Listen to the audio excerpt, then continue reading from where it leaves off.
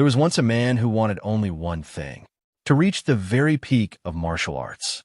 Not strength for its own sake, not glory, not power over others. The summit itself, the place where there was nothing left above him. For most of his life, he believed that enough training, enough years, enough discipline would eventually carry him there. But as decade after decade passed, a colder truth settled into him. He was not destined to reach it, not in this lifetime. No matter how hard he pushed, some final distance always remained between him and the summit he had given everything to chase. Most people would have made peace with that. He did not. His desperation carried him towards something most martial artists dismissed as superstition. An old legend, passed down through generations, about a divine dragon that guarded a golden fruit. The fruit was said to grant immortality to whoever ate it. He chased that legend the way he had chased everything else in his life, completely and without looking back. The battle against the divine dragon nearly killed him. It was fierce and long, and it cost him more than he was willing to admit, even to himself. But when the dust settled, he was the one still standing, and ahead of him sat the sacred place where the legend said the fruit would be. It was real.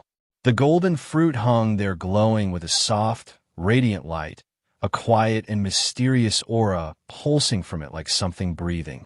He could hardly process that the legend had been true the entire time. Exhausted, he sat down on the corpse of the dragon he had just killed and simply looked at it for a while, letting his breathing return to something steady. Then he stood. Confidence filled his chest as he approached the tree. This was it. With this fruit, he believed, he would finally reach the peak that had eluded him for an entire lifetime. He picked the fruit and ate it without hesitation. The moment it passed his lips, something enormous moved through him. His veins throbbed. His blood felt like it was boiling beneath his skin. His entire body trembled as though it were being taken apart and rebuilt by something far older and far more powerful than anything he had ever touched in his training. The man's name was Gilfus El Dragon. He would go on to be remembered as the strongest human being the world had ever produced. Decades later, that same man lay weak and dying in his bed, surrounded by the children and grandchildren who had built their lives around him. They spoke to each other in hushed voices about how close the end had become, and how it was time to accept what was coming. His eldest son, Gilliam, held his father's hand tightly. Gilfus, now the head of the El Dragon family in name as well as legacy, told him gently that he did not want to see sadness on their faces. His time had simply come, and that was all there was to it. Gilliam forced a smile through a voice that was already trembling. He said the manor had grown quiet enough when their mother passed. It would be lonelier still once his father was gone too. Gilfus told him not to let weakness consume him, not to be swallowed whole by grief. The room fell quiet after that, and in the silence, Gilfus's mind drifted back to the golden fruit. He admitted to himself, after all this time, that perhaps no one could fully believe in the old myths anymore. Even he, who had lived the truth of one, still felt the strangeness of it. But he also felt fortunate. He had lived long enough to build a family, to watch them grow, to hold their hands the way Gilliam was holding his now. He told the people gathered around him that he had lived a long and fulfilling life and had no regrets. It was a lie. Even now, with his body failing and his breath growing shorter, he could not fully release the dream that had defined every year of his life. If he had more time, even a little more, he would have kept chasing the peak that had always stayed just out of reach. He held on to that desire the way he had held onto everything, until his very last breath. And then his eyes opened again. Confusion hit him first. He wondered if he had simply fallen asleep, if this was some strange continuation of a dream he had not finished. But everything around him felt wrong in a way sleep never did. The room was different. His body felt impossibly light. Nothing about his surroundings matched anything he recognized. He looked down at his hands. These were not his hands. Disbelief crashed in him all at once. Was he a baby? He turned the thought over, trying to make sense of a situation that defied every category he had available to him. As a 10-star level martial artist, the idea that someone could do this to him without his awareness was almost more unsettling than the situation itself. Then the memory surfaced. The divine dragon. The golden fruit. He understood all at once. The fruit's true gift had never been immortality. It was reincarnation. The realization should have terrified him. Instead, it filled him with something close to joy. He had been given a second life. Another chance to climb toward the peak he had spent his entire first existence failing to reach. He noticed, gradually, that he was not alone in the room. Looking around, he recognized the space. The annex of the El Dragon Manor. Somehow, against every reasonable expectation, he had been reborn into the very same family he had once led. The room around him was filled with other infants, rows of them, and before he could begin to wonder why so many had been gathered together in one place, a group of maids entered carrying baby bottles. The liquid inside those bottles was not milk. It was red. He watched the maids pour the crimson substance carefully, methodically, into one bottle after another. He assumed, for a moment, that they were simply about to feed the infants.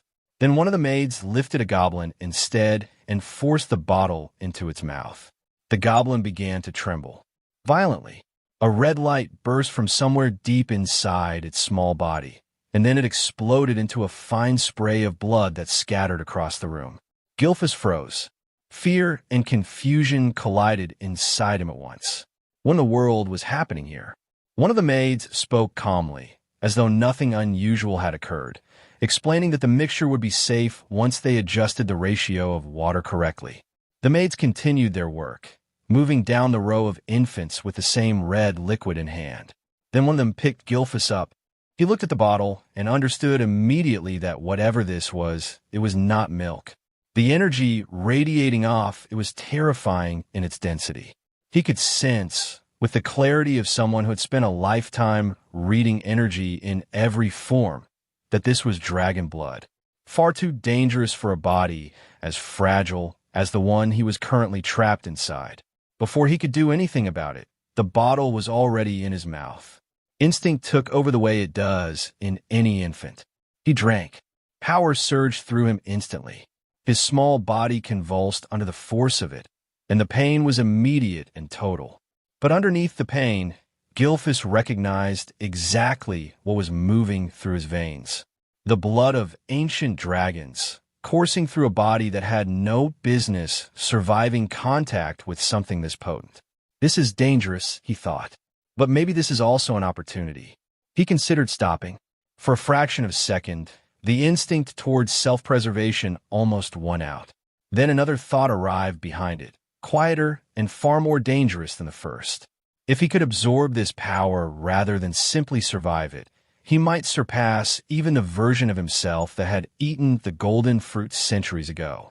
He might finally reach the true summit, the one that had stayed out of reach across an entire lifetime of trying. He kept drinking. His tiny veins bulged under strain. His body convulsed again, the agony rolling through him in ways that should have been unbearable for something this small and this new to the world. And still his will held, unbroken, underneath all of it. Don't underestimate me, he thought, somewhere beneath the pain, in a voice that belonged to no infant at all. I am Gilfus El Dragon. He repeated his name in his mind like a mantra, over and over, using it to anchor himself against the pain until somehow, impossibly, he came out the other side of it still intact. The maid holding him stared in open disbelief as he kept drinking, surviving something that should have ended him several times over. Inside his tiny body, two colossal dragon energies were locked in violent conflict, each one fighting for dominance over the other. When one finally broke through and overpowered its rival, Gilfus could hardly process how easily the absorption had happened. The two forces folded into each other and merged, and in that instant he understood exactly what kind of opportunity had just landed in his lap. He finished the last drop. The pain had been overwhelming, but his body had not exploded. It had adapted instead. He noticed, glancing around through eyes that still belonged to an infant, that a few other babies in the room had also survived. Something about that made him smirk inwardly. Never underestimate the survival instincts of a newborn, he thought. But baby's body has limits regardless of what soul is steering it. Exhaustion came for him fast and hard, his eyelids growing heavy despite the triumph still settling in his chest. And Gilfus El Dragon, the strongest human who had ever lived, now folded into the smallest and most fragile version of himself, slowly drifted into sleep. 7 years passed. He was deep into physical training, performing one-handed push-ups with a massive boulder balanced across his feet. When he reached his 1,000th repetition, he kicked the boulder upward and let it crash down across his back on the way down. Even he found it difficult to believe what his body had become capable of withstanding. Gilfus El Dragon, once the head of the El Dragon clan in a life that no longer technically existed, now lived under a different name entirely. Zeke El Dragon. He thought about how he had reached this level of physical power at such a young age, and the answer was not complicated. The ancient dragon blood running through his veins explained all of it.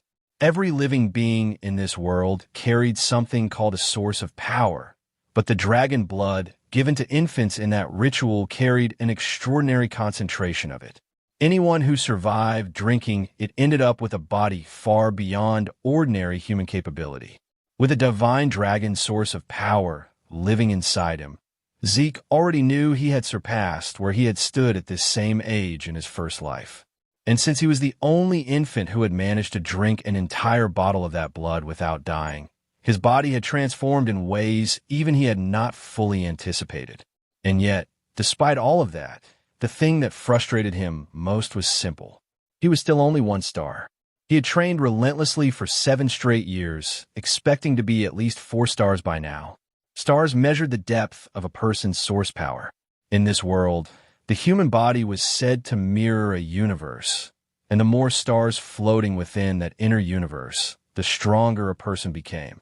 But the climb only grew steeper the higher it went. Each new star demanded exponentially more than the one before it. In his first life, as Gilfus El Dragon, he had reached the unimaginable. 10 stars. No one else in the entire world had ever managed it. Time really flies, Zeke muttered to himself. He was 7 years old now, an illegitimate child of the current head of the El Dragon family. His mother had died when he was still an infant, and to this day he had never once seen his father's face. He considered that a particular kind of irresponsibility that did not need much further comment. What had genuinely shocked him, more than anything else about this second life, was the discovery that an entire 1,000 years had passed since his reincarnation. Reincarnation itself had already been difficult enough to accept. 1,000 years on top of that reshaped the entire world into something he barely recognized. It had become an era defined entirely by survival of the fittest, and the clearest proof of that was the practice he had survived as an infant. Feeding dragon blood to newborns, followed by something called the dragon trial.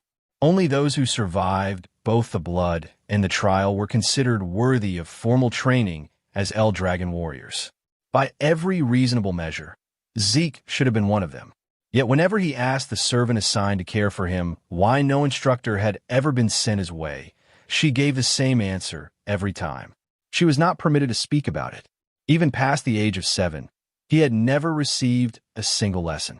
Isn't that strange? Zeke wondered aloud. Every child who survived the dragon trial moved into combat training. Every single one of them, except him. Day after day, he lived in isolation with only the servant for company. And when he confronted her about the imbalance, all she offered in return was a question about what exactly was wrong with the arrangement. Zeke let out a sigh and told her that, for now, conditioning his body mattered more than formal combat training anyway. He could teach himself if it came to that. He had been a 10-star warrior once. The basics were not exactly a mystery to him. He asked for information about the other surviving infants, or anything at all about the main family that might help him understand a situation. The servant refused again, repeating that she was not permitted to disclose information like that. Frustration crossed his face. "Will you always refuse to answer me?" he asked, sharper this time. She stood firm. She could not speak of such matters. "Isn't it cruel?" he asked, the bitterness creeping into his voice now. "Treating me this way." She explained, without flinching, that she was simply following orders. Her duty was to attend to his daily needs. Nothing more than that. The servant was a 3-star practitioner. She could have taught him basic combat techniques easily if she had been allowed to, or if he had even cared to ask for that kind of lesson. He had no interest in anything that small. After 7 years of the same lifeless responses, he had grown thoroughly used to the wall standing between him and any real answers. So he decided to leave. He headed for the forest. The servant said nothing. She simply watched him walk away. So she's really going to let me go, he thought, a flicker of irritation under the observation. Deep in the forest, Zeke pulled wild poisonous herbs from the ground and ate them without hesitation. The taste was as vile as it always was. This was simply part of how he trained. Then he noticed something. He took a slow breath and forced his mind into stillness, repeating to himself quietly, "Be patient. Be patient." Something or someone was watching him from a distance, tracking his every movement, and no matter how he tried to settle himself, he could not shake the sensation of it. After a moment, he let out a sigh. "They follow me all the way here, huh?" When he could not stand it any longer, he called out into the open air, telling whoever was out there that they might as well show themselves if they had something to say. Then he moved into the tall grass and crouched low, hiding. Crouched there, he sensed something else entirely. A dark, oppressive aura, close by and getting closer. He looked toward the source and found a creature known as an anger boar standing in the clearing. What is that aura, he wondered. The black mist wrapped around the creature was something he had never encountered before, not even across the full span of his first life, 1,000 years removed from this moment. The boar grazed on the grass, unaware of him, until Zeke stood and revealed himself deliberately. It startled, then charged. A smile broke across his face instead of fear. He was genuinely thrilled at the prospect of fighting it. The boar lunged. Zeke dodged it smoothly, golden energy already gathering into his fist as he moved. He drove the strike forward, and the resulting explosion tore straight through the creature's body. He grinned at the result. The attack had landed harder than he expected. Even at 1 star, his power was already outpacing most practitioners standing at the same level. He hoisted the dead boar over his shoulder and muttered to himself that it would only get better once he raised a star level. He was tired of 7 years spent being ignored and isolated by a family that should have claimed him the moment he survived the dragon trial. He wondered if it was finally time to leave on his own, maybe travel toward the ocean, see what existed beyond the walls he had spent his entire second life confined inside. In the distance, hidden in the shadows, a cloaked man watched the entire exchange unfold. "What's going on with that boy?" he muttered to himself. No formal training, and the kid had already reached 1 star and dropped an anger boar with a single strike. What unsettled him more than any of that was the fact that Zeke had sensed his presence at all through every layer of concealment he had used to stay hidden. "That child isn't ordinary," he said quietly, mostly to himself. He knew the boy's history. The mother who had died young. The father, the current head of the family, who had shown no interest in the child whatsoever. Without proper guidance, none of this should have been possible. And yet here it was, happening in front of him. Still, illegitimate or not, the blood of the family head ran through the boy's veins, which meant he remained under the clan's watch regardless of how the family chose to treat him publicly. That was exactly why someone like this man had been assigned to observe him quietly from the shadows. An illegitimate son, yet the blood of the family head runs through his veins, the man whispered. Could that be the reason behind all of this? He was not certain. He chuckled softly to himself instead.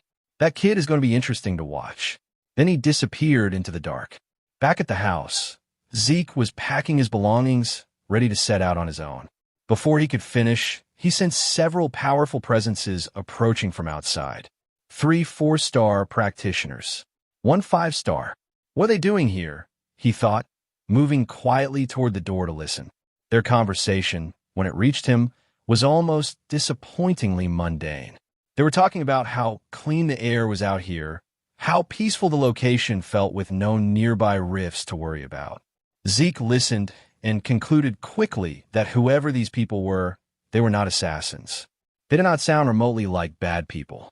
He decided to face them directly. He opened the door and asked plainly what business they had here. The group froze, visibly startled by the sudden appearance. Then Zeke noticed the emblem stitched into their clothing, the mark of the El Dragon clan. El Dragon, he muttered under his breath, already turning over what they could possibly want from someone they had ignored for 7 straight years. The men bowed at once. Their leader spoke first, telling him it was an honor to finally meet him, young Master Zeke. They had been sent to escort him to the site of his examination. Examination, Zeke repeated, confusion settling across his face before sliding quickly into something closer to irritation. They expected him to take an exam, he thought, even though they had never taught him a single thing in his entire life. A few days after being summoned, Zeke found himself back inside the main estate of the El Dragon family for the first time in years. He had not been brought here to live again within its walls. There was a specific purpose behind the escort, and before they would let him set foot inside, they instructed him to change out of his dirty clothes first. The purpose was the dragon's nest. In 1,000 years since Zeke's first life, the El Dragon family had built something new, a school that served every branch of the bloodline. Every child born with any connection to the El Dragon family, however distant, dreamed of entering this institution once they turned 7 years old, receiving proper education and training within its walls. Today was the entrance ceremony for that academy. Zeke was here to take the entrance exam. He had learned nothing about the modern generation of his family. He had no preparation, no context, and no particular desire to be here at all. Sitting by the school gate, he felt the familiar weight of a plan interrupted. He had already decided to leave and travel the world on his own terms. And now this. A boy from Ordescale village approached and sat down nearby. He noticed the expression on Zeke's face and asked if he was all right and what seemed to be bothering him. His name is Rangis, and everything about the way he carried himself was careful and quietly observant. Zeke asked who he was. Rangis introduced himself and explained that he had approached because Zeke looked troubled. Zeke replied casually. He studied the flow of energy moving through Rangis as they spoke and thought to himself that the boy seemed shy on the surface, but carried an unusually strong sense of perception underneath it. Zeke apologized and introduced himself in return. He admitted that his mind was in turmoil because he had no idea what the exam would actually require of him. "Is that all?" Rangis said, feeling slightly nervous at the mention of the test himself. Still, he explained that the annual entrance exam for the Dragon's Nest did not change much year to year. When Zeke told him he knew absolutely nothing about it, Rangis was genuinely shocked. Taking a test like this without any knowledge at all was not just reckless. It was dangerous. Before he could explain further, a loud voice cut across the courtyard. Arrogant, sharp, designed to be heard. It was aimed at Rangis. The boy who had spoken called him a weakling and asked why he was here, suggesting that he must have gotten lost to end up at the Dragon's Nest entrance. He told him it would be better to go home before he got hurt.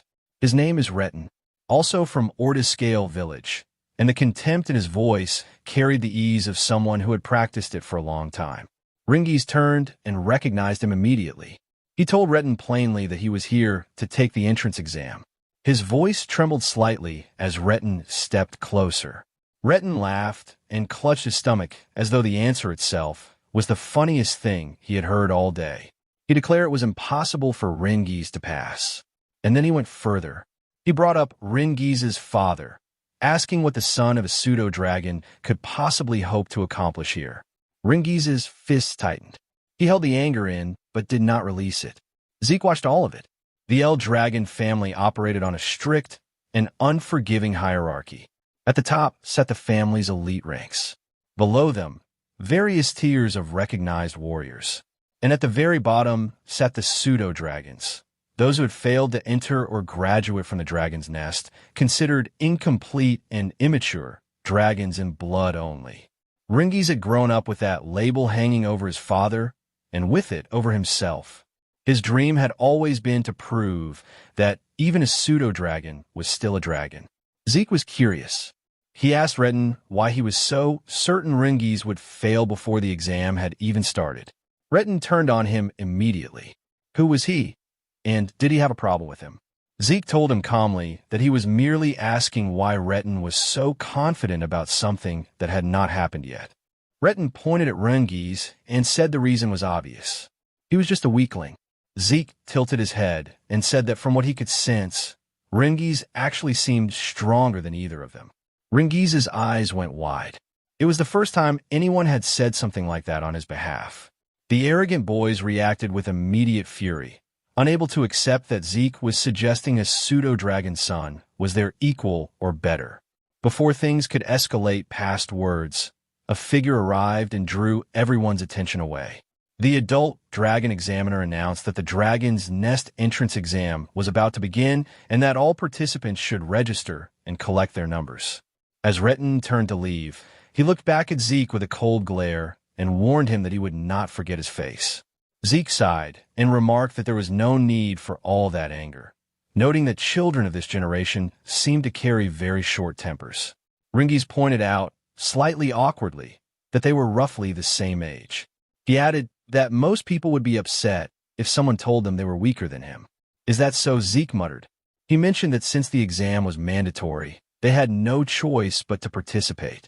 Rangis surprised him then by mentioning that it was actually possible to withdraw and skip the test entirely. Zeke's eyes went wide for a brief moment before he recovered. Rangis realized in that moment that Zeke genuinely had no idea about any of this. He advised him that it might genuinely be better to withdraw before he risked getting hurt. Zeke replied that a genius like him would never withdraw from a challenge. Rangis shook his head and said that Zeke was far too confident for someone who knew nothing about what they were walking into. Zeke laughed and told him that whatever the test turned out to be, they should hurry because it was about to start. Rangis had no real argument against that and agreed. At the testing grounds, the examiner laid out the rules simply. To pass, each participant only needed to scratch the stones placed behind him. No outside weapons were permitted, only the ones the Academy provided, though bare hands were allowed as well. And each participant had exactly 3 attempts. That is it, Zeke said, sounding genuinely unimpressed. After surviving the dragon blood ritual as an infant, he had expected something far more dangerous and intense. This seemed almost disappointing by comparison. The examiner called the first participant forward. The boy was nervous but committed. He stepped up and struck the massive stone with everything he had. The sound rang out sharp and loud across the testing grounds. And then the sword in his hand snapped cleanly in half, and the recoil came back through him and shattered his arm. The area fell silent. As the boy writhed on the ground, the examiner calmly informed him that he still had 2 remaining attempts and asked whether he wished to continue. The boy could not stand. The examiner declared him failed and ordered the others to clear the area. He was dragged away, and the next number was called. Rangis trembled at the sight of it. Zeke's annoyance sharpened into something more focused. He asked what kind of stones these were. The answer came. The stones carried regenerative properties. Any scratch made on the surface would vanish almost instantly. Beyond that, they reflected physical force back at the attacker at 100-fold intensity when struck with raw power alone. Zeke said plainly that materials like that were far too excessive for an entrance exam. Rangis explained that it was still possible to scratch them, but only if the participant could properly circulate their source power throughout their entire body before making contact with the stone. Zeke absorbed that. The exam was not about brute strength. It was about circulation, source power properly distributed through the body before the strike.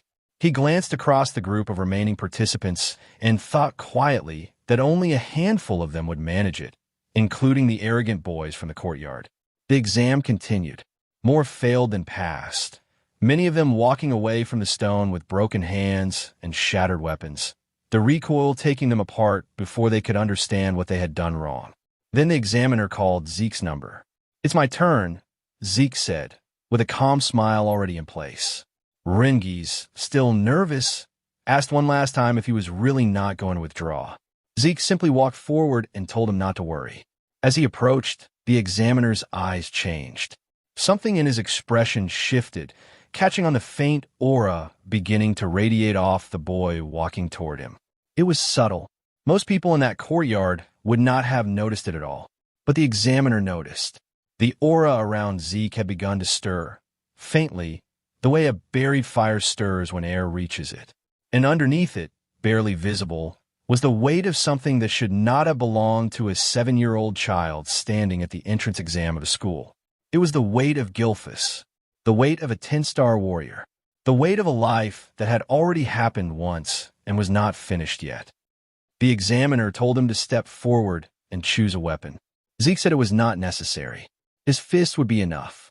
The crowd murmured. It did not matter how skilled he was at circulating source power, they said to each other. There was simply no way he could scratch a regeneration stone with bare hands.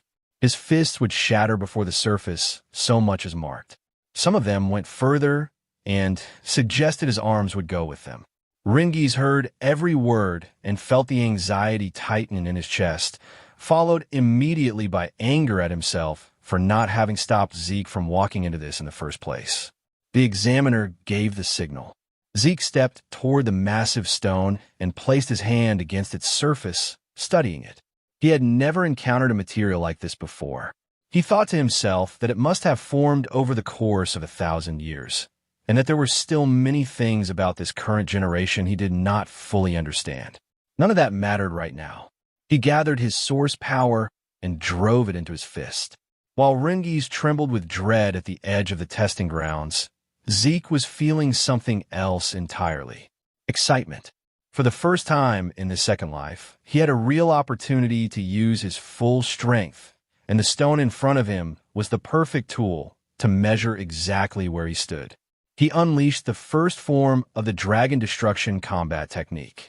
First strike. The impact erupted outward. Fragments of the shattered stone flew in every direction. A violent wind from the blast tore through the air, sending dust and debris swirling across the entire testing area. Rangis threw his arms up to shield himself from the aftermath. The examiner stood frozen, his eyes fixed on what remained of the stone. As the dust began to settle, Zeke stood there smiling, already critiquing himself.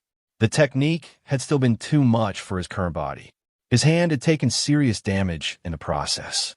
He laughed quietly at that, realizing he still had a long way to go in terms of raw conditioning. The other participants were speechless. Retin stared at the destroyed stone with an expression caught somewhere between shock and sharp annoyance. A woman observing from the side remarked that Zeke was genuinely interesting. Everyone else was still catching up to what they had just witnessed. Zeke waited cheerfully for the examiner to announce the result. The examiner had not moved.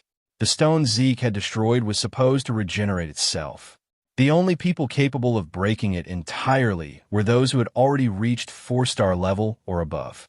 That was simply understood as fact. And yet a child was standing in front of him having done exactly that. He's just an illegitimate son, the examiner muttered to himself, the thought tumbling out before he could stop it. Then he wondered whether it came from the blood of the family head still running through the boy's veins.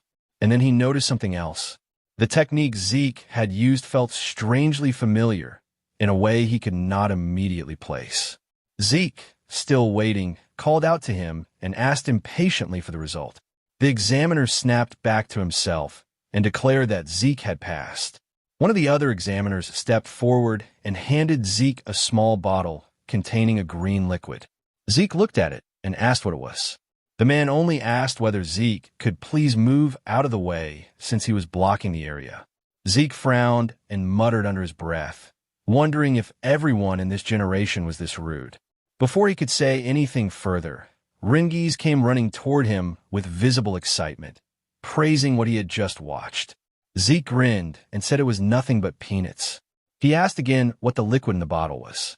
Rangis explained that it was a healing potion, the standard formula used within the El Dragon family.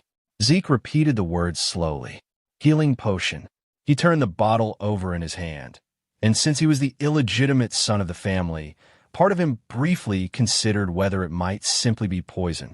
But Rangis had vouched for it, and the energy coming off the liquid felt more like a spiritual medicine than anything harmful. The elixir was called Cloud-Piercing Clarity Wood. It was made from herbs found only in secret realms, combined with the pure source power of divine beasts and the distilled essence of elusive phantom beasts. When used, it could heal not only fresh wounds but old scars and injuries that have been sitting in the body for years.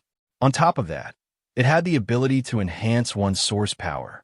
The rarity of its ingredients and the complexity of the process meant that potions of this caliber were almost never seen outside of families like this one.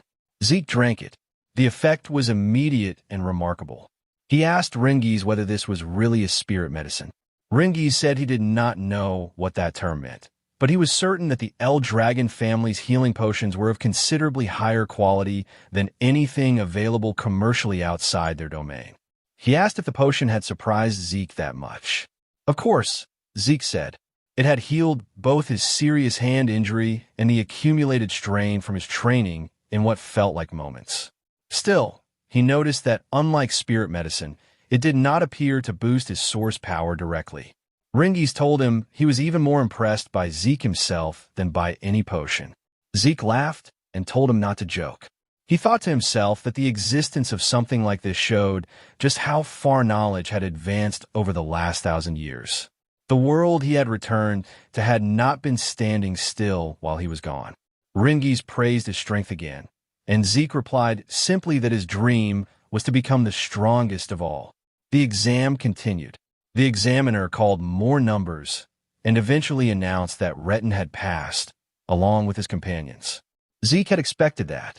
Then Rangis' number was called, and the nervousness that moved through him was visible from across the testing ground.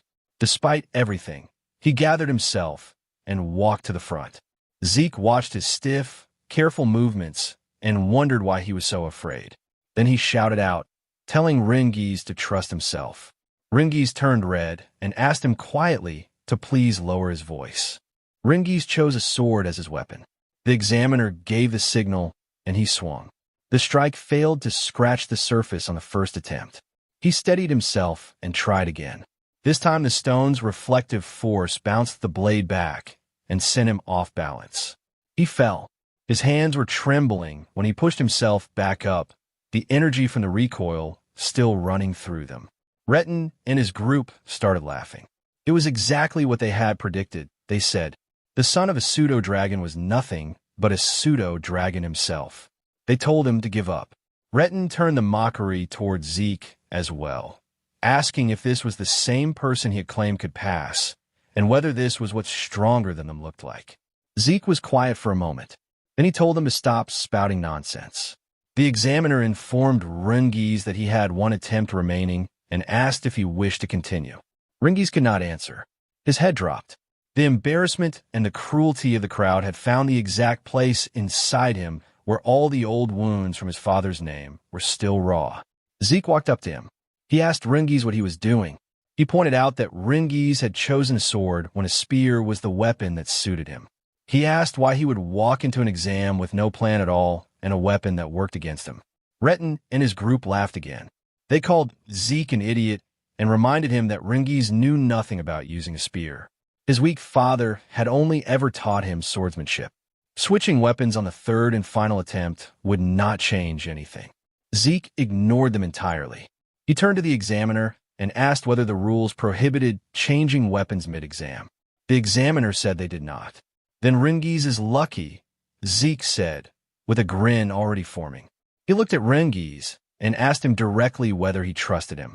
Rangis stood still for a moment. The memories that surfaced were not gentle ones. Every insult his father had absorbed over the years. Every time the word pseudo-dragon had been used like a verdict rather than a label. All of it moved through him in the space of a breath. He gritted his teeth. He straightened up. He said he would trust Zeke.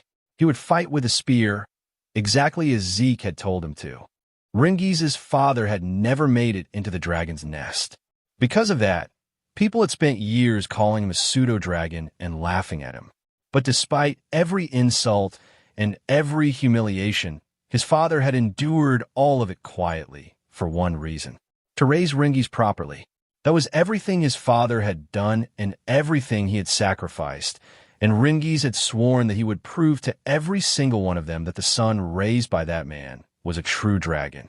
He stood up and gripped the spear. He declared that today he would prove that neither he nor his father were fakes. He understood, standing there with his last attempt remaining, that going back to the sword would only produce the same result as before. So he chose to trust Zeke completely instead. The only problem was that he had never held a spear in his life. Zeke called out to him. He pointed at the enchanted stone and told Rangis there was nothing complicated about what he needed to do. Just thrust the spear straight into the stone. Do not think about anything else. Pierce it straight through. Rangis tightened his grip. Under ordinary circumstances, stabbing directly at a stone with strong regeneration properties would do nothing at all. He knew that. But Zeke had been the first person to ever stand up for him, and they had only just met that morning. It was something he had no experience with, that kind of immediate, uncomplicated belief from someone who had no particular reason to offer it. Because of that, he chose to place his trust in it completely. He chose to believe in his own strength this time, rather than his fear. He gathered his source power into the spear. Something immediately felt different. He had wielded a sword for years, and had never managed to wrap it in this much source energy. But with the spear in his hands, the flow came naturally, almost effortlessly, as though the weapon had always been waiting for him. With a shout, Rangis unleashed everything he had and drove the spear toward the stone. Retin was already laughing before the strike landed, saying exactly what he had predicted. Changing weapons would not help him pass. Nothing would. Rangis did not stop. The spear drove straight through the enchanted stone and came out the other side. The laughter stopped. Retin's face went blank. His companions froze beside him. The examiners could not hide their astonishment, and several of them looked openly delighted by what they had just witnessed. Rangis had not scratched the stone. He had pierced completely through it. Zeke praised him immediately. Rangis stood there for a long moment, unable to fully accept what had just happened. Even after the examiner officially declared that he had passed, Rangis asked again, genuinely unsure, whether he had really done it. Zeke smiled, wrapped an arm around his shoulder, and confirmed it. Whatever had been holding behind, Rangis's eyes finally gave way. Overwhelmed with joy that had nowhere left to go, he pulled Zeke into a hug and said over and over that he had done it, that he had actually passed. Zeke let him have a moment. Retin's group insisted immediately that it had been luck. Retin himself said nothing. He stood shaking, the rage working through him silently, unable to accept the truth that Zeke had stated plainly in the courtyard and that the exam had now confirmed. Rangis was stronger than them, and his result had been better. The examiner announced that the test was officially over and that the entrance ceremony would begin shortly. Zeke asked whether the exam was truly finished. Rangis told him it seemed so, though there would almost certainly be more tests once they were inside the dragon's nest itself. Then a group of men emerged from a dark hallway. When they stepped into the light, the examiner announced that the head of the El Dragon family would now deliver a speech to congratulate those who had passed. Zeke looked at the man who had stepped forward and asked quietly who he was. The expression on his face was cold and dark and entirely without warmth. Rangis, visibly nervous, told him that was the family head himself. Zeke stared for a moment, and then said that the man looked colder than ice and was not even smiling. What was wrong with him? Rangis covered Zeke's mouth immediately and whispered, with some urgency, that it would be considerably better if he stopped talking right now. Zeke nodded and surveyed the group around the family head. He observed quietly that these people represented the current power structure of the El Dragon family. Several of them were at 7-star level, others at 6. And at the center of all of it stood Balzac El Dragon, the current family head carrying 8-star level strength. 1,000 years ago, only a handful of people had ever reached that level. Zeke was not certain how many existed in this era. He muttered that he did not like this family head. Rangis tried to hush him again. Zeke sighed and thought to himself that he had never expected this man to be his father in this lifetime. A dark, fiery aura radiated from Balzac's body, pressing down on the entire hall the moment he stepped forward. Zeke felt it and was unmoved. Most of the other examinees were not as fortunate. Many of them trembled. Some struggled to breathe as the weight of his presence locked their bodies in place. Zeke noticed Rangis was affected too. He could hardly believe how easily the pressure reached everyone around him. Beyond the power itself, Zeke sensed something else buried underneath it.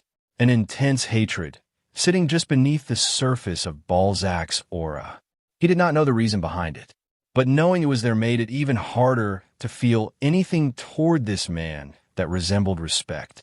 Balzac spoke. Only a few words. He told them all to strive to become the flesh and blood of the El Dragon family. Then he turned away. Another man stepped forward before the silence could settle. He had blonde hair and a cheerful ease about him that immediately cut through the heavy atmosphere Balzac had left behind. He thanked Balzac warmly and said that his master had high expectations for everyone present, and that, like his master, he would also keep his own speech short. Zeke studied him, wondering who this person was. The man told everyone simply to train hard and grow stronger. That was all. One of the examiners muttered that that was it. The man smiled and pointed out that people who worried too much about small things went bald early, so he saw no reason to burden anyone with a long speech. Several people in the hall laughed despite themselves. Zeke could not quite figure out what was wrong with the man, but whatever it was, the atmosphere in the room had genuinely lightened. The examiner then announced that the new students would be assigned to their dormitories. Anyone whose number was called was to head there immediately. There were 4 dormitories: East, West, South, and North. Every student accepted into the academy would be assigned to one of them. When Zeke's number was called, he stood and waved goodbye to Rangis. He had been assigned to the East Hall.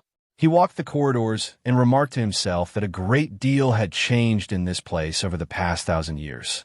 It took him a while to find his room, long enough that he assumed his roommate must have arrived first.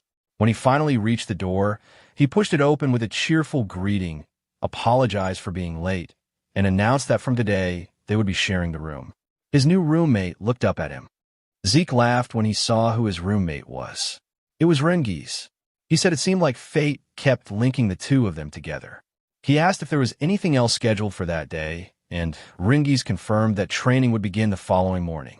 Zeke said casually that was fine, which prompted Rangis to ask whether he had listened to the examiner's earlier explanation at all. Zeke admitted that he had not. On purpose. Rangis sighed and told him they should rest early since the first day of real training was coming.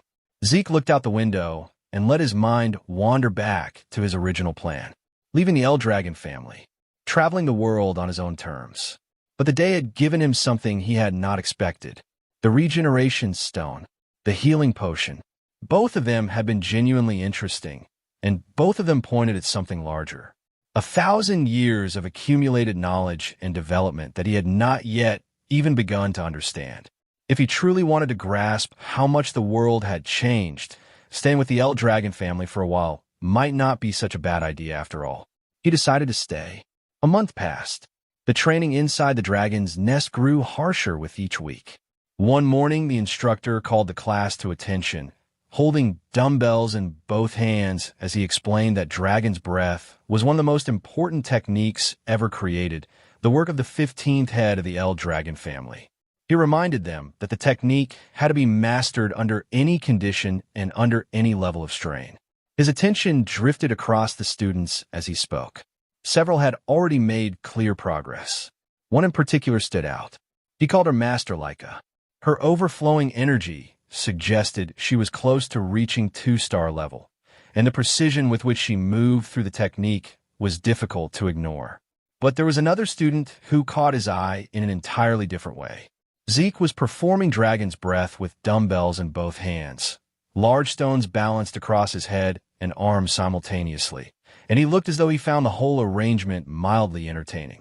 The instructor stared at him and muttered to himself that the blood of the family head truly ran through that boy's veins.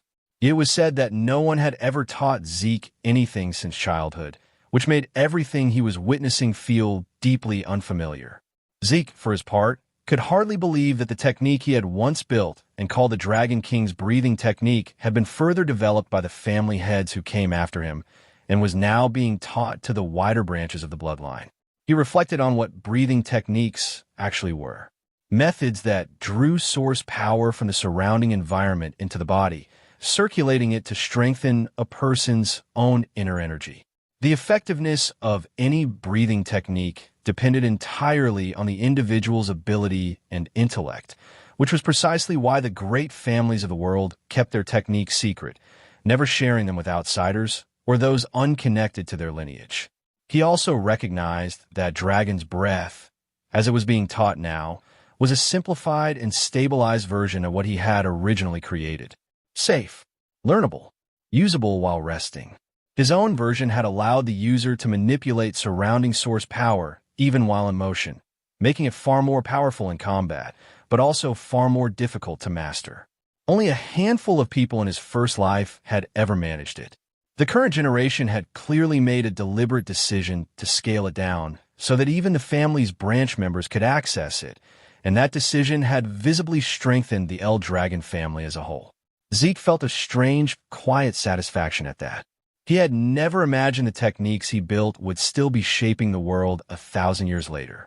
He wondered whether the other martial arts he had created over his lifetime had evolved in similar ways. Interesting, he muttered to himself. Across the training ground, Laika watched him from a distance without saying anything. Later, in the cafeteria, the other students exchanged disbelieving looks at the amount of food Zeke was consuming. Zeke, mid-meal, noticed Rangis sitting quietly across from him and asked what was wrong.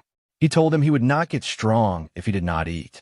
Rangis asked whether Zeke found his own stamina strange at all. Zeke told him flatly that anyone who wanted to grow stronger simply needed to eat more and train harder, and offered some of his food across the table. Rangis politely declined and said he had already had enough. As Zeke returned to eating, he thought about how several students had arrived at the academy already well-trained, clearly having prepared long before their enrollment. Then a voice came from beside the table. A girl had approached them. She said, calmly and with quiet confidence, that he was quite impressive. Zeke looked up and asked who she was supposed to be. Rangis choked on his food. He leaned in and whispered with visible urgency that Zeke did not know who she was. That was Master Laika, the daughter of the family head, Lord Balza. Zeke looked at her and said, "Oh." Then he looked back at Rangis and asked what he was supposed to do about that. He did not know her. Rangis began sweating. He told Zeke he could not speak to her like that. Master Laika was one of the candidates to become the next family head. She was not someone to address casually. Zeke shrugged and pointed out that he was also a child of the family head. An illegitimate one, granted, but still. Rangis went completely still. Laika looked at Zeke with genuine curiosity. She asked whether that was actually true. Her name is Laika Typhona El Dragon, one of the candidates to inherit the El Dragon family, and she was now standing directly in front of Zeke, studying him. Why would he lie about that? Zeke said, shrugging. Laika's expression shifted slightly. She asked him directly how an illegitimate child with no renowned family behind him could have destroyed the magic stone with his bare hands. Where had that strength come from? Because he was Zeke, he replied, already turning back toward Rangis and telling him to stop staring and finish his food. Both Laika and Rangis were quiet for a moment. Then Laika smiled. She told him he was a genuinely interesting person and sat down beside him.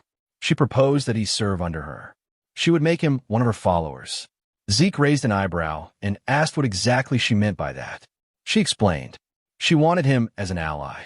She would be his backer. Every illegitimate child needed allies and influence, and she was offering both. He could use his strength to help her become the next family head, and in return she would help him achieve his own goals once she did. Zeke did not hesitate even slightly. He said no. Laika frowned and asked why. She wanted to know whether he was planning to pursue the family head position himself. As she spoke, a faint crackling energy stirred in her aura. Zeke read it immediately. She was close to 2-star level. For someone her age, to radiate an aura like that was genuinely impressive. He remained completely calm. He told her she could think and do whatever she wanted, but he had no interest in titles or in becoming family head. Why not? She asked, her voice cooling. Zeke drove his knife into the table. Because he did not need to serve anyone, he said. His voice was level and completely without aggression, which somehow made it land harder. He was the strongest person there was. That was all there was to it. The cafeteria went silent. Even Laika could not fully account for what she felt in that moment. His presence had simply overwhelmed her, briefly and completely, before she could stop it. Rangis stepped in immediately, trying to ease the tension and urging both of them to settle down. Laika was not the kind of person who backed away from something like that. Embarrassed and sharpened by what had just happened, she challenged Zeke to a duel. Zeke looked at her for a moment and then went back to eating. Word spread across the campus within minutes. Students moved toward the training grounds in clusters, whispering about a duel involving Master Laika herself, someone from the Typhon family. Questions moved through the crowd about who had been brave enough to stand across from her. At the training grounds, Zeke still could not fully believe she was serious about this. Rangis stood beside him, visibly anxious, asking whether he was certain he was all right going through with a fight against Master Laika. Zeke told him that even if everyone called her Master, he personally did not know who she was. Rangis sighed and said that now that he knew Zeke was also the family head son, he should at least show some basic respect. Zeke told him to do whatever he wanted. Rangis tried a different angle and explained what was actually at stake. Laika was not just the daughter of Lord Balza, El Dragon. She also carried the blood of the Typhon family, one of the 4 great families supporting the El Dragons. She had mastered every form of the Typhon family's hereditary lightning, great sword technique at a young age. Like the other candidates among Balza's children, she possessed the kind of talent that was genuinely terrifying. Zeke tilted his head and admitted that he had not understood a word of that except that she was the family head's daughter. Rangis stared at him. How did he not know any of this? Because he did not, Zeke said plainly. So there was no point asking. Rangis blinked. Then Zeke laughed. He said that since he knew nothing about her, that would only make the fight more interesting. It sounded exciting. Rangis could only sigh and worry. No matter how strong Zeke was, Master Laika operated on a completely different level. Why had he even accepted the challenge in the first place? Zeke told him simply that he never ran from a fight. And besides, it looked like his opponent was ready. Across the training ground, Laika stood with her sword planted firmly in the ground at her side. Lightning crackled faintly in the aura around her. She looked at the two of them and asked, in a voice that carried no warmth and no patience, whether they were done talking. Laika demanded to know if they were finally done talking. Zeke told her he was ready. Rangis, trembling, immediately put as much distance between himself and the two of them as his legs could manage, calling back to Zeke to be careful. Zeke turned to Laika and asked why she was so set on fighting him specifically. Laika explained that her goal was to become the next head of the El Dragon family, and to achieve it she needed both strength and the right people behind her. Defeating Zeke and making him one of her followers was part of that plan. Zeke asked what his connection had to do with any of that. Laika looked at him with something between disbelief and curiosity. She asked whether he truly had no awareness of the current situation within the family, and whether being an illegitimate child was the reason he was so completely uninformed. Zeke admitted plainly that it was. His knowledge of their family was limited to almost nothing. Laika explained, including both of them, there were 5 candidates to become the next family head. Every other sibling besides Zeke was connected to one of the 4 major branch families of the El Dragon clan. The position of family head carried enough weight that it had become the source of real conflict between those branches. All of his siblings had entered the dragon's nest specifically to study and represent their respective families in that competition. Because the succession had turned into a fierce and complicated struggle, Laika needed strong allies to stand against her older brothers. Zeke absorbed this, a power struggle between the 4 main branches of the El Dragon family. He found the whole thing too complicated and was not entirely sure he wanted to understand it any further. But he understood the shape of it. Laika continued, as one of the candidates for family head, she needed to strengthen not only her knowledge and her raw power, but also her influence, which meant gathering followers who were genuinely capable.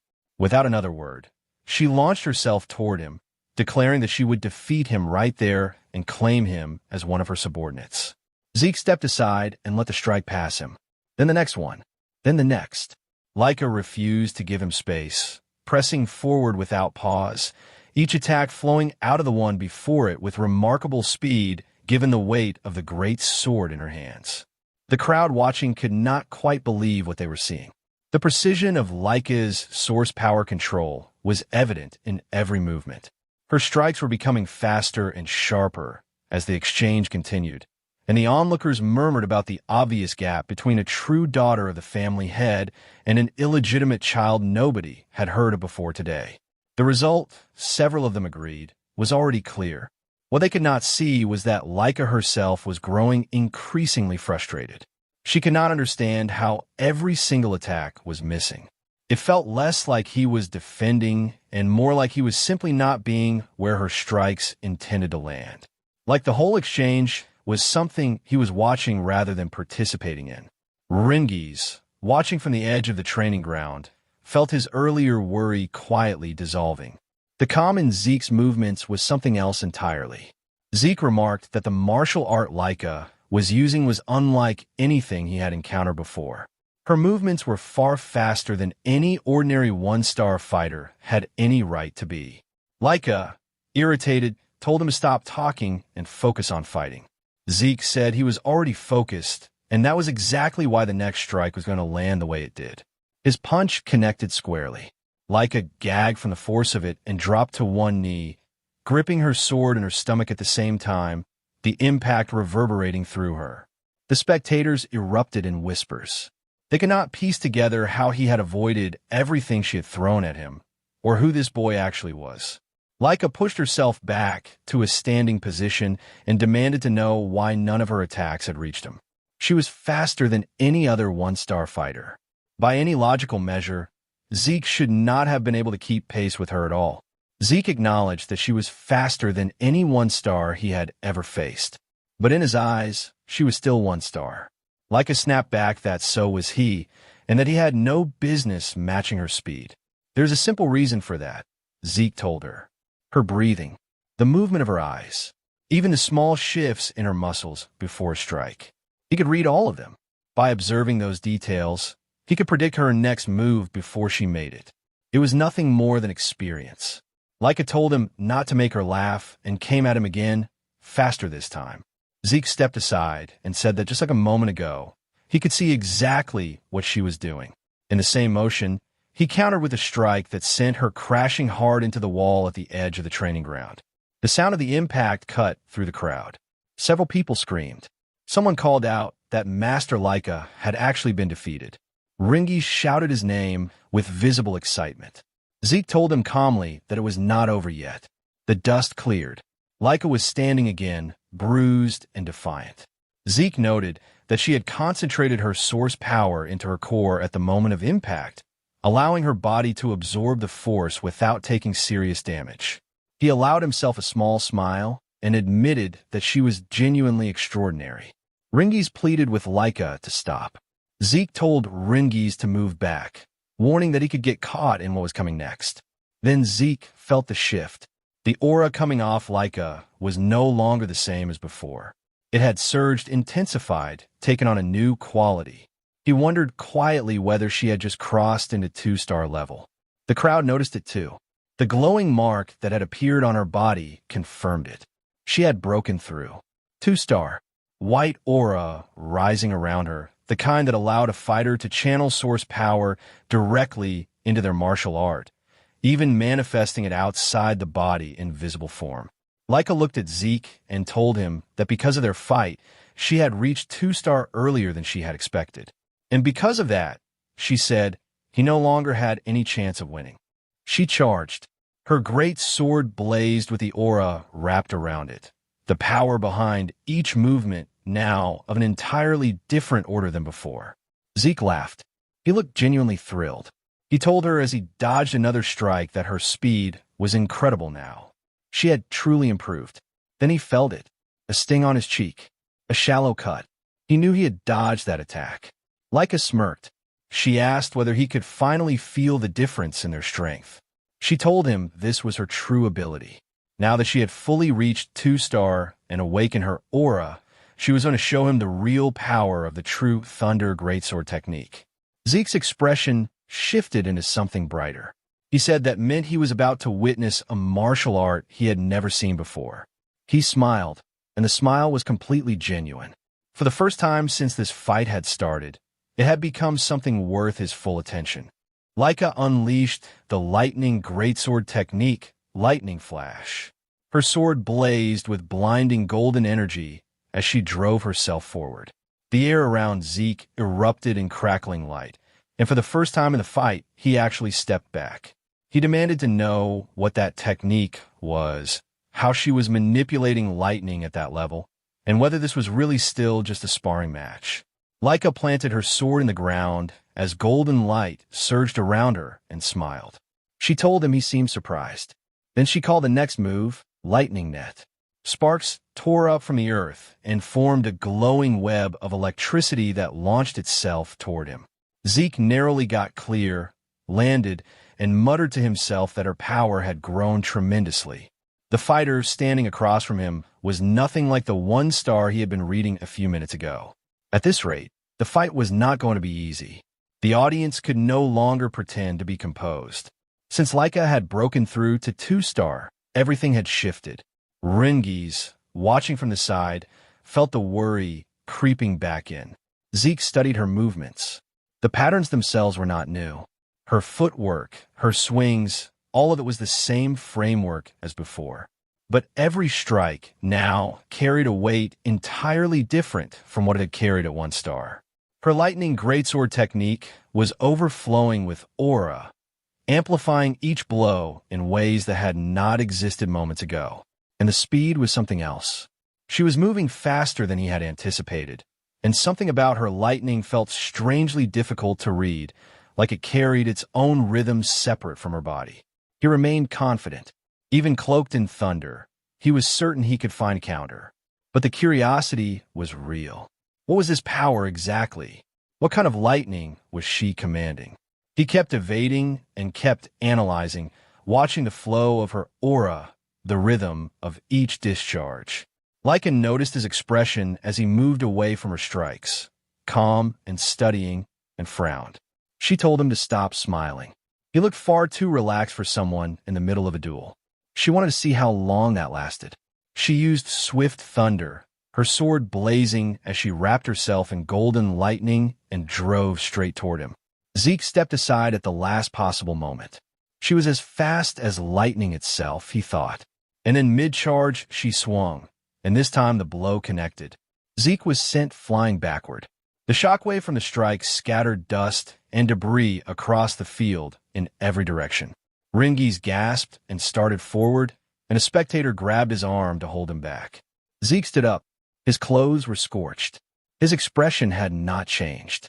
Laika came at him again with another lightning flash, striking head-on. He was still standing afterward. She stared at him, genuinely confused, and asked aloud how he was still upright. Rangis called out to Laika, begging her to stop. He told her they had seen enough. They understood how strong she was. Laika turned on him coldly and told him that stopping mid-battle would be an insult to Zeke himself. Rangis turned to Zeke then and pleaded with him to surrender. Laika agreed, almost pleasantly, that surrender would be the sensible choice given his condition. If he knelt and pledged loyalty to her, she would stop. Zeke only smiled in silence. Laika's eyes hardened. Even as an illegitimate child, she said, he was a truly proud El Dragon. She raised her greatsword high, her aura surging to its full height, and told him that if that was how he wanted it, she would use her full strength to end it. Lightning roared down from above. She activated her first secret art, Heaven's Thunder. A colossal wall of golden energy descended on Zeke, shattering the stones beneath his feet. Bolt after bolt tore through him in a storm of divine force. Rangis cried out and watched through his fingers as Zeke's body was engulfed completely, smoke rising from the charred silhouette at the center of the light. Laika drove her sword into the ground, exhaled slowly, and told him softly that she was sorry, but it was over. Then a voice came through the crackling air. Is that so? A brilliant golden lightning aura exploded skyward from where Zeke was standing. Laika turned, and her eyes went wide. She demanded to know how that was possible. How did he have a lightning aura? Zeke stood in the middle of it, golden arcs dancing across his skin, wearing the expression of someone who had just found something genuinely interesting. He told her that this was what she called lightning aura. As for how he had acquired it, he admitted honestly that he was not entirely sure.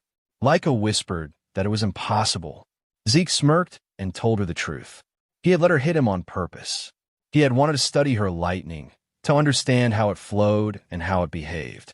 And somewhere in the process of absorbing strike after strike, he had learned to use it himself. Laika told him that was absurd. Inwardly, Zeke worked through what had actually happened. He had deliberately taken her attacks because her lightning had intrigued him. While enduring them, he had continuously activated Dragon King's breath. Something in the resonance between his breathing technique and the lightning moving through him had caused golden energy to accumulate in his body. Before he had fully understood the process, he had already been able to manipulate it. He suspected that Laika carried a unique constitution, and judging from the nature of her family's greatsword technique, the lightning affinity likely ran through her entire bloodline. He walked toward her with confidence and told her that he had never expected lightning-type source power to be this extraordinary. This duel had turned out to be perfect training. He grinned and told her that thanks to her, he had reached 2-star level himself. Golden lightning flared around him as he declared that their battle was not over yet. Laika roared and charged again. Her great sword blazed as she unleashed another blinding assault. Zeke stepped aside to counter and then vanished in a flash, reappearing at the opposite end of the arena. He looked at his own hands, momentarily confused. He worked out quickly. When source power reached a certain concentration, it transformed the body's muscles and nerves, pushing them beyond ordinary human limits. The lightning aura had changed his physiology in a way he had not fully processed yet. His speed was now beyond what he could consciously control. In the stands, Rangis had stopped trying to follow the fight. Both of them had become streaks of golden light and crackling thunder moving faster than his eyes could track. He wondered quietly to himself whether Laika had managed to land a single hit recently. Laika, frustrated, shouted at him to stop toying with her. Zeke said calmly that he was not, but he admitted that she was a genuine threat. Then he lunged forward and drove a powerful kick toward her. She caught it on her sword and was pushed backward by the force. Zeke straightened, smirked, and said it was time to end this. End this, Laika repeated, narrowing her eyes. He told her he had been thinking about building a new technique for a while, and this moment felt like exactly the right time to try it. Laika stared at him. He was going to create a technique. Right now, in the middle of their fight, she thought, with genuine bewilderment, whether he had ever received actual combat training at all, and from which family he could possibly have learned to think this way. Before she could find an answer, he was beside her. Dragon Destruction Combat Arts. Special Form. Lightning Peak. The attack hit her directly. Golden thunder wrapped around her in a fierce, concentrated storm, her body shaking violently under the current, her sword slipping from her grip. She dropped to her knees. The electricity continued crackling across her as the arena fell completely silent. Zeke had won. Laika lay on the ground. After a long moment, she forced herself upright, trembling. The thought she could not silence moved through her mind in a loop. She could not lose. She was supposed to become the next family head. She could not afford to lose to anyone. Zeke walked toward her and extended his hand. He told her she had been amazing, genuinely strong. He said it was always exciting to learn something new, and that this fight had been completely worth it. Then, with a warm smile, he added that it would be boring if this turned out to be the last time they sparred. He wanted to fight her again sometime. Laika looked at his outstretched hand and went still. Her cheeks had turned faintly red. Despite everything, despite the defeat and the exhaustion and the pride that still stung, something else was sitting underneath all of it now. Something she had not expected to feel at the end of a loss. It looked, if only barely, like admiration. Zeke told her again that they should have another sparring match soon. He said it with a confident smile and admitted that he could not wait for the next bout. Laika, a little shy, extended her hand toward him and told him plainly that she was no match for him, and that she accepted her defeat willingly. Several hours later, deep inside a dimensional rift, far from the dragon's nest and everyone in it, a man stood alone in a corridor of strange and feral monsters. His name is Gilfus El Dragon, father of Laika and Zeke both, current head of the El Dragon family. And as the creatures charged toward him from every direction, his eyes began to glow. He released a single crushing wave of aura and dragon pressure. Every creature in the corridor froze where it stood. He drew his sword and invoked the first form of the dragon destruction combat arts, Genesis. One fluid swing, and every monster in his range was cleaved cleanly in half. He sheathed his sword before the last of them had finished falling. The El Dragon soldiers rushed forward to handle whatever might have survived their master's strike. Balza turned toward the rift's exit. Before he reached it, one of the soldiers called out that he had an important report. Balza stopped and asked what it was. The soldier told him that Lady Laika had reached the 2-star level. Balza went still mid-step. His glowing eyes flickered. When he answered, his voice was cold and completely detached. So what of it? The soldier, visibly nervous, pointed out that reaching 2-star level at only 7 years old was an extraordinary achievement. With Laika's talent, once she graduated from the dragon's nest, a 4-star or even 5-star future was genuinely possible. Balza's reply was immediate and chilling. Talent means nothing. The next time you bring a report, it had better tell him how she can be of use. If all the soldier had to offer were worthless updates like this one, he should remove himself from Balza's sight. The soldier went quiet. Balza continued walking. Then the soldier quickly added that Laika had recently lost in a sparring match. Balza stopped. He turned his head slightly, his expression giving nothing away. He asked whether she had lost to one of her brothers. The soldier shook his head. No, master. She had been defeated by someone her own age. By Lord Zeke. Zeke, Balza repeated quietly. The son of that woman. A memory surfaced. A humble maid. Zeke's mother. Balza muttered that she had been genuinely gifted in battle, before adding that she had died after giving birth to the boy. He turned fully to face the soldier, his tone sharpening. He wanted to know who could have possibly trained Zeke to defeat a 2-star cultivator. The soldier hesitated. No one, master. Lord Zeke had never received formal training of any kind. He had defeated Lady Laika through his own strength and his own skill alone. And beyond that, Zeke himself had also already reached the 2-star level. I see, Balza said flatly. Then he turned his back again and issued the order. Begin the first trial. The soldier could not conceal his alarm. He reminded Balza carefully that it had only been a month since the students had begun their combat training. Most of them had not even reached the 1-star level yet. Was it not too soon? Balza cut him off. Death chose no timing, no level, no favorites. Only the strong deserved to survive. Star levels meant nothing if a person could not endure the first trial. Those who failed were not worthy of the El Dragon name. Yes, master, the soldier said quickly.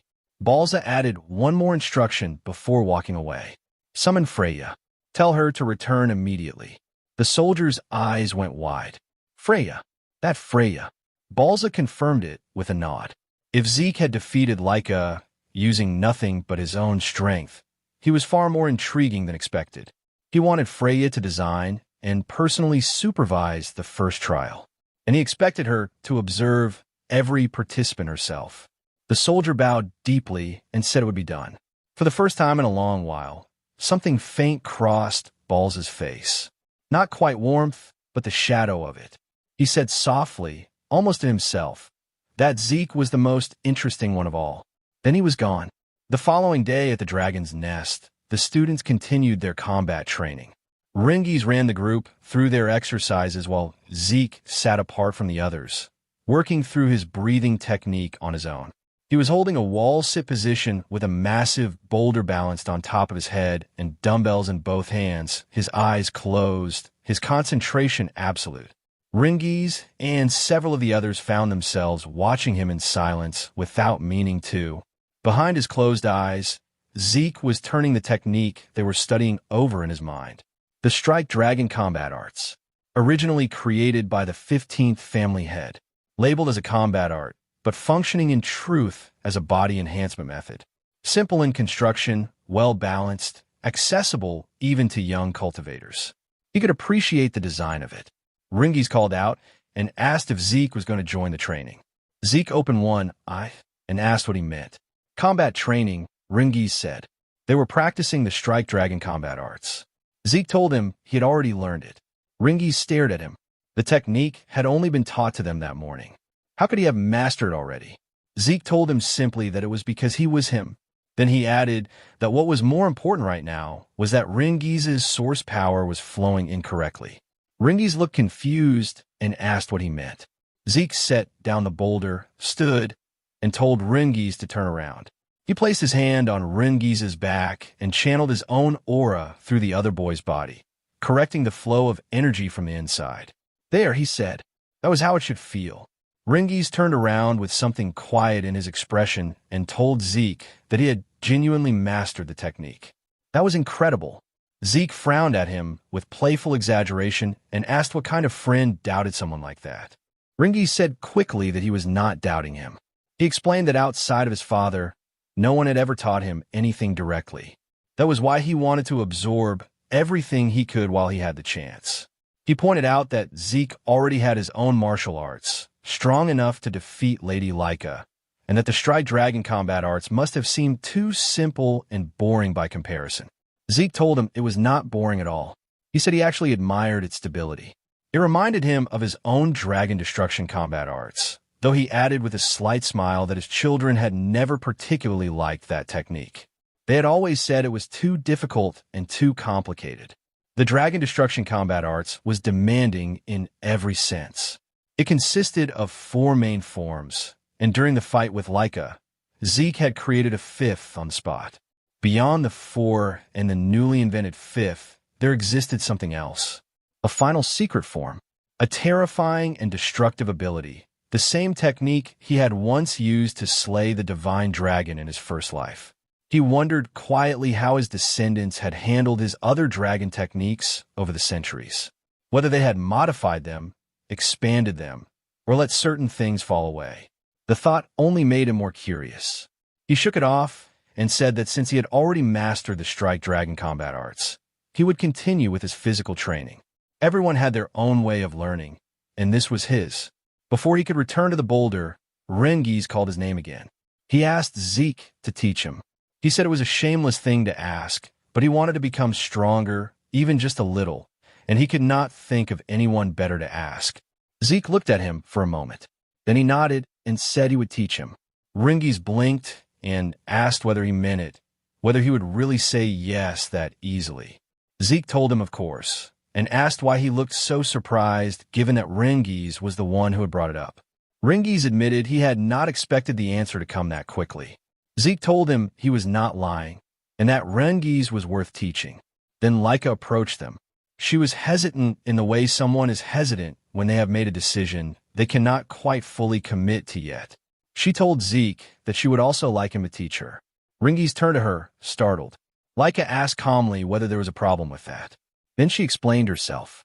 She had always believed that no one her own age could defeat her. As one of the candidates to become the next head of the El Dragon family, her confidence in her own power had been something close to absolute. But the match had shattered that. She still did not understand how Zeke had acquired lightning aura, or how he was able to wield it better than she did when it was her own bloodline's power. Zeke sighed and muttered half to himself that somehow this had become his fault. Laika continued, undeterred. She wanted to become strong enough to defeat her older brothers, and strong enough to defeat Zeke as well. She asked him, directly and without looking away, to please teach her. Zeke went quiet. He looked at her for a long moment. When Zeke did not answer immediately, Laika asked whether he was truly comfortable with the arrangement, given that he was technically also a candidate to become the next head of the El Dragon family. Rangis caught up to that same realization a moment later. Zeke was an illegitimate child. Yes, but Balza El Dragon was still his father. that made him one of the successors whether he liked it or not. Zeke said calmly that he did not mind. But the more pressing question, he told Laika, was whether her body was actually in good enough condition to train. From what he had seen in their match, injuries like hers would normally take at least a month to heal properly. Laika shook her head and told him she had already used a healing potion. There was no need for concern. Zeke and Rangis exchanged a glance, then whispered to each other. Zeke asked whether that medicine truly worked at that level of effectiveness. Rangis told him quietly that if he was thinking of the basic potion handed out during the entrance exam, that was not strong enough to close wounds like Laika's in a day. Because she was the family head's daughter, she would have access to something considerably stronger. Zeke let out a quiet breath and muttered that this era truly was something else. Laika confirmed it. Without the potion, she would have been bedridden for a month. But what mattered now was her request. She wanted to grow stronger under his guidance, and she was asking him to agree to it. She understood that he also needed his own training time, but she still wanted this. Zeke agreed without hesitation. He told them he never turned down young people with ambition. Both of them looked slightly thrown by the answer. Laika pointed out that he was also young, just like them. Rangis added that they were all about the same age. Zeke laughed and admitted that much was true. Then, with a teasing tone, he asked whether Laika was truly certain she wanted the person who had just defeated her as her instructor. Laika told him firmly that she did not have the luxury of being picky. If she wanted to become the next head of the El Dragon family, she needed to become stronger, and that was the only thing that mattered. Zeke remembered the first time she had mentioned that goal, back when she had approached him in the cafeteria. He asked why she seemed so consumed by it. Laika answered without hesitation. If she failed to become family head, she would simply be used for a political marriage. In the best case, she said with a bitterness she made no effort to conceal, she would probably be forced to marry one of her cousins. In the worst case, a man she had never met. Something shifted in Zeke's expression. His eyes darkened, and he asked what she meant by that. She explained. The El Dragon bloodline was considered extraordinarily valuable, particularly within the 4 major branches of the family. Their source power was special in ways that made it useful in too many directions to count. That was why the family had become obsessed with keeping the bloodline pure, and why the women in it were treated as assets rather than people. Rangis felt a chill run through him as a terrifying aura suddenly radiated from Zeke. His voice had gone cold and sharp. He said that the El Dragon family had truly begun doing disgusting things like this. He clenched his fists and said that he would destroy such filthy and meaningless traditions. Before the weight of that moment could press down further, several instructors arrived at the training ground, immediately pulling the attention of everyone present. Laika blinked and wondered what had brought them here. Zeke muttered under his breath that the timing could not be worse, quietly hoping they had not overheard anything he had just said. Then a woman with fiery red hair stepped out from behind the group of instructors. One of them stepped forward and announced that starting today, the students would have a new instructor. Despite how occupied this person's schedule was, she had chosen to teach them personally, and they should be grateful for it. The red-haired woman approached Laika directly and reached out, asking whether she was Lady Laika. Something in her presence triggered an instinct. Laika felt a wave of danger and leaped backward before she had consciously decided to move. Zeke stepped forward without thinking. Rangis grabbed his arm. The red-haired woman smiled faintly and praised Laika's sharp reaction. She said the quality of her aura was not bad at all. Zeke's frown deepened slightly. He had not sensed this woman's presence at all until the moment she moved. Rangis, nervous, asked who she was. The instructor introduced her. Lady Freya. Freya Fuinkik of the Black Dragon Corps. Freya offered a polite smile and greeted everyone, saying she was pleased to meet them. Then she looked directly at Zeke and asked whether he was Lord Zeke. He confirmed it. She asked if her sudden appearance had surprised him. Zeke replied, with complete calm, that nothing she did was particularly surprising. Freya paused. Zeke's eyes had begun to glow faintly as he remarked that her stealth technique was rather interesting. Freya understood in that moment, quietly and without showing it, exactly why Balza El Dragon had taken such a personal interest in this boy. Zeke was already analyzing her. He had noticed that her source power was concentrated in her lower body, moving in a flow pattern he had never encountered before. That was why her footsteps produced no sound at all. A spark of excitement moved through him as he wondered what kind of martial art lay beneath it. Freya took command of the class. She confirmed that she would be their new instructor. The students began whispering among themselves. Lady Freya, the Tempest Wind, was known as one of the strongest warriors in the entire El Dragon family. The other instructor confirmed it. She was a 6-star practitioner operating under the Black Dragon Corps, the elite unit that served directly under the family head himself. The students could not understand why someone of that standing would be here at all. Freya smiled faintly and told them she would indeed be training them, but under one condition. They had to pass a simple test first. The students tensed. She told them not to worry, then said they simply needed to retrieve a crystal like the one she was holding and survive for 1 full month inside the Poison Dragon Mountain. Rangis went pale at the name. Zeke felt something closer to nostalgia. The Poison Dragon Mountain was filled with poisonous creatures of every kind. Even brushing against a single leaf in certain areas could kill an ordinary human instantly. It was a region of pure danger. In his first life, he had used that place as a personal training ground on more than one occasion. He thought quietly that this test might still be too cruel for students this age. Freya laid out the rules. Each student would receive 1 crystal orb. If the orb was broken or lost for any reason, the student was immediately disqualified. When someone nervously asked what disqualification meant in practice, Freya told them plainly, expelled from the dragon's nest. She added that the poison itself was not an immediate concern. If they properly maintained dragon's breath throughout, they would be protected. As long as they held on to their orbs and kept their breathing technique active, survival was possible. Leica pointed out that beyond the poison, there were monsters living on that mountain as well. Freya's expression sharpened. She told them they would need to defeat those monsters themselves. Hunting was the only way to secure food inside the mountain. Without it, they would not last even a few days. The students looked at each other in horror. Retin muttered that it was impossible. Several others doubted whether the strike dragon combat arts, the only technique they had spent a month learning, was even capable of harming the creatures that lived there. Freya told them not to panic. They had 5 days to prepare. During that time, each of them could select a basic weapon art from the El Dragon family archives and study it. If they mastered it before the 5 days were up, their chances of surviving would improve considerably. If they failed to learn it in time, whatever happened on the mountain was not her responsibility. A student asked timidly whether Freya would at least help them if things became truly dangerous. Freya chuckled, the sound carrying no warmth in it at all. She told them this was the dragon's nest, the land of the El Dragon family. The weak did not last here. Only the strong survived.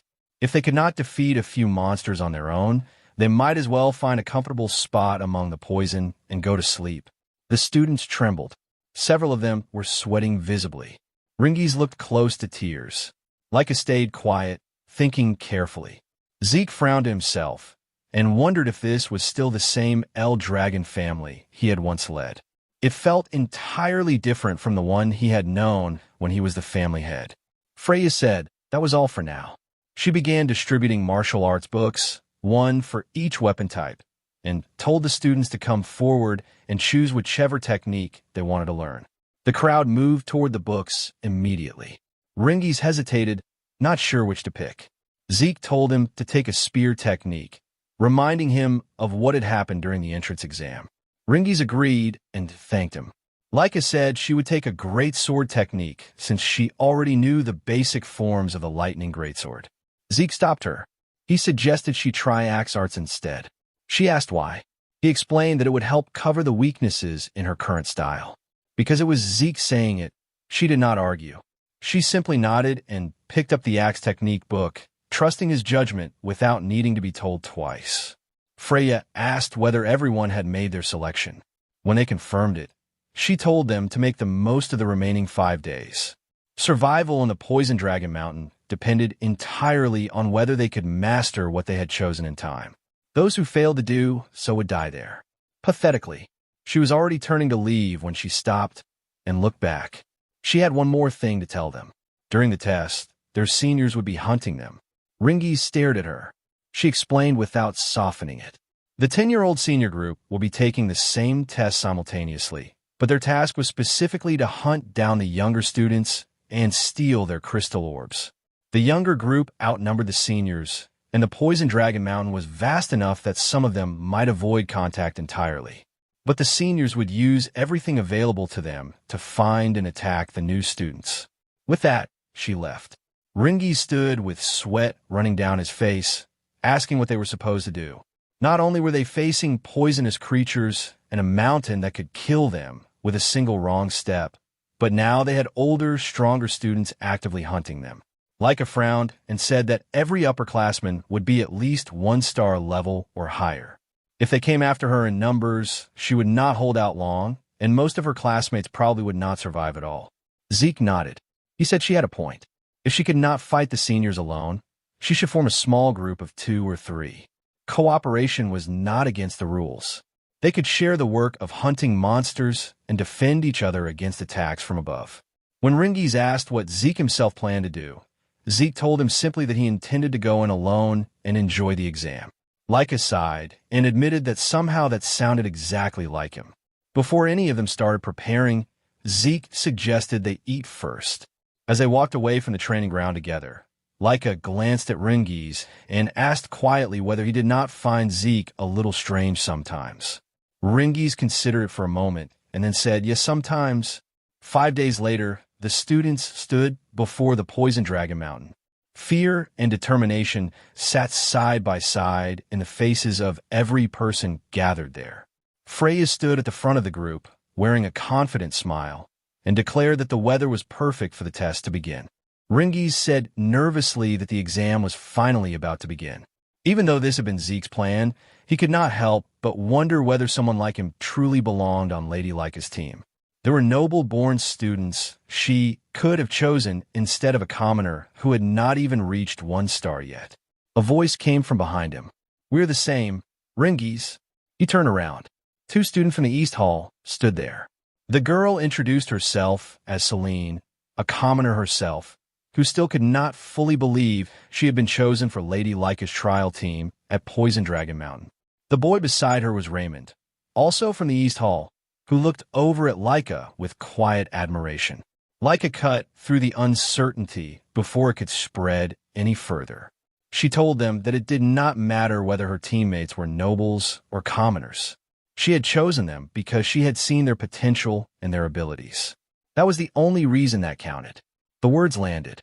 Rangis was quiet for a moment, then gripped his spear and declared that he understood and that he would do everything in his power not to become a burden to the group. Raymond followed, saying he would give everything he had to meet her expectations. Leica smiled and told them she was counting on all of them. Then she turned to Zeke and asked whether he was truly planning to take the trial entirely on his own. He nodded with complete confidence and said he could not wait for it to start. Celine admitted she admired both of them. While she stood there, trembling with anxiety, Zeke was calmly preparing to face Poison Dragon Mountain alone. Raymond remarked that it made sense for them to be confident since the blood of family heads ran through their veins. Leica cut in and told him not to compare her to Zeke, because even she felt nervous. Zeke turned to her and asked why there was any reason to be nervous.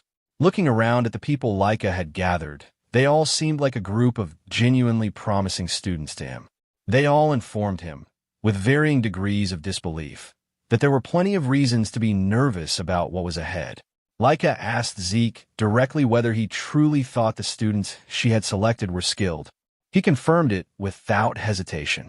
He thought to himself that Leica had managed to gather some of the most promising people in the entire academy.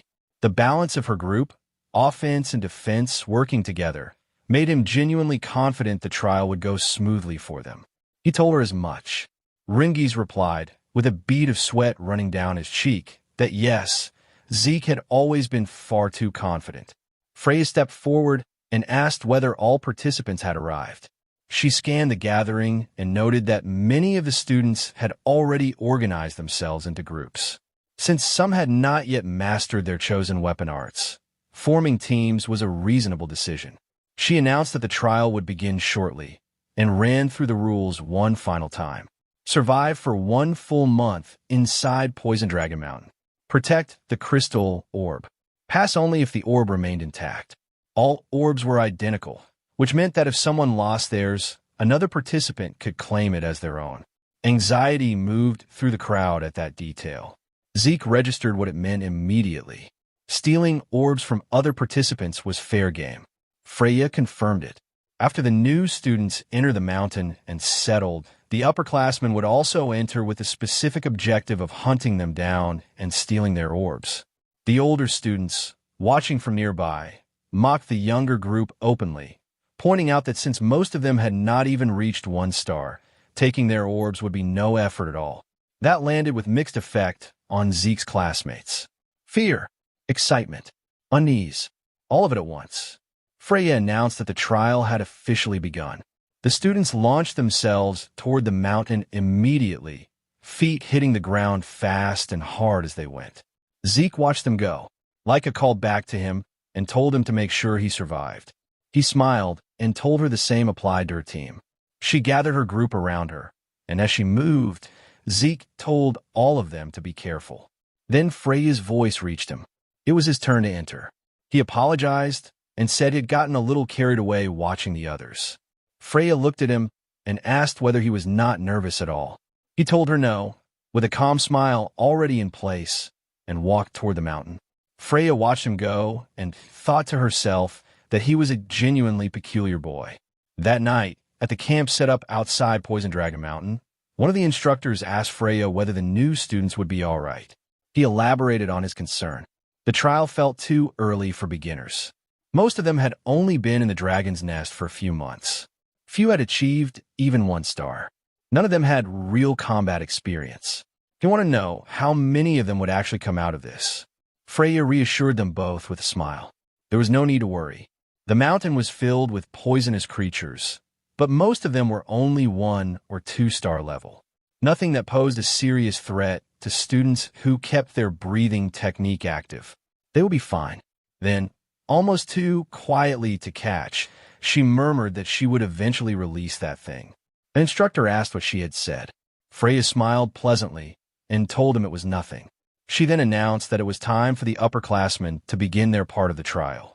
The older students moved out immediately, weapons in hand, eyes lit with the particular energy of people who had been given permission to hunt. Freya watched them disappear into the dark and murmured to herself that she wondered how many would survive. She could not wait to see the results. Inside Poison Dragon Mountain, as the upperclassmen fanned out and began their search, one of them spotted something at the base of the mountain.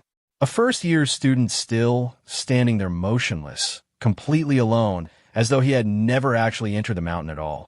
One of the older students laughed and asked whether this kid was stupid. The new students had gone in ages ago. Another raised his crossbow and fired without further discussion. The arrow never reached him. Zeke caught it out of the air with one hand, snapped it cleanly in half, and looked at the upperclassmen with a calm, sharp expression. He told them he had been waiting for them. One of them asked what he meant. Another shouted that it did not matter, demanding to know how he had just caught an arrow mid-flight. Our boy was already moving. He closed the distance between them in a single dash, his eyes bright with excitement, a smirk pulling at the corner of his mouth. He told them it was time to play together. Deep in the Poison Dragon Mountain, Laika's group was already in the middle of the fight. Celine cut down a massive frog-like creature, and the moment it fell, another one launched itself from the tall grass behind her. Raymond moved without hesitation, raising his shield and catching the blow before it could reach her. He brought the shield down hard and drove it straight into the monster's body, killing it clean.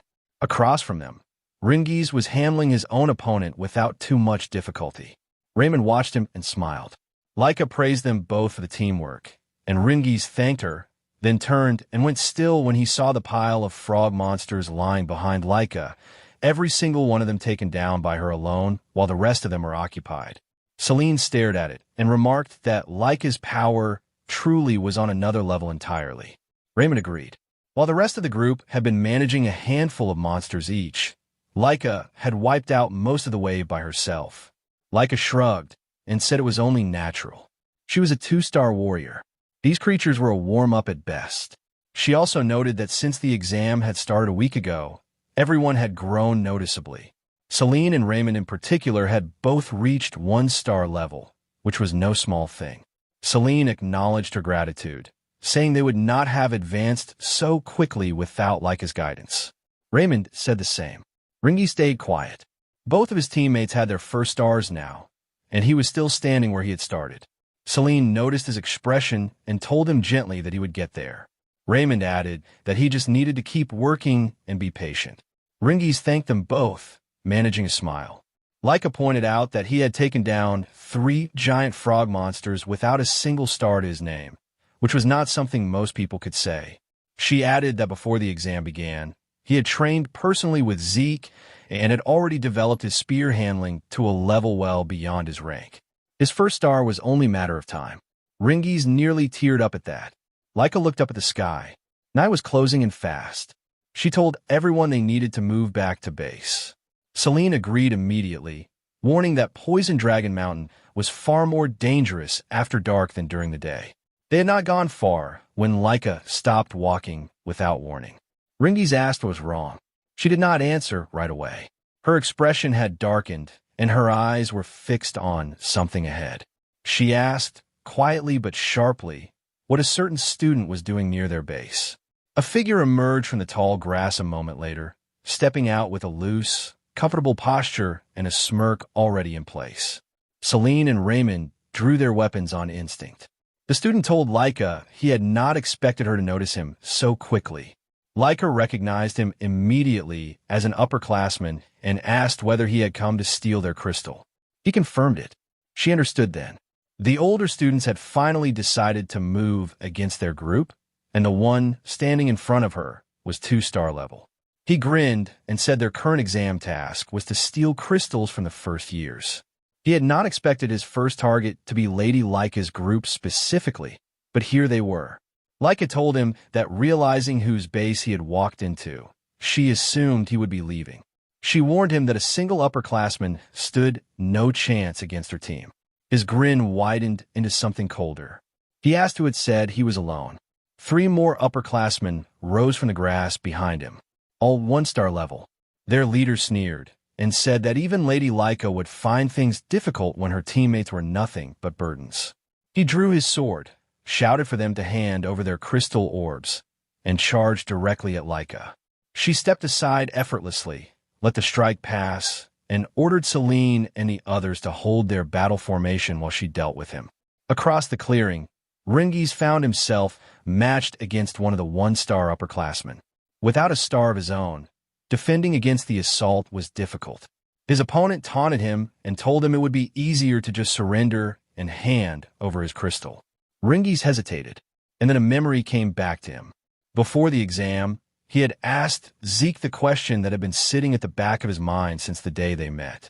Was there any way for someone weaker to defeat someone stronger? He was still starless, and he was afraid that when stronger enemies came, he would only pull his team down. Zeke's answer had stopped him cold. He told Rangis to surrender. He explained, if the opponent was 3-star or 4-star, surrendering was the only logical choice. A starless fighter had no realistic path to victory against someone that far above him. But if the opponent was around 1-star level, there was still a chance. Rangis had asked how. Zeke told him it was nothing unusual. He just needed to exploit an opening. Rangis had not understood. What opening? Zeke said simply that he had to endure. Keep enduring until the opponent showed one. There was no other method. You could not force an opening against someone stronger. You could only wait until they made a mistake. If he could not do even that, then defeating someone stronger would remain a fantasy forever. He had added that against someone like Laika, Rangis would not last long enough for an opening to appear. But against an ordinary 2-star, he would be fine. He told him to trust his own strength and gave him one final piece of guidance. Do not overthink it. Do not try to calculate how to create the opening or analyze the gap in power. Just wait with patience, and the moment it appears, thrust the spear straight into it without hesitating. The memory settled back into place. Rangis clenched his fists and let anchor him. He was weaker. That was simply the truth. So he endured. He absorbed every blow his opponent threw at him and kept standing. The upperclassman's frustration grew with every passing exchange. He screamed at Rangis to just fall down already and threw a powerful strike with everything behind it. And there it was, the opening. Rangis drove the spear forward without hesitation, straight into his opponent's body. The upperclassman coughed once, then collapsed and lost consciousness. As he hit the ground, a radiant light bloomed on Rangis's chest. His first star, earned in the middle of the fight, not before it. Laika noticed immediately. She looked at him with quiet pride. Across the clearing, the upperclassman leader had stopped understanding what he was dealing with. Laika's power felt far beyond what 2 stars should produce, and he could not reconcile the gap. Laika understood it herself. Since she had started mastering the axe arts technique Zeke had recommended against her initial instincts, she had learned to channel greater force and energy through her greatsword in ways the lightning technique alone had never allowed. The difference in power between them now was the product of that change. She told him it was his misfortune to have chosen her group. Then she gathered the golden lightning around her blade and said simply that the battle ended here. The strike landed with blinding force, and the leader dropped.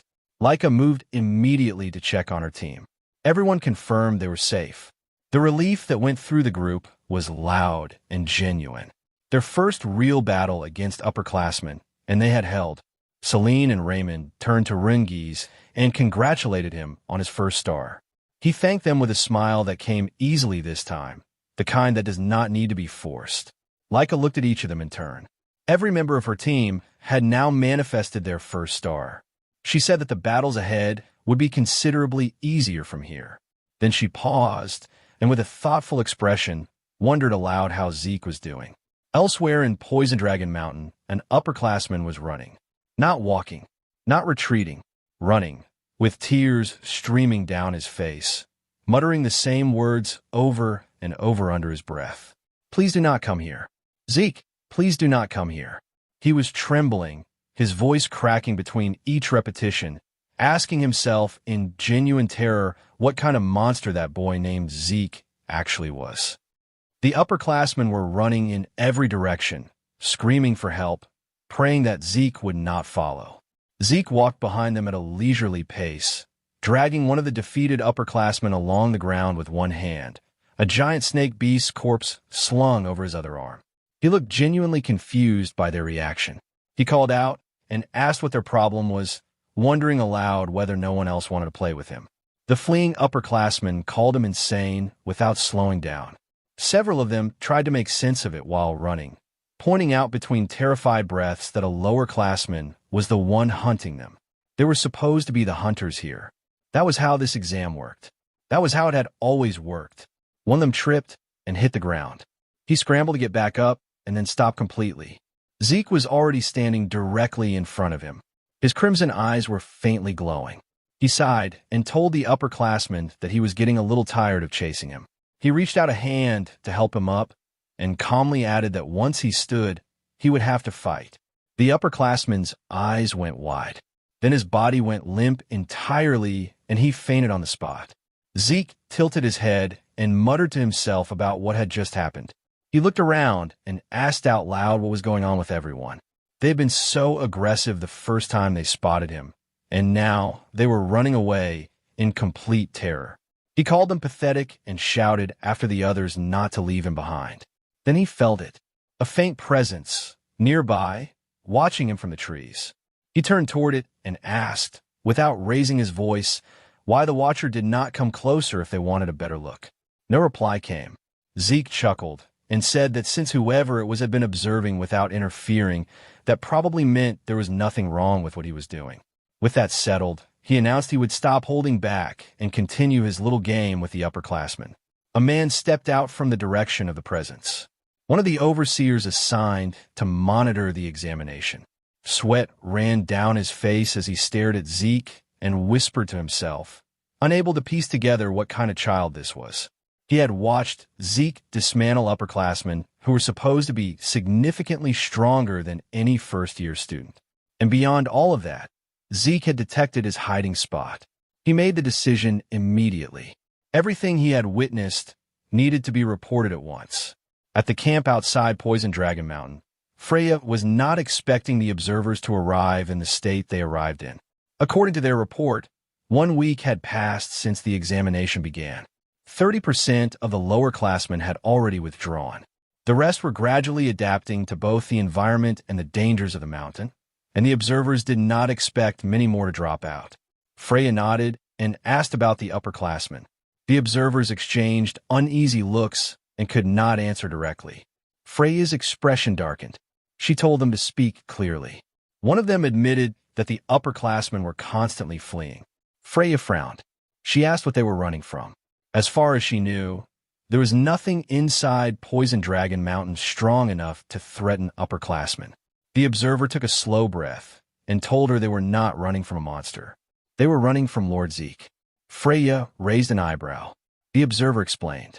Zeke had been relentlessly hunting the upperclassmen from the moment he entered the mountain. At first they had tried to fight back. Eventually they had simply run.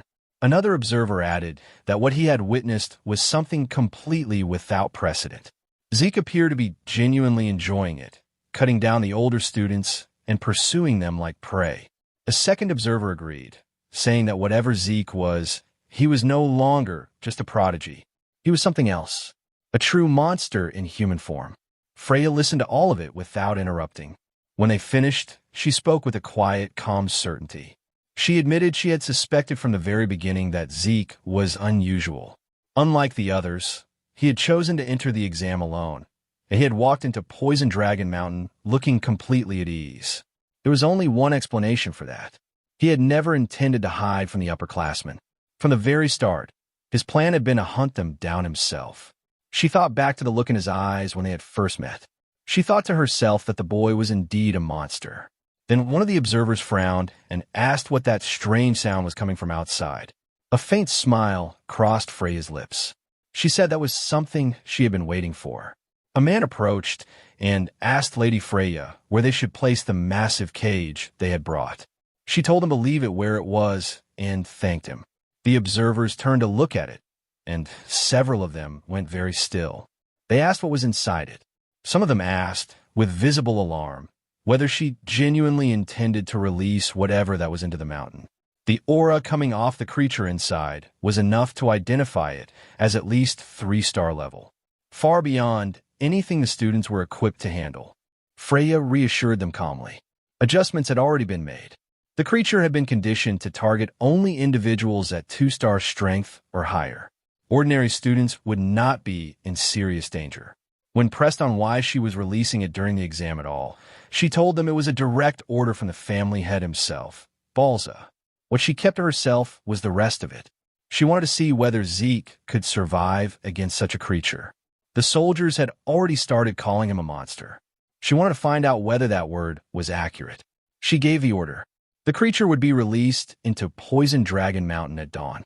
The next morning, deep inside the mountain, the ground shook. Laika's group stopped immediately.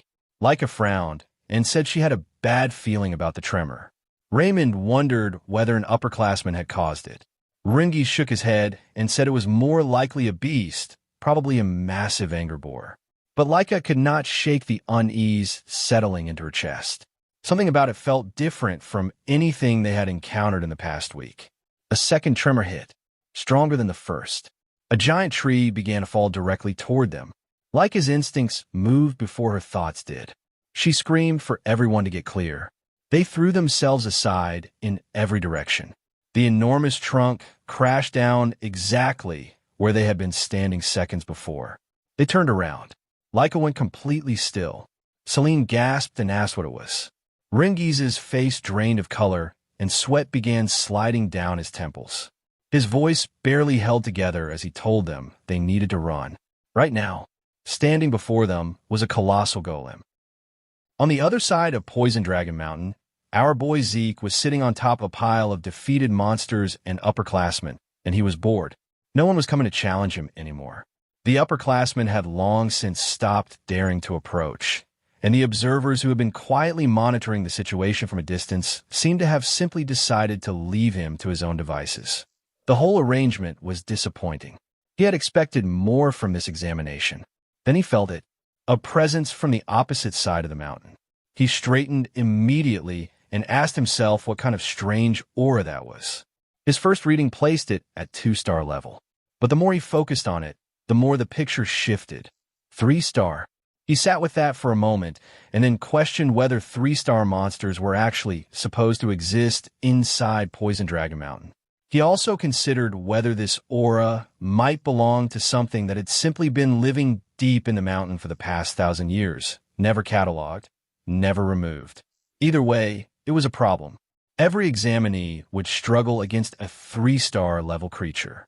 Even Leica would not be able to handle something at that tier.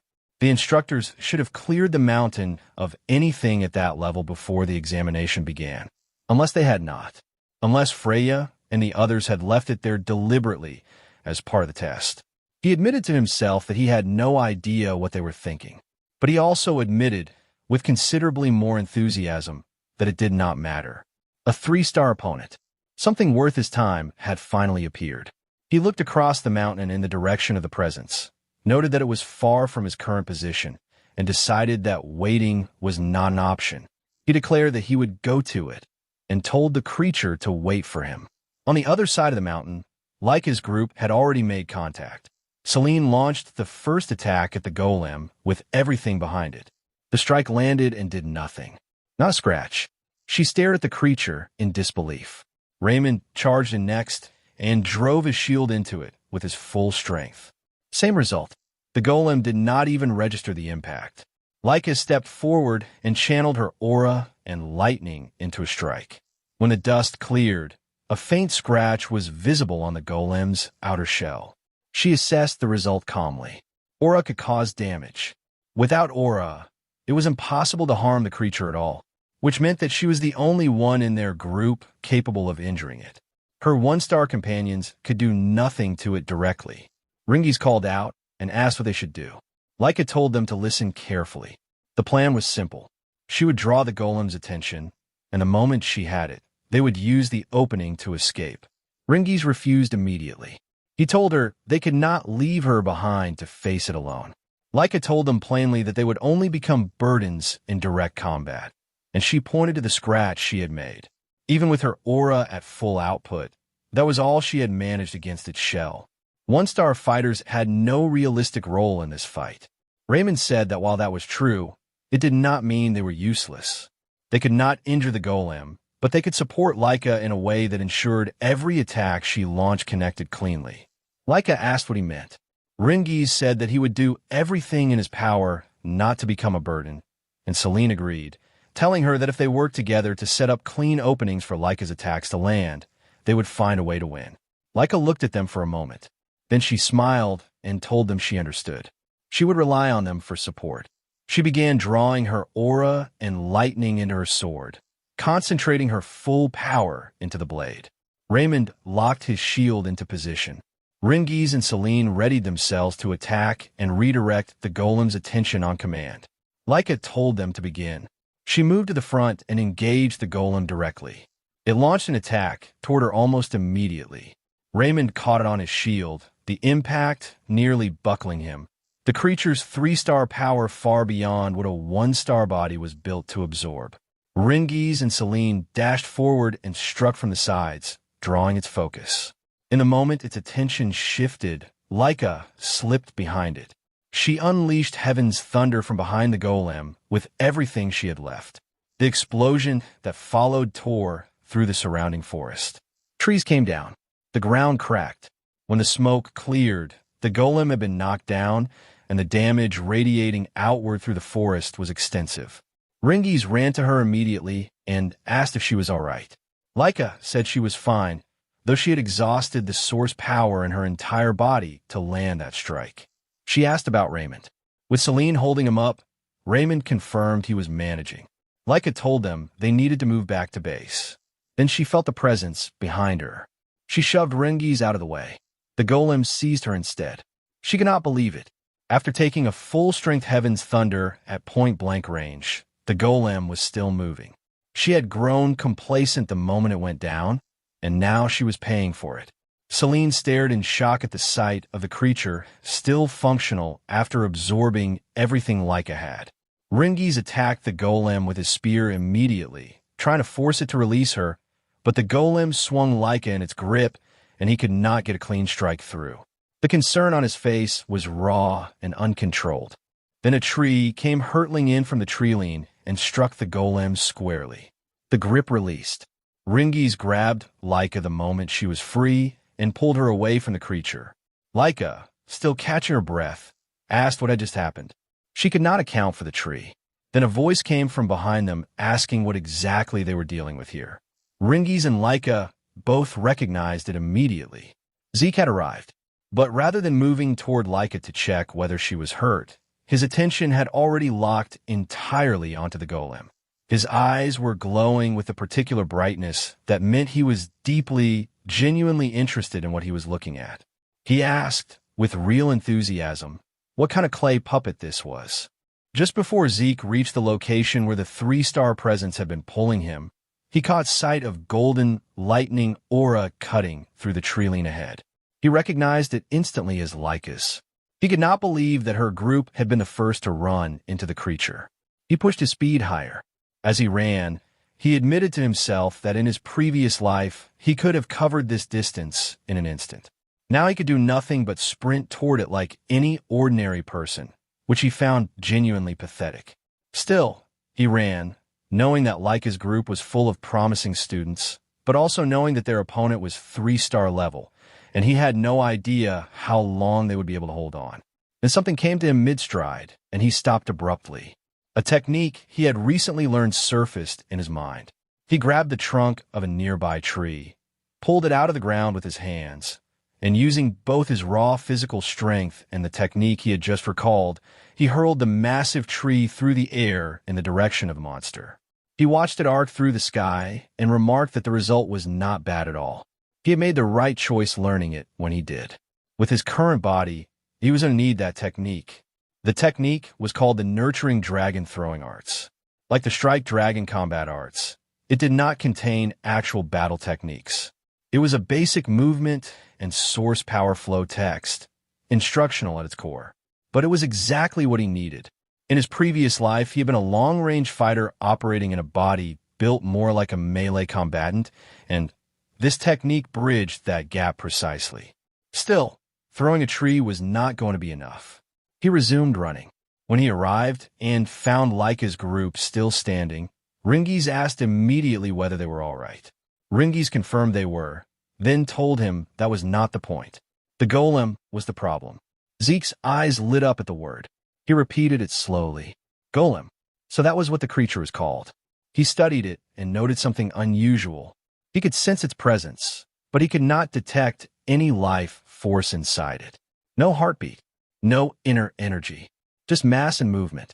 The golem rose again and launched an attack immediately toward Zeke. Laika called out a warning. Rangis shouted that the creature was extremely dangerous.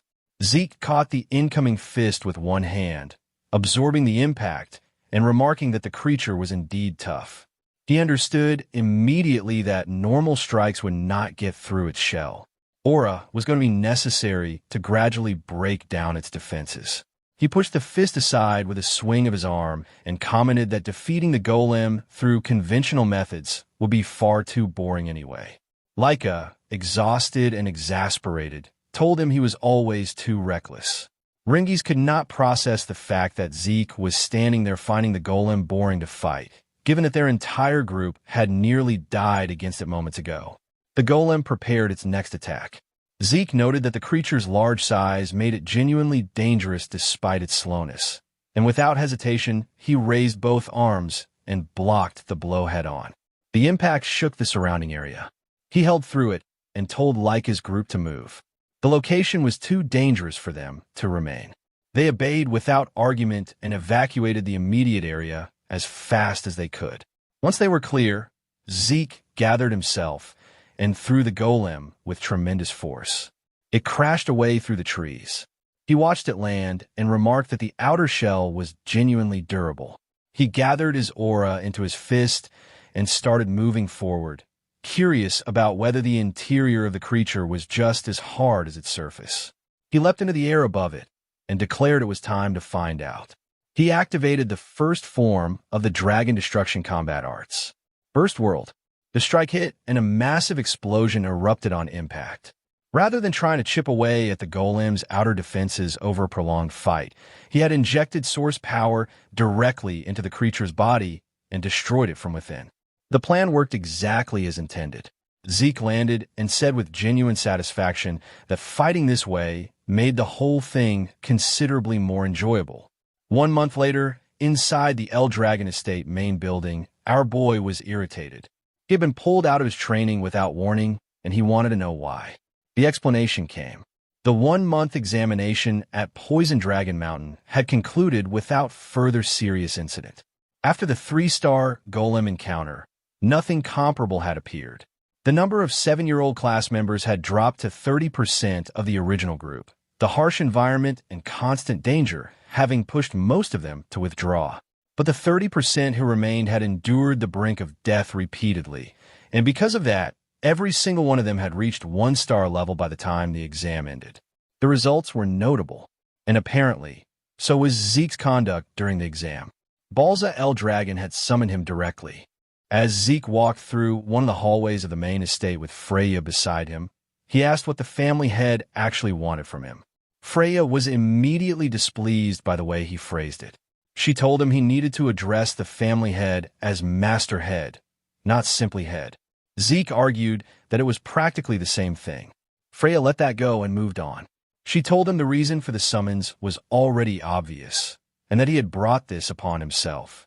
He asked whether it was truly because of his behavior during the exam. She confirmed it without hesitation. The purpose of the upperclassmen component of the exam had been straightforward. The older students were supposed to attack the lower-year students and steal their crystal orbs. Instead, Zeke, a lower-classman, had turned that entirely on its head by hunting the upperclassman himself, something no one had expected or accounted for. She added that because of what he had done, not a single upperclassman had managed to take a crystal orb from any lowerclassman during the entire month. Every one of them had been too busy running from him. As a direct consequence, the upperclassmen had been required to retake the exam entirely. Zeke pointed out that attacking upperclassmen had not technically been forbidden by the rules.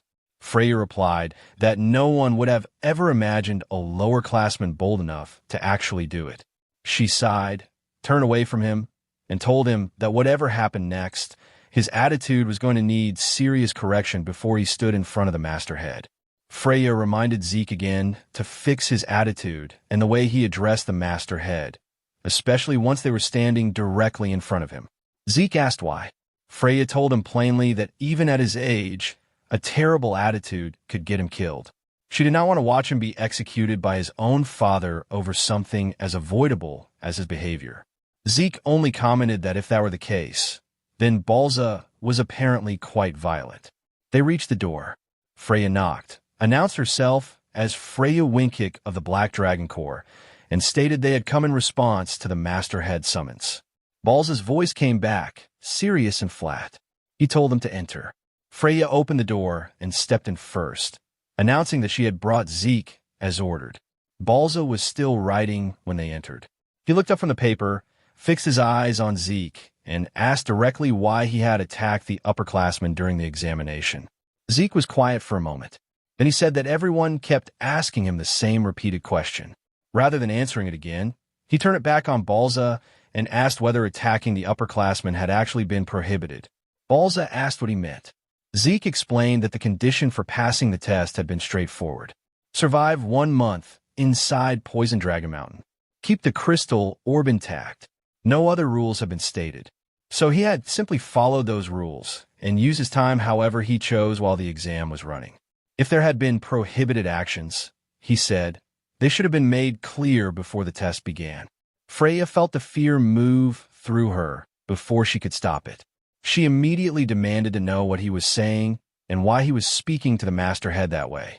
Then Balza released his dragon aura. The pressure of it dropped through the room like something physical. Freya's knees hit the floor. She thought, with genuine alarm, that the aura alone could kill Zeke where he stood. She turned toward him, expecting the worst. Zeke was standing, completely upright, completely calm. The pressure had not touched him. He told Balza to stop trying to intimidate him because it was becoming extremely annoying.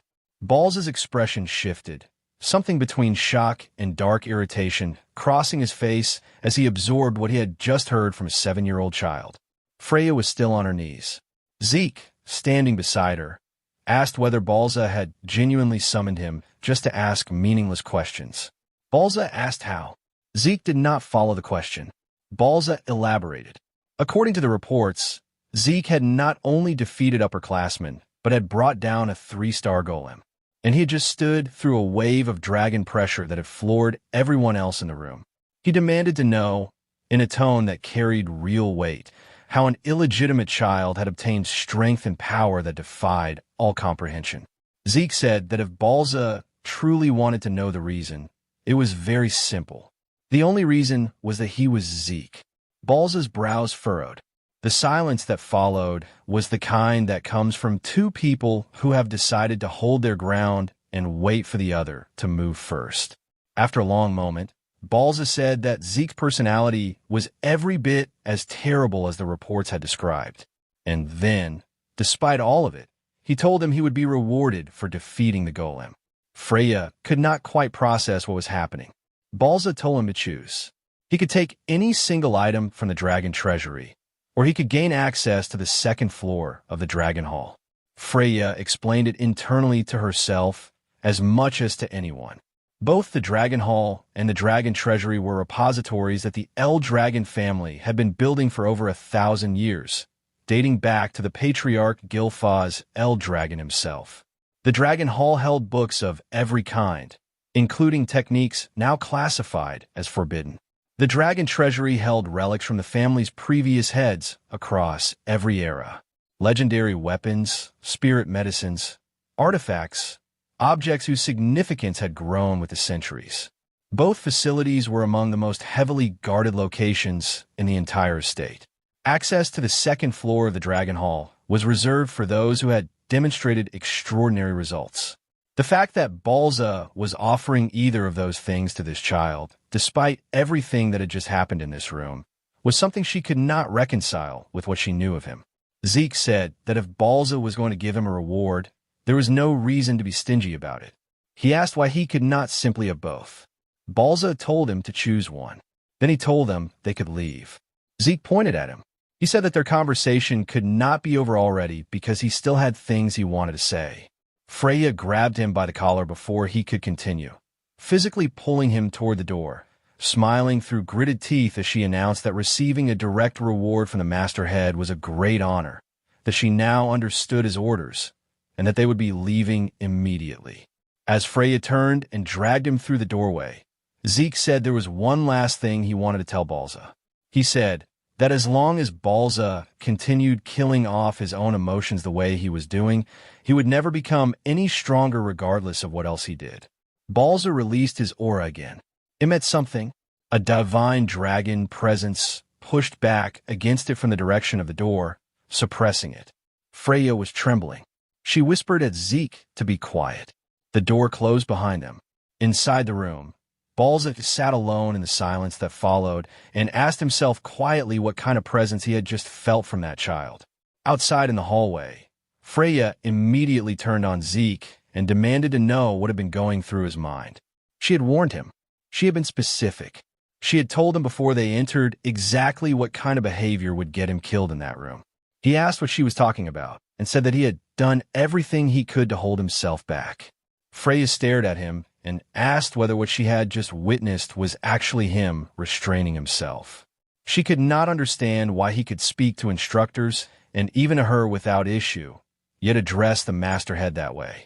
Zeke told her that Balza was his father, so the way he spoke to him was naturally different. Freya stood with that for a moment, and then said, with the exhausted certainty of someone who has stopped trying to find a normal explanation that he was truly not an ordinary child. She asked who he really was. Zeke asked if she was seriously questioning who he was, and reminded her, as he always said, that he was Zeke. Freya went silent. She turned it over in her mind. Every child who had drunk ancient dragon blood as an infant, herself included, could not defy the Masterhead. Balza carried the power of the Dragon King, a superior species among all ancient dragons. No one born into this family should have been able to stand calmly under that pressure. And yet, she decided quietly that she needed to investigate Zeke's birth records thoroughly. She asked him which reward he would take: the Dragon Hall up to the second floor, or the Dragon Treasury with any item of his choosing. One of the two. Zeke asked again whether he could have both. She said no. He chose the Dragon Hall. Knowledge, he said, was more important to him right now. He lacked a clear understanding of how the world had changed over the past 1,000 years, and the hall was where he would find it.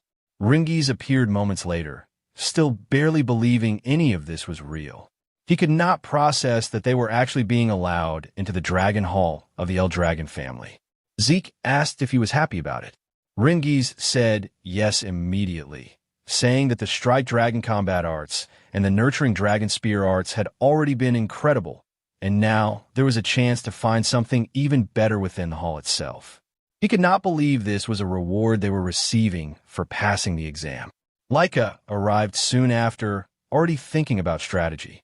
She wondered aloud how much knowledge she could absorb before the time limit ended, and said she would need to read with every bit of focus she had. When Zeke asked whether there was a time limit, she confirmed it. The rules that applied to the higher floors applied here as well. Each of them could borrow one book to take with them. They could read as many others as they wanted during their allotted time, but managing those hours carefully was going to be essential. Laika asked why Zeke had chosen the Dragon Hall over the Dragon Treasury, saying she had expected him to go for the Treasury based on what she knew of him. He told her he had considered it, but knowledge mattered more to him right now. She pointed out that the second floor held significantly rarer books than the first, especially when it came to martial arts, the gap in quality between floors being considerable. Even so, she said she doubted anything inside could compare to her lightning great sword technique. Zeke was staring at the building. Laika asked if he had heard a word she said. When they arrived at the Dragon Hall, the Guardian announced that their allotted time inside would be 5 hours. They were reminded to use it wisely and to remain silent throughout. Zeke was not sure whether 5 hours was long or short. Laika told him it was already generous. Most people were allowed only 2 to 3 hours. The first task, she said, was to decide which book they wanted to borrow. After that, they should use the remaining time to read as much else as they could. Rangis mentioned that he had heard of people talented enough to read multiple books simultaneously, though his own goal was simply to find a martial arts book that suited him before their time ran out. They stepped inside. Zeke commented that finding the right books to borrow among this many would probably take some doing. Rangis and Celine were too busy standing still and taking in the sheer reality of where they were to respond. Zeke looked around at the rows upon rows of collected knowledge and smiled. The number of books was even more impressive than he had expected.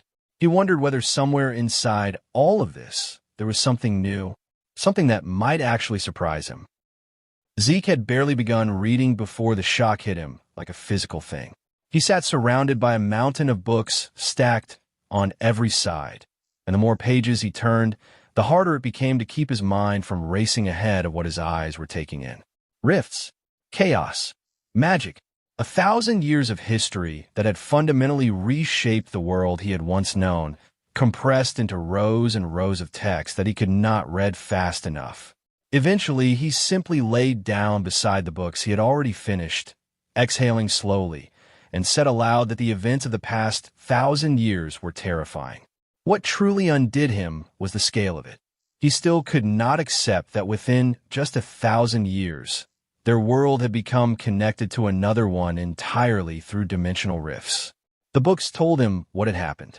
900 years ago, the first rift appeared, tearing through the dimensional wall for the first time in recorded history.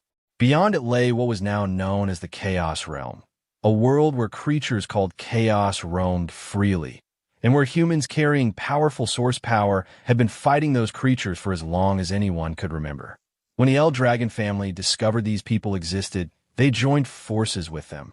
The wars they fought together forged a bond that went beyond strategy and survival. In time, 4 powerful female warriors from that other world married into the El Dragon family.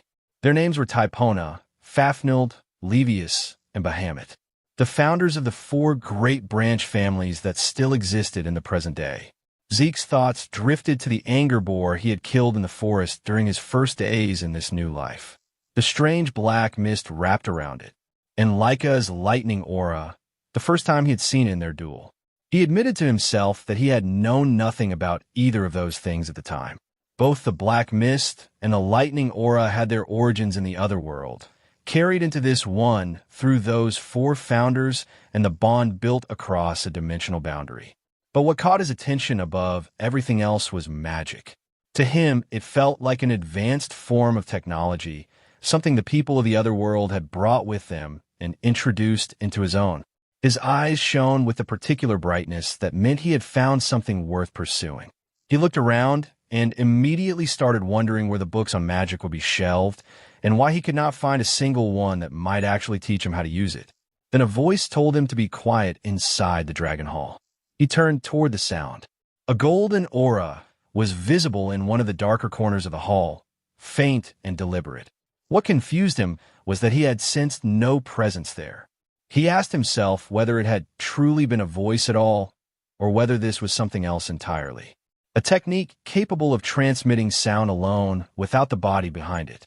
He looked up toward the ceiling of the hall and confirmed again that he could not sense anything beyond the source power he had noticed earlier. Then the books in front of him moved. They rose into the air on their own, and Zeke cried out in genuine shock, asking what was happening. Then his eyes went bright as the mechanism behind it clicked into place. Source power threads. Invisible lines of concentrated energy being used to manipulate physical objects at a distance. He declared aloud how interesting that was. The voice told him again to be quiet. Zeke grabbed one of the floating books out of the air and demanded to know how he was supposed to stay silent when something this fascinating was right in front of him. He told whoever was to show themselves properly instead. The cloaked figure seated on the upper floor of the Dragon Hall said nothing. The source power threads moved again, and in the next instant Zeke found his entire body bound, suspended in place, unable to move. The figure threw him out. He tumbled through the hall's doors, hit the ground rolling, and managed to pull himself upright before coming to a full stop. He said he had discovered yet another thing he did not understand. He was not entirely sure whether he was angry or excited, possibly both, and demanded loudly that the cloaked figure come out and show him clearly how the source power thread technique actually worked. Rangis arrived at a run, confused, asking what happened. Laika followed and asked what exactly he had done inside to get himself physically thrown out. Zeke said he had gotten a little too excited. Then he asked them how things had gone, whether they had found the books and techniques they were looking for. Rangis confirmed it. He had borrowed a martial arts book called the Cloudwater Spear Arts, and said he had already picked up a few basic techniques just from reading inside. Celine said she had also learned some techniques and had borrowed a book called the Windflower Sword Arts. Raymond said he had learned about the El Dragon-style Guardian Sword Arts during his time inside, and the book he chose to borrow was also El Dragon-style, specifically the Guardian Shield Arts. Zeke greeted all of this with a quiet, slightly awkward expression. Every single technique they had borrowed, he realized, was something he had created in his past life, built as diversions, as pastimes between his more serious work. And here they were, being borrowed and studied as rare and valuable knowledge by the next generation. He asked which book Laika had chosen. She said happily, the Heavy Wave Great Sword Arts, created by the first patriarch of the El Dragon family, Gilfus El Dragon.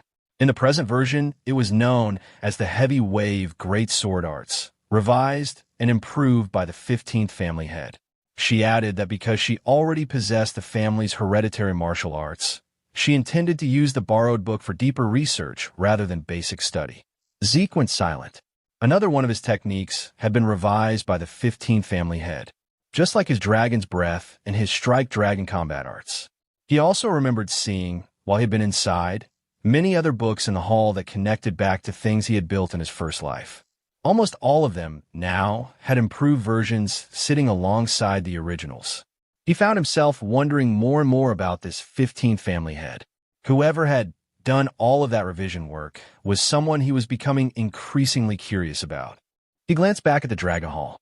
He had assumed, before entering, that it would satisfy his curiosity and perhaps bore him. Instead, he could not wait for the next time he had the chance to go back inside. 5 years passed. Laika, now 12 years old, was walking through one of the hallways when she stopped and realized she had not seen Zeke or Rangis anywhere. A group of classmates passed her and greeted her, informing her that Lord Zeke and the others were at the training ground again. Laika muttered again under her breath, thanked them, and changed direction. When she arrived at the training ground, she found Rangis, Raymond, and Celine all in position, weapons ready, preparing to launch an attack at the same time. And, standing across from all three of them, arms relaxed at his sides, was Zeke, also 12 years old now. In Balza's office, a report had just arrived about the appearance of a special rift. Balza asked whether the information was reliable. It was confirmed immediately. The man delivering the report was Ein, captain of the Black Dragon Corps, who stated that based on their investigation, there was roughly an 80% chance that magic water existed inside this newly appeared rift. Balza's expression shifted as he considered the location.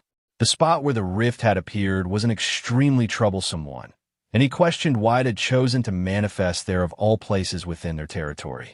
Still, with a probability that high, they could not afford to ignore it. He laid out the stakes. Anyone who drank magic water became a mage. Those who consumed it gained a special constitution that allowed them to convert source power into an entirely different force called mana. The introduction of mana-based magic had brought new techniques into the world unlike anything that had existed before, and at the same time, it had ignited fierce territorial struggles over the sources of magic water, known as magic springs. In this age of magic, the number of mages a house commanded determined its military strength directly. The El Dragon family had no magic springs, not a single one within their territory. For a house in that position, conquering special rifts was the only available path to magic water. At present, the number of El Dragon mages was extremely small, including Balza himself. All of them were hardened veterans who had obtained magic water through previous rift conquests. Even so, in raw numbers they were being outpaced by houses that owned springs outright. Conquering special rifts was not one priority among many. It was the top priority. The location of this new rift made things complicated. The abundant dragon forest was a vast woodland that fell mostly within El Dragon territory, but a portion of it stretched into the lands of another house. The Cerberus family claimed broader ownership of the region and referred to it as the Great Abundant Forest. Ein reported that while the rift itself was certainly within El Dragon lands, the special domain that had formed around it might extend into Cerberus territory, depending on its scale. Those mongrels, as Balza put it, would detect the rift sooner or later. Their instincts for that kind of thing were the one area where they excelled. That meant the El Dragon family had to move with the assumption of a struggle with the Cerberus family already baked into the plan. Since it was a special rift, both sides would be operating under limited options, but the window before the Cerberus family caught on needed to be used. Balza gave the order immediately. Ein was to inform all Dragon's nests at once. A selection exam would be held as soon as possible. Back at the training grounds, Laika stood at the edge watching what was happening in the middle and commented that Rangis and the others really did go all out every single time they trained with Zeke. In the center of the ground, Zeke stood completely relaxed and waited. Rangis, Celine, and Raymond came at him simultaneously from 3 different directions. Zeke's expression did not change. He strengthened his body and absorbed all 3 blows at once without retreating a single step. Rangis' spear tip pressed into his cheek and held there. Zeke told him that their coordination was good, but that Rangis was putting too much force into the spear, which actually undermined the true strength behind spear arts. Rangis was 11 at the time. He told Celine, who was 12, that she was too focused on speed and volume of strikes, leaving no real weight behind any of them. She needed to find a proper balance. He told Raymond, also 12, that his shield work and movement were correct. Even so, Zeke said, all three of them were still far too passive. He told them to get more comfortable with attacking and instructed them to come at him again. Rangis charged immediately. Leica watched and said that observing this training still looked completely insane to her no matter how many times she saw it. Zeke asked what exactly she found crazy about it. She told him that letting himself get hit with no source power defense and no protection was total madness.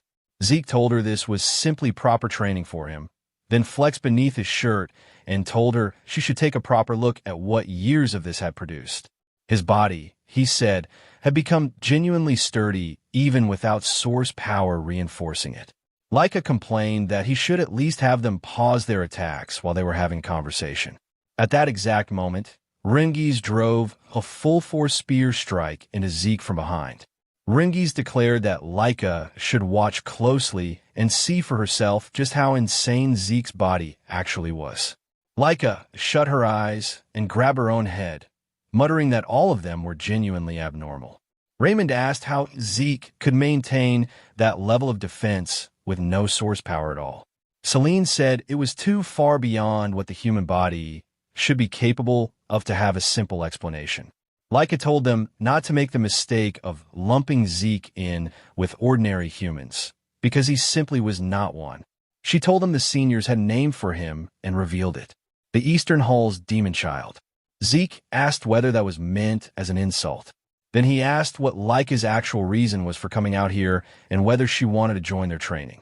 She told him there was something she needed to tell him first. When he asked what it was, she said it looked like they would be seeing students from the other dragon's nests, and sooner than anyone had expected.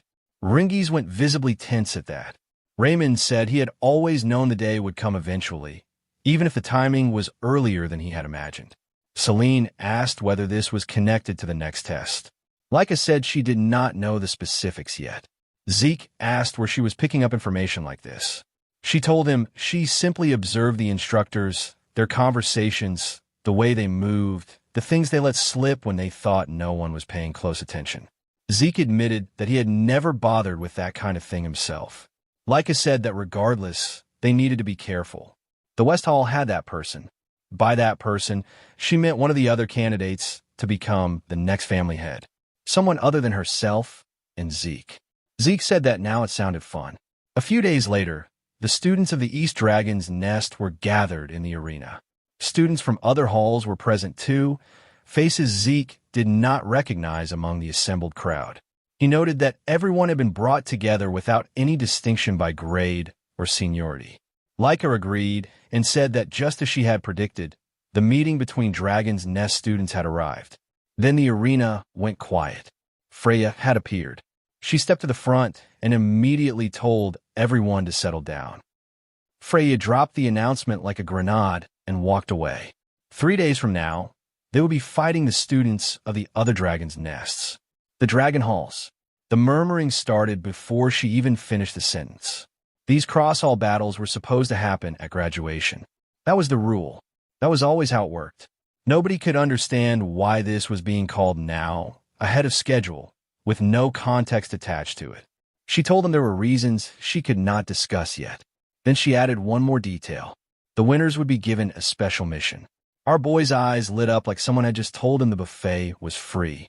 He turned the word mission over in his mind and decided this situation was getting more interesting by the second. Freya laid out the structure. Elimination style. 7 participants from each of the 4 halls. East, West, South, North.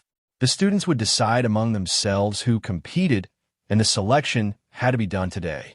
An upperclassman raised his hand and asked whether the 7 spots were reserved for upperclassmen only. Freya responded by asking him why he thought she had gathered every student in the hall, regardless of grade, into the same arena. She told them participants would come from all grades. Then she left them to figure out. The moment she was gone, an upperclassman named Rick stepped into the space she left behind and declared that the 7 fighters would be chosen exclusively from the upperclassmen. He asked if any lowerclassmen had a problem with that. Leica said she did. She told him plainly that lowerclassmen had equal right to participate and that cutting them out entirely was wrong. Rick gave her the kind of smile that thinks it is condescending, but mostly just looks tired. He told her that what they were discussing was ability, and that no matter how noble her bloodline happened to be, in a contest of skill it meant nothing. She started walking toward him. Her aura came with her. 3 full stars, clean and unmistakable, radiating outward like a declaration. The upperclassmen went quiet the way a room goes quiet when someone walks in and the temperature drops. Several of them had been operating on the assumption she was still at 2 stars. They had been wrong. She told Rick she agreed with him completely. Strength and ability should determine the selection. She then asked him loudly whether 7 upperclassmen existed who were stronger than her. And if the answer was no, then the lowerclassmen needed to be in the conversation. Rick went silent. When he finally responded, the best he could manage was that her bloodline was special and that she was an exception. Then he doubled down and called every other lowerclassman trash. Our boy told him he was too noisy. Rick turned on him and demanded he repeat himself. Zeke obliged. Same words, same tone, 0 effort. Rick's anger climbed fast.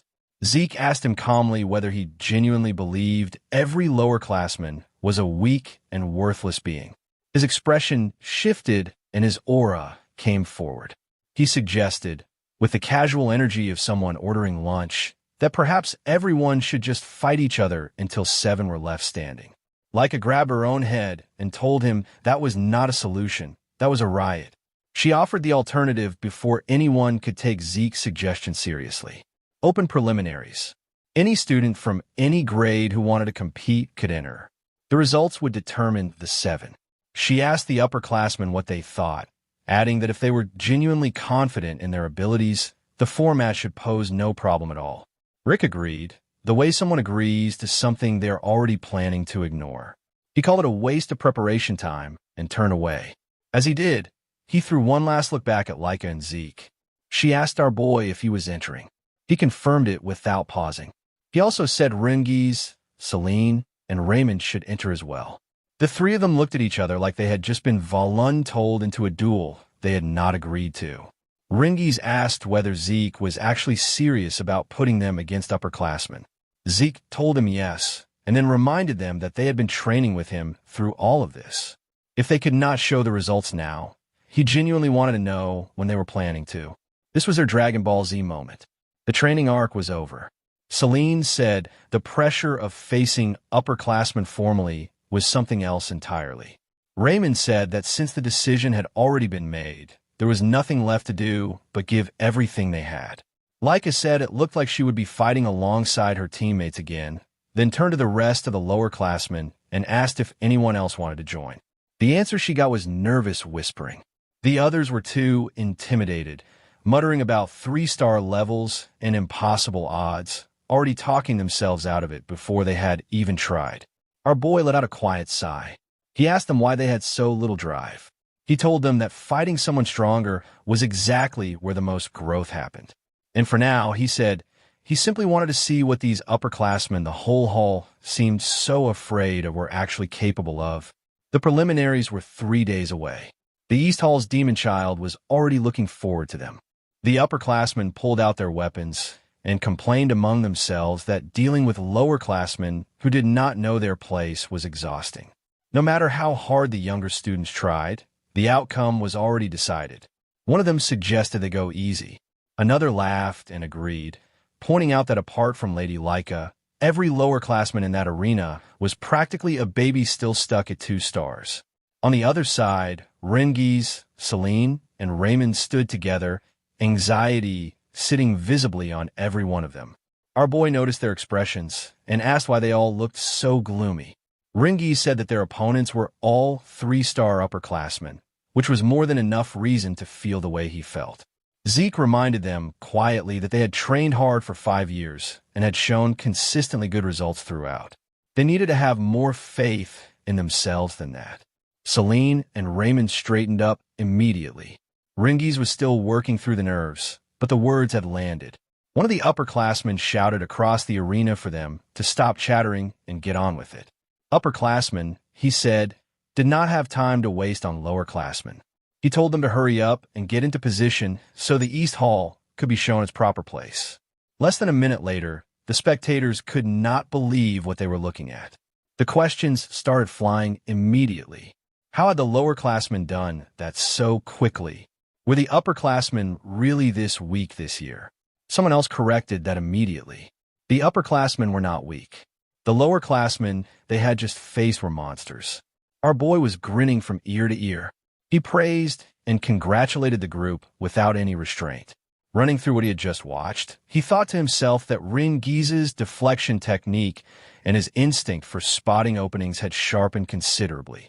Celine was handling the multi-strike wind flower sword arts with impressive control.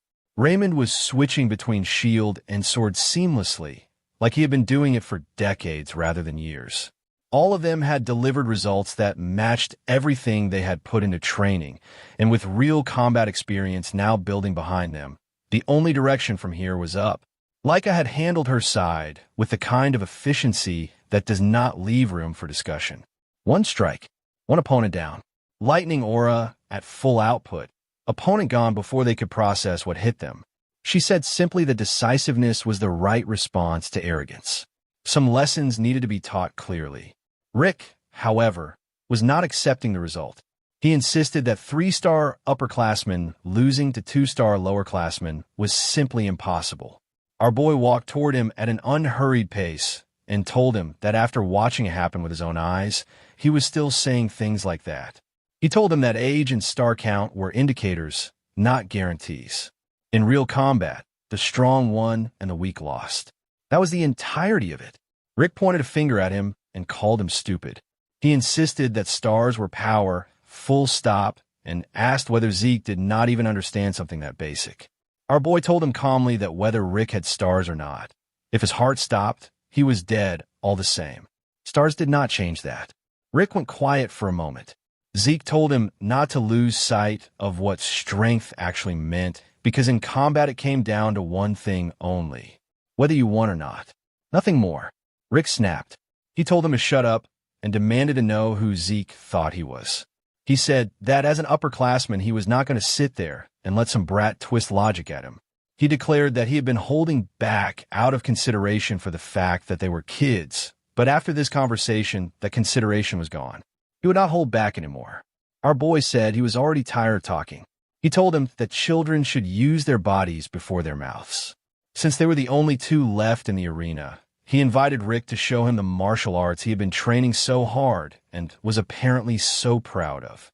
Rick charged forward screaming, his great strength technique loaded with everything he had. He never got there. Our boy's eyes flashed gold. One punch to the face. Rick cleared the arena horizontally and hit the ground at a distance. The whole thing lasted less time than it takes to blink. The audience went completely silent. Rick knelt on the ground, trying to make sense of the ceiling he was now staring at. Zeke looked at him and said, with genuine appreciation, that Rick had trained well. The silence stretched. Then someone in the crowd said what everyone was thinking. He had called that train well.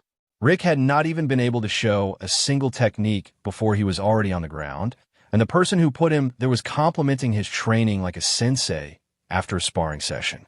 Leica put her hand over her face. Several other students just shook their heads.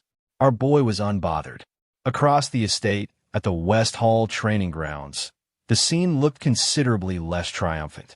Students were scattered across the ground groaning, clutching injuries from whatever selection process had just concluded.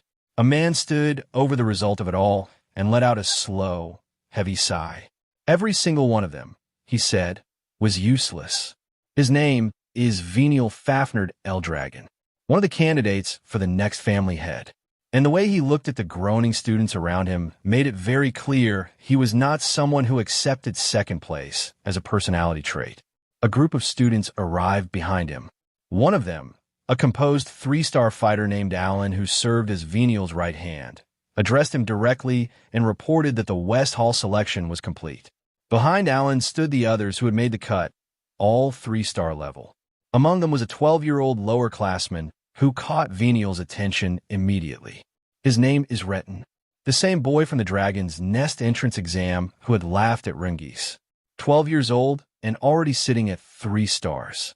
Venial called him over and asked whether he was genuinely already 3-star despite being a lower-classman. Retin confirmed it. Venial told him he liked capable people and that if Retin proved useful, he would make him a direct subordinate. Retin bowed immediately, thinking to himself that Lord Venial had acknowledged him, and that with someone like this leading the West Hall, there was simply no way they could lose. He let himself imagine further down the line. Great results on the special mission. Venial named the next family head, and himself right there beside him at the top. Alan stepped closer and told Venial there was something he needed to know. He lowered his voice and said that Lady Laika would apparently be participating as part of the East Hall selection team. Venial scratched his head. The irritation on his face was immediate and unfiltered. He called her an endlessly annoying pest. Then he stood up and said it did not matter. No matter how exceptional Laika was, the West Hall was going to win. He said it again for the room. They would win, complete the special mission, and prove to every one of his older brothers that the seat of the next family head had always belonged to him. Selection day arrived, and the arena filled up fast. Students from every Dragon Hall had come to watch, and the sheer volume of people packed into the space made Rangis mutter to himself that he had not expected this many. Laika explained that most of the student body from the different halls had gathered specifically to witness the selection, and noted that since a significant number had dropped out during the various exams, the crowd they were looking at was already a reduced version of what it used to be. Rangis went quiet instead of answering. He thought about the ones who had not made it here, the ones who had been sent home and given a label instead of a future, called pseudo-dragons, the same word that had followed his father around for years. Laika caught the look on his face before he could hide it and immediately changed the subject, putting a hand on his back and telling him that what mattered right now was that they had been chosen to represent the East Hall. That was something to be proud of. Rangis agreed and told her he would give everything he had. They found our boy a short distance away, standing quietly among the other participants, unusually still for someone who had spent the last 5 years being the most energetic person in any room he entered. Rangis asked if something was wrong. Laika remarked that he seemed different today. He told them there was no problem. He was simply reading the room, gauging the fighting strength of the students around him like a scout doing a pre-match analysis. Then a loud voice cut across the arena. As expected of Lord Zeke, to think he could do something like that. Rangis collapsed from the shock of it. 2 upperclassmen came running toward them, both members of the selection, both apparently very eager to be near the person who had punched their teammate across an arena and then complimented his training. Rick was one of them. He said that after their battle, he had genuinely reconsidered how he thought about strength. He respected the strong. That was simply how it was for someone of El Dragon blood. Our boy told him that was not a bad way to think. So it was fine. Meanwhile, Rangis was clinging to Zeke's legs, trying to recover from having his heart nearly leave his body. They peeled him off the ground while our boy thought through what he had observed so far. Every participant from the other halls was at 3-star level. No 4 stars as expected given the special Rift's entry restrictions, but several of them were sitting right on the edge of it. The kind of fighters who were technically 3-star, but felt like something closer to 4 when you stood next to them. He was genuinely looking forward to seeing what techniques would show up in these matches. Before that thought could develop further, someone grabbed Laika from behind. A girl had wrapped her arms around her and was making enough noise for the entire arena to turn and look. Laika recognized her immediately. Her name is Sandy Typhona, daughter of the Typhona family head and Laika's cousin. Arriving like she owned the space she walked into and fully expecting the room to agree. She asked how Laika had been, whether anyone had been giving her trouble, and pulled her in tighter while she waited for answers. Celine asked who she was. Laika introduced her properly. Sandy, one of the 4 great families. The room around them shifted slightly at the name. Sandy's mood turned a degree cooler when she turned her attention to the group standing with Laika. She asked, in a tone that carried the particular weight of someone who has never had to soften anything in their life, whether these were really her companions. She acknowledged that getting along with people was fine, but pointed out that none of them had the ability to truly stand beside someone who was a candidate for the next family head of El Dragon. They simply lacked the quality for it. Our boy cut in and said that would only become clear once they actually fought. Sandy asked who he was. Laika said quickly that he was Zeke, also a candidate like herself. Sandy looked at him and asked whether he was really that one, the rumored illegitimate child of the current family head. Then she said, with complete bluntness, that she had never expected a mere bastard like him to still be alive. Our boy kept smiling. Laika did not. She immediately asked Sandy why she was speaking like that in front of her friends. Sandy looked genuinely surprised by the reaction. She told Laika that even if Zeke was an illegitimate child, he was still her rival, and that Laika could not afford to walk around with that kind of attitude if she intended to defeat the other candidates. She also pointed out that the East Hall group standing around them was objectively poor quality since not one of them had reached 3 stars yet, and asked whether East Hall students had really dropped that low. Zeke told her, with a slight pout that did not quite mask the sharpness underneath it, that if she kept looking down on them the way she was doing right now, she would end up having the rug pulled out from under her before she saw it coming. Sandy's expression shifted immediately. Her eyes narrowed, and she asked him to repeat that. She wanted to confirm whether an illegitimate child with no backing beyond the family head's blood was actually standing in front of her and issuing a warning. He told her it was not advice. It was a warning. There was a difference. Sandy's temper started to rise. Before it could go further, a third voice entered the conversation from the side. A student stepped in and told Sandy that causing trouble for the other teams before the selection had even started was not a good look. He introduced himself with the easy confidence of someone who had never needed to raise his voice to be listened to. His name is Aegis Van Blade, representative of the North Hall, and the way he carried himself suggested this was not his first time walking into a tense room and making it slightly less tense just by arriving. Sandy told him not to interfere, that they were in the middle of something. Aegis smiled and said he could not let it go since the selection was about to begin. The conversation dissolved into the general noise of students milling around and waiting, the tension between Sandy and our boy sitting unresolved in the air like a storm that had decided to postpone itself. Then the arena went quiet. A man had arrived, and the room had felt it before anyone had seen him. Rangis and Laika went still. Sandy stopped talking mid-thought. Our boy looked up and smiled, the particular kind of smile that means something genuinely interesting has just walked through the door. The man who stepped forward to announce the beginning of the selection battle was the captain of the Gold Dragon Corps. His name is Teach Mentrick, known simply as the Educator, and whatever happened next was going to happen under his watch. Mentrick stepped forward and announced that the selection battle was officially beginning. The arena settled into the kind of quiet that only happens when a room full of competitive people simultaneously decide to start paying attention. He laid out the format. All 4 halls combined into a single tournament bracket. The 4 halls would be split into 2 groups, with the winners of each group advancing to a final. Matches would be one-on-one duels, each hall sending out its 7 fighters one at a time in a predetermined order. The first hall, to defeat 4 opponents, would be declared the winner of their group.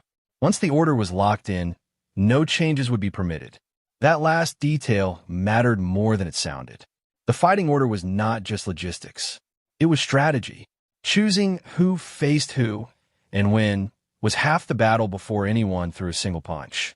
Mentrick added one more detail before moving on. The hall that won this selection would be assigned the special mission, an extremely important one for the El Dragon family. Anyone who contributed to its success would make a significant mark on the family record. For Laika and Venial, that contribution was not just about the mission. It was a direct step toward the head seat. The bracket draw came next. Each hall's representative would step forward and pull a stone from a box. Mentrick called the West Hall first. Venial Fafniled El Dragon walked to the front without hurrying. He reached into the box, took his stone, and was sent back to his position. As he walked away, he turned and looked at Laika's group with a slow, deliberate smile. The kind of smile that is not trying to be friendly. A bead of sweat ran down Laika's face as she watched him. Our boy noticed immediately and asked whether she knew that man.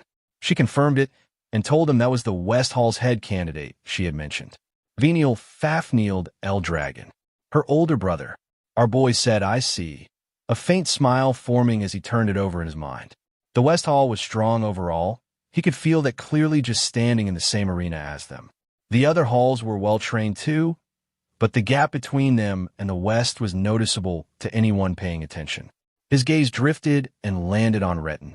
He thought to himself that it had been a while since he had seen that face. The boy had shown considerable raw ability even back at the entrance exam, but reaching 3-star level at 12 years old meant he had not wasted a single day in between. Our boy smiled at that. He could respect it. Retin noticed Rangis at the same moment, and his expression shut down immediately. The warmth that might have existed was replaced by something flat and hostile. He stared across the arena and asked, loud enough for people nearby to hear, what Rangis was doing in the selection at all. A few students who recognized Rangis reacted with visible surprise, some openly questioning it. Rangis felt the familiar weight of being the person in the room that everyone expects to be somewhere else. Raymond leaned over and asked if he was okay. Rangis said he was fine, which was technically true and also not the whole truth. Retin kept staring. Mintrick called the North Hall representative next.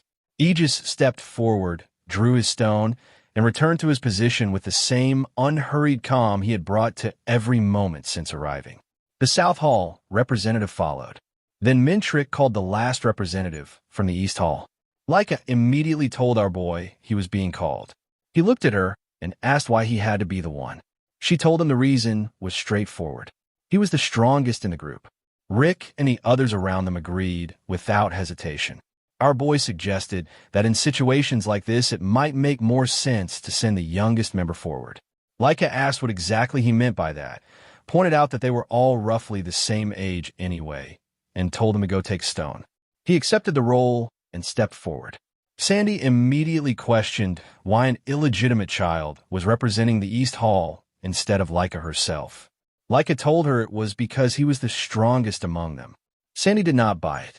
She pointed out that he was not even a 3-star level the way Laika was, and reminded her that this selection was effectively a head candidate battle between her and Venial. At this rate, she said, Laika was going to lose. Laika smiled and said there would be no problem. Their team was strong.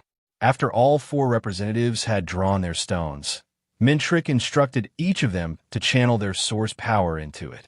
The stones began to glow, splitting into blue and red. When the colors settled, the brackets were clear. First match, East Hall versus North Hall. Second match, West Hall versus South Hall. Laika's group turned immediately to look at Sandy and Aegis's team across the arena. Their eyes found one particular student standing among the North Hall fighters. Tall, unusually so, and the sharpness behind his gaze was the kind that does not come from confidence alone. Rangis stared and asked quietly whether that person was actually a Dragon's Nest student. Laika confirmed it, though she admitted she had not expected to be drawing the North Hall in the opening match. Across the arena, Sandy was already done waiting. Her lightning aura came forward and she pointed directly at Laika's team, declaring that this was a good opportunity to wake Laika up properly. She said she would crush her thoroughly enough that she remembered her position and her purpose. Laika did not blink. Her golden lightning aura surged out around her in answer, steady and bright, and she told her cousin simply to bring it on. Our boy stood holding the blue stone, watching all of this unfold, when he felt someone's attention shift toward him. Aegis was looking at him with a calm smile, saying that it looked like they would be meeting in the first match and that he was genuinely looking forward to it. Our boy looked back at him and decided immediately that he liked this one. He told him it seemed like they would get along and that he could not wait for the fight to start either. 2 people who had both shown up to this selection actually wanted to be here, and both of them already looking forward to each other. The silence in the arena broke when Mintrick announced that the first match would be East Hall versus North Hall. Rick immediately turned to our boy and declared that he would do everything in his power to win. His voice was determined. His face was sweating through the determination. Laika caught it immediately and asked quietly whether he was actually going to be all right, given how visibly anxious he looked. Our boy agreed that yes, he looked anxious. Mintrick confirmed both sides were ready, and the match began. Rick charged forward immediately, source power loaded into his fist, and the East Hall held its breath from the sideline. Laika asked our boy what he thought the outcome would be. He replied that there was no such thing as a guaranteed victory in any fight, unless they were talking about himself, in which case his wins were always absolute. Laika clarified that she was asking about Rick specifically. Our boy turned back to the fight. He said that in terms of pure skill, Rick and his North Hall opponent were not far apart. If Rick fought the way he normally did, he should be able to take it. Laika agreed, but pointed out the variable that skill alone could not account for. This was their first time fighting in front of a crowd this size, under the weight of representing their entire hall. That pressure was its own kind of opponent. Our boy acknowledged it. He also noted that Sandy and Aegis were exceptions to that rule. Both of them were already brushing the edge of 4-star level. Pressure in front of a crowd was not going to rattle people sitting that close to the next threshold. He also noted to himself that Sandy, being from the Typhona family, meant she almost certainly carried techniques from the same lineage as Laika. That was going to make for genuinely valuable battle experience when the time came. Rick went down. Mintrick announced North Hall as the winner of the first match. Marin stepped up next, visibly shaken, but telling herself she needed to win. Laika encouraged her and told her she would be fine. Marin was defeated before the encouragement fully landed. Laika and our boy both sighed at the same time. Rick and Marin came back to the group, trembling, and apologized for their losses. Our boy laughed and told them he had already known they were overwhelmed by the atmosphere the moment they stepped in. He said they did not need to carry that. If this had been a real battlefield where lives were actually on the line, the results would have been different. The arena they were standing in right now was built for learning and testing, not for killing. The losses today were not failures. They were the kind of experience that could only be gained safely here, and on a real battlefield in the future, those lessons would become the foundation they fought from. Both of them straightened up almost immediately. 2 straight losses. The next match was critical. Our boy turned to Rangis and asked if he understood that. Rangis, who had been anxious since morning, begged him not to make it worse. And then he looked across the arena at his opponent, and his expression collapsed entirely. The North Hall fighter waiting for him was enormous. Glowing red eyes. The kind of size that makes a crowd start doing math they do not like the answer to. Rangis burst into actual tears, nose running, clinging to our boy's arm and saying that his opponent was terrifying and the crowd was massive, and he was genuinely scared. Our boy reminded him that he had already fought upperclassmen when they were forming the team. Rangis insisted that none of those upperclassmen had looked anything like this. He also pointed out that fighting someone this intimidating in front of a crowd this large was an entirely different kind of pressure. Our boy sighed. He put his arm around Rangis, told him to look at his opponent carefully, and asked what weapon the man was carrying. Rangis looked. A massive sword. Our boy told him that was all he needed to know. He was simply fighting someone holding a sword. Nothing more than that. He broke it down. If the opponent thrusts, parry it. If he slashes upward, pull back. If he swings downward, step in and thrust the spear. Focus on the weapon in front of him. The same way he always trained.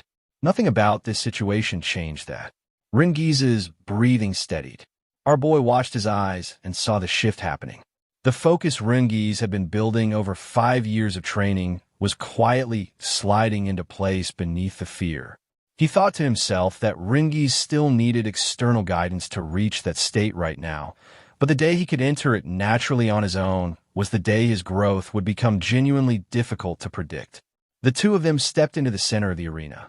The crowd noticed the size difference immediately, and several people said aloud what everyone was already thinking. There was no way the smaller one could match him. Mintrick gave the signal. The giant came forward instantly with a triple-leaf sword-style, single-blade branch. Rangis stepped out of the way before it landed. The giant declared that Rangis would not be able to keep avoiding him and followed with the twin Fong branch, a barrage of strikes coming from multiple angles. Rangis dodged each one, parried the ones he could not fully avoid. The crowd that had been dismissive went quieter. Laika watched with tight concern from the sideline. Celine noticed that the giant was gradually cutting off Rangis's preferred distance, trying to collapse the range advantage a spear fighter relied on. Raymond asked our boy if Rangis would be all right. Our boy pointed at Rangis's eyes and told him to look. He was getting more focused with every exchange, not less. The pressure was working for him, not against him. The giant launched the Leaf Storm dance technique, a wide, sweeping assault. Rangis's eyes flashed. Something clicked behind them, clean and sharp, the kind of focus that does not look for openings so much as simply see them. He activated the Cloud Water Spear style, flowing clouds and water, and parried the incoming sword with a deflection that redirected the force and threw his opponent off balance. He did not wait. Raging Current Strike. He drove the spear into his opponent's chest with everything behind it. The giant hit the ground and did not get up. The crowd that had been doing unfavorable math went very still. Mintrick declared the match over. East Hall wins the third bout. Rangis exhaled so hard it was almost audible from the sideline. Our boy smiled and said simply that it was time to start turning this around. Rangis's win lit something in the East Hall that had not been there before. The momentum carried. Celine took the fourth match. Raymond claimed the fifth. 3 straight wins after going down 2, the kind of comeback that makes the crowd start paying attention to the wrong team. Then the 6th match arrived. Laika stepped into the arena. Sandy was already waiting on the other side. Laika greeted her and said it had been a while since they had crossed swords like this. Sandy admitted she had not expected North Hall's fighters to fall to students who had not even reached 3-star level yet. Laika told her calmly that, as she had said before, her companions were strong. Sandy conceded the point with a mocking smile, said she had underestimated them, and then made clear that they were not the real issue between her and Laika anyway. Her golden aura came forward as she said it. Laika felt the pressure immediately, and her expression shifted. Sandy told her that her companions were a side conversation. If Laika genuinely wanted to become the next family head, she needed overwhelming power of her own. And right now, she was sitting at 2nd place within the East Hall. Sandy asked her whether she understood just how precarious that position actually was. Laika glanced briefly back toward our boy, then turned to face Sandy again. She said she understood her standing completely, and she had not given up on the family head seat. She had not given up on surpassing Sandy either. Her current strength, she said, was enough to beat her. Sandy said she wanted to see that for herself. She activated her ability and vanished. The spectators reacted immediately, several of them making sounds of disbelief at the speed of it. She reappeared behind Laika in an instant and said she wanted to witness that confidence up close. Laika got her sword up in time to defend. Sandy dropped immediately into a crouch and launched from the front this time, the angle completely different from where the last attack had come from. The two of them fell into a fierce exchange, lightning against lightning, blade against blade. Edges watched from the sideline and noted that Sandy had the advantage, which was not surprising. She was wielding the same lightning greatsword arts as Laika, but better. He wondered quietly how long Laika could manage against someone who outpaced her in her own fighting style. Sandy activated the lightning greatsword art called Judgment. The strike opened a wound along Laika's side. Celine and Marin both reacted from the sideline. Laika stepped back, assessed the damage, told herself it was only a scratch, and steadied her breathing. Rangis said quietly that Sandy was incredibly strong. He had not expected to see Laika push back that quickly. Raymond mentioned that he had heard Sandy was the one who had trained Laika when she was younger. Laika went back in. Sandy dodged the strike easily and told her that she still had not fixed the same bad habit from when they trained together years ago. Whenever Laika felt cornered, she started swinging wildly. Laika ignored the commentary. Their lightning auras crashed against each other alongside their blades, and the explosion that erupted at the center of the arena pushed the crowd back from the edge of the stands. Laika came out of the exchange carrying several new injuries. Sandy shook her head. She told her that her bad habits had not improved at all, and that she could not even hold the #1 position in her own hall.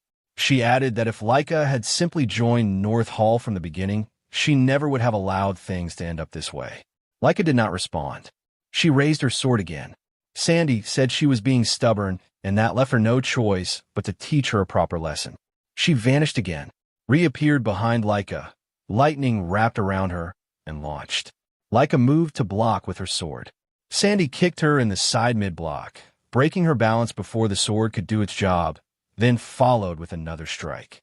What came after that was a relentless sequence, one strike feeding into the next without giving Laika room to reset. Injuries accumulated across her body faster than she could absorb them. Celine and the others on the sideline looked genuinely afraid. Our boy watched with calm eyes and said quietly that Laika looked like she was about to break through another barrier. Sandy set up for the finish. She told Laika it would be better to surrender, then activated the first secret technique of the lightning greatsword arts. Golden lightning engulfed Laika completely in a storm that swallowed the entire center of the arena. The crowd went silent. Everyone waited for the result. Laika stood up. Sandy's composure cracked visibly. She could not understand it. That attack should have ended the fight.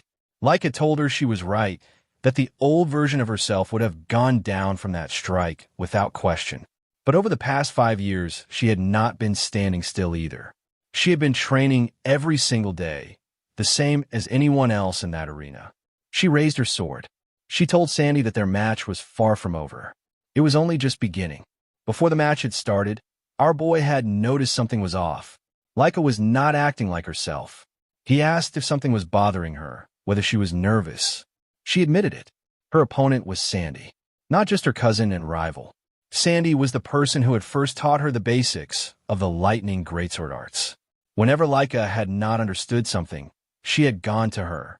Sandy had been something like a mentor to her growing up. Our boy said, "I see." Laika then admitted the full truth. She had never beaten Sandy. Not once. And even though she had grown stronger over the past 5 years, Sandy had been training just as hard. Despite everything she had said in the arena earlier, she could not honestly say she was certain she would win. Our boy told her to remember their training together. All 5 years of it. Laika's expression twisted immediately at the memory, as if she were about to cry from something between frustration and exhaustion. He asked, with a slight grin, whether training with him had really been that bad. She did not answer that directly. He explained what those 5 years had actually been building toward. Her biggest weakness had always been her tendency to let her emotions narrow her focus the moment a fight became intense. Everything they had done together had been designed to teach her how to stay calm in the middle of that pressure, how to keep observing even when the hits were coming fast and hard. Laika said he had certainly attacked her quite freely during those sessions. Our boy winked and called it true spirit. She asked what kind of spirit that was supposed to be. He told her the results would speak for themselves, and that she could now analyze her opponent's movements calmly even while fighting, which was something the old version of her had not been able to do. She admitted it might be true, but she still did not know if it would be enough against Sandy specifically. He told her she would find out the moment she was actually standing in front of her, and that someone with her talent, once she truly began observing an opponent's movements, would discover very quickly how powerful that ability could be. He also reminded her that she had been trained by the strongest person in existence, so she had no reason to carry past results into this fight. Laika laughed a little at that, thanked him for helping her relax, and stepped forward. He called out one more thing before she went. Since Sandy was the one who had taught her the lightning greatsword arts in the first place, this was the perfect opportunity. Just like in training, all she needed to do was observe carefully. If she did that, she would grow stronger than Sandy before the fight was over. Back in the present, with her body carrying injuries from Sandy's relentless assault, Laika told her sister something that stopped her mid-preparation. She said she had spent the entire fight carefully studying Sandy's lightning greatsword arts. She had taken the attacks head-on specifically to read them, and now she was beginning to see through them. Sandy asked what she was talking about. Laika answered by attacking. Her sword generated afterimages that made it impossible for Sandy to read whether she had slowed down or stopped. The strike connected before Sandy could account for it. Sandy was still processing the shock when the next strike came, and the one after that. A relentless barrage of lightning-infused sword strikes that gave her no choice but to endure every single one. Sandy kept asking herself why Laika had suddenly become so fast. Laika attempted to replicate Judgment, Sandy's finishing technique. It failed. She identified the problem immediately. She had not captured the tempo variation that Sandy carried naturally in her movement, something Laika had not possessed before. Now that she understood it, she only needed to apply it correctly. Sandy told her that realizing something in the middle of a fight and actually executing it were completely different things, and that mastery like that was not something that could be copied on the spot. On the sideline, Rangis and the others watched Laika's transformation in open disbelief. Rick asked our boy whether he actually understood what was happening out there. He explained that Laika was learning Sandy's lightning greatsword arts in real time, right in the middle of the fight. It was the direct result of 5 years of training built around teaching her to analyze an opponent calmly, even while taking damage. She used to focus only on her own sword when things got intense. Now she was different. She had developed the composure to observe while fighting, and by studying the same sword style mid-combat, she had stepped into an entirely new stage. Sandy still insisted that an incomplete imitation would never defeat her. Then their swords and lightning crashed together again, and Sandy was sent flying backward. She hit the ground and could not immediately accept what had happened. Laika came forward immediately and told her that 5 years of training had not been ordinary. She had spent them at the edge of her limits with a certain someone. This was the true strength of her lightning greatsword arts now. She gathered everything she had left and unleashed her grand thunder technique. Golden lightning tore across the entire arena in a wave that made the crowd instinctively step back. When it cleared, Sandy was still standing. Barely. She looked at Laika and admitted, quietly and genuinely, that she had truly grown stronger. Then she collapsed. Laika had won. Even Venial, watching from the West Hall side, could not hide that he was impressed. Laika walked back to the group, and our boy told her immediately that it seemed he would not need to fight after all. She smiled and said she was glad she had secured the win for the team. Then she mentioned that if she had lost, Zeke would have been up next against Aegis. Our boy asked if she knew him. She said not personally, but the name carried weight. Aegis was said to be the greatest genius the Vanblade family had ever produced. Our boy muttered "I see" and thought about it quietly. Based on the aura he had read from Aegis during the bracket draw, the man stood noticeably above every other participant in the tournament. Not by a small margin either. Laika added that even for Zeke, facing him would have been uncertain. Our boy said nothing to that, which was its own kind of answer. Mintrick stepped into the center of the arena and announced that although the East Hall's victory had already been decided, the matches would continue to their conclusion regardless.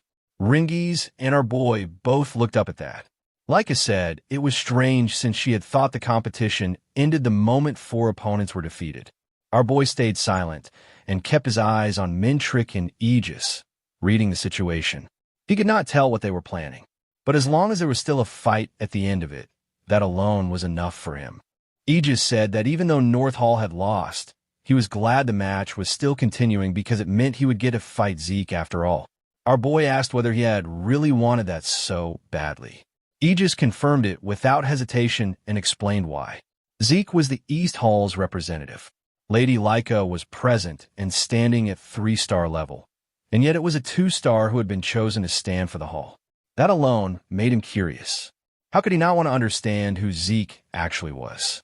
Our boy listened, and then said that as he had expected, they were going to get along. He had been eager to cross blades with him as well. Aegis asked if that was really true. Our boy told him that among everyone in this venue, Aegis stood apart. He had heard the reputation. A once-in-a-century genius was the phrase people used. He wanted to measure that through a direct fight rather than a reputation. Aegis said good, and slowly drew his katana. He said he was becoming more excited by the minute. Our boy noticed the weapon immediately. A A katana. It had been a long time since he had faced someone who used one. The old feeling that came with that recognition settled in comfortably. Mintrick announced the start of the match.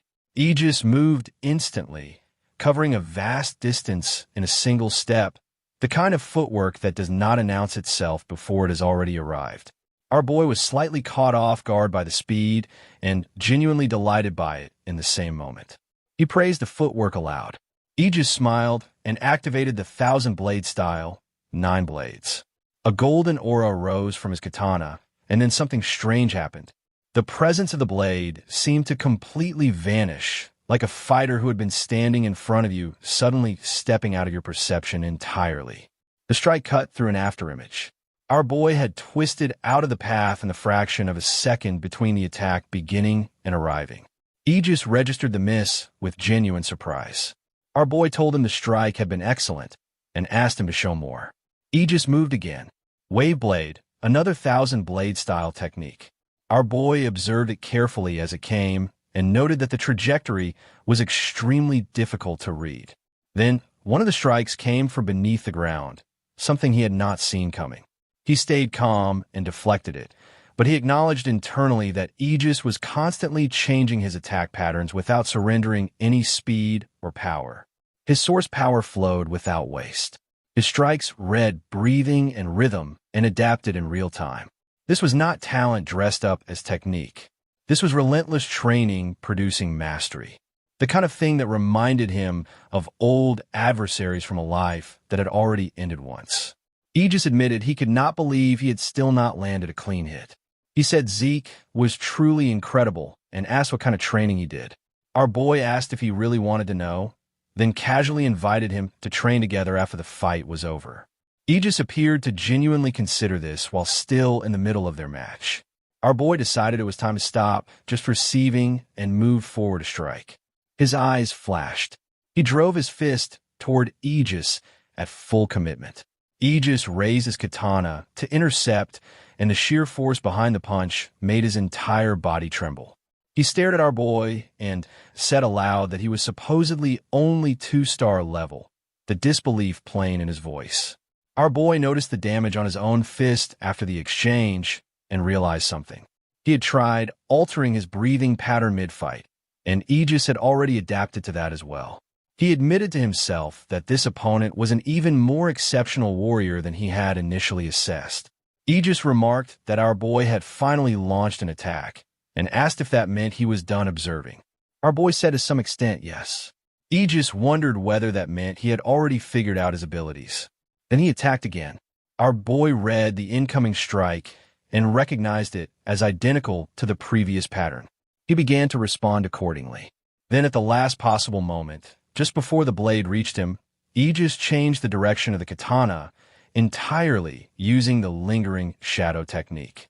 The shift was so sudden and so precise that there was no time to adjust. The blade connected across his chest.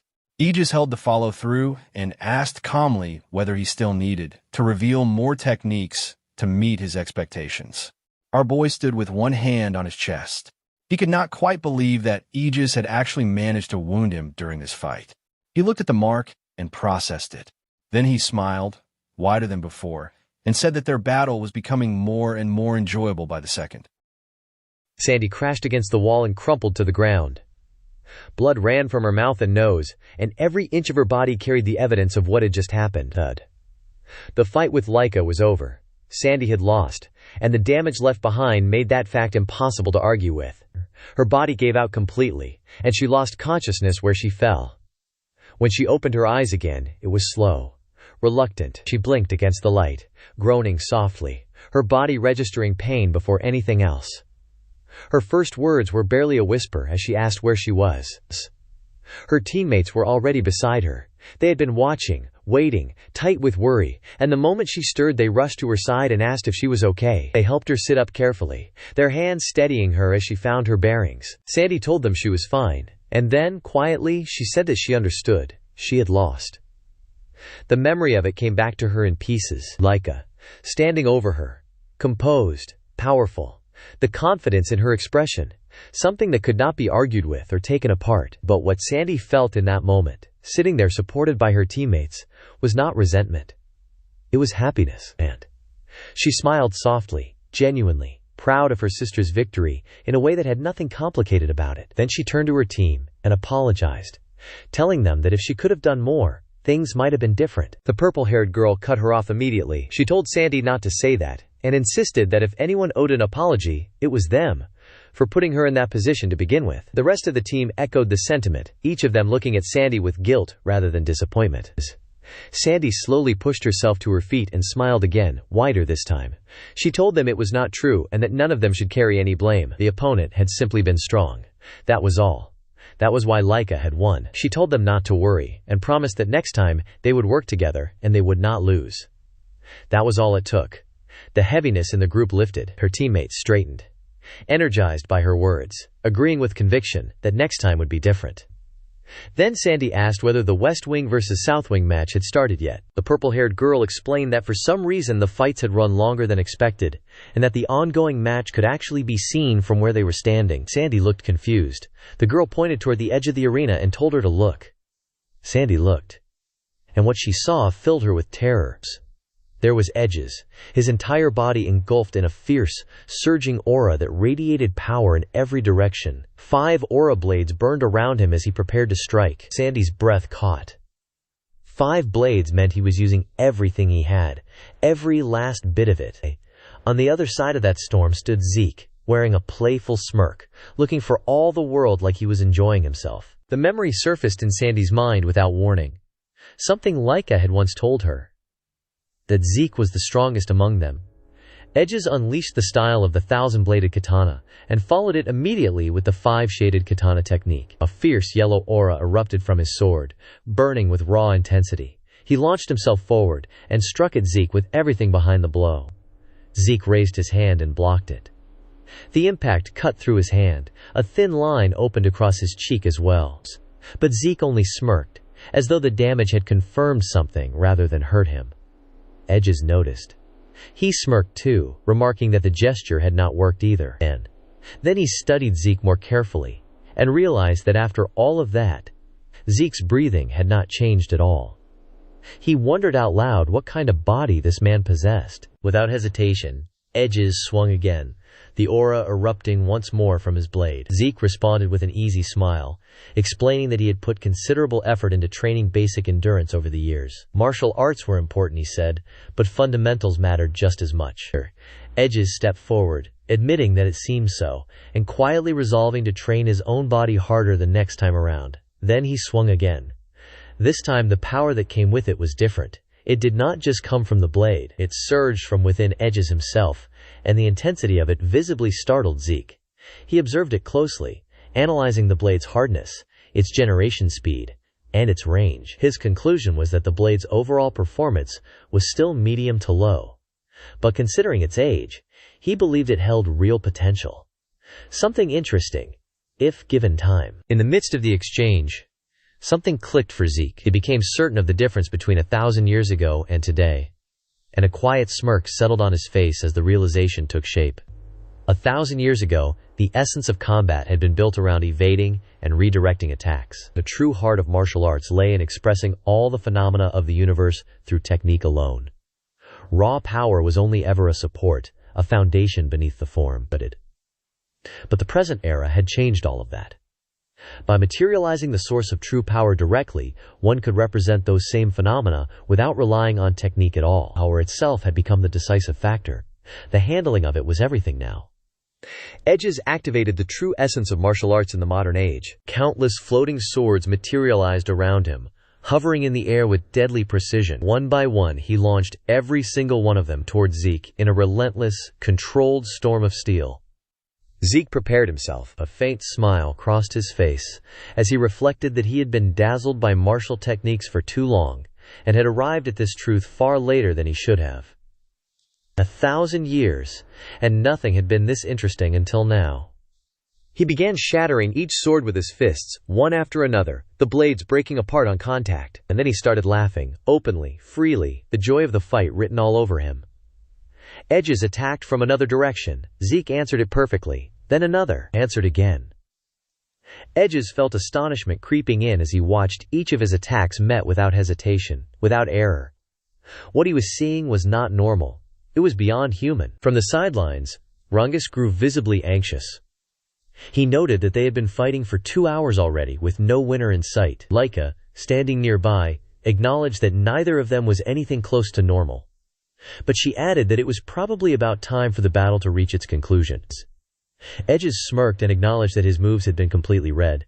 Zeke smiled and admitted the fight had been very fun. Edges agreed with that. A moment passed between them, mutual and genuine. Then Zeke clenched his fist. He declared that he would show his respect. What he had learned in this battle would now be revealed. He called it the New Moon Technique.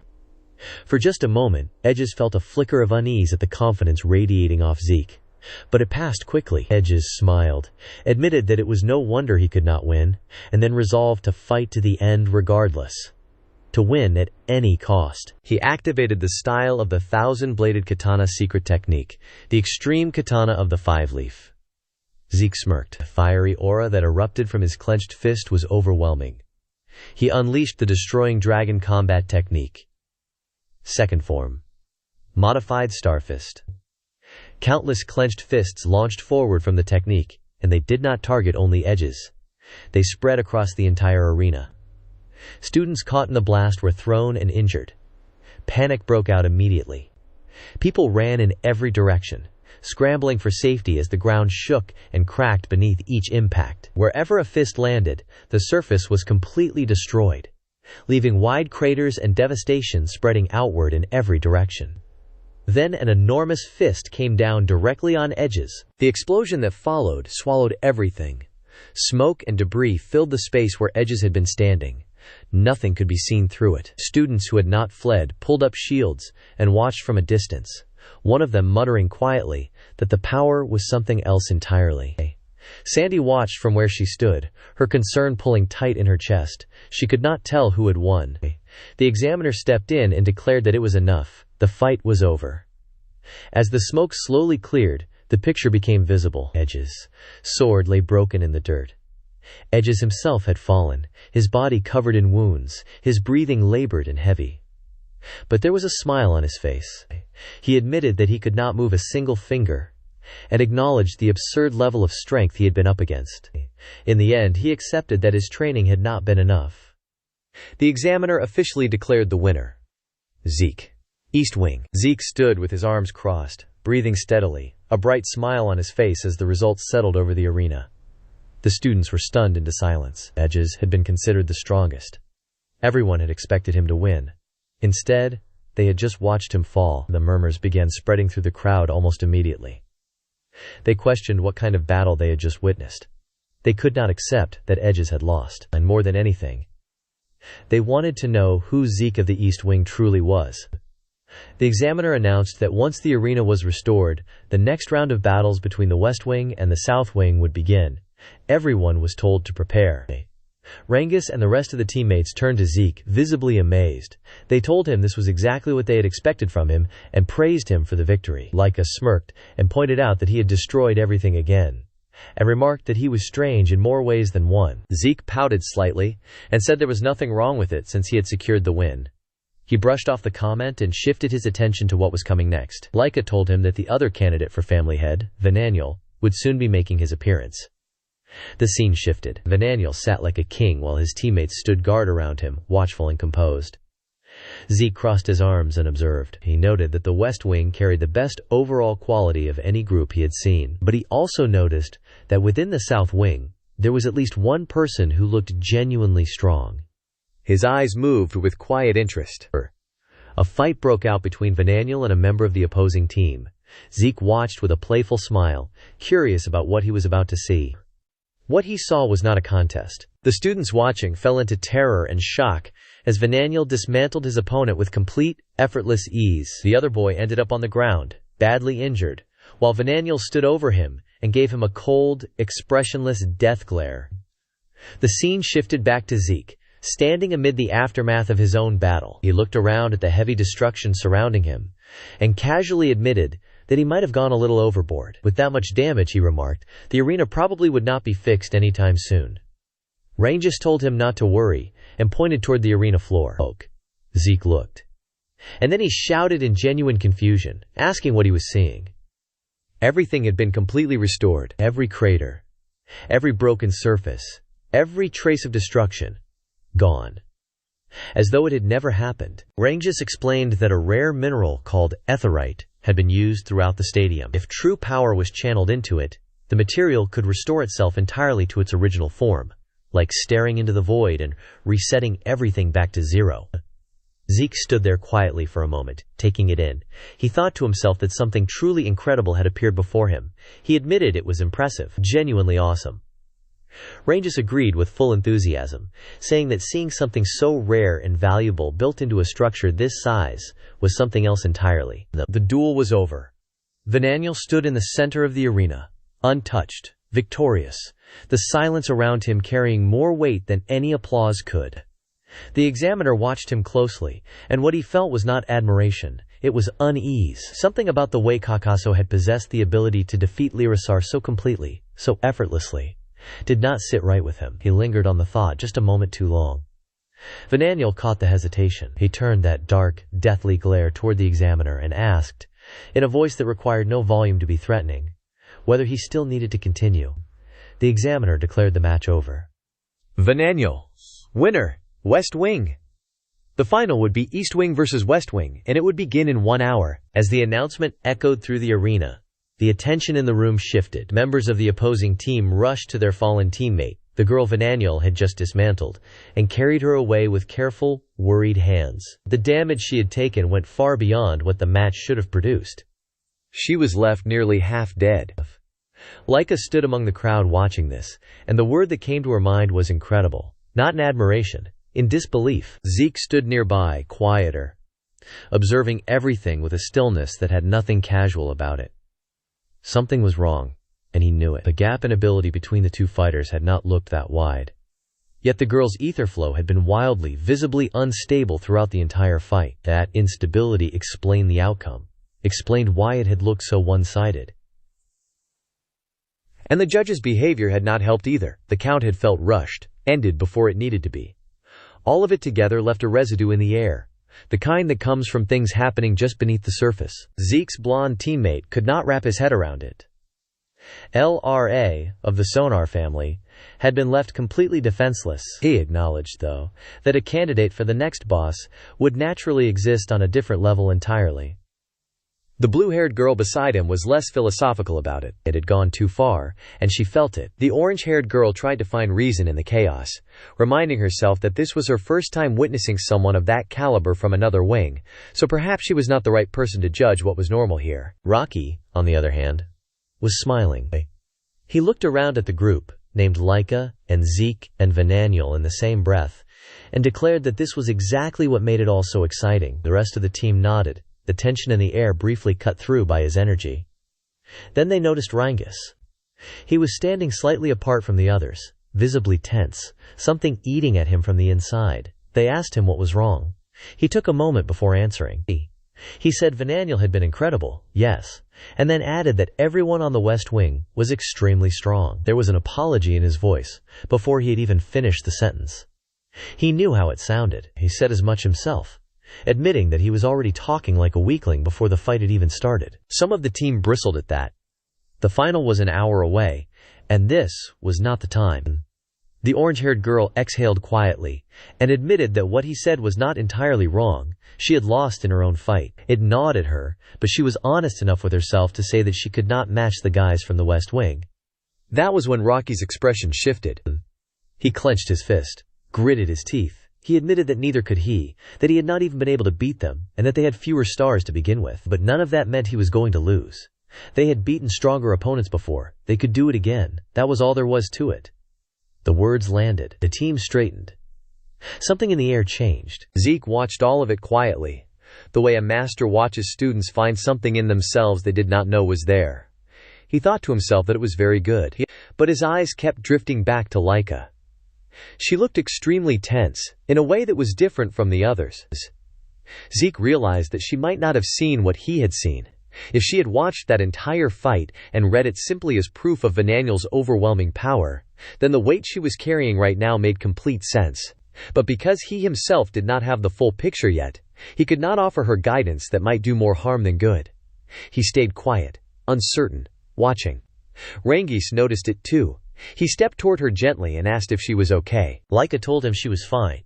She thanked him. She just needed to organize her thoughts, she said. Then she said goodbye to the group and walked away alone. Rangis watched her go, and the tension that had briefly left his face returned. Leica found a circular stone fountain and sat at its edge, her posture slightly slouched under the weight she was carrying. She turned the fight over in her mind again and again. Vananiel had defeated LRA in a way that was completely unilateral. She knew what that meant, because even edges would not have been able to overwhelm LRA like that without taking damage in return. And yet Vananiel had done exactly that. She lowered her hand into the water. The last time she had fought him, she was 5 years old. She had only reached 10% of her strength back then, and she had still lost. Since that day, the desire to beat him had been the thread running through everything she had worked toward. She had trained, grown, pushed herself, believing that she was finally closing the gap. And then this. According to the order of matches, Vananiel's next opponent would most likely be Zeke. She felt a faint relief at that thought, at the fact that she would not have to face him herself. And then she hated herself for feeling it. To her, relief like that was the same as admitting defeat. She clenched her fist, knuckles pressing against the stone, and made herself a quiet, firm promise. She was going to defeat him. That was still the truth, whatever today had looked like. She did not have long to sit with that thought. Vananiel arrived at the fountain with his subordinate, and the moment he spotted Leica sitting alone, a smirk formed on his face. He approached without hesitation, his voice light and mocking, asking what was wrong with her, and commenting that she seemed very serious. Leica looked up at him. The look in her eyes was not subtle. She told him she had nothing to say to him, and made it clear he should move on. He did not move on. He told her not to be so cold, and then, in the same easy tone, suggested that if he became the boss, perhaps she would end up as his wife. Leica stood up immediately. She told him to shut up. She told him she would be the one to become the boss. Vananiel stayed relaxed, almost bored. He pointed out that she had believed she could not win against him. He reminded her of the fight that had just taken place. He implied that the evidence had spoken for itself, that this was simply the pattern, then and now. Leica turned and walked away. His grin widened, and he reached out and placed his hand on her shoulder. She stopped. His grip tightened, his tone dropped. He told her to admit the truth, that in the past and now, she would never be able to defeat him. He told her to surrender and submit, and that if she did, he would treat her kindly. Leica forcefully removed his hand from her shoulder. She told him to stop talking nonsense. She did not look back. She walked, and she kept walking, and she did not give him the satisfaction of another word. Vananiel watched her go. The smirk stayed on his face, but something tightened behind his eyes. He muttered to himself that she was not pretty at all. But then he added, more quietly, that it did not matter. With what had already been set in motion, it was over. The rest was already understood. His subordinate stepped forward. She told him to leave it to her, then asked what they intended to do about Zeke. Vananiel said Zeke should not be a problem, even during the fight itself. His subordinate did not agree so easily. She reminded him that Zeke was still the one who had beaten Edges. She said they should get ahead of the situation. Vananiel considered it. He admitted it would be better to act before the fight, but he also pointed out that Zeke had strangely sharp instincts, and if Zeke sensed anything out of the ordinary, it would become complicated. There was something else too. From what he had observed, Zeke had appeared to be absorbing the attacks on purpose during his fight. That told Vananiel that Zeke could probably handle whatever came his way, regardless of timing. His subordinate listened and gave a quiet nod of understanding. Vananiel clenched his hand slowly at his side. Even without any preparation, he said. The fact that Zeke had defeated Edges made it impossible for him to lose to someone like that. That was simply how it was. He extended his hand over the fountain. Something dark spread from his palm and dissolved silently into the water below, blending into the clear surface without a ripple, without a trace. The contamination was invisible. Patient. Already working. Vananiel straightened, his voice carrying the cold, settled weight of someone who has already decided how the story ends. In this fight, he said, victory would be theirs. The water in the fountain continued to flow, clear and still, as if nothing had touched it at all. Somewhere, on the other side of the grounds, the clock was ticking down toward the final match, and not one person in that arena knew what had just been put into motion. The poison was already spreading, and the East Wing was walking straight toward it. Vananiel just poisoned the fountain, and the final match between East Wing and West Wing is 1 hour away. Rick clenched his fist and declared that it had finally arrived. The moment was here. Beside him, Laika looked just as shaken. Her eyes moved to Rick, and the anxiety written across her face was impossible to hide. Rick gritted his teeth and let the thoughts come. He knew the truth of their situation. Among all the East Wing representatives, he and the others were the senior students. And yet they were also the weakest ones in the room. The West Wing was filled with elites, every single one of them. That reality sat heavily on him, pressing down harder the longer he stood there. His voice began to tremble. He wondered out loud whether they could actually win. Then Zeke appeared beside him and struck him hard on the head. A bump formed instantly. Rick winced, stunned, and Zeke looked at him with a flat expression, demanding to know what had happened to the energy he had shown just moments ago. Rick stammered, unable to pull the words together. Zeke did not wait for a proper answer. He pointed directly at Rick and asked him what the point of fighting was. Was it to lose? Rick said firmly that it was not. Zeke told him that when you fight to win. Every single time, regardless of the skill gap, regardless of the odds. That mindset was what mattered above everything else. Something shifted in Rick's chest. The fear did not vanish entirely, but it was no longer alone in there. Confidence began to rise through it, and Rick declared with full conviction that they were going to win. Zeke placed a hand on his shoulder and smiled, telling him that he had trained well, and that he needed to hold on to that confidence now. Rick thanked him, equal parts grateful and quietly amused. Zeke then offered one more thing, a small tip, but an important one. He told Rick to relax his shoulders. Rick looked confused. Zeke explained carefully that the high-strength fist technique concentrates all force onto a single point of impact. If effort is applied incorrectly, the force that should be concentrated becomes dispersed instead, bleeding away before it reaches its target. To make the point land, Zeke placed both hands on Rick's shoulders and guided him to let go of the tension he was holding there. Rick felt it immediately. Something loosened. Something clicked.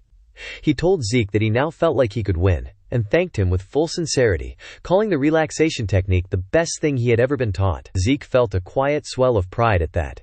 He told Rick to go forward and win. Rick walked toward the duel like a different person entirely. His earlier fear had been replaced by something bright and energized, and he chanted to himself with every step that they were definitely going to win. Zeke and Laika watched him go from behind, observing his stride. Laika broke the silence. She remarked that something felt curious to her. Zeke asked what that was.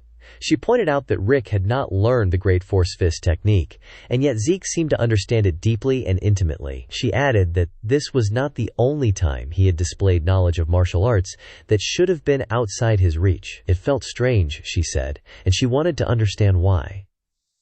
Zeke responded with a calm smile and told her it was not a silly question at all. His tone carried the suggestion that there was something more behind the answer. His expression turned briefly serious as he continued. Laika's eyes widened with shock at whatever she heard in those words. Then Zeke broke into a smile again, pointed at himself, and declared that the reason was simply because it was him. Laika stared at him. Then she remarked flatly that she had been foolish to ask him anything serious in the first place. On the arena floor, Rick stood before his opponent and steadied himself. The memory of the first battle he had witnessed in this tournament was still vivid in his mind. He had seen what this level looked like. He knew what he was walking into, but this time his resolve held firm beneath all of it. He made a quiet vow to himself that he would not lose again. His opponent looked back at him with cold arrogance. He scoffed and mocked Rick openly, declaring that a nobody who had already lost to the North Wing had no right to carry such an expression on his face. Rick matched his energy without flinching. He carried himself like someone who had already decided the outcome, and told his opponent plainly that he was no longer the same person as before. His opponent grinned at that, a dirty, disbelieving smile, clearly unconvinced. The examiner announced the beginning of the first match between the East Wing and the West Wing. The atmosphere in the arena pulled tight. The instant the signal dropped, Rick's opponent drew his dagger and came forward at full speed. As he charged, He shouted at Rick to stop talking nonsense and face reality, insisting that nobody changed within just a few hours. He taunted him further, reminding him that minutes ago he had been nothing more than a weak, frightened mouse pretending to be a tiger. The burst of speed was genuine. Rick's eyes went wide as the ferocity of the incoming attack registered fully. His opponent launched himself into the air mid-charge, both hands gripping short blades, a bright green wind-like aura spiraling around his entire body. The energy formed sharp, curved streaks that radiated speed and destructive force. This was not a warm-up. This was a finishing move from the first breath. The combat insect dagger technique. The devastating mantis cut. The technique tore through the air with tremendous pressure. Rick crossed both arms in front of him and barely managed to block it. The force behind the impact sent him flying across the arena regardless. He hit the ground hard at a distance, but he got back up. His opponent's expression darkened at the sight of Rick standing, jealousy and rage ignited behind his eyes. He gripped both daggers again and exploded forward for another assault. This time with even greater intent. He unleashed the total devour of the lobster. The sheer power radiating from the technique silenced the crowd watching. Rick could barely defend against it, catching the strike with his bare hands, and once again the impact launched him backward. His body hit the ground hard. Injuries were visible now. He groaned, gritting his teeth against the pain. His opponent laughed. He ridiculed Rick's condition, and asked sarcastically what had happened to all that change he had been talking about. Rick groaned through his teeth. In his mind he acknowledged the truth plainly. The power behind those attacks was overwhelming. But even with pain radiating through every part of him, he refused to let it end here. He gathered everything he had left, speed, energy, and will, and launched a relentless barrage of punches forward. Each strike carried every bit of desperation and determination he possessed. His opponent dodged every single one without breaking a sweat. He moved through the assault with smooth, effortless footwork, slipping between each punch like it was nothing. He called Rick a fool and declared that attacks like these would never reach him. Then he slipped behind Rick and drove a dagger into his back. Blood stained Rick's clothes. The sharp pain shot through him, and he groaned hard, his body buckling under it. But even as it hit, Zeke's voice came back to him clearly. The words, the instruction, the reminder to move forward. The explanation that the powerful fist technique concentrates all force onto a single point of impact. Rick wiped the blood from his mouth. His eyes hardened. This was do or die. He understood that now. His opponent positioned himself for the finishing blow, both daggers raised, his stance loaded with intent. He screamed as he charged forward and unleashed the flash of the stinging bee. But Rick did not flinch this time. He did not widen his eyes in panic. Instead, a grin formed on his face, confident and certain, and he declared that he had finally caught him. His opponent faltered. Confusion and rage twisted his expression as he demanded to know what Rick was doing. Rick clenched his fist. A powerful yellow aura surged from his hand, radiating with focused, concentrated energy. Without hesitation, he reached out and grabbed the incoming blade with his bare hand. The edge cut into his palm. He did not let go. His strength fist technique, and the name of it left his lips like a battle cry. A fiery aura erupted from his fist, blazing and overwhelming, the flames wrapping around his arm as he drove the punch forward with every last piece of force inside him. The blow connected. His opponent was sent flying across the arena and crashed violently into the wall. The surface shattered on impact. Debris scattered outward as a massive explosion echoed through the battleground. The students watching stood frozen, their faces locked in shock, struggling to process what they had just seen. From a distance, Laika and Zeke watched, and both of them felt it. Zeke in particular felt a pride so deep it was almost difficult to contain. The dust settled. The examiner stepped forward and declared the match over. The winner was the East Wing. Rick turned to look at his opponent slumped against the cracked, crater-marked wall behind him. He stood frozen for a moment, unable to fully accept what his eyes were telling him. And then it hit him all at once. He raised his hand into the air and erupted into celebration. His defeated opponent opened his eyes slowly. The shock on his face was raw and unfiltered. He could not comprehend that he had lost. Not to someone he had written off so completely. Elsewhere in the arena, Vananiel sat like a king surveying his domain. Authority radiated off him without effort. With a single gesture, He summoned the defeated fighter to come before him. The injured man dragged himself forward and knelt at Vananiel's feet, trembling, his head bowed in shame as he offered his apology. Vananiel's expression darkened. He delivered a powerful punch that sent the man flying without a word of acknowledgement. Then he turned slowly and fixed his gaze on the rest of his subordinates, dagger in hand, his eyes carrying a warning that needed no elaboration. They already knew what would happen if they lost. His subordinates stiffened in unison. The fear was immediate and absolute. They shouted together that they understood, their voices trembling with it.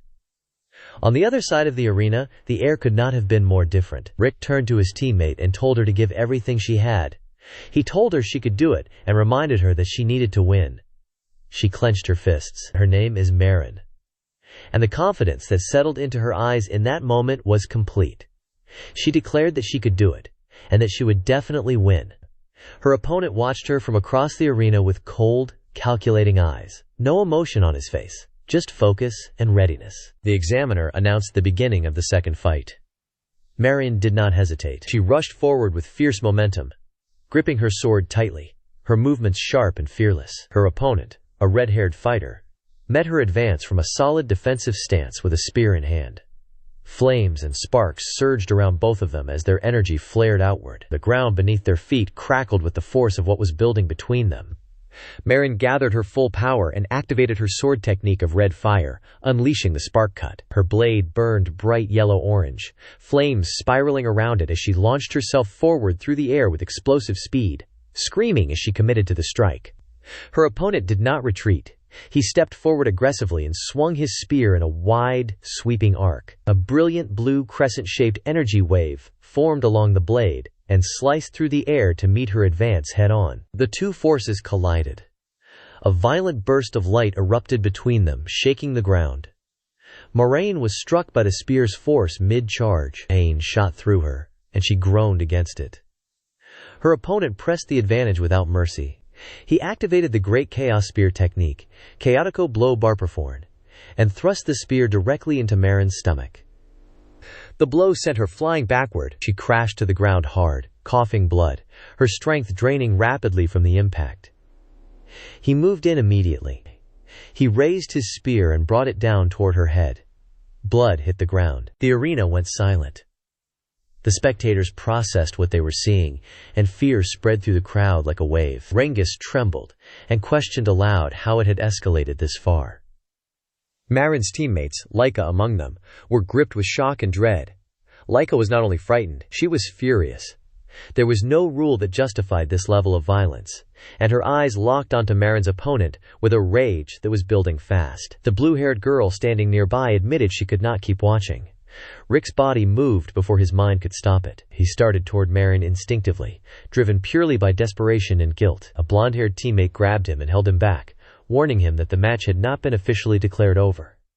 If he interfered now, it would be a forfeit. Then the examiner's voice cut through the arena. The match was over. The winner was the West Wing. The image that followed was brutal in its clarity. The West Wing fighter stood with his foot placed on top of Marin's head. She lay on the ground beneath him, limp and battered, blood running from her mouth, her nose, and her head, pooling on the floor around her. Rick rushed to her the moment the announcement landed. He knelt beside her and lifted her carefully into his arms, his face flooded with panic and guilt in equal measure. Laika arrived at her side moments later, tense and shaken, calling out to Marin repeatedly, asking if she was okay, begging her to respond. Zeke stood at a distance through all of it. He did not move. He did not speak. He watched everything with a steady, unreadable expression, his gaze calm and deeply focused, taking in every detail of what had just unfolded before him. The score was level. Marin's teammates crowded around her, calling her name over and over, shaking her shoulders, desperate for any sign of response. Nothing worked. She had been left nearly half dead by the beating she had taken, and her body was not answering anyone. As they looked at the state she was in, the questions started coming. Low at first, then louder. They asked each other whether what had just happened was truly acceptable, whether any of this was supposed to be allowed. Zeke stood to the side and watched all of it in silence. Rick could not stay quiet. He stepped forward and confronted Marin's opponent directly, demanding to know if there had really been any need to take things that far. The opponent looked back at him with complete arrogance. as though the question itself was barely worth acknowledging. Rick's expression sharpened at the attitude. The opponent explained himself without any remorse, saying that it had been a real fight. He had simply acted carefully and methodically to guarantee his victory, nothing more. Rick and the others pushed back hard, and if it was a real fight, the damage done to Marin went far beyond what any of it required. The battle should never have had to go that far. The opponent only smirked. He told them they were being naive. Fighters of the West Wing did not show mercy to their enemies. Their approach was simple. Crush the enemy completely. That was all there was to it. Laika stepped forward. Her expression had darkened considerably, and she looked directly at the opponent and asked whether this level of brutality was an actual official order. He dismissed her without concern. He told her it did not matter, and that if they disliked it, they were welcome to leave. He pointed out that the referee had never stopped the fight, and suggested that everyone in the arena should already understand what that meant. Marin had shown the will to keep fighting, so he had broken her. In his mind, it was the most logical conclusion to a real battle. Laika's anger burned quietly behind her eyes as she listened to every word of it. The opponent turned away with that same arrogant posture and walked off, remarking coldly as he went that continuing to talk to them was very annoying. He added that they should worry about themselves before worrying about their colleagues, because every single one of them was going to go through the same thing before this was over. Then another figure arrived. He stepped into the space with the calm, unhurried confidence of someone who had never once questioned his own standing. He declared that this was simply the way things were. Then, with a slow smile, he looked toward Rangis and suggested that if he wanted, he could retire right there. His name is Lekkening. Rangis went still at the sound of his voice. Lifton turned that confident smirk directly on him, and reminded him plainly that people like Rangis did not get to say his name casually. Then he pushed further, asking whether Rangis was not going to back down. The nervousness in Rangis deepened visibly. Leighton kept smiling. He told Rangis he would not stop him if he wanted to be beaten the same way that woman had been. Then he paused, as though something had surfaced in his memory. His tone dropped into something colder and more deliberate, as he asked whether Rangis wanted him to do the same thing he had done back when they were in the village. He called him insignificant Rangis. Those two words landed like a blow. Rangis lowered his head. His expression darkened as he absorbed the humiliation in silence, enduring it without reacting, pressing it down somewhere inside himself. Laika could not take it anymore. He stepped forward sharply and shouted at Leighton, demanding to know what nonsense he was talking about. Rangis quickly reached out to stop him. He told Laika that it was okay, and then he said something that made Laika pause. He said that before Leighton, he was not going to run away. Laika looked at him, confused.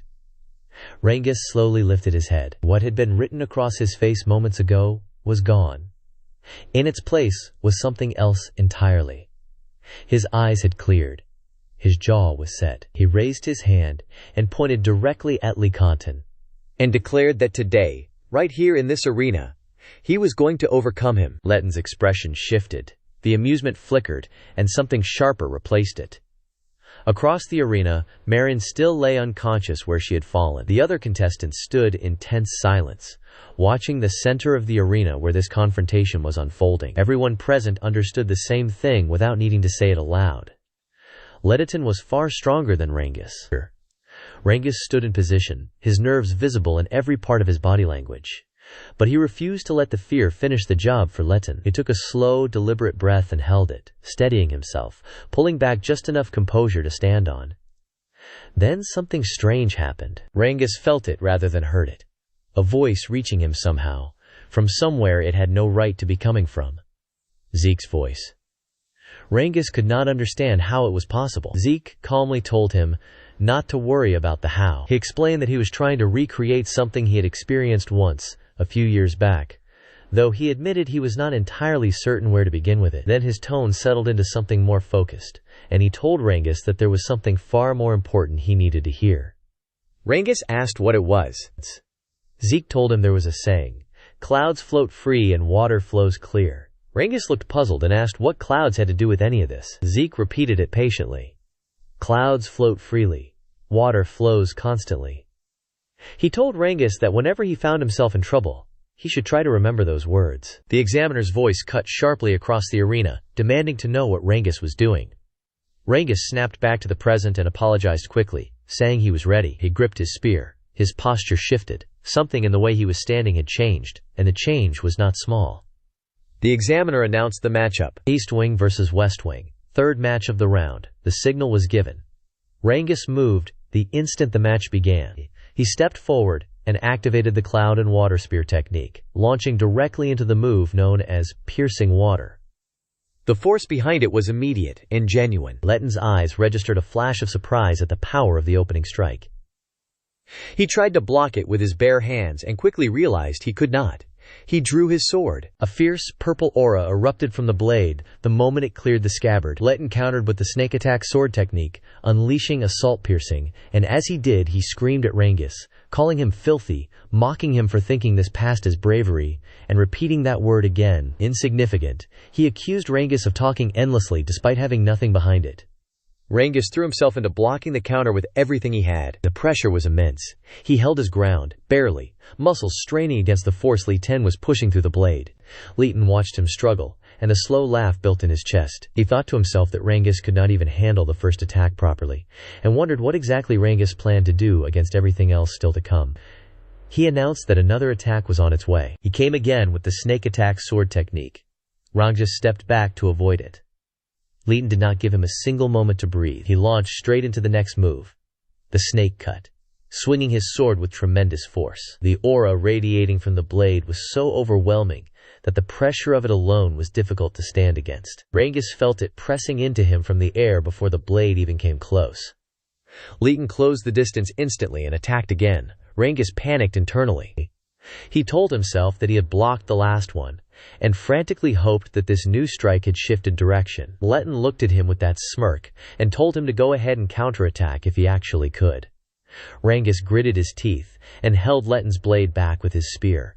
He declared stubbornly that he could fight back just as well. He activated the cloud and water spear technique again. This time he executed passing clouds flowing water, thrusting his spear forward as water-like energy surged powerfully outward from the weapon, spreading across the battlefield in a wide wave of force. Letton did not flinch. He swung his sword and launched a full counter without hesitation, telling Rangis to take it if he could. The impact was crushing. Rangis was sent flying and crashed hard onto the ground. His teammates tensed instantly, watching him with fear pulling at their faces. Rangis lay on the ground, badly injured. He used his spear to push himself upright, managing only to kneel. His breathing was ragged. His body had taken too much. And as he struggled to hold position, the truth of what was happening began to close in on him. Every move he had tried to make was being turned against him. Leighton was not just blocking his attacks. He was using them. Leighton walked toward him slowly. He stopped in front of Rangis and looked down at him with that cold, familiar smirk. He said he was certain that Rangis had been trying to use his own moves as counterattacks. Then he laughed. He called the counterattack technique. And then he added, cruelly and simply, that it was very unfortunate for Rangis, because he was many times more skilled than him in exactly that area. Rangis tried to deny it. The words barely formed before Letton reached down and grabbed him by the hair. He forced Rangis's head up and looked him in the eye. He asked, with mock curiosity, what kind of misunderstanding Rangis had been living inside all this time. Then he asked how the child of a fake dragon could ever expect to grow strong. He declared that Rangis, just like his father, was insignificant. Something ignited in Rangis despite everything his body was telling him. He demanded to know how Legaten dared to speak about his father that way. Letton's expression twisted with fury. He punched Rangis hard and screamed that the fake would never defeat the real. The blow put Rangis back on the ground, and then Letton began kicking him. Again. And again.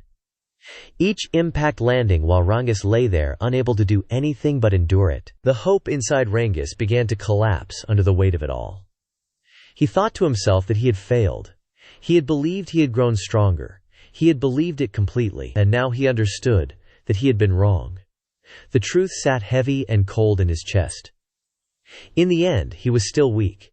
In the end, he was nothing but a fake. Tears began to fall from his eyes. And then the memory came. The arena dissolved. The pain receded to somewhere far away. What remained was a river and sunlight. and the quiet sound of water moving over stone. Rangis was young again, sitting beside his father on the bank, a fishing rod held loosely between them. The world was completely still. His father asked whether he liked fishing. Rangis answered that he really liked it, his voice bright with the uncomplicated happiness of a child who has not yet been asked to carry anything heavy.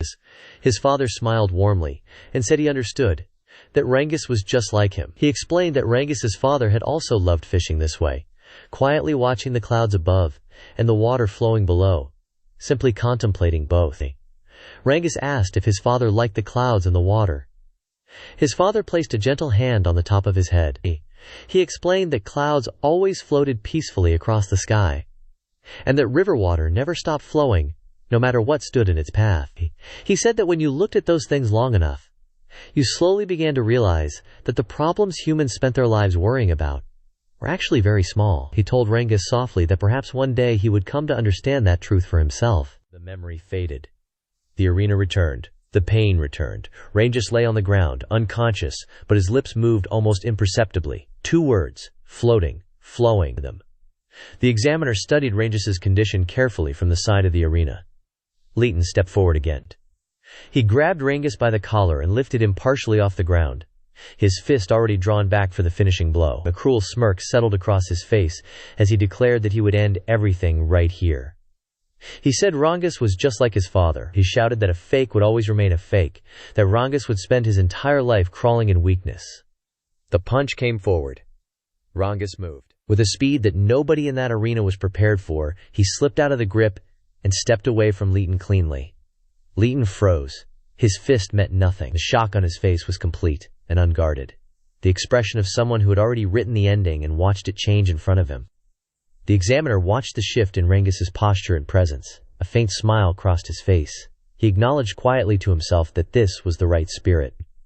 Rangis stood, battered, bleeding, and still standing, the clouds floating, the water flowing. Something had settled in him that Leshton's fists had not been able to reach. Rangis has been beaten into the ground, insulted, humiliated, and pushed to the edge of everything he has, and somehow he is still standing. Whatever his father's words unlocked in him, Leighton is about to find out what it looks like. Leighton stood there and watched Rangis move, and what he felt was not confusion, it was fury. His teeth clenched. The denial was immediate and total. Someone he had always regarded as a fake, as beneath him in every measurable way, was standing on equal ground with him right now, and Leighton could not accept a single second of it. The anger consumed him quickly, burning through whatever composure he had left. He drove forward with the snake attack sword technique, executing the snake cut. He screamed as he charged, launching both strikes simultaneously with full force, the purple aura surging from his blade in wild, intense waves as his emotions spilled outward into the fight itself. Rangis saw every bit of it coming. Despite the damage his body had already taken, his focus held sharp and clear. He moved to one side and then the other, shifting with precise, fluid steps, dodging each incoming strike cleanly. The attacks came hard and fast, and Rangis avoided every single one of them through nothing but concentration and stillness of mind. Leighton pulled up short. The disbelief on his face was visible from across the arena. He remembered landing a hit on Rangis just moments ago, and now Rangis was moving as though he could read the attacks before they arrived. The thought unsettled something deep in him, but he shoved it down and refused to let it take root. He activated another technique. The snake attack sword technique, this time the disturbing attack of the chaotic snake. His blade erupted with even greater intensity, multiple attacks combining and launching toward Rangis in an overwhelming surge of energy. Rangis flowed around every strike. His movements were not desperate or strained, they were fluid, natural. He moved the way water moves around a stone in a river, not resisting the force, but simply no longer being where the force intended to land. Each dodge carried an ease that made the whole thing look almost effortless, and that ease was what shattered Leighton completely. His jaw dropped. The shock was open and unguarded. Fear began threading itself through the anger, and for the first time Leighton had no immediate answer for what he was seeing. From a distance, Leica and Zeke watched everything unfold. Leica could barely process it. She stared at Rangis moving across the arena, and struggled to reconcile what she was seeing with the person she knew. Zeke, standing quietly beside her, began to explain his head. He told her that Rangis had moved closer to something fundamental, something deeper than technique. Leica looked at him, confused, and asked what he meant. Zeke described it the way it had always existed in the world around them. Clouds drifting peacefully across the sky, water flowing endlessly without stopping, regardless of what stood in its path. Something soft and flexible, he said, that constantly changes shape, absorbs incoming force, and lets it pass through without resistance. He added that he himself had demonstrated a small portion of this principle at a previous battle, but that Rangis had now surpassed that level entirely, right here in this fight, without anyone teaching him how. Leica stared at him in silence for a moment. She could not understand how anyone could reach something like that in such a short span of time. Zeke noted that Rangis himself did not seem to be aware of what he was doing, and yet his level of concentration was extraordinary. Then Rangis stopped evading. He began moving forward, toward Leighton, with deliberate, steady purpose. Leighton felt fear crawl through him at the sight of it. He could not comprehend what was happening, and instinctively tried to cut off the advance, throwing himself forward to stop Rangis from closing the distance. Rangis did not slow down. Their weapons met in a direct clash, sword against spear.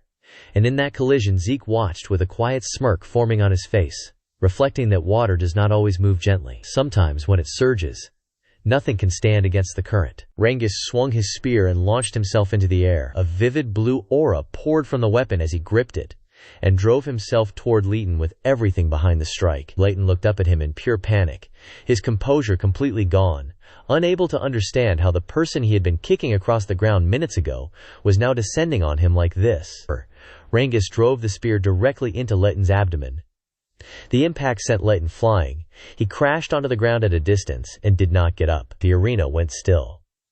The examiner stepped forward and declared the match over. The winner was the East Wing. Rangis stood there in the silence that followed, and for a long moment he simply could not move. He looked at Leighton on the ground and tried to understand what had just happened. His teammates did not give him long to stand alone with it. They rushed toward him, voices rising with celebration, surrounding him with the kind of noise that only comes from genuine, uncontainable joy. Leica stepped forward and told him it had been incredible. She congratulated him on reaching 3 stars and acknowledged what an extraordinary victory it had been. Rangis blinked. He processed slowly. 3 stars. A victory, he asked, almost to himself, whether he had actually won. His friend confirmed it with full enthusiasm, calling the match incredible and praising everything Rangis had achieved. Rangis stood there trying to absorb the reality of it.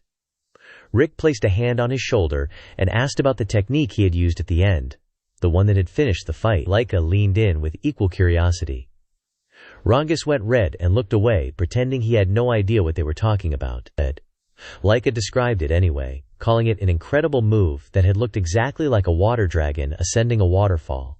Rick agreed with her completely. Rangis stared at them both, genuinely stunned that his friends were standing there praising something he had done, and the more they praised him, the deeper the color in his face became.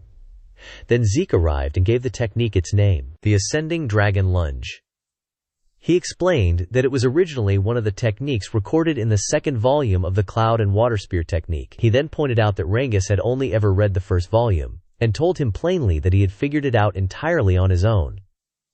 Rangis went very still at that. Leica turned to Zeke and asked how he knew about it. Zeke told her that he had only glimpsed it briefly on the 2nd floor of the Dragon Hall, and that he could not claim any credit for it himself. Leica looked at Rangis again with a different expression now, acknowledging quietly that he had reached the level of the 2nd volume through nothing but his own strength. Zeke watched all of them with quiet satisfaction, but inwardly, something else was turning over in his mind. The Cloud and Water Spear technique was a martial art he had created in a past life. He had no memory of ever writing it down. He figured that later generations must have transcribed it themselves, dividing what he had built into separate volumes and archiving them. And to protect the deeper parts of it from those who were not ready, the true essence had been placed in the upper sections, behind a threshold that required genuine understanding to reach. Rangis had crossed that threshold alone, using only what was already inside him. That, Zeke thought to himself, was real talent. Before the moment could stretch any further, an instructor's voice cut through the group, scolding them for wasting time standing around. The blue-haired girl startled and apologized immediately. Rick turned to her and told her it was time for their match. She straightened and agreed. The tournament continued. Following Rangis's victory, the morale of the East Wing had reached its highest point. The West Wing responded in kind, rallying from the loss and pushing back hard, making every remaining bout a genuine contest. In the fourth match, Shalini fought with everything she had but fell by a narrow margin. In the fifth, Raymond came forward with fierce determination and clawed out a narrow victory of his own. When the dust of the second half settled, the score stood at 3 wins and 2 losses for the East Wing. Raymond was overjoyed after his win, and Rangis stood beside him offering praise and support with genuine warmth. Nearby, the blue-haired girl sat quietly with the weight of her loss on her shoulders, and she turned to Laika and apologized. Laika did not let it land. She told her not to worry about it and laid out the reality plainly. 3 wins, 2 losses. Victory was within reach. If she won the next match, it would all be over. She told her to leave it to her. The blue-haired girl looked at her and believed it. Zeke called out to Laika as she prepared to move. She paused, slightly confused, and asked what he wanted. He asked how she was feeling. She was quiet for just a moment. Then she lightly pushed him away and told him he was standing too close. She said there was no need for him to worry, because she was going to win. Zeke said nothing. Rangis called out after her with encouragement, telling her to give it everything she had. Laika walked toward the arena floor, turning back one last time to reassure her team that she would definitely win. Zeke watched her go, and his expression did not follow the mood of the people around him. It had gone very serious, very still. Something was wrong. He could feel it clearly. A strange and dangerous presence surrounding Laika. Something that had not been there before. Something that posed a real threat to her. She kept walking, unaware, and the feeling did not leave him. Laika's opponent drove a powerful kick into Rick's stomach before the match had even properly begun, and she looked down at him with open disappointment. She called him completely useless, brushed the moment aside with cold indifference, and told herself that if she won this fight, everything would return to normal. Rick was thrown back by the impact and hit the ground at a distance. He pulled himself up, pointed his sword toward her, and signaled that he was ready. Laika met that with a confident smirk. She told her opponent plainly that what she believed was impossible, because Laika was the one who was going to win. The examiner announced the 6th match between the East Wing and the West Wing. The battle began. Laika activated her Thunder Sword the moment the fight started. Electricity surged and crackled around her as she launched herself forward with a swift, sharp attack. Her opponent barely managed to get out of the way. The speed alone told the whole story. Laika was a thundering power user who surpassed even Sandy. And her opponent understood in that instant that if Vananiel had not intervened when he did, she could have already lost the fight before it found its footing. Laika clenched her teeth and prepared to end it. A powerful thundering aura began radiating from her body, intensifying with every second, her presence filling the arena with crackling energy.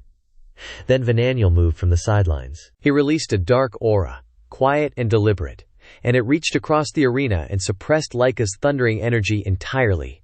It did not crash into her. It simply dissolved what she had built, fading it out from underneath her like pulling a foundation away from a structure mid-air. Laika felt it immediately. Her power dropped. She looked around in confusion, trying to understand what had just happened and where her thundering energy had gone. That moment of confusion was all her opponent needed. She surged forward and launched a direct sword attack, fully confident that Laika could not answer it now. From the edge of the arena, Vananiel watched the whole thing unfold with a quiet, satisfied smirk. Laika raised her sword just in time to block the strike. The impact was heavy, and even with the block holding, the force sent pain through her body. Her opponent followed up immediately with a hard blow aimed at her stomach. It landed. Laika was forced backward, a groan escaping her as the pain registered. Her teammates called out to her from the sideline, their voices rising with fear, desperately asking if she was okay. Zeke stood among them and said nothing. His eyes stayed fixed on the fight, reading every movement with careful, unwavering attention. Laika clutched her stomach and tried to steady herself. Something was wrong, and she knew it. She reached for her thundering energy and found nothing. She could not understand why. Her opponent noticed the shift at once. A confident smirk spread across her face, as she told Laika directly that she could not win, pressing that doubt deeper into the space Laika was already struggling to hold. The opponent came again with full force. The blows landed with overwhelming power, and Laika was driven to the ground. She hit hard and lay there for a moment, battered and bleeding, before gritting her teeth and pushing the pain somewhere she could manage it. She was not done. Then the second realization hit her, and it was worse than the first. It was not only her thundering energy that had failed. She could not access ether at all. The weight of that truth settled over her with a clarity that felt almost physical. A warrior's body was built around the ether inside it. Every movement in battle was reinforced by it. Every strike strengthened. Every defense given foundation. It was the invisible layer beneath everything. Without it, none of that remained. Without ether, every attack from an opponent had the potential to become fatal. There was no reinforcement. No protection, only raw, exposed vulnerability. Her opponent proved that immediately. She charged again, and struck with another brutal blow. Blood came from Laika's mouth. She groaned under the pain, teeth grinding. And still she did not surrender to it. Whatever it cost her, she was going to keep defending herself. In the crowd, Sandy watched with a worry she could no longer keep contained. Something about what she was seeing felt wrong in a way that went beyond a normal losing battle. Edges stood beside her, equally focused, equally troubled. He studied the fight carefully, and the thought that formed in his mind refused to leave. Laika's ether was not just weakened, it was not working at all. Something was seriously, deliberately wrong. Laika's body finally gave out under the accumulation of it. She lost the strength to stay upright, and dropped to her knees, then collapsed forward. She had endured far longer than anyone without ether should have been able to manage, and her opponent acknowledged that quietly, recognizing the extraordinary resilience of someone at Laika's level. But that acknowledgement carried no mercy with it. Her opponent's gaze shifted toward Vananiel. Vananiel returned a faint, knowing smirk and gave the signal. The message was clear and simple. Finish her. Cut her down completely, with one decisive strike. The girl's expression darkened. Whatever hesitation had existed before was gone now. She turned back to Laika, and the conclusion had already been reached in her mind. Laika had lasted long enough. That time was over. Rangis saw the shift from the sideline, and panic took him over completely.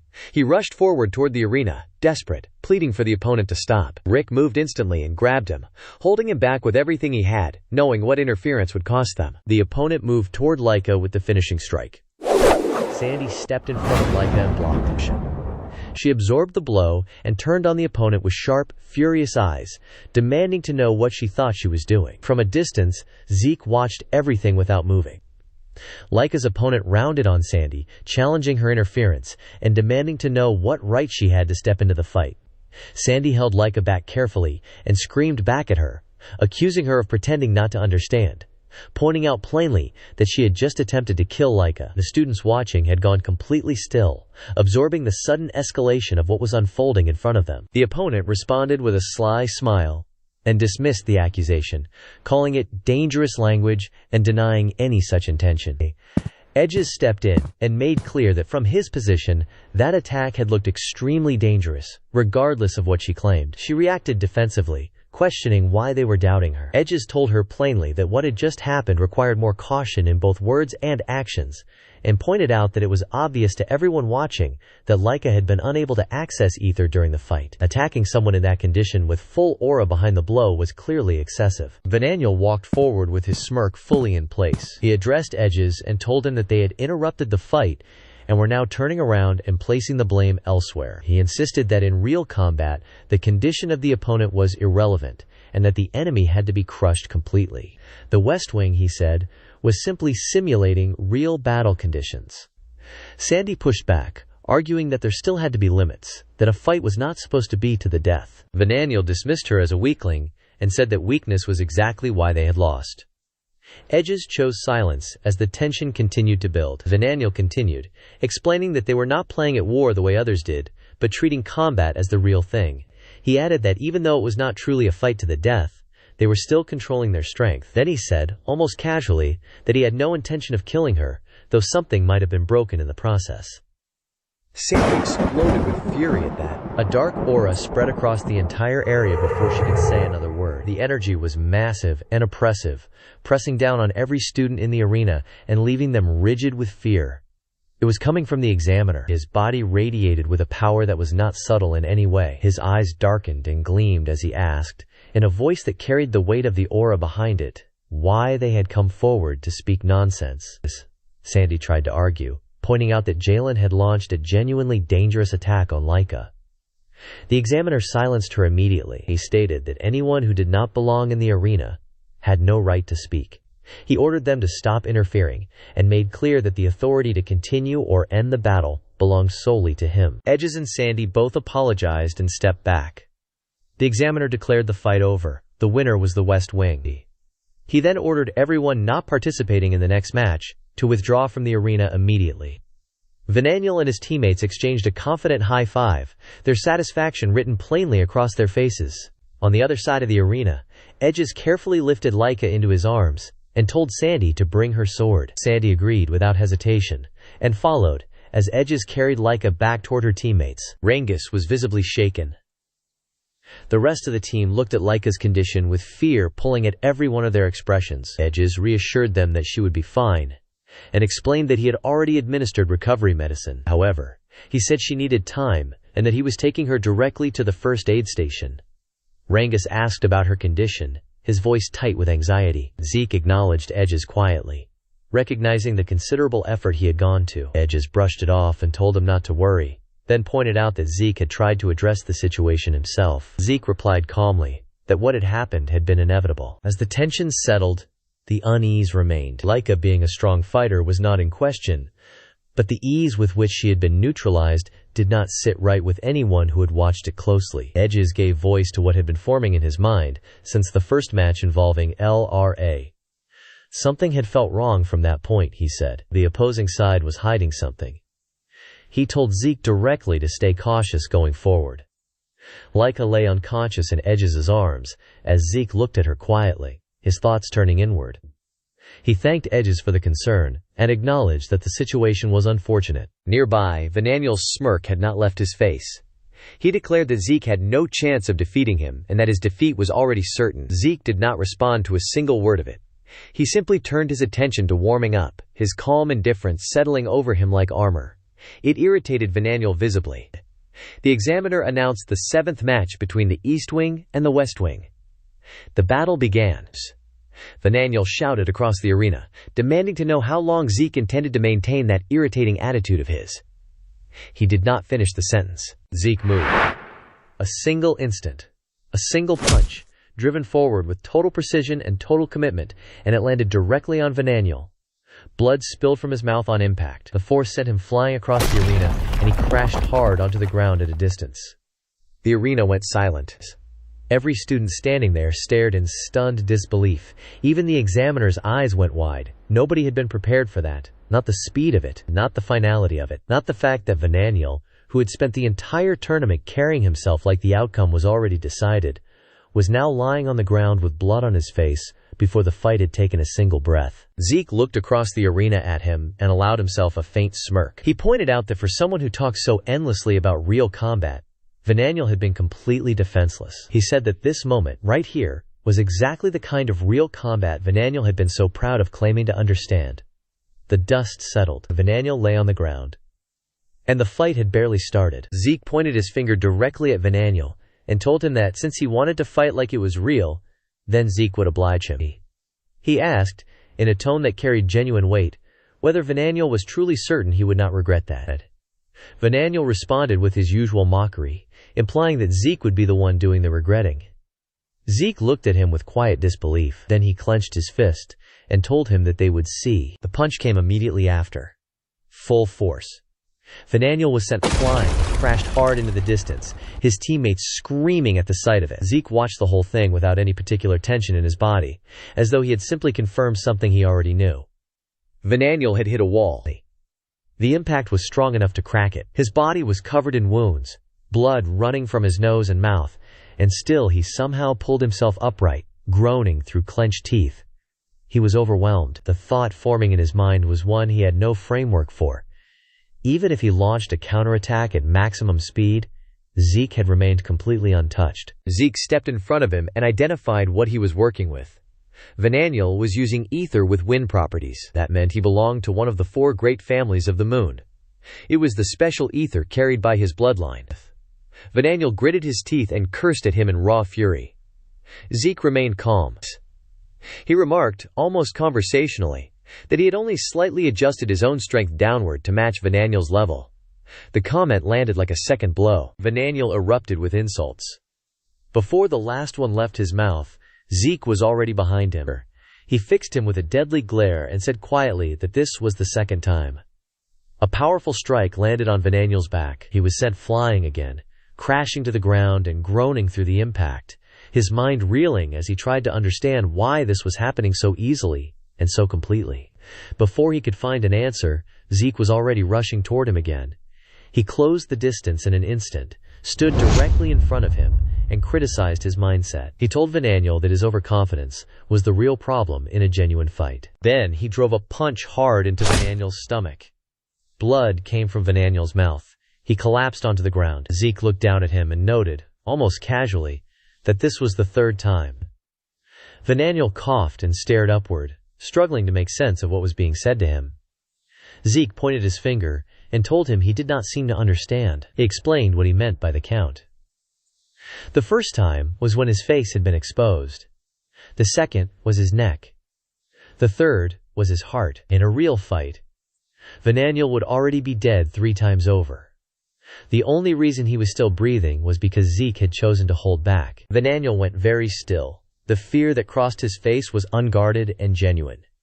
Zeke kicked him in the face. He remarked that since this was a real fight, the break was now over. Vananiel rolled across the ground from the impact, tumbling far before coming to a stop. Sandy stood watching with her mouth open, unable to find the words for what she was seeing. This could not even be called a fight. Edges stood nearby with sweat on his face, processing it all with the particular discomfort of someone who had experienced Zeke firsthand. He understood now, with complete clarity, that his own battle with Zeke had been nothing more than a friendly exchange, a goodwill gesture. In a genuine fight, Zeke operated on a level that was beyond normal comprehension entirely. Zeke stood in front of Vananiel with a faint smile and told him that he should now have at least some understanding of what a real fight actually looked like. Vananiel lay in the dirt, severely injured and trembling.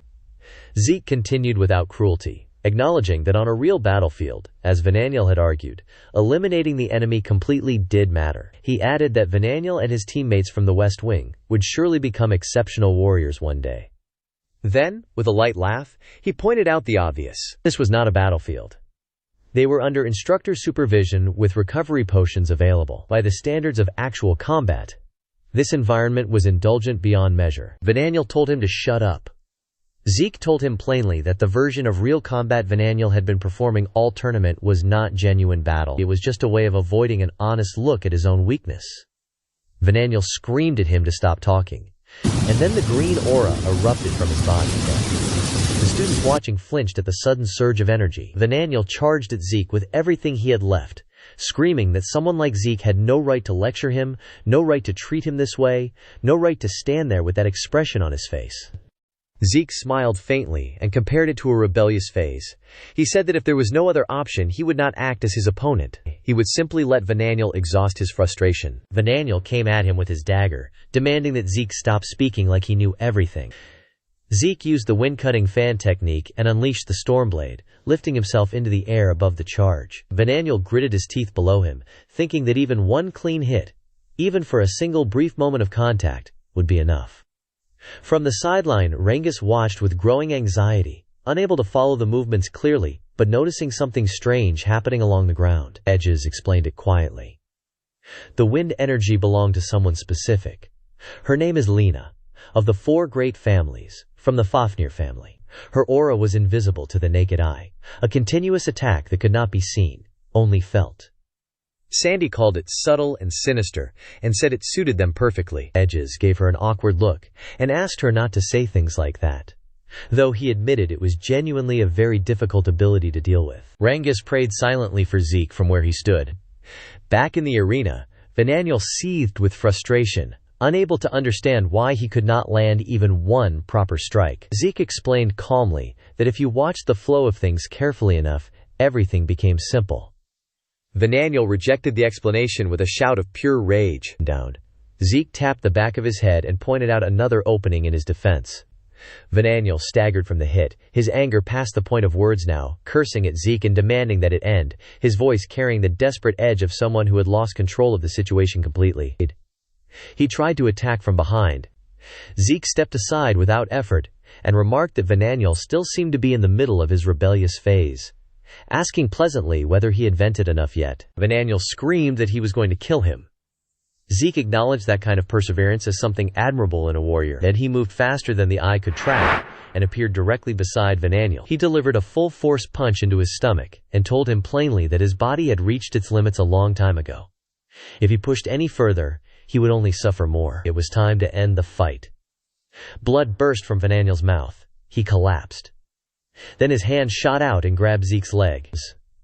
Zeke looked down at him with a faint scoff. He implied that if Vananiel wanted to continue until the very end, then so be it. Vananiel forced himself back upright.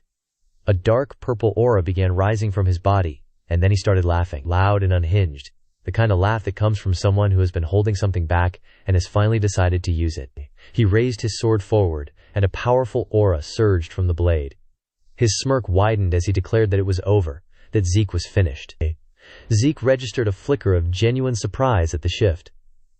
Vananiel activated the wind-cutting fan technique and unleashed the wind gulp projectile. The attack was overwhelming in scale. Zeke could not block it. He was sent flying far across the arena and crashed down hard. Rick and Rangis both reacted with shock and alarm, watching Zeke hit the ground. Edges observed the scene carefully. He noted that something about Zeke had changed. Someone nearby agreed with the observation immediately. The blue-haired girl looked around confused, trying to understand what they meant. A voice came from behind the group. It acknowledged the situation and said that it was exactly what you would expect from Edges to notice. Edges turned and responded in agreement before the full picture registered. It was Laika. She had regained consciousness. Her teammates were supporting her carefully as they brought her over, and she smiled through the effort it cost her, telling Edges that he had done well to catch it. Sandy, Rangis, and the others felt the relief wash through them the moment they saw her.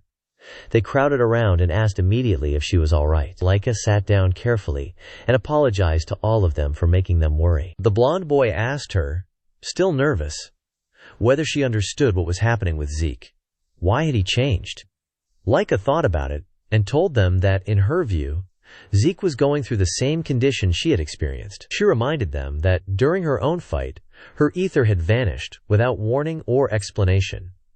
Rangis stared at her in shock. Rick could not accept what he was hearing, unable to understand how something like that was even possible. Laika admitted she did not know the exact reason, but she pointed to the pattern. Lena, who had fought in the first encounter, had also behaved strangely. LRA had been in an unusual state as well. If that thread held, then Zeke was most likely experiencing the same thing right now. Rangis felt the implication land fully. Zeke might currently be unable to use his ether at all. In the arena, Vananiel laughed loudly and mocked Zeke, saying this was the consequence of his arrogance, and that he would make sure Zeke never challenged him again. He activated the first secret technique of the fan, the sediment typhoon. A raging, typhoon-like aura erupted from his entire body as he charged straight toward Zeke with killing intent, the attack closing the distance rapidly. Rangis screamed Zeke's name from the sideline. Zeke clenched his fist and moved forward to meet it. The punch landed directly on Vananiel. Blood burst from his mouth and nose. He collapsed to the ground, completely unable to understand why, after everything, this was still happening to him. Zeke's friends stood in stunned silence, every single one of them. Laika smiled quietly and remarked that she had more to say on the matter, but it seemed Zeke himself did not particularly care about any of it. As the dust from the collision settled, Zeke was revealed standing in the middle of it all, a wild grin stretched across his face, looking like someone who had stopped thinking and simply let himself go completely. The fight was not over. Vananiel clenched his teeth, overwhelmed by confusion and fury in equal measure. And then something strange began forming around Zeke's hand.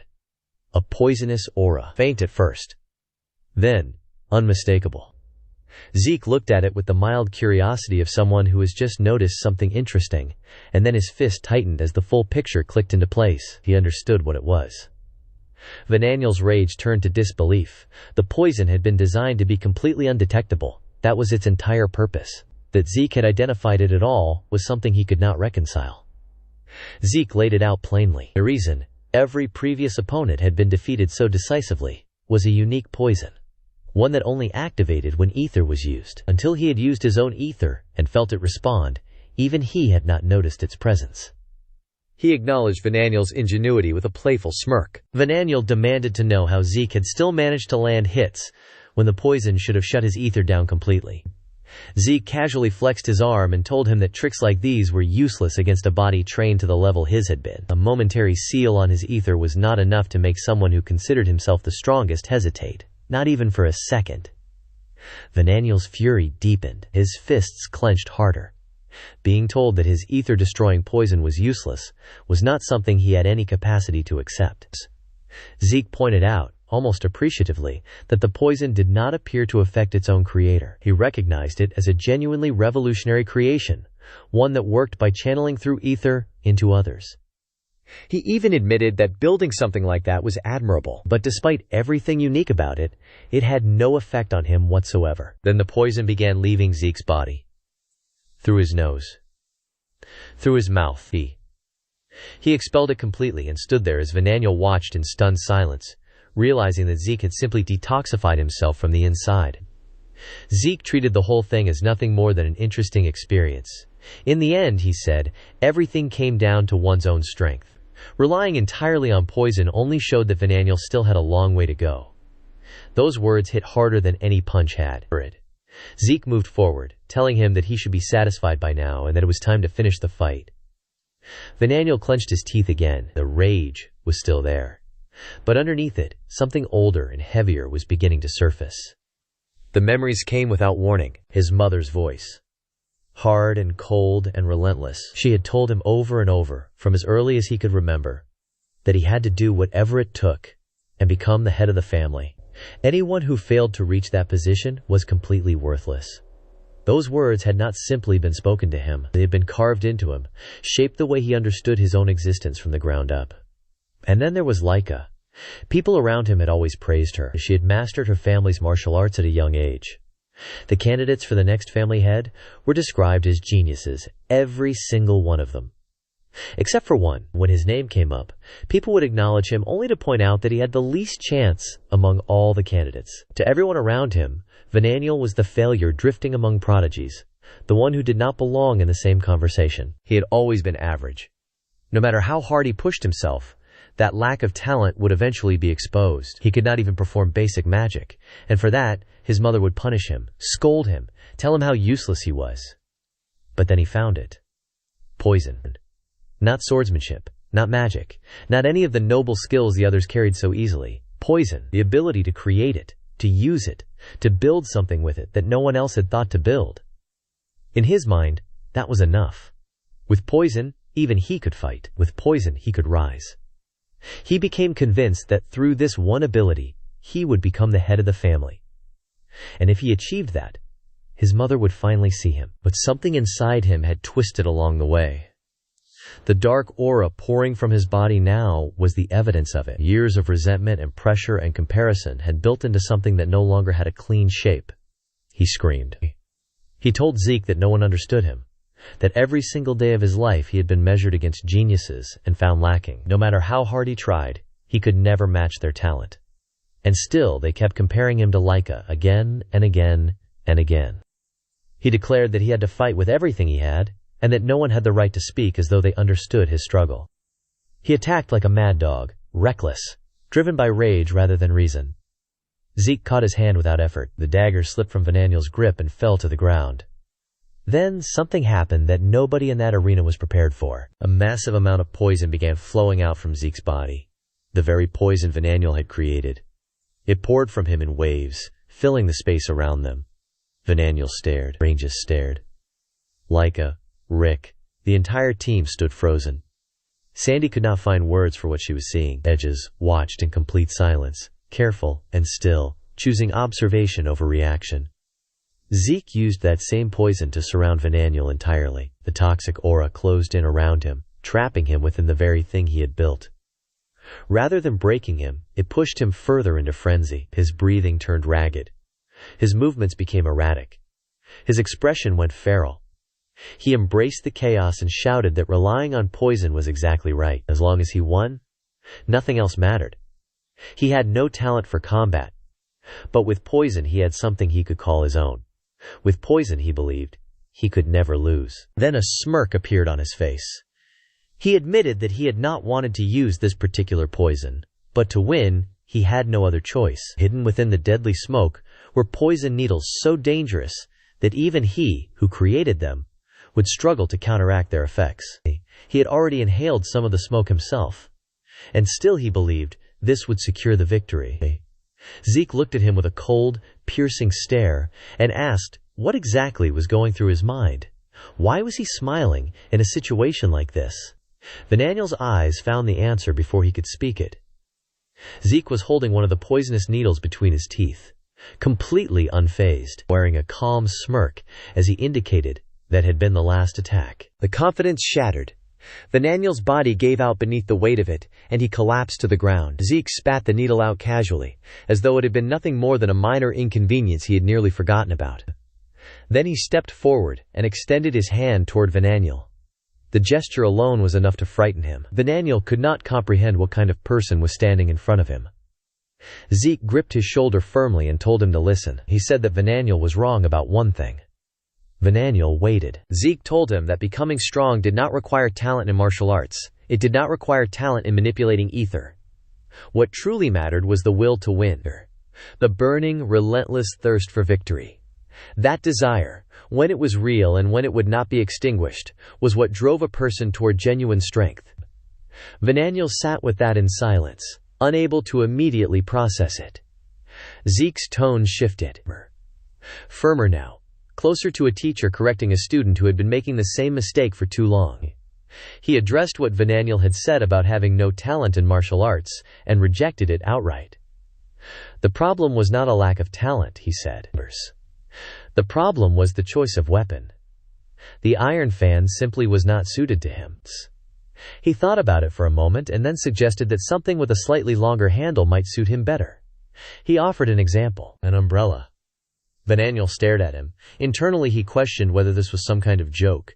Zeke told him plainly that it was not. An umbrella, like the iron fan, carried history and tradition as a weapon. From his perspective, almost anything in the world could become a weapon if the person holding it understood how to use it correctly. Vananiel went quiet. Something was shifting in the way he was thinking. Slowly and reluctantly, but shifting nonetheless. He began to wonder whether the problem had never been himself at all, but whether the tools he had been forcing himself to use were simply wrong for him from the very beginning. His mother's voice came back again.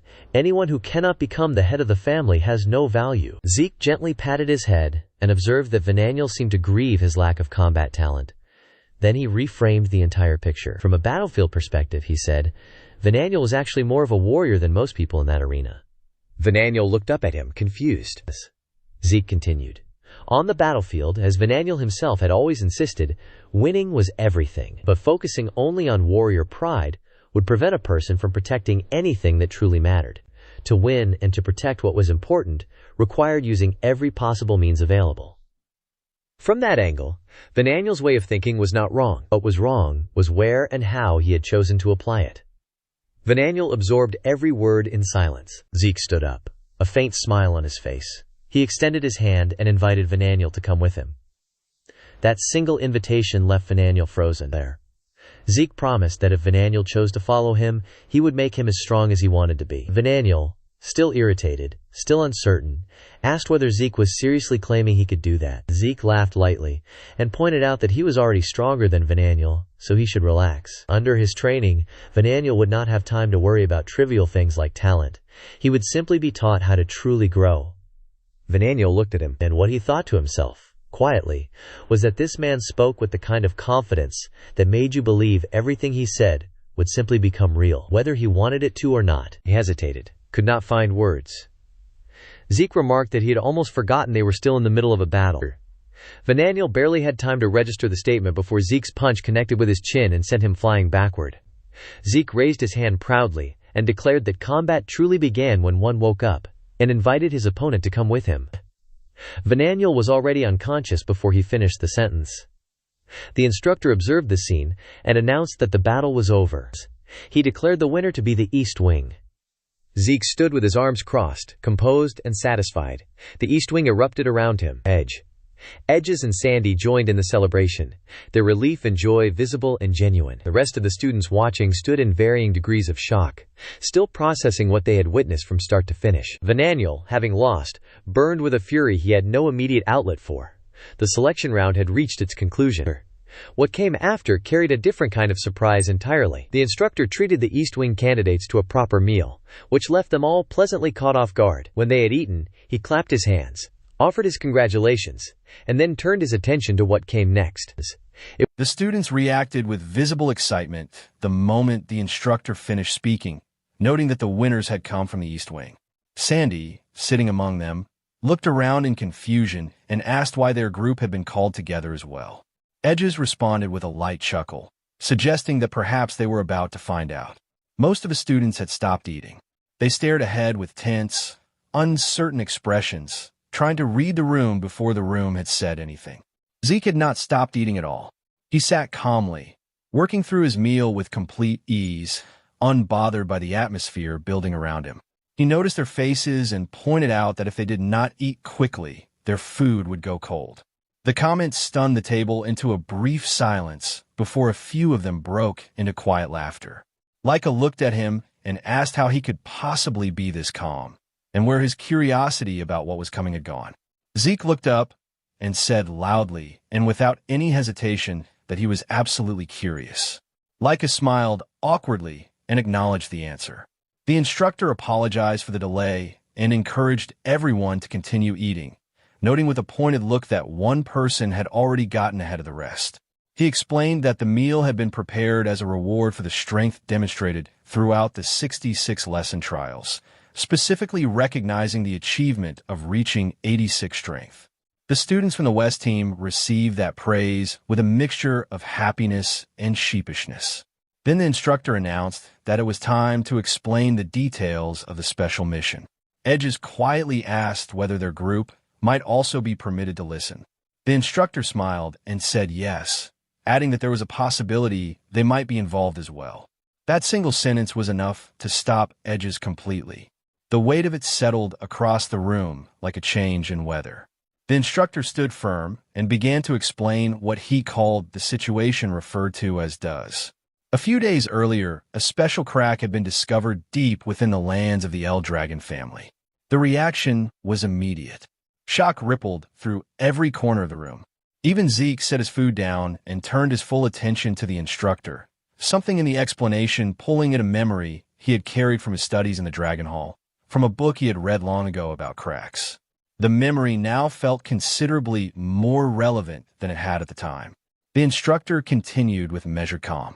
Everyone present would already have some basic knowledge of cracks, he said, as they were not entirely unfamiliar.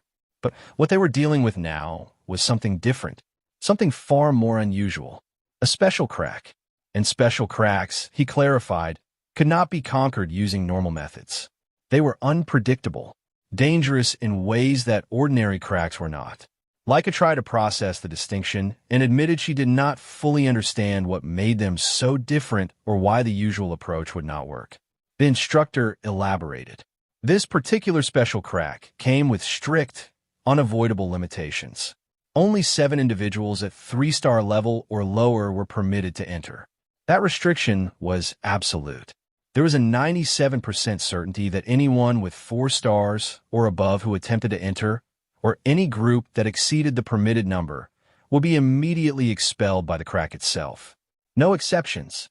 Not even the head of the family could bypass these conditions. The students from every wing listened without a sound. West, east, north, south, all of them absorbing the weight of what was being described. The instructor continued. While there were 3-star warriors among the El Dragon soldiers who technically qualified, the recent surge in crack appearances had stretched the family's available personnel thin. There simply were not enough people to cover everything at once. That was why their attention had turned to the students. The responsibility, unexpected and significant, had landed on the people sitting in that room. Then came the detail that changed everything. Within this special crack, the instructor said there was a very high possibility that magic water existed, the kind necessary to awaken magical power. The shock that followed was of a different quality entirely. Rick looked confused and asked what magic water actually was. Zeke's reaction was the opposite. His thoughts aligned immediately with something he already knew, and recognition moved across his face with complete certainty. The instructor explained. The key was something called AGI. By drinking the magic water, A person would gain the ability to convert ether into magical power, a transformation that allowed the human body to properly handle and use magic in the first place. Zeke could not contain it. The excitement that broke across his face was unguarded and genuine, his eyes bright, his earlier composure replaced entirely by the pure enthusiasm of someone who has just been told that something they have wanted for a very long time might be within reach.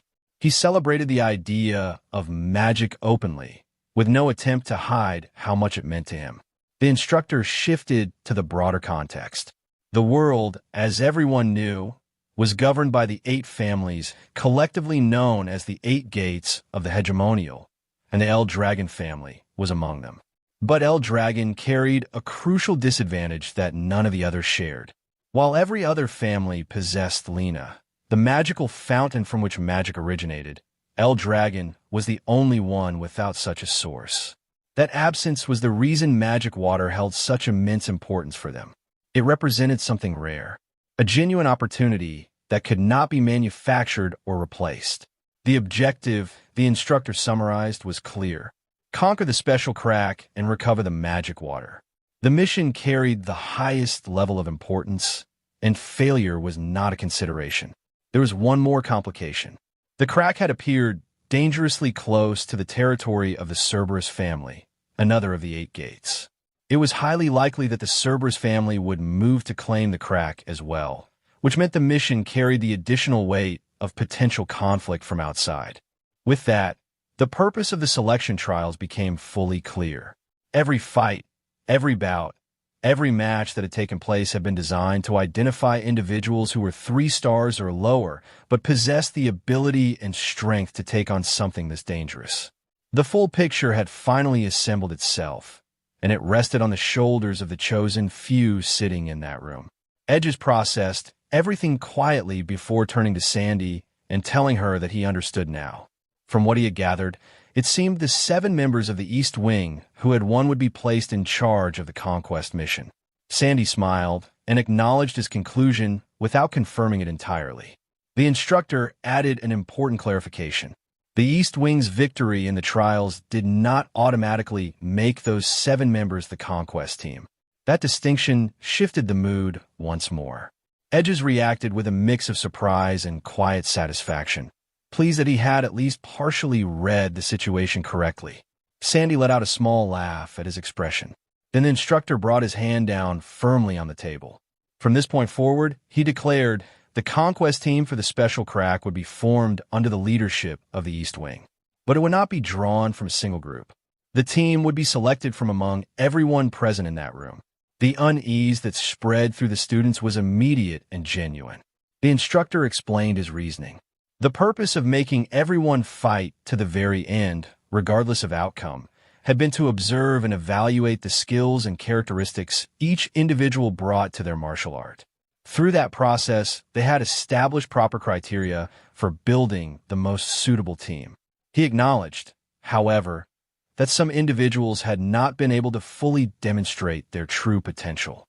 As he said it, his gaze shifted deliberately and landed on Zeke. With full authority, the instructor declared that Zeke would be the one to select the members of the conquest team. Zeke choked. Food nearly left his mouth as the weight of the assignment hit him without warning. He struggled to compose himself and looked at the instructor with genuine disbelief. The instructor pointed out that there was no reason for such a reaction, given that Zeke was the representative of the East Wing. Zeke hesitated, fumbled for words, and then turned immediately toward Laika and tried to hand the entire responsibility to her, insisting that she should be the one to make the decisions. Laika froze. She had not been prepared for that at all.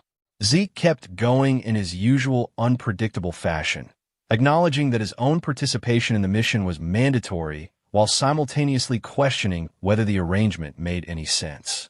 Then, with a shift in tone that surprised everyone at the table, he declared that if he were allowed to choose freely, he would simply form a one-man conquest team and handle the entire mission by himself. Laika stared at him. She admitted that while the suggestion sounded completely absurd, knowing Zeke, it was not entirely beyond him to attempt something like that, which made it somehow worse. Zeke, apparently pleased with that response, continued in a scattered but confident way, telling her to consider the situation carefully, evaluate the top individuals, use her own knowledge and judgment, and make the call. Then he concluded simply that everything seemed fine and handed the position of representative over to Laika entirely. The instructor paused and asked whether Zeke was truly certain. He reminded him that leading the conquest team would bring him one step closer to becoming the next head of the family.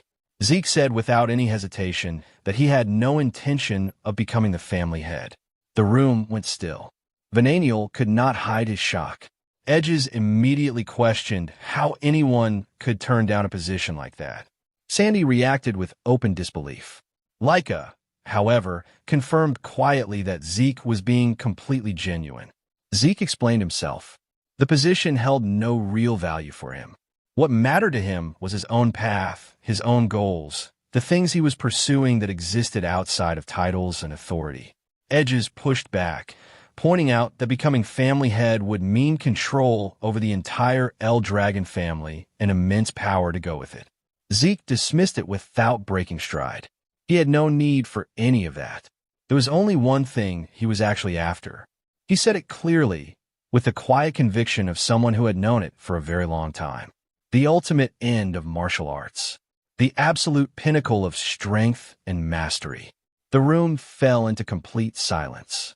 Every set of eyes in that space turned toward him, drawn by the weight and certainty in those words. Zeke's expression softened into a confident smile. He turned to Laika and told her not to worry about him. He shifted all of his focus onto her, urging her to concentrate on what was in front of her and choose the members she would bring on the mission. Laika felt the full weight of the responsibility land on her. She stood slowly, gathered herself, and accepted it. Her expression settled into something serious and purposeful as she prepared to announce her choices. Then the scene shifted entirely. Somewhere else, in a place that carried a different kind of authority, a powerful figure sat in a commanding position. Beside him rested a terrifying two-headed wolf, its presence radiating menace into the surrounding space. The figure sat calmly, smoking, when an assistant approached and delivered urgent news. He reacted with sharp, immediate interest. He asked whether what he had just been told was accurate. The assistant confirmed it without hesitation. A special crack had been discovered within the forest of the Abundant Dog. A slow smirk spread across the figure's face as he processed the information. He noted that the El Dragon family, whom he referred to with contempt as lizards, had already begun making their move. But his tone shifted quickly to irritation as he demanded to know why he was only hearing about this now. The tension in the room became visible instantly. Everyone around him went stiff. The assistant bowed deeply and apologized, explaining that they had been skillfully deceived, which had caused the delay. The figure returned to smoking, the smirk finding its way back as he reflected on what he had been hearing about those lizards operating in the forest of the Abundant Dog. Their behavior had apparently been strangely provocative lately. Now that provocation made sense to him. He acknowledged their plan as clever. Then he wondered aloud whether there was something particularly valuable about this specific crack, given the lengths they were going to. The assistant explained that it was highly likely the crack contained Caglia Magical, something of considerable significance. The figure absorbed that calmly. It was no surprise, he said, that the other side would want it at any cost. He asked about the conditions for entering the special crack. The assistant explained the limitations. 3 stars or lower. A restricted number of participants. The figure smirked and noted that those conditions did not sound particularly difficult to meet. But he also recognized that the El Dragon side had taken the lead and would likely occupy all available positions before anyone else could act.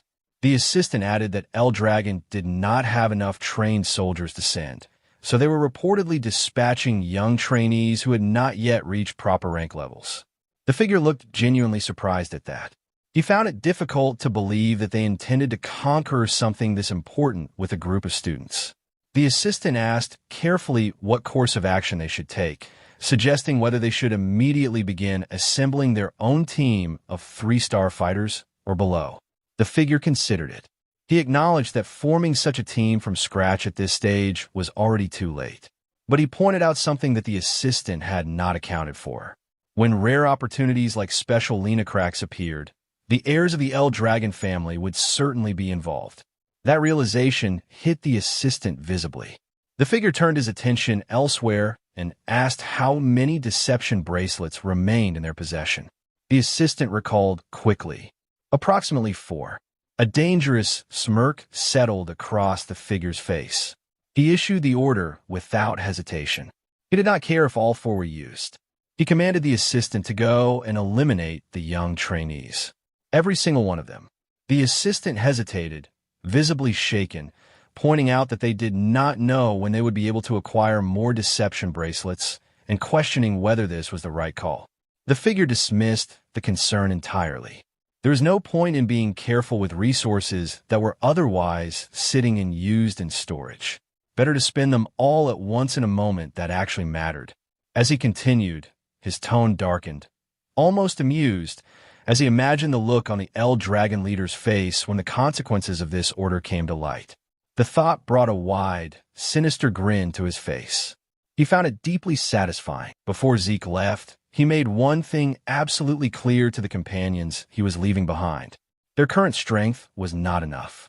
Improvement was not a suggestion. It was the only option available to them. He did not ease them into it. The first exercise set the tone immediately. They were made to perform push-ups with enormous boulders pressing down on their backs, the weight so crushing that every repetition became its own small battle. Zeke offered no relief and showed no sign of offering any. The training escalated from there. Rangis and the others were driven into endurance runs at full speed while dragging massive stones behind them. Their bodies pushed further than comfort had any jurisdiction over.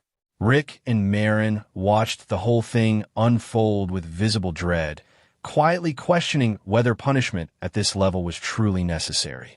Zeke looked back at them with an almost playful expression. Innocent, unbothered.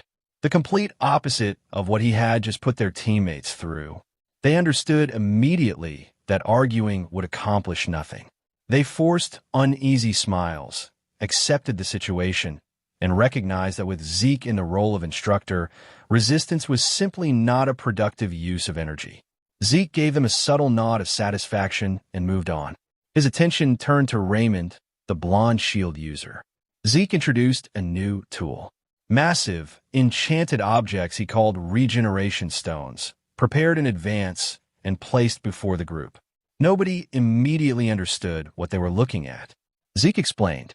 These stones possessed a specific and dangerous characteristic.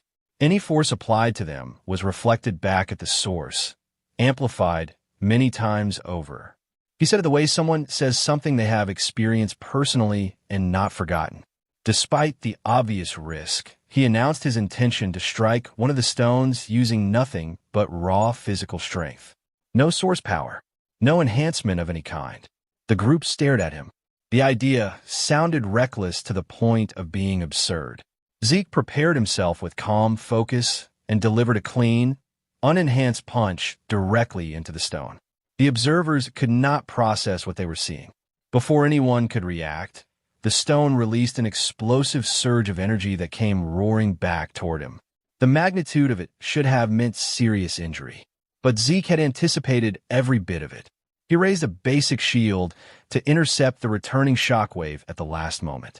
The shield cracked under the strain and held just long enough to make the point. That was the lesson for Raymond. Defensive mastery. Either endure the impact head-on by building a body capable of absorbing it, or learn to redirect the force before it can land.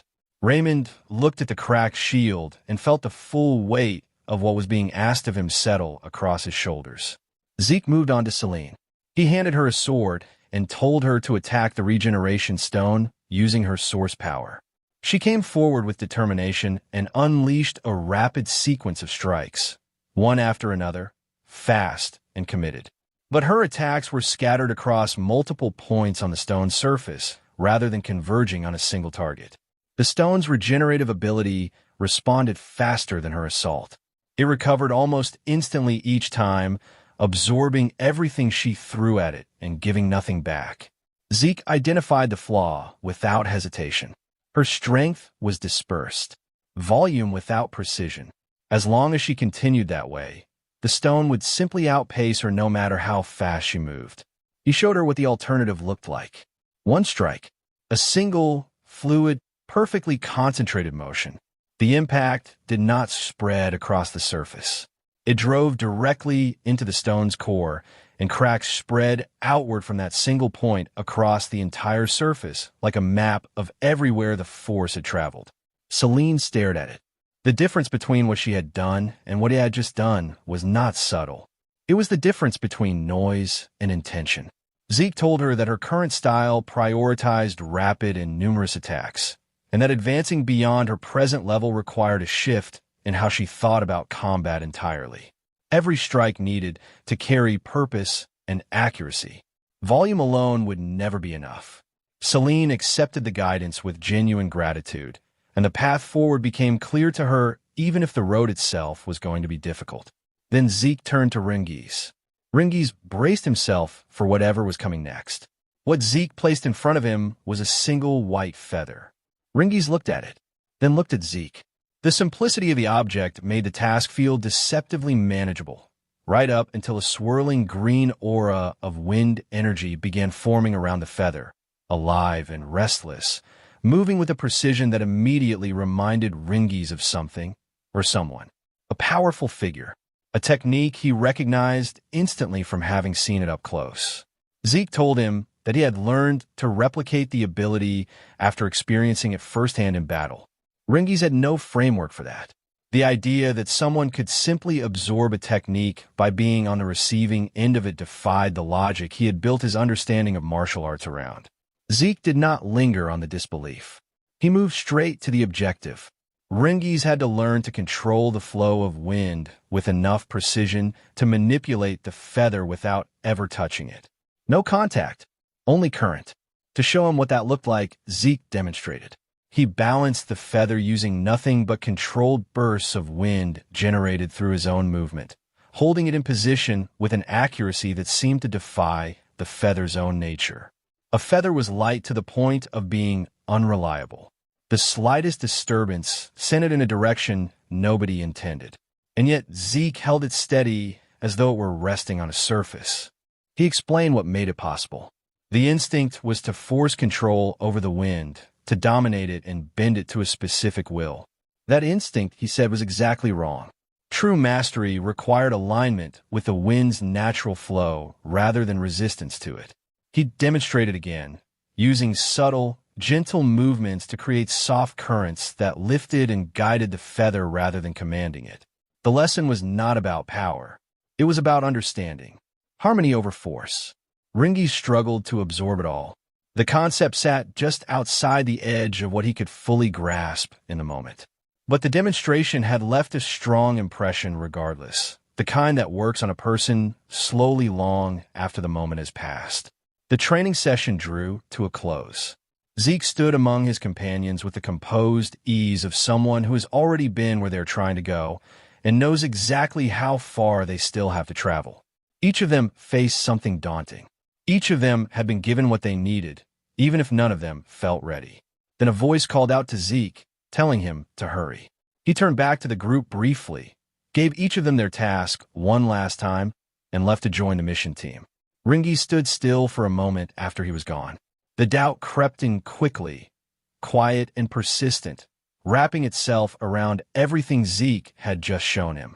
He was not sure he could do it. He was not sure any of them could. But his companions were still there beside him, and their presence was enough to push the uncertainty back from the edge. The doubt did not disappear. It transformed into something he could carry forward instead of something that stopped him in place. Elsewhere, the mission team was assembling. The group that gathered was an unconventional one, built from both allies and rivals, the selection reflecting a deliberate strategic calculation rather than simple preference. The underlying tensions between certain members were present and unspoken, but the shared objective held everything together with enough force to keep it moving forward. Elsewhere, the instructor was delivering a report directly to the family head. His name is Balza, and the news he was receiving had arrived faster than he had expected. The instructor informed him that the team had already departed for the special rift.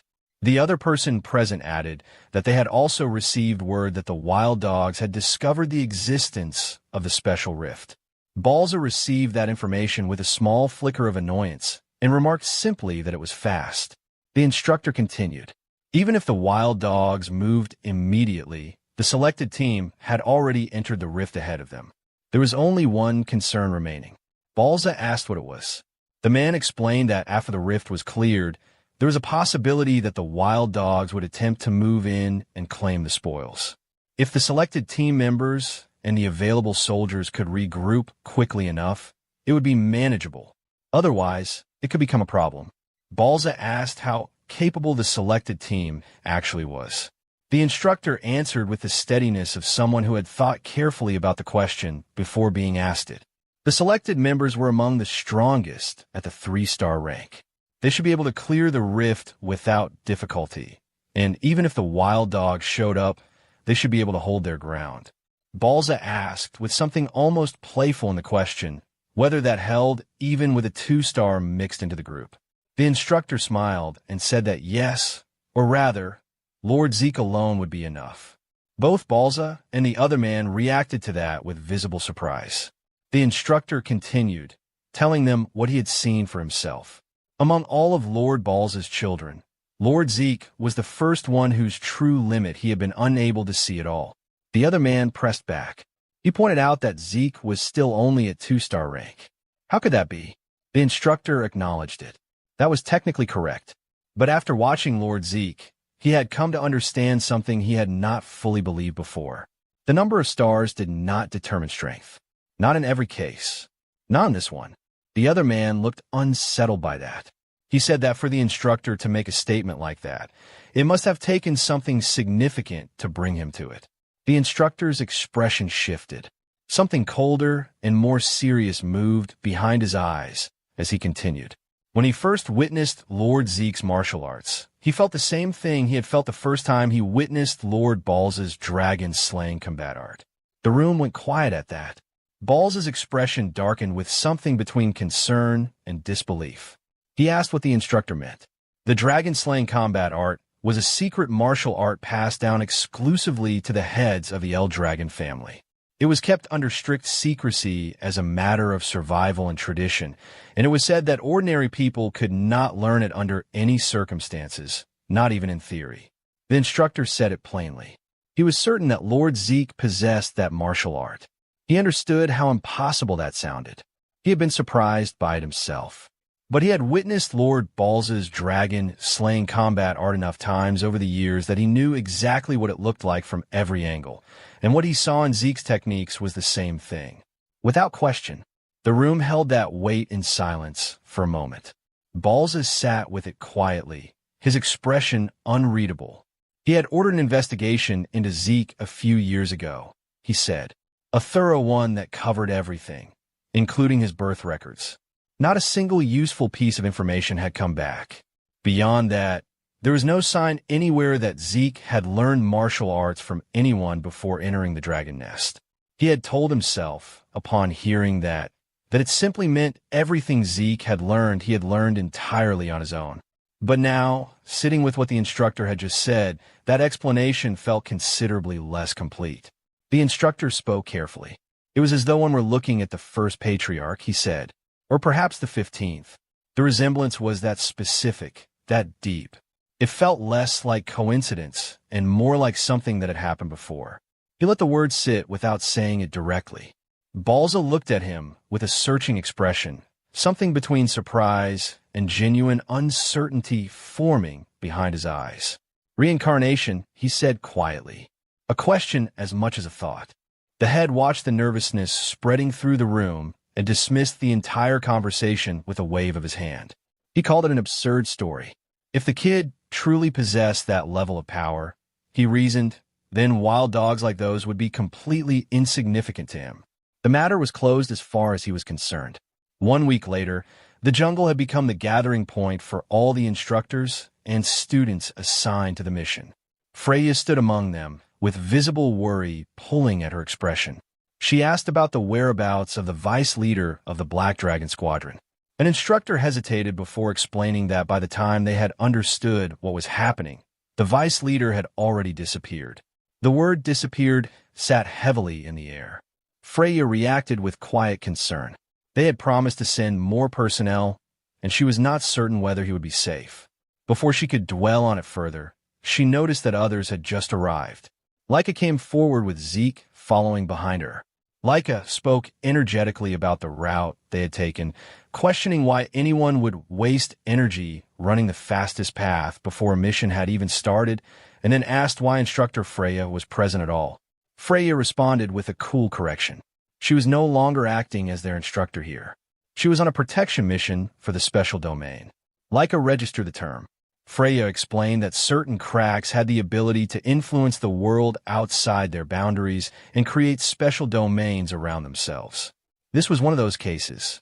Zeke listened and looked out at the trees surrounding them. Something about the energy moving through the air was familiar. Dark, dense. It reminded him of the black mist that had come off the raging boar he had fought before. He had never connected that phenomenon to a crack until this moment. The realization settled quietly in the back of his mind. He asked Freya what exactly her role here was. She told him. Her purpose was to contain and sabotage any moves made by the Cerberus family. Leica asked what sabotage meant in this context. Freya elaborated. Conquering the rift and claiming the magic water would make the El Dragon family considerably stronger, and their rivals understood that perfectly. She added that her duties also included handling any monsters expelled from the special domain. Zeke caught the word expelled and asked about it. Freya explained the mechanics. Entry into the special rift was restricted to 7 individuals at 3-star level or lower. Edges confirmed that he had been told the same. Freya placed her hand against the domain barrier and demonstrated. Anyone who did not meet the requirements, including herself, was simply expelled the moment they made contact. Monsters of 4 stars or higher were excluded by the same rule. Only those who qualified could enter, and entry operated on a strict first-come, first-served basis. Once a group was inside, no one else could join until the rift had been conquered or fully cleared. Zeke placed his hand on the barrier with complete ease. Freya noticed, and something in her expression shifted inward. He studied the barrier with quiet interest, analyzing it as something that selected participants rather than simply blocked entry. He had heard it described as indestructible by force, and the more he considered that claim, the more he felt the urge to test it personally. A smirk found its way onto his face. Freya told him to listen when others were speaking. Zeke told her he had been listening the whole time. Freya called that a lie immediately. She moved on and warned the group that they had no way of knowing when the Cerberus family might arrive, which meant they needed to move quickly. She turned to the students and asked whether they were ready. The group answered with firm, unified determination. Freya wished them good luck, and the team entered the domain. They did not have long to find their footing before a herd of massive deer came crashing toward them, their enormous antlers lowered and their movement fast and coordinated. Venaniel stepped forward and eliminated the entire herd in a single, clean strike. His companion praised the performance with genuine admiration. Venaniel said nothing. He stood quietly and looked at the weapon in his hand, something unresolved sitting behind his expression. The sight triggered a memory for Edges. He had seen it happen, quietly, before the mission began. Zeke had pulled Venaniel aside and handed him a weapon. He told him to take it, reminding him that he always followed through on his promises, and that this mission would involve real combat. The weapon was a staff. Zeke told him to use it. Venaniel had looked at it with open skepticism. He pointed out that the mission was important, that he had no familiarity with the weapon, and that this was not the time for experimentation. Zeke insisted anyway. Venaniel threw the staff aside and refused outright, demanding to know why he should use something he did not even understand. As he walked away, Zeke raised the staff behind him and released a burst of powerful wind energy from it. The force made Venaniel stop and turn around, stunned. He demanded to know why Zeke was using wind energy through it. Zeke dismissed the question and told him again to use the weapon. Vananiel said no. Zeke told him to use it. The exchange continued with the particular exhausting persistence of someone who had already decided the outcome and was simply waiting for the other person to arrive at the same conclusion. Vananiel eventually collapsed under the weight of it, accepted the staff, and admitted that there was simply no reasoning with Zeke. Zeke explained his thinking. There was no umbrella available, but the staff served as a close substitute, with handling similar to what he had in mind. He told Vananiel that this time his training would be built specifically around that style. Vananiel pointed out that he had no base knowledge, no techniques, nothing to start from. Zeke told him that was not a problem because he had already created a technique tailored specifically for him. He revealed its name, the Phantom Wind Umbrella Technique. Back in the present, Vananiel turned the name over in his mind. The idea that Zeke had built a technique from nothing, designed specifically for him, was still difficult to accept. And yet since he had begun using it, something had changed. His movements felt sharper, more natural. The technique aligned with his wind attribute in a way that nothing he had used before ever had. Edges watched him and wondered quietly to himself whether Zeke had genuinely done that. Whether he had looked at Vananiel and built something from scratch that fit him like it had always existed. Zeke praised Vananiel's last strike. Vananiel's companion confirmed in a low voice that yes, the technique had been created by Zeke. She whispered the question that was sitting in everyone's mind. Who was this person, actually? Vananiel admitted, with clear frustration, that he did not know. LRA stepped toward Zeke with a smile and asked him directly whether he had created the technique himself. Zeke confirmed it proudly. LRA clapped with genuine delight.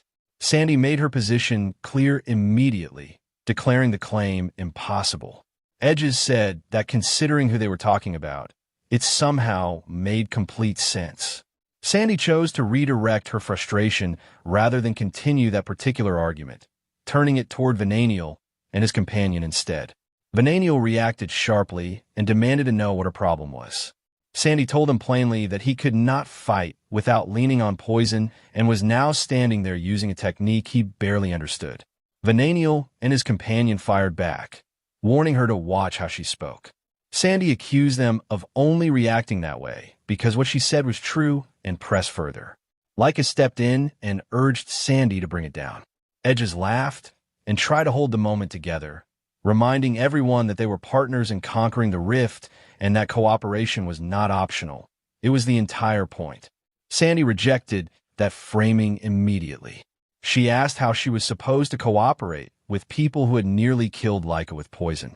She made it known that she disagreed with the team selection entirely. Edges and Leica moved to restrain her before the tension could pull itself apart completely. Zeke turned to LRA and asked what she thought about all of it. LRA looked back at him with total indifference and said she did not particularly care, as long as she was able to participate in the mission. Zeke found her attitude genuinely amusing and praised her for it. Sandy turned to Leica and asked how she had decided to include people like that in the team at all. Leica explained herself honestly. She was not as unbothered as LRA, she said, but she recognized the outstanding ability of the individuals she had chosen, and she believed they were necessary for what lay ahead. Vananiel's companion remarked with dry sarcasm that at least the leader seemed sensible, unlike certain older cousins she could name. Sandy launched back at that. Edges caught her before it could go further. Leica looked at the group around her and felt the weight of a private concern. Whether this team could actually function was a real question. Zeke thought about it from the inside. The aftermath of the selection trials was still alive in each of them, sitting just beneath the surface, making trust difficult and cooperation fragile. Every member was carrying something unresolved. The group was unstable. But if they could find a way through that, if they could reach genuine understanding and acceptance of one another, they might become something worth relying on. Leica drew everyone's attention forward. Ahead of them, the crack sat open in the air, a visible tear in the fabric of space itself. Zeke looked at it and felt a sharp, uncontainable excitement move through him. An actual crack, right there in front of him. Laika shifted into the tone of someone who had accepted the responsibility she was carrying. She reminded the group that they did not know what was waiting for them on the other side, and urged everyone to stay focused and stay sharp. The group steadied. Zeke stretched his arms and told everyone to move. Then he felt it, something entering the domain from behind them. He turned and looked back briefly, reading the sensation without letting it show on his face. LRA noticed and asked if something was wrong. Zeke told her it was nothing and urged the group forward immediately. Everyone turned their attention back to the crack, gathered themselves, and stepped toward it together. They moved carefully, step by step, toward what felt like the center of the anomaly. Whatever was waiting for them ahead, they understood it would not be easy. Their caution was justified almost the moment they crossed into the heart of the domain. Everything came apart at once. Laika was overcome with terror, her reaction instant and completely unguarded. Edges' expression twisted as fear hit him. Sandy went still, struggling to process what was unfolding around her. The ground beneath all of them simply ceased to exist, as though it had never been there. In a single, breathless instant, the entire group was falling through open sky, dropping fast through air with nothing below them but distance. There was no time to think. Laika tried anyway, forcing herself to focus, urging the others mentally to find a way to land, to stay calm, to prepare for whatever was coming. Then the bird arrived. It descended out of nowhere at terrifying speed, enormous and overwhelming. And before anyone could react, it had snatched Zeke clean out of the air and was carrying him away through the sky. The action was so sudden and so complete that the rest of the team could only watch it happen.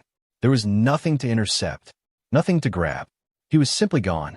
Sandy watched in horror, her attention splitting between Zeke disappearing into the distance and Laika still falling toward the forest far below. Zeke himself had barely processed the moment. 1 second, he had been falling alongside his team. The next, he was being hauled through the sky in the grip of something enormous, the ground growing smaller beneath him, his team already far away. Below, Laika reached toward the sky, her eyes locked on the direction Zeke had been taken, the concern on her face immediate and raw. Edges pulled her focus back with a sharp urgency.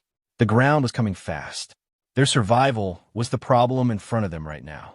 Laika braced herself and prepared for impact. Venaniel reacted with visible irritation at the chaos surrounding him. He called for his attendant, Alan, and the two moved into action without hesitation. Alan executed a newly mastered technique, channeling wind into a protective form that resembled an umbrella spreading open beneath them. At the same time, Venaniel unleashed his own refined wind abilities alongside it. Together, the two techniques generated a powerful whirlwind beneath the falling group, a cushion of swirling air that slowed the descent and softened what would have otherwise been a killing impact. The effect reached everyone just in time. Edges caught a sturdy tree branch at the last possible moment and held on.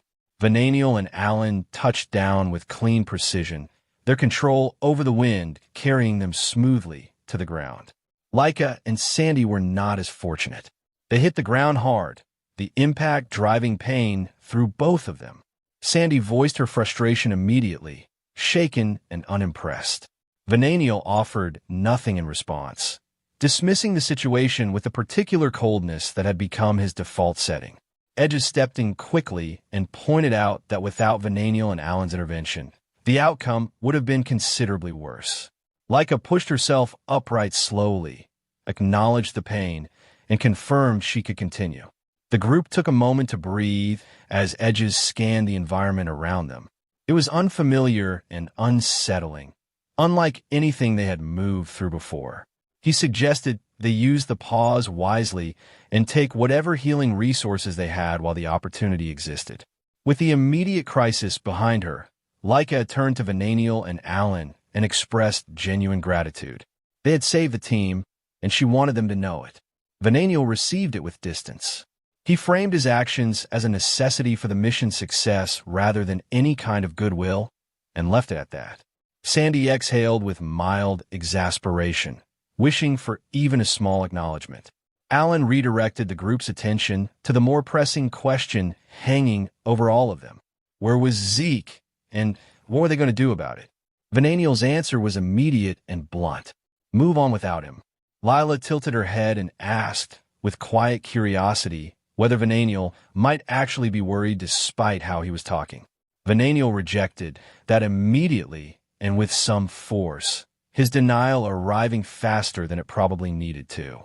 Sandy watched the reaction and noted plainly that he seemed incapable of being honest about his own feelings.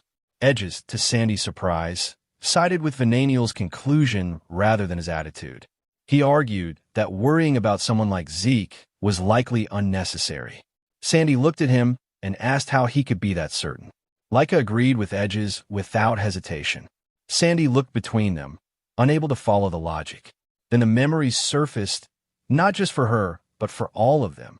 Zeke in training, relentless and unreadable. Zeke in combat, moving in ways that should not have been possible. The weight of his presence, the scale of what they had watched him do. Each recollection added to the same quiet conclusion forming in all of them. Whatever Zeke had been dropped into, he was not in danger the way an ordinary person would be. He was something else entirely. Sandy found herself beginning to question whether her perception was the outlier in the room. Edges brought the conversation back to what actually needed solving. Regardless of what they believed about Zeke's capability, they still needed to find him. The question was where to start. Lila offered the answer.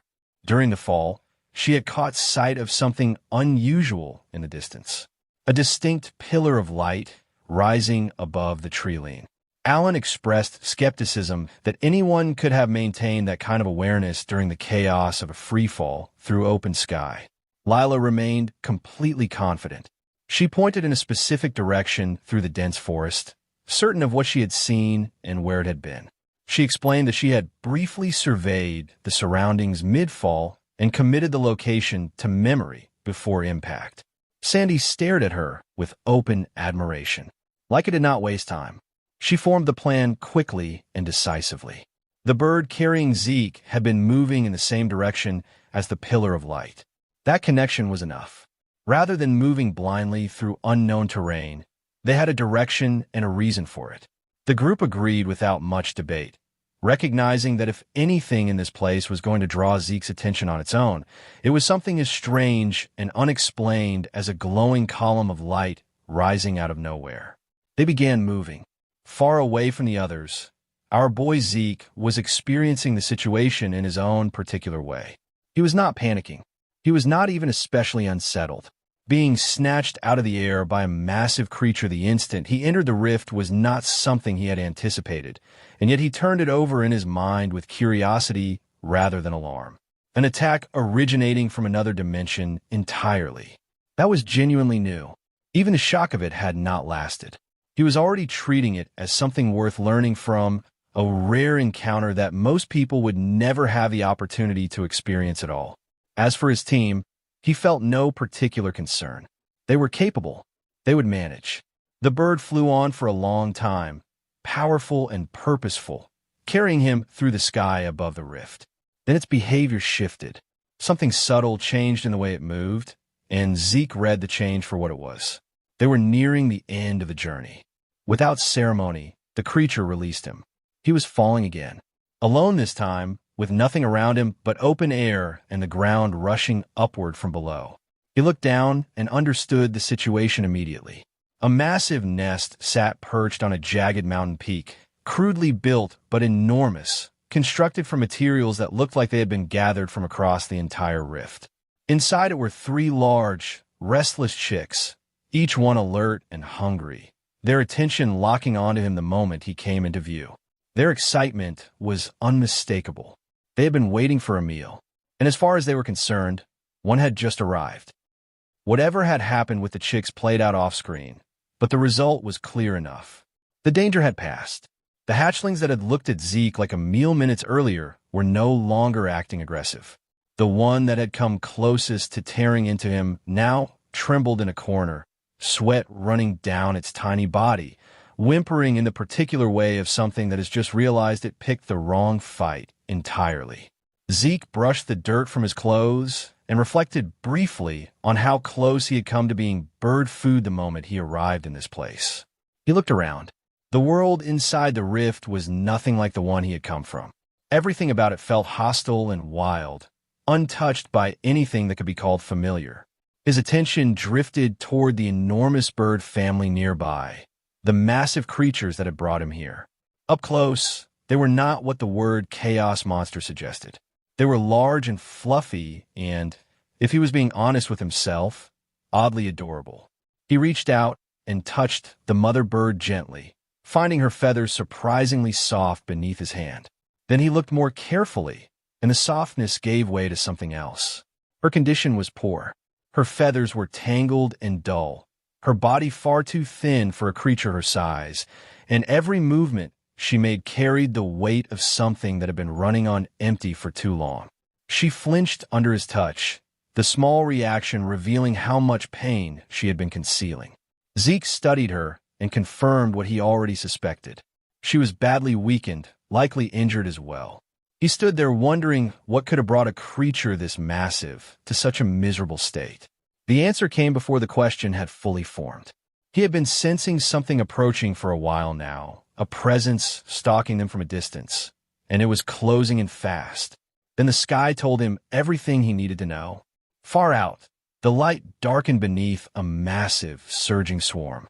Countless insect-like monsters moving through the air in formation, wrapped in a purple aura that radiated pure hostility from every direction. The mother bird saw them, and panic took her immediately. She pulled back behind Zeke without thinking, placing him between her family and the swarm, as though some part of her had already decided he was the only thing standing between them and death. Zeke understood everything in that moment. These insects were the real chaos monsters. The bird family had not been hunting. They had been prey, and the swarm had come back to finish what it started. He assessed the enemy calmly. The smaller locust-like creatures were around 3-star level, dangerous in numbers, more dangerous in a swarm this size.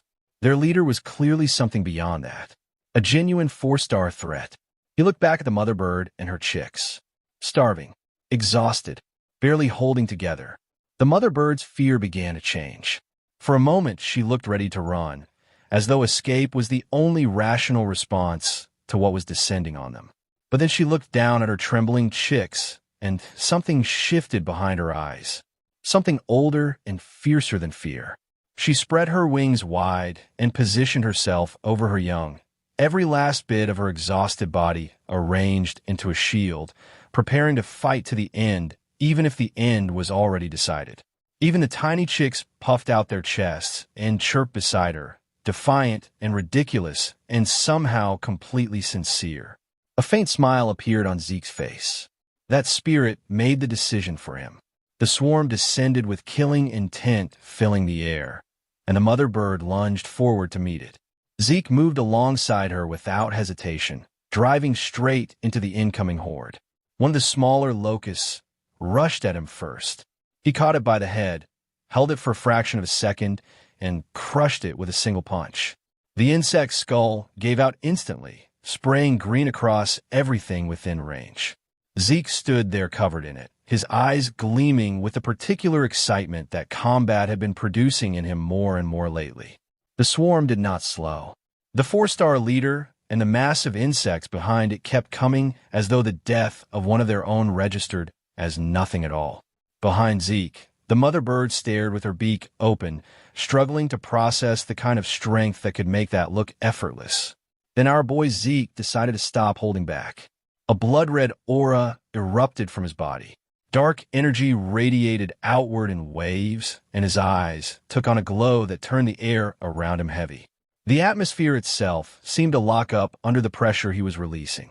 And then, high above the battlefield, a gigantic draconic eye materialized in the sky, ancient and vast and utterly without mercy, staring down at the swarm from above. Every insect in the formation froze. The paralysis was total. Not a single one of them moved. The crushing pressure of dragon dominance had found them all at once, and the message it carried needed no translation. Retreat now, or face complete annihilation. The swarm broke. Every insect turned and fled into the distance in complete, unorganized panic, abandoning the hunt without a second pass. Zeke watched them go and remarked casually to himself that they had terrible taste anyway. Then the exhaustion found him. He wiped the sweat from his forehead and acknowledged internally what using dragon pressure while his body was still weakened had cost him. It had placed a real strain on him. He did not let it show beyond that. The mother bird was still trembling, but the quality of the trembling had changed completely. It was no longer fear. It was awe. She stood there staring at him in stunned silence, then slowly turned her attention toward the corpse of the dead locust on the ground. She nudged it weakly with her beak, drawn by hunger she could no longer ignore. Zeke noticed immediately. He gestured toward the carcass without hesitation, offering it to her. She did not wait. She tore into the chaos monster with the desperate urgency of something that had been starving for a very long time, and ate. The full picture came together through a brief flash of memory. Earlier, the mother bird had left the nest to find food for her starving chicks. The swarm had ambushed her mid-search.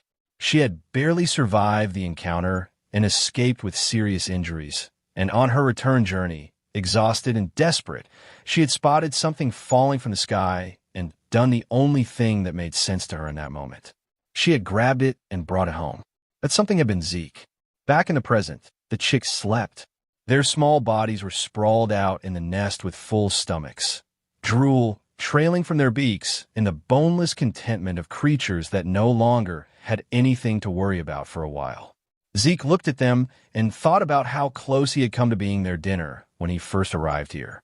Somehow the whole thing felt less like an accident and more like something that was supposed to happen.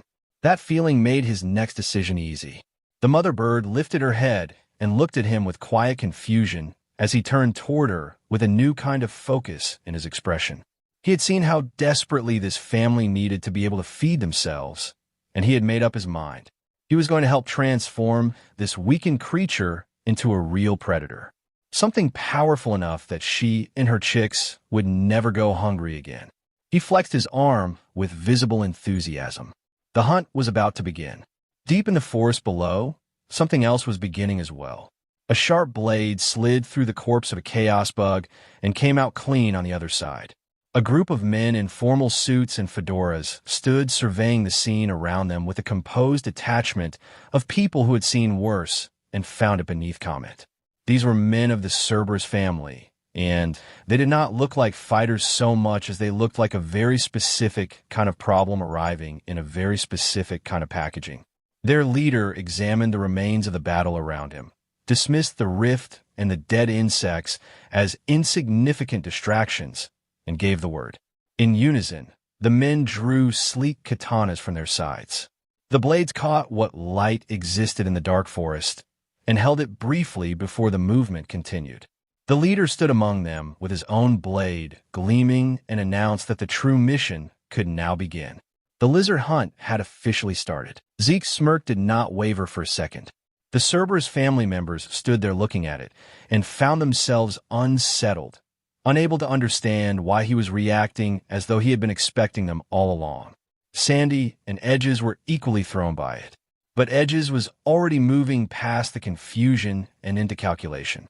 He recognized the danger the moment it materialized, identified who these people were, and tightened his grip on his sword. He also remembered the rule. Only 7 individuals with fewer than 3 stars were permitted inside the rift. No one outside their group should have been able to enter. What was standing in front of him directly contradicted that. The answer came without being asked for. Immense mana began pouring from the bodies of every Cerberus family member in the room, and one of them explained calmly that the method they had used to enter must have seemed strange. They raised their wrists. Strange bracelets sat on each of them, and the sight confused Laika immediately. The bracelet of deception. By wearing it, the rift itself could be tricked into ignoring entry restrictions entirely. The rules simply did not apply to them. Edges absorbed that with visible disbelief. The idea that such an item even existed had not occurred to him. Venial shouted in frustration, demanding to know why the enemy would hand over something that important so freely. One of the Cerberus members removed his bracelet, set it aside with complete calm, and told them it did not matter anymore. Everyone present was about to die. Zeke's eyes widened. He read the incoming attack before it arrived and shoved Leica behind him in a single motion. The Cerberus members unleashed blazing fire mana directly from their hands. The attack hit Zeke head-on and sent him crashing backward. Leica screamed his name. In the same moment, several members broke toward Leica with their swords already raised. Venial stepped in front of her before the strike could land, catching the assault with considerable effort, his body straining against the combined force of their push. He told her not to lower her guard and ordered her out of the way.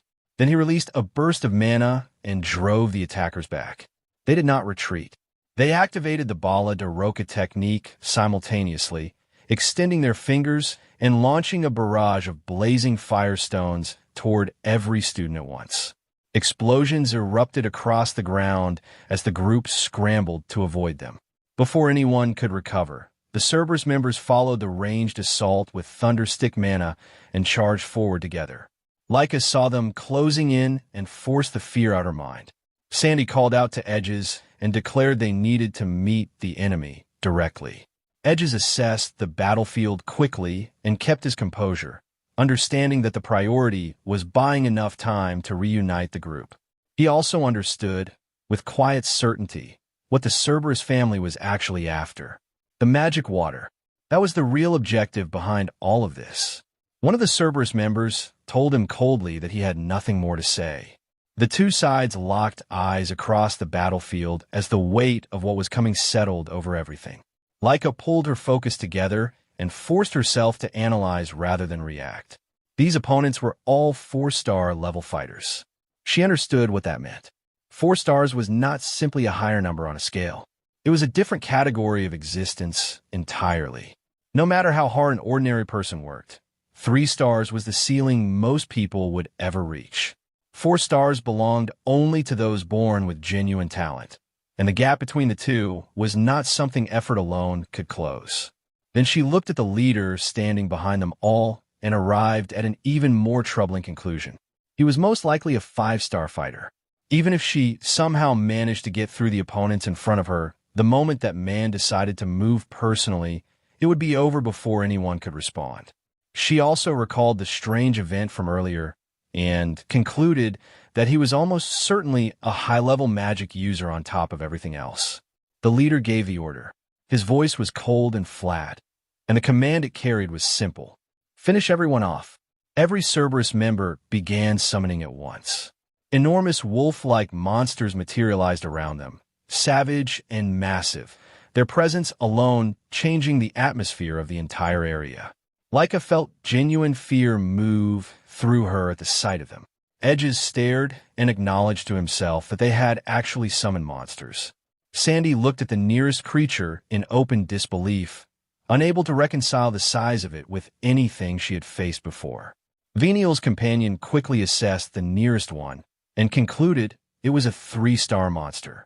The situation had gone from desperate to something beyond that. Then Zeke appeared.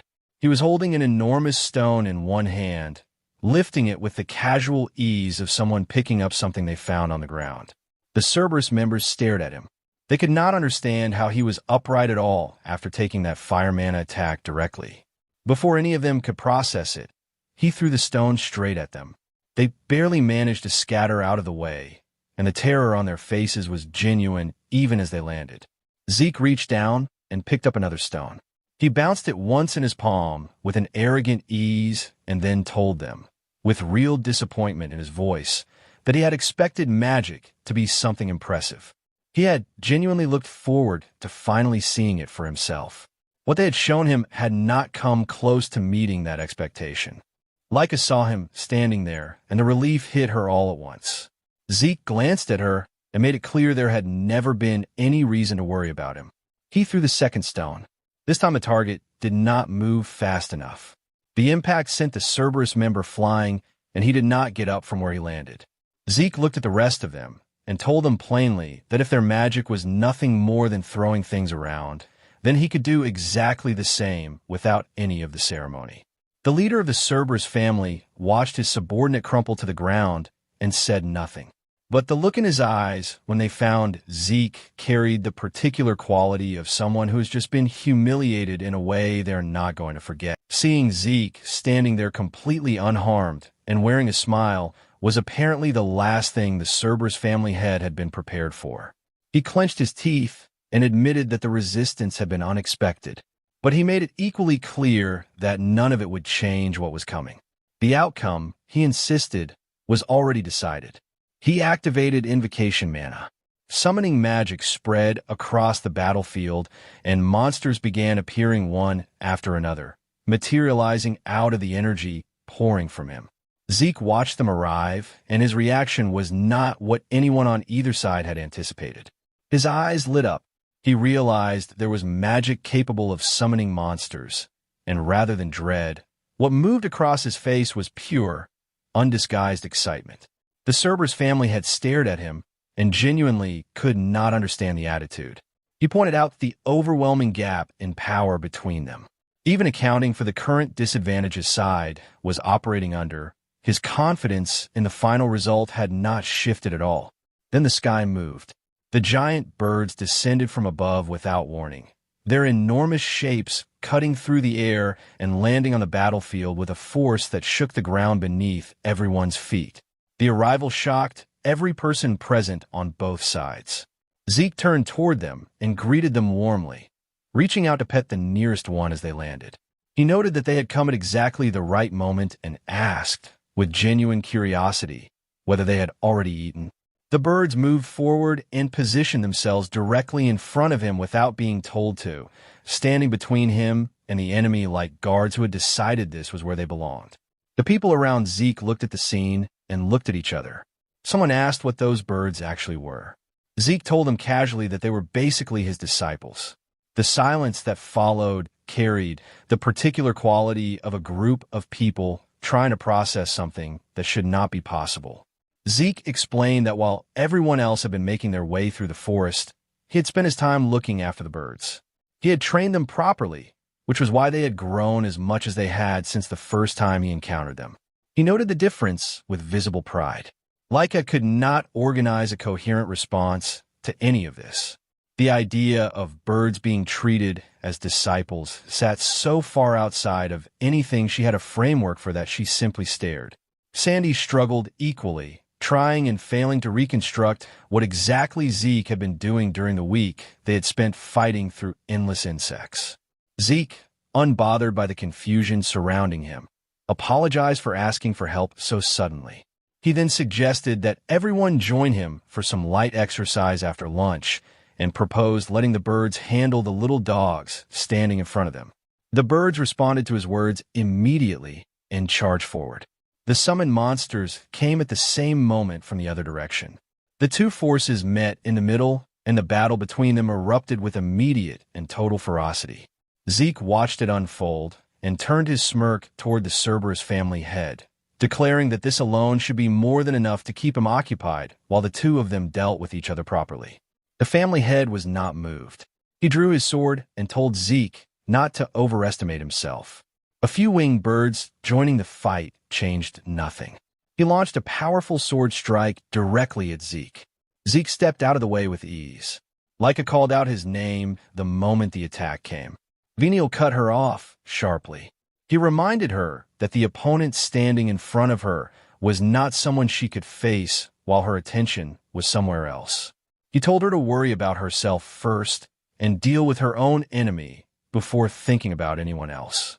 Laika caught herself, apologized, and pulled her focus back to what was directly in front of her. Across the battlefield, a Cerberus family member turned his mockery on Laika. He pointed out that her friend was supposedly about to die and asked why she was not going to him. Laika told him without breaking her stance that she would help Zeke after she had finished with him first. The Cerberus member's patience snapped. He called her a foolish brat and declared that defeating him was not something she was capable of. He activated the Earth Dog sword technique and came at her directly. Laika moved to meet him head-on. At the same moment, Venial stepped in beside her and activated the Ghost Wind umbrella technique. A powerful wind gust tore across that section of the battlefield, creating the opening they needed. Leica followed it immediately with the Great Thunder sword technique. A bright, violent flash of thunder erupted forward, and the combined force of both attacks struck the Cerberus member and sent him crashing hard across the ground. He got back up. He was smirking as he rose, dusting himself off with the composure of someone who had taken the hit and found it insufficient. He recognized what he was looking at now. A long-range wind attack paired with a thunder slash. He identified the two standing before him as children of the family head, his tone carrying the particular weight of someone who has just decided the situation is more interesting than he initially gave it credit for. Venial clicked his tongue. After watching how little real damage their combined strike had produced, he admitted that this opponent was going to be troublesome to deal with. Leica agreed that he was strong, but she did not lower her guard or her certainty. She looked at Venial beside her and declared that as long as the two of them were fighting together, victory was still possible. Edges moved first. He drove a sword strike toward the Cerberus member in front of him, aiming clean and direct. The opponent read it just in time, slipped out of the way, and immediately countered with the Bala de Roca technique, pushing Edges into a defensive struggle that left him no room to breathe. Lila entered the fight and activated the Celestial Sound technique. A massive surge of purple aura erupted from her weapon as a sound impact wave tore forward. The Cerberus member caught it on a wall repeal and held. He did not give them a moment to regroup. He turned his focus toward Venial and launched a sequence that moved without pause. The Earth Dog sword technique flowing directly into Earth Avalanche Cut.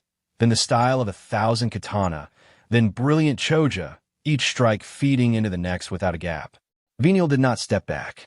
He pushed into it instead, forcing the opponent out of his rhythm, making him uncomfortable. The pressure worked. The Cerberus member struggled to find his footing and took a cut across the side of his waist in the exchange. It was not enough to stop him. He gathered mana through his fingers, launched another strike, and declared that Venial was nothing but a weakling even after catching him like that. Lila came back in from the front, activating the wave resonance stick technique and following it into Euphali before Ichikudan Dasi. Before she could connect fully, the opponent responded with soil tasting, raising an earth wall around her that cut off her movement entirely. He converted his mana into a concentrated blast through his fingers and sent her flying backward with overwhelming force. Edges screamed her name as she hit the ground. The Cerberus member fighting Edges did not let the moment pass.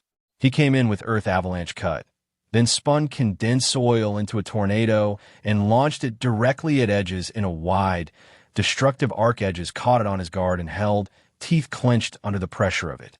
The Cerberus family head observed the struggle and remarked that they were still managing to endure that level of power. Then he stopped talking and moved. He activated La Guha de Rokai. Sharp soil spikes erupted from the ground and began forming a cage around Edges, closing in to trap him completely. Then a kick came from somewhere inside the formation and disrupted the technique at the critical moment, creating a gap just wide enough. Edges moved through it as the earth cage sealed shut behind him. He caught his breath and acknowledged what he was dealing with. 4-star strength. Dangerous and deliberate. Lila agreed with his assessment from where she had steadied herself. Edges turned the earlier wound over in his mind, trying to understand it. The cut had felt unnatural. He suspected the opponent was enhancing the blade with magic, and that was what made it so difficult to read. On top of that, their own weapon was approaching its limit. Lila asked if he was okay. He told her he was fine for now. She warned him again about the sword. He acknowledged it and admitted he was not sure how much longer they could hold out. Then something settled across Edges' face. A plan. He smiled. The Cerberus family had noticed and smirked back at him. He asked what their little strategy discussion had produced. Edges returned the expression without explaining it. The head asked what was so amusing. Edges told him calmly that nothing was wrong, only that he believed they could still turn the situation around, and that perhaps the opponent had grown a little too comfortable with his own confidence. The head erupted. He launched a furious assault at Edges, shouting at him to disappear, mocking him for the arrogance of a 3-star fighter daring to speak that way. He combined soil and fire mana together into a destructive mixed assault and drove it forward with everything behind it. Edges moved to dodge the pressure. At the same moment, Lila broke from above and came down using the wave resonance cane technique, targeting the family head from overhead. The head turned. He had already seen her coming. He said as much, his eyes finding her before she had fully committed, telling her he had warned them he could track their movements. That was the opening Edges had been building toward. The moment the head's attention shifted to Lila, Edges threw his sword forward and declared that he could do it too. The move caught the opponent completely off guard. Edges activated the style of a 1,000-leaf katana and unleashed the secret technique. Extreme Katana. 5 blades. The attack landed directly on the Cerberus family head's chest. He was thrown backward and crashed to the ground. Blood came from his chest and his mouth as he lay there struggling with what had just happened. He could not accept it. He said aloud that it was impossible for someone with only 3-star strength to do this to a 4-star fighter. Lila ran to Edges and asked if he was all right. He told her he was relieved they had found the opening. She looked confused. He clarified that it was something Lila had taught him. She asked who he meant. Edges smiled and explained what he had worked out during the fight. When the opponent used magic, the sword reverted to its normal form. The upgrade activated through magic, but it also disabled something in the process. The opponent could not use magic and sword technique simultaneously. That meant there was always a brief transition point between the two, a moment where neither was fully active. A weak point, short and predictable once you knew it was there. Edges had simply waited for that exact moment and hit it. Lila clapped and called him a genius. Edges denied it entirely and said the credit belonged to her. With the fight turned in their favor, he prepared to move and rejoin the others. Elsewhere on the battlefield, Sandy and Venial's companion had found each other and thrown themselves into a coordinated assault against another Cerberus member. Together, they launched Flash of Thunder and Wind Gold Projectile in combination, using speed and range pressure to corner their opponent. Mid-attack, Sandy complained that he had nearly dragged her into the blast radius. The companion fired back immediately, arguing that his hesitation during the exchange was the real problem. Sandy demanded to know what she meant by that. The Cerberus member got back up before they could finish the argument. He observed them with something like amusement and noted that they seemed extremely close based on the way they were talking to each other. He attacked again. The companion reacted with Wall of Wind, deflecting the strike and creating space. Sandy acknowledged that 4-star opponents were considerably harder than expected. The companion agreed, then complained that because of Sandy's timing, her own attacks were failing to connect properly. Sandy snapped back that her interference was the reason his strikes were going wide. The argument escalated. She insisted she was constantly the one covering for him when he dropped his guard. Sandy countered that she did the same thing. Neither of them stopped fighting while they were doing it. The Cerberus member used the opening. Sharp soil spikes rose around Sandy and closed into a cage.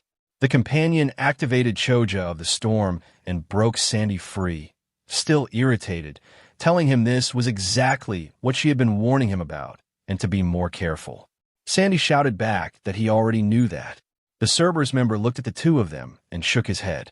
He mocked their coordination, called it immature, and told them plainly that children like these could never defeat him. Sandy opened his mouth to argue and then stopped. He admitted it. The teamwork was immature and neither of them was going to deny it. But hearing it from this particular person was especially irritating. The companion clicked her tongue and reluctantly agreed with that assessment as well.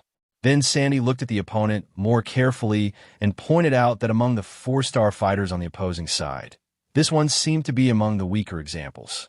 He believed they could take him. The Cerberus member's face went red. He cursed them for being insects who could not comprehend the true difference in power between them. Sandy told him to die, regretting his own impotence, and declared that she would finish this herself. The companion made a sound of frustration at Sandy making the call unilaterally, but clicked her tongue and accepted that there was no other option. She activated the wind-cutting fan technique and launched a wind gust projectile. The opponent dodged and mocked her, convinced she had nothing left to offer. But the projectile had not been a real attack. She had loaded additional wind power into the technique, specifically to lock his movement in place. Sandy came down from above in that moment, an unleashed flash of thunderlight. The opponent could not block it in time. The companion followed immediately with Typhoon of Sediments, combining the two strikes into one finishing sequence. The Cerberus member went down. The companion immediately turned on Sandy and told her that if she was going to declare she would finish someone off, she needed to actually finish the job all the way through without leaving gaps. Sandy shouted back that the technique had only landed perfectly because of her own contribution. The companion pointed out with dry satisfaction that despite all the confidence, Sandy had still not managed to close it alone. She sighed. Sandy snapped that she could hear every word. The enemy was defeated. The argument continued anyway, the two of them going at it with the particular relentless energy of people who had just survived something genuinely dangerous and had decided to spend the aftermath fighting each other instead of resting. Venial was being pressed hard by the Cerberus family member in front of him, the relentless pace of the attacks giving him no room to settle. He gritted his teeth and launched his Ghost Wind Umbrella technique, Torbellino Impact, driving the opponent back just enough to create an opening. The Cerberus member recognized immediately how deliberately that opening had been built. The moment his attention shifted toward Venial, Leica moved. She came in with her great Thunder Sword technique, the first secret technique, Celestial Thunder, the strike carrying everything she had behind it. The Cerberus member caught the movement instantly. He raised his sword and blocked it head-on, mocking the speed of her attack even as he absorbed it. Her slash crashed into the ground instead of him, tearing the earth apart and sending stone fragments exploding outward across the battlefield. He had not moved an inch. He activated his Earth Dog sword technique, union of the sword and the earth. The ground beneath them began to shake violently as his power fused directly into the earth itself, rising with overwhelming force. Leica felt the surge before she saw it, and the scale of it caught her completely off guard. The two attacks collided. Thunder against earth, directly, without compromise. He barely registered the impact. Leica took the full weight of it and came away badly injured. Still, she refused to fold. She gritted her teeth, realizing her lightning had simply been redirected straight into the ground beneath him, absorbed and dissolved before it could do anything. The fight continued at that same brutal pace. Leica scrambled to dodge his relentless follow-ups as he unleashed Landslide Cut without warning. The attack caught her before she could fully recover, and a powerful kick to her stomach sent her flying across the battlefield. Venial answered from behind with his blast of wind. The Cerberus member sensed it instantly and avoided it without effort. Venial's frustration deepened. Even a surprise attack had been read before it landed. The pressure on both of them was becoming unbearable. They pulled back behind a large stone for a moment, just long enough to breathe. Leica thanked him quietly for saving her life. Venial rolled his eyes and brushed it off, telling her to simply take advantage of any mistake the man made, however small. Leica smiled, a little awkward, a little grateful, and let it go at that. From behind the stone, she studied the battlefield carefully and understood, with growing clarity, exactly how dangerous their opponent was. He ranked well above the average 4-star fighter, and the technique that fused his sword with the earth made him essentially impenetrable to her thunder. On top of that, he carried something specifically designed to wear down enchanted weapons over time, which meant he left almost no real openings to exploit. The only weakness she had managed to identify came during the brief transition when he switched between magic and martial technique. That window was far too short to use. He had clearly spent years training to eliminate exactly that kind of vulnerability from his style. Her own combat approach leaned heavily on speed, and even that was not fast enough to catch the gap he left behind. Venial's patience finally broke. He admitted that fighting this way, the two of them were never going to bring this man down. Leica had already reached the same conclusion and was searching for another option. She asked whether he had any poison or hidden method left to use. Venial told her that Zeke had taken all of it before leaving. According to Zeke's reasoning, it would not count as proper training if Venial had poison to lean on in a real fight. And as an extra complication, the poison Zeke had consumed had also neutralized the ether-destroying poison Venial had been carrying inside his own body the whole time. Laika could only stare at that information, helpless in the face of it. It meant fewer tools, fewer angles, fewer ways to find the opening they needed. Then Venial said there was still one option left. Laika understood immediately what he meant, even before he explained it. The Cerberus member did not give them time to finish the thought. He attacked again, mocking the fact that they were standing there calmly discussing strategy in the middle of a fight. Both of them barely dodged it. Mid-evasion, Laika demanded to know what exactly Venial was planning. He told her to hit the man with the fastest technique she had. Laika hesitated, unsure if her speed alone would ever be enough. Venial told her calmly that he would handle the rest. The unspoken question underneath, that was simple. Did she trust him? Before he could even finish the thought, Laika moved to shield him from another incoming strike. As she did, she said it plainly. She trusted him completely. With that settled, Venial started running forward, and Laika fell in close behind him, covering his approach from the enemy's attacks. The Cerberus member watched them advance and smiled with total confidence, certain that no matter what they attempted, the result would not change. He activated Rocket's needle. Countless sharp spikes tore up from the ground and rushed toward them. Venial intercepted it with whirlwind impact. The Cerberus member responded immediately with another wave of Rocket's needle, telling them arrogantly to just give up. Venial had already prepared for this. At the precise moment, he called out for Laika to move. She responded instantly. The Cerberus member, realizing what they were doing, erupted with fury and swore he would turn Venial into something full of holes. Before the attack could land, Laika stepped in front of it and refused to let it through. Then both of them charged him together. Even under their combined assault, he kept pouring mana into his techniques without slowing down. Venial unleashed Torbellino Impact and called for Laika to execute the plan they had built together. The Cerberus member watched their movements sync up and felt a flicker of genuine shock, but he held on to his belief that it would all end the same way regardless of how many times they tried. Laika and Venial pushed forward with full force and total intent. Venial activated his Phantom Wind Umbrella technique. Laika unleashed her Great Thunder Sword technique at the same moment. The two merged into something stronger than either alone, and Laika poured everything she had left into flashing thunder, the combination of all three techniques converging directly on the Cerberus family member. He went down. Laika collapsed to the ground in exhaustion immediately after, trying to piece together exactly what had just happened in that final exchange. Venial explained it to her calmly. Neither of their individual speeds had been enough to catch him alone. But by channeling his wind energy into accelerating her movement, he had believed they could finally match the speed the opponent had been using against them the entire fight. Laika understood immediately and smiled softly. Venial, with a flicker of genuine curiosity, asked why she had trusted him so completely in that moment. Laika looked confused by the question at first. He pointed out that despite everything between them, the two of them had trusted each other completely at the exact moment it mattered most. She thought back over everything they had been through together.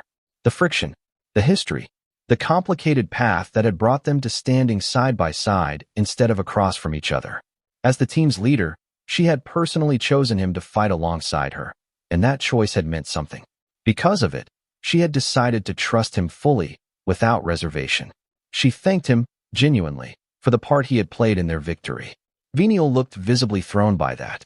He turned his face away and told her not to misread anything, insisting he had only helped because there was no other way to win. Laika accepted that with a simple nod, letting the moment pass without pushing on it. Then she remembered. The 5-star opponent was still out there somewhere. Both of them spotted Zeke nearby in the same instant. He was injured, lying on the ground, but he pushed himself back up slowly, laughing as he rose. He looked toward the Cerberus family head with genuine excitement and called the fight good, asking to see more of his magic. The family head answered with the cutting gravel sword technique, sharp rock spikes erupting from the ground as part of the assault. Zeke caught the attack with his bare hand and told him plainly that surrounding himself with rock did nothing to him. The family head responded by activating K-plastification of the terrestrial crack, striking the ground with overwhelming force. The earth split apart beneath Zeke, and he fell into the collapsing terrain. He caught his balance mid-fall, sprang back up, and laughed, calling the whole thing genuinely entertaining. Then he looked around and noted something else. Everyone else on the battlefield had already finished their fights. His bird disciples had wiped out the Cerberus wolves and summoned monsters. His companions had taken down every remaining Cerberus member. The family head's frustration surfaced. He admitted that he would have liked to keep enjoying this exchange of magic for as long as possible, but he had never expected to be defeated, even partially, by someone holding only 3-star strength. Then he made a decision that stopped everyone cold. He tore out his own heart. He declared that even if it cost him his life, he would complete the mission. The ground began to collapse and shake violently the instant the words left him. Zeke's allies struggled to keep their footing as the terrain destabilized beneath them, something massive clearly building from below. Confusion spread fast. Nobody understood what force was tearing the ground apart like this. Edges analyzed it and reached the answer. This was not ordinary magic. This was the man's own magical power reacting violently and reshaping the terrain around itself in response. Zeke watched the changes carefully and felt the hardness and sharpness of the ground shifting into something entirely different from before. The opponent's magic was spiraling, possibly entering a state that no longer answered to its own user. Despite the explosive surge in output, Zeke understood exactly what that kind of uncontrolled power eventually led to. The Cerberus family head threw his own heart into the air. Everyone present stared in shock, unable to immediately process what he intended to do with it. Zeke remained calm. A faint smirk crossed his face, the kind that belongs to someone who has already worked out a response to something nobody else in the room has finished reacting to yet. The moment everyone noticed the stone hanging in the air, shock and panic spread through the battlefield instantly. Sandy understood the danger first and felt genuine terror at the thought of what would happen if it dropped. Edges cursed under his breath as he ran through the situation in his head. There was no escape route left, and if this continued, the Chaos Stone itself would eventually break apart. Lila pointed out that the Chaos Stone was supposed to be destroyed anyway. That was the mission. Edges corrected her. The moment the stone shattered, the crack connected to it would begin closing. Sandy's panic deepened immediately as the implication landed. Once the crack closed, everyone standing here would be trapped inside with no way out at all. Her screaming grated on Venial, who covered his ears and told her to stop wasting time panicking and focus on stopping the enemy actually causing this. Sandy knew that was the only real option. She also knew she was completely helpless to act on it. No matter what she tried, she could not close the distance to interfere. The Cerberus family head broke into laughter. With total confidence, he declared that it was already too late. Everyone present was going to die right there. Laika went still at the certainty in his voice. Without hesitation, he activated Ikeda of the Star. The technique that followed left every person watching stunned by the scale of it. Zeke activated his own power in response. Laika understood there was no more room to hesitate and called on everyone to throw everything they had at the rock. Edges stepped forward first and unleashed the style of a 1,000-leaf katana secret technique. Extreme 5-blade katana. Lila activated the celestial sound technique, secret technique sky-piercing sound. Venial and his companion joined the assault, releasing the wind umbrella technique, ghost first secret technique mysterious wind, alongside the wind-cutting fan technique. First secret technique, Typhoon Sepno. Laika and Sandy combined their strength into the Great Thunder Sword technique. First secret technique, Celestial Thunder. Every voice rose together as all of it struck the stone in one single, overwhelming wave. The Cerberus family had stood there afterward completely unharmed. Nobody could process it. They had just thrown everything they had, combined, at full force, and it had done nothing. A smirk crossed his face as he told them, almost gently, to give up. Before arriving here, he had poured every bit of his power into the spell holding that stone together. The magic contained inside it reached 7-star level. Warriors carrying only 3-star strength, he explained, had no chance of breaking something like that. Not alone. Not combined. Not with any number of them attacking together. Venial refused to accept it. He called on Alan, and the two of them launched another tornado technique together without hesitation. Lila watched the rock and saw exactly what she feared. It had not slowed down at all. Then Zeke appeared. He arrived with a playful laugh already on his lips, and the sight of him stopped Laika and the others cold. He studied the rock, ran the calculation quickly in his head, and understood something important. In his current condition, releasing aura alone was not going to be enough to break it. He needed something else. The idea came to him, and he started laughing again. A direct punch would solve everything. He could feel, even as the thought formed, that his fists might shatter under the force of what he was about to do. He understood the risk completely and gathered every bit of strength he had left anyway. He launched the punch directly at the stone.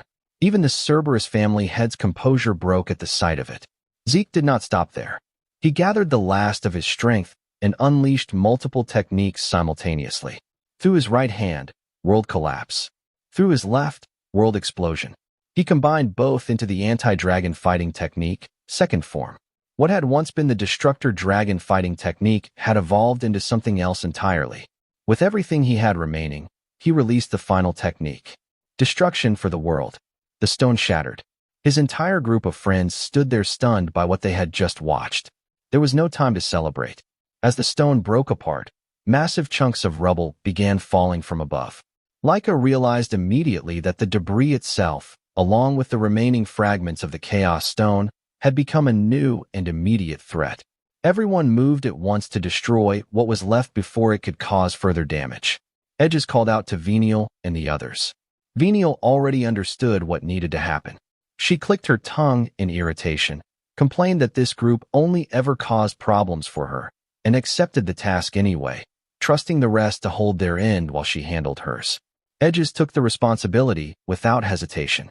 As enormous rubble crashed down around him, he activated the style of a 1,000-leaf katana, flowing choja path of a katana, and successfully blocked a massive falling stone.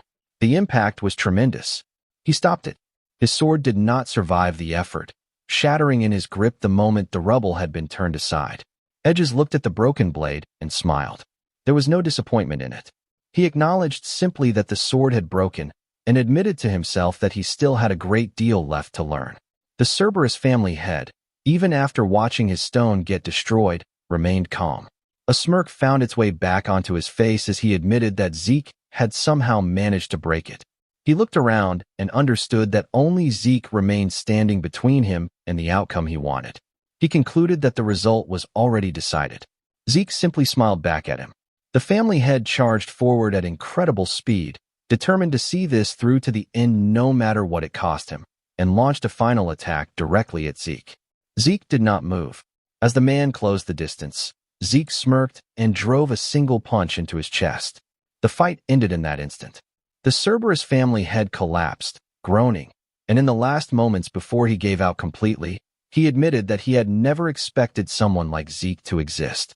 He compared ordinary people to lizards and acknowledged, with something close to genuine respect, that standing among them was a true dragon. Zeke returned the respect plainly. He admired the way the man had kept fighting until the very end without ever backing down. With the battle finally over, everyone rushed toward him. Laika reached him first, checking him over with real concern. Zeke told her, calmly, that he was completely fine. Edges looked at him in open disbelief. Even knowing what Zeke was capable of, the idea that someone at his level had just defeated a 5-star opponent was difficult to fully accept. Venial showed no concern at all. In her view, worrying about Zeke had never made any sense, because the man was simply insane. Alan remembered that Zeke had only been at 2-star level not very long ago at all. Lila congratulated him on reaching 3 stars. Sandy, putting all of it together at once, finally understood why people called him the Lin Monster. Zeke laughed at that and remarked that it was a fairly cruel way to describe a person. He did not dwell on it. Instead, he turned to the group and praised every one of them for how well they had fought. Nearby, his bird disciples looked thoroughly pleased with how the battle had gone. Zeke noticed and praised them too, pointing out that the results of their training were now plain to see. The compliment made them visibly happier. Laika turned her attention to the birds as well. She admitted she still did not fully understand them, but she was sincerely grateful. Because they had handled the monsters, the rest of the group had been free to focus entirely on the real threat. She walked over and gently patted them, thanking them for everything they had done. Afterward, Edges picked up a locket from where the Cerberus family head had fallen. He examined it and identified it as a Lena ID tag, the kind meant for dogs. The name engraved on it read Jack Rock. Sandy reacted the moment she heard it. She remembered hearing the name from her father, connected to one of the elite figures within the Cerberus family, a figure known as Luna, also called Sunhound. She wondered aloud whether that was who they had just defeated, and the thought led her towards something darker. That this had not been an improvised encounter at all. It had been a planned, secret strike.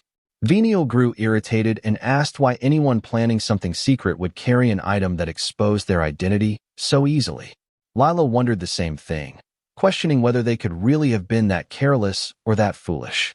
Edges dismissed both ideas. They had simply never expected to lose. Venial asked him to explain. Edges laid it out. The mission, as far as anyone knew, was meant to only involve 3-star opponents. Instead, the Cerberus family had deployed 4-star and even a 5-star elite unit against them. With that kind of overwhelming advantage on paper, they had every reason to believe victory was already secured. Losing in terms of raw strength had simply never been part of their calculations. Leica agreed with his read on it. Their true objective had been to eliminate everyone in their path. They had simply, badly, underestimated who they were dealing with. Edges added that much of the credit for surviving that miscalculation belonged to Zeke. Zeke laughed and said there were still plenty of things he could have done better, but called it a magnificent fight overall and praised everyone's effort one more time. The bird disciples seemed just as pleased with the outcome as he was. He pulled them into something like an embrace and asked if the hard part was finally behind them. His friends watched the whole exchange in stunned silence. Venial remarked, almost to herself, that Zeke was the kind of person who simply crushed complicated strategy under sheer brute force, and that this probably made him the single worst kind of opponent anyone could face. Leica brought the conversation back to the practical question hanging over all of them. After everything that had just happened, how were they even supposed to get back? Zeke told her to wait. There was still one more thing left to do. Leica looked at him, confused, wondering what could possibly still be missing after all of this. Zeke told her plainly. They still needed to drink the magic water. That the entire mission had been to retrieve the magic water and bring it back. Leica agreed and pointed out that drinking it was precisely why it should never have even entered the conversation. Zeke calmly reminded everyone that he had not forgotten the mission. He knew they were there to recover the magic water and seal the rift.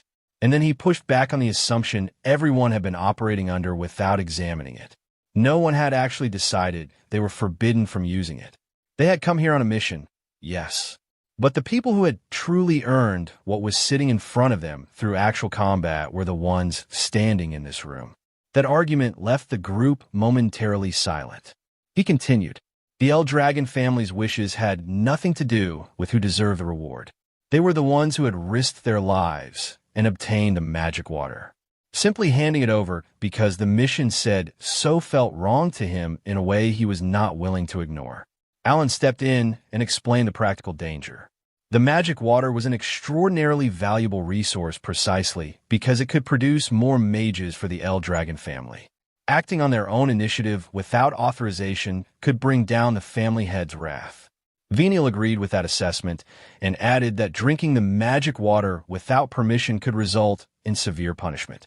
In the worst case, execution was not off the table. Zeke dismissed all of it without breaking his expression. Venial stared at him, briefly at a loss for words. Zeke went on. Within the El Dragon family, strength was what mattered above everything else. Seeking a new source of power through the magic water was not wrong under that logic.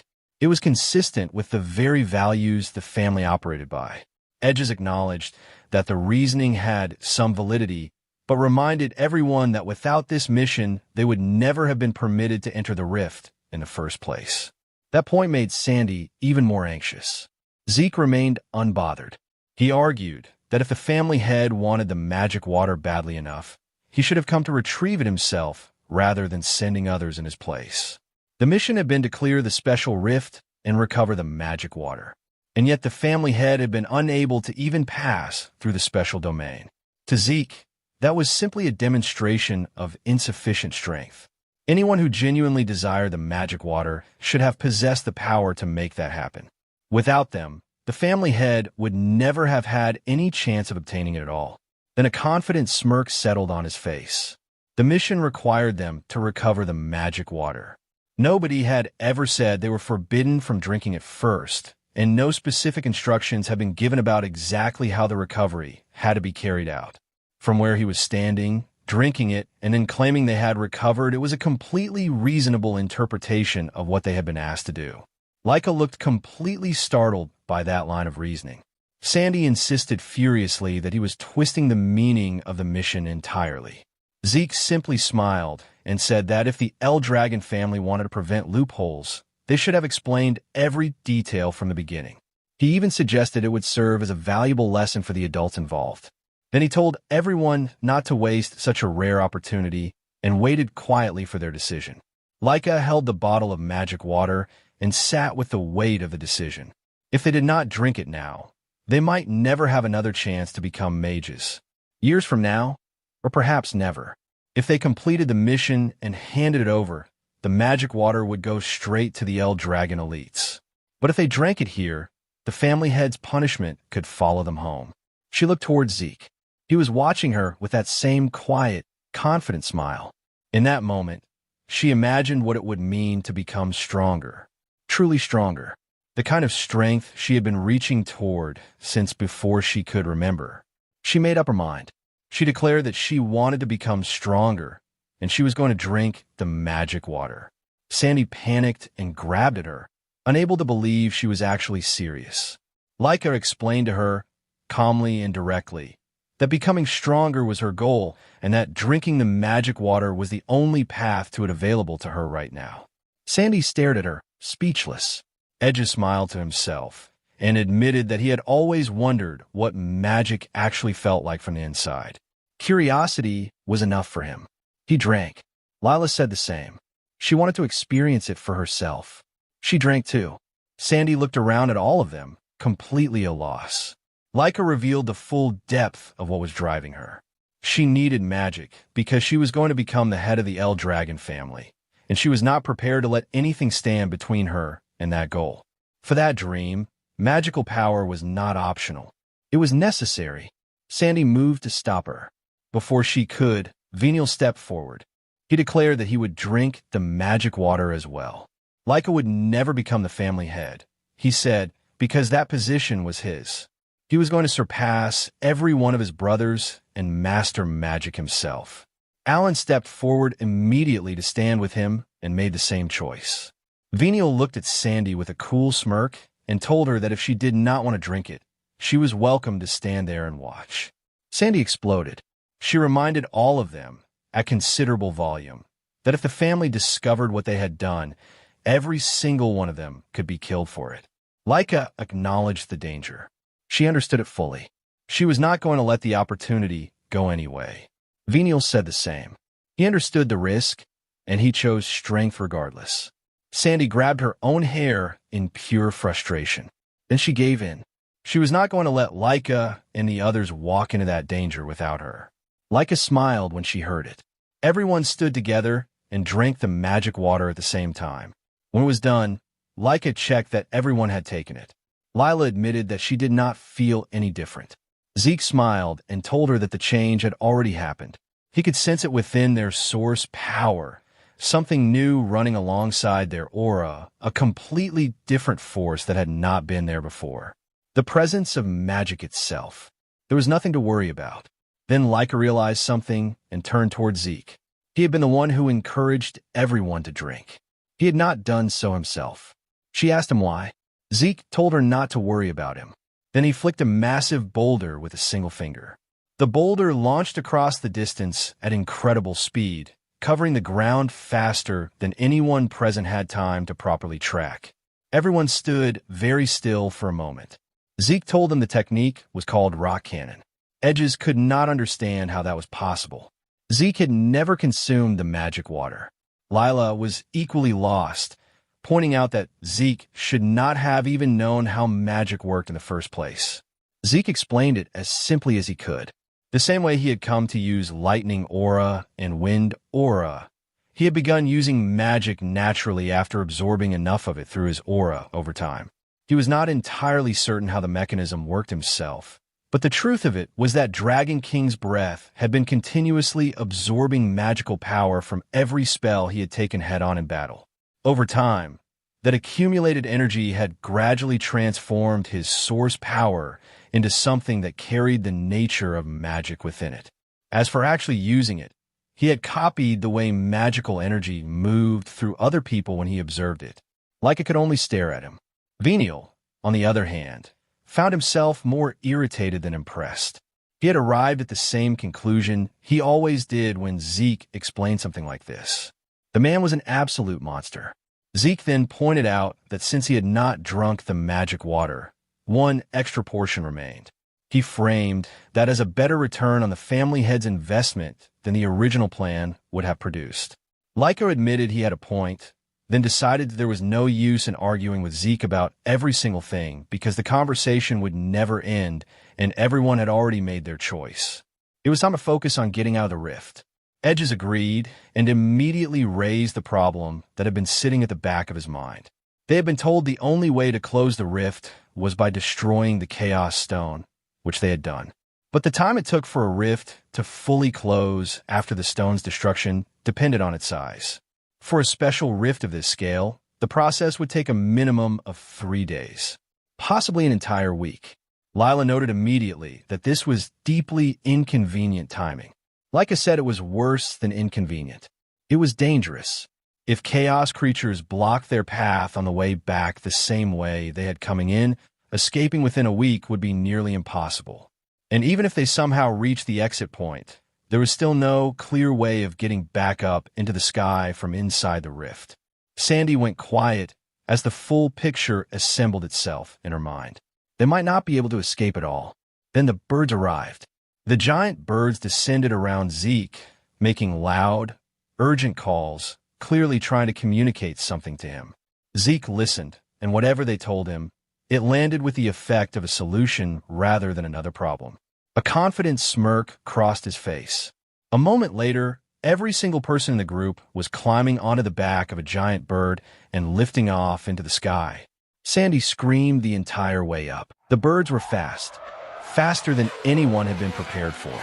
Sandy could not stop screaming and admitted that lowering her voice was simply not possible given the speed they were moving at. Edges smiled and explained that this was exactly the point. The birds had grown so fast that even the chaos creatures that had been chasing them earlier in the rift could no longer keep up. At this rate, they would reach the exit before the crack sealed completely. Venial found the whole thing incredibly boring and made no effort to hide it. Our boy, meanwhile, was standing on top of his bird without sitting down, arms relaxed, looking like someone who had done this 100 times. Laika watched him from her bird and quietly concluded that his capacity for absurdity had no visible ceiling. She had not imagined, at any point during mission planning, that the escape route would involve domesticated rift monsters. And yet here they were. Lila laughed and reached out to touch the feathers, calling the birds fluffy and adorable. Laika shyly agreed that yes, the birds were cute. Then she admitted, more seriously, that this mission had shown her just how extraordinary Zeke truly was.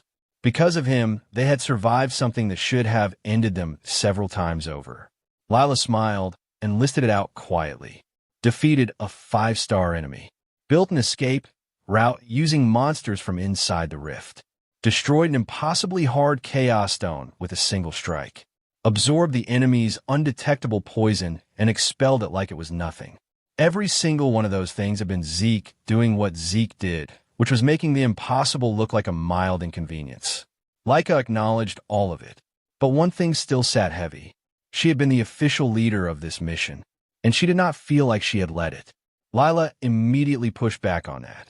She told her that without Laika, the team would never have held together through everything they faced. That was what a leader actually did. Laika held on to that, pulled Lila into a hug, and thanked her. Inside that moment, quiet and firm, she made herself a promise. She would become strong enough to truly lead. And one day, without fail, she would become the head of her family. Our boy was busy being proud of his birds. He told the mother bird that she had become significantly faster compared to the time she had kidnapped him out of the sky, which he considered impressive progress. The bird disciples reacted with visible excitement at the praise. He looked at the younger ones keeping pace and declared that they all had a very promising future ahead of them. It had the energy of a coach watching his team win a championship and barely being able to contain himself about it. Then something stopped everyone cold. Two powerful auras appeared directly in their path. One glowing yellow, one shining green. Zeke stared at them, trying to understand the source. Then everyone realized simultaneously that both auras were coming from Zeke's own body. Leica screamed. Our boy looked down at himself with genuine confusion, patting his bird disciples on the head as they cried out around him, and told them that their beeping was not giving him the information he needed to understand what was happening. Before anyone could make sense of it, Lila spotted something ahead. The crack leading out of the rift had finally come into view. Venial looked at it and immediately noted that it appeared far too narrow. Alan agreed. The crack was almost completely closed. Edges understood the situation in an instant and knew it had become very dangerous very fast. As they flew closer, the crack kept shrinking visibly, second by second. Leica watched it and felt real fear crawling in. They were approaching the limit, and she could not tell whether they would make it through. Edges did not waver. He said that reaching the exit was no longer a matter of chance. The birds would make sure everyone got through. Sandy immediately understood what he meant and looked horrified. In the next instant, the birds accelerated beyond what anyone had thought they were capable of. With everything they had left, every last reserve of speed and strength, they launched the entire group directly toward the shrinking gap. Our boy reached out and gently patted his bird one last time as they flew. He said he still did not fully understand the mysterious auras that had appeared from his body, but he understood that this part of the journey was ending. The birds responded with emotion that needed no translation. He smiled and told them that as long as they were alive, they would meet again somewhere down the line. Until that day, he told them to keep training, to live strong, to keep moving forward no matter what. The birds cried out happily. He told them to take good care of themselves. Then everyone passed through the crack. They hit the ground hard on the other side, the momentum of their flight carrying them into the impact before they could slow down. When the dust settled, Edges looked around and asked whether they had actually made it. He confirmed it quickly. They were back. Leica looked at the world around her and noticed something. The darkness felt the same. Zeke carefully read the surroundings and corrected her.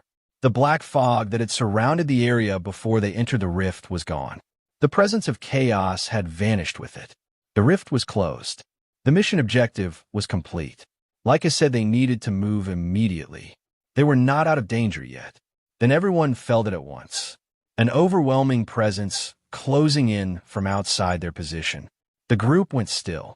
Leica recognized the aura and felt her stomach drop. Zeke concluded that the approaching force was almost certainly Cerberus family soldiers. Leica urged everyone to move before it was too late. She tried to take a step and her legs gave out beneath her. Her entire body was trembling and completely refused to respond the way she needed it to. Edges explained it plainly. The recovery potions had closed the wounds. The strength behind them had not come back. Even standing was difficult at this point. Lila finally relaxed now that the immediate escape pressure was gone and promptly discovered she had a swollen bump on her head from the landing. Leica admitted that in their current state, they could not fight anyone. But if they could reach El Dragon territory, Freya and the others would be waiting. Alan pointed out, gently but directly, that escaping in their current condition was practically impossible. Edges agreed that trying to fight here would simply mean dying here. Sandy's fear was visible and immediate. Venial cursed the timing. Our boy assessed the battlefield quietly. Several 5-star and 6-star enemies approaching, accompanied by monsters. Even at full strength, escaping from that kind of force would have been extremely difficult. Exhausted and depleted, it was essentially impossible for the group. He made the decision and announced it calmly. He would stay behind. Everyone else would go ahead. In their current condition, they would be caught regardless of which direction they ran. The only option that gave them a real chance was a decoy, and he was it. He would buy as much time as he could. Edges refused immediately. He had felt the level of the approaching presence, and he knew it was on an entirely different tier from anything they had faced inside the rift. Like agreed. She could not accept leaving him behind against something like that. Our boy reminded her of her goal. He told her that a true leader needed to know how to assess their own abilities, understand what deserved priority, and make the right call without hesitation. Her job right now was to complete the mission. With her current strength, that was the most important thing she could do. Leica still could not accept it. She said she would stay with him. Sandy panicked at that. Leica apologized to her and said that no matter how important the mission was, she could not abandon her comrades. She could not abandon him. Sandy watched her with helpless concern as she held her position. Our boy looked at her, remarked that she was incredibly stubborn, and then hit her in the stomach hard enough to knock her unconscious before she could argue further. He handed her carefully to Edges, apologized, and asked him to take her. Edges accepted without hesitation. He asked one more time whether Zeke would truly be all right. Our boy smiled and told him everything would be fine. He urged them all to go immediately. If they wasted any more time, they would fail the mission on top of everything else. He told them to stop worrying about him and move. Edges made him one promise before leaving. He would come back with help as fast as he could. The group moved out together. Our boy watched them go until they disappeared into the distance. He smiled and wished quietly for all of them to survive, no matter what it cost. He thought to himself that in his previous life, this kind of feeling had been completely foreign to him. Worrying about other people, wanted them to make it. He had not known what that felt like for a very long time. He stood with it for a moment. Then he stretched, cracked his neck, and turned to face what was coming. Even at his current level of exhaustion, he had never intended to simply buy time. That had been what he told them. The whole truth was something different. The entire Cerberus group came through the crack together, monsters and soldiers in formation, closing the distance toward the single person standing alone. The Cerberus family arrived through the crack and immediately understood two things. Jack had failed, and the other students had already escaped. Only one person remained standing in their path. They ordered their wolves to chase down the survivors. The wolves launched forward immediately, closed the distance toward our boy, sensed his aura from a few steps away, and stopped completely. They would not move another inch. The Cerberus members stared at their own wolves refusing to advance and could not account for what they were seeing. Our boy noticed them ignoring him and found it personally disrespectful. He smirked anyway. One of the members demanded to know who he was. He introduced himself calmly. The name meant nothing to the man. Looking at him, all he could read was something around 3-star level. But the pressure surrounding him felt like something that did not belong in that category at all. Our boy stretched his arms casually and admitted that maintaining whatever technique was running through him was more exhausting than he had expected. The Cerberus member mocked him, assuming he had stayed behind simply to buy time while the others ran. Our boy told him that assumption was wrong. He explained that he had been unable to use his full power inside the rift, and he had never intended to simply stall. Every single one of them was going to stay right there until he was completely satisfied. The Cerberus member stared at him and genuinely could not place what he was dealing with. Then the instructor arrived. Freya descended with her subordinates and immediately activated the Four Winds kick technique. Typhoon Whirlwind Kick. A massive whirlwind tore into the ground and slammed directly into the Cerberus members before she moved to support our boy. He thanked her. His expression made it obvious he was not remotely pleased about the interruption. She noticed the dissatisfaction and found it baffling. He set it aside and asked the only question that actually mattered to him right now. Were Leica and the others safe? Freya told him they had all been rescued. The moment she confirmed their safety, she had come directly to him. Our boy said he was grateful in the flattest tone possible. Freya's patience shortened considerably at that. Meanwhile, one of the Cerberus members had been processing the arrival and reached a conclusion that visibly unsettled him. He recognized something about this situation. He recognized the boy. Freya confirmed it before he could finish the thought. She declared that the boy standing in front of them was something far beyond what their intelligence had prepared them for. The Cerberus member challenged her. He asked what exactly changed about the situation just because she had arrived. Freya told him to look behind them. A man stepped out from behind the Cerberus formation. His presence hit the battlefield before anyone saw him clearly. The kind of aura that does not announce itself loudly, but makes the air feel different the moment it enters the space. He looked at the situation with mild interest, remarked casually that things were not bad at all, and let out a relaxed yawn. His name is Ledens, known as the Wandering Shadow, and the moment the Cerberus members registered who was standing behind them, the calculation on their side of the battlefield changed completely. Freya identified him formally. The subleader of the Black Dragon squad had arrived. Whatever problem remained, she said, there would no longer be one. Our boy studied Ledens from where he stood and felt something rare. Genuine amusement. He could not sense the man's presence, could not read his aura, could not detect his energy at any level. The concealment technique he was using was superior even to Freya's, which was already in a category most people could not touch. On top of that, his dagger handling was exceptional. This was a genuinely interesting person. Ledens had been hearing stories about the family head's illegitimate son for a while. The rumors had described him as unusual. Standing here now, he found that word was doing a lot of heavy lifting. Unusual did not begin to cover it. He decided Zeke was far more interesting than anyone had given him credit for. He turned his attention to the Cerberus members and told them not to mistake his restraint for weakness. They were still standing only because he had deliberately held back. If he had genuinely intended to fight from the moment he appeared, he said he could have ended every one of them in a single instant. The aura that came with those words was not subtle. It spread across the battlefield like a pressure system moving in from every direction at once. Several Cerberus members felt it in their bodies before their minds caught up to what it meant. One of them refused to back down regardless, and demanded that Ledens prove his claim through actual combat. Ledens smirked and pointed out that he was not the only powerful fighter on this side of the field. Then a dragon-like aura swept through the area that made everything before it feel like a warm-up. The educator had arrived. Teach Men Trick stepped onto the battlefield, and the Cerberus members went still as the presence of him registered. The balance had shifted so completely and so quickly that the math was now impossible to argue with. Ledens looked at the Cerberus side and gave them one final chance to reconsider. If they still wanted to continue, he said he would personally be their opponent.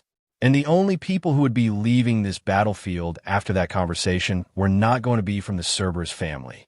One of the members ran the numbers and admitted the truth out loud. Even with their numerical advantage, facing both the Wandering Shadow and the Educator simultaneously was not a fight they could win. He swallowed his pride and called the retreat. Ledens laughed.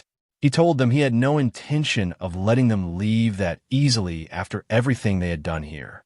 Then one of the Cerberus members reached into his robe and pulled out a small crystal ball. The entire battlefield went still at the sight of it. Ledens moved instantly, crossing the distance at full speed to stop him before he could activate whatever it was. He was a fraction of a second too late. The crystal shattered in the man's grip. A mysterious power enveloped the entire Cerberus formation, and in the next instant, every single one of them was gone. No trace, no residue, just empty space where a group of fighters had been standing moments before. Nobody moved for a moment. Ledens broke the silence by explaining, with the tone of someone commenting on the weather, that the enemy had used a teleport sphere. Our boy had never heard the term. Freya explained it. A rare magical artifact filled with concentrated magical power. When the sphere was broken, it transported every user instantly to a location set in advance. Extremely rare. Effectively irreversible once activated. Our boy stared at the empty space where the Cerberus family had been and found himself genuinely fascinated by the existence of such a thing. He was also genuinely annoyed that they had escaped. Freya shared the frustration for different reasons. Capturing them would have meant information, leads, intelligence on what the Cerberus family was planning next. Instead, they had vanished cleanly. Our boy's complaint was simpler. He had just wanted to keep fighting. Ledens burst out laughing at that. He found Zeke more interesting with every passing minute. The educator noted calmly that the Cerberus family had managed to escape and reminded everyone that their territory was located nearby. Lowering their guard was not an option. Freya agreed immediately. With that settled, Ledens announced cheerfully that now that the teacher had arrived, he would be heading back to get some sleep. Freya turned on him fast and tried to stop him. He was already gone. No warning. No transition. Just absent. The educator watched the empty space where he had been standing and remarked that Ledens was still as carefree as ever. Then he turned to our boy and told him that from this point forward they would remain by his side. He could relax. Our boy said that did genuinely give him peace of mind. Freya immediately noticed that despite the words, he still looked vaguely unsatisfied and could not work out why. Then the educator said there was something important he wanted to discuss. He wanted to talk about the magic water. Our boy went quiet and turned his full attention toward him. Whatever came next, it was going to be that kind of conversation. Leica saw him, and the worry that had been sitting in her chest since he knocked her unconscious finally had somewhere to go. She looked at him with a concerned expression and asked if he was all right. Our boy noticed her face and answered with a calm smile. He was completely fine. He looked around and confirmed that everyone else had made it out safely too. Leica let herself breathe for the first time since the rift. Sandy was not breathing easy at all. She was visibly upset and made no effort to hide it. Our boy had deliberately sent everyone away and stayed behind alone, knowingly walking into danger to buy the group time. Sandy could not wrap her head around why anyone would make that call without a second thought about what could happen to them. Leica felt the same way. The relief and the anger were sitting right next to each other, and the anger was not quiet. She scolded him for the recklessness of it. He did not argue back. He simply smiled and apologized. The apology caught her completely off guard. She had expected a deflection, not that. He explained that he remembered hitting her during the chaos and wanted to know whether she was in any pain because of it. Leica hesitated, said she was fine, and then the tears came anyway. She told him the truth. She was not upset about being hit. What was actually hurting her was the fact that she had left him behind and run. He had stayed to face the danger alone, and she had escaped. And somehow he had still made it back standing in front of her. She could not stop blaming herself for it. Our boy did not argue with any of that. He walked toward her and gently patted her on the head. He told her that nothing bad had happened to him. He was right here in front of her, and that meant there was no reason to keep carrying the guilt. Then he gave her something simple to do with all that feeling instead of sitting in it. If she did not want something like this to happen again, the answer was to get stronger. Not to regret what had already passed, but to grow so that next time she could face it herself. Leica said nothing. She stayed quiet and let the words settle.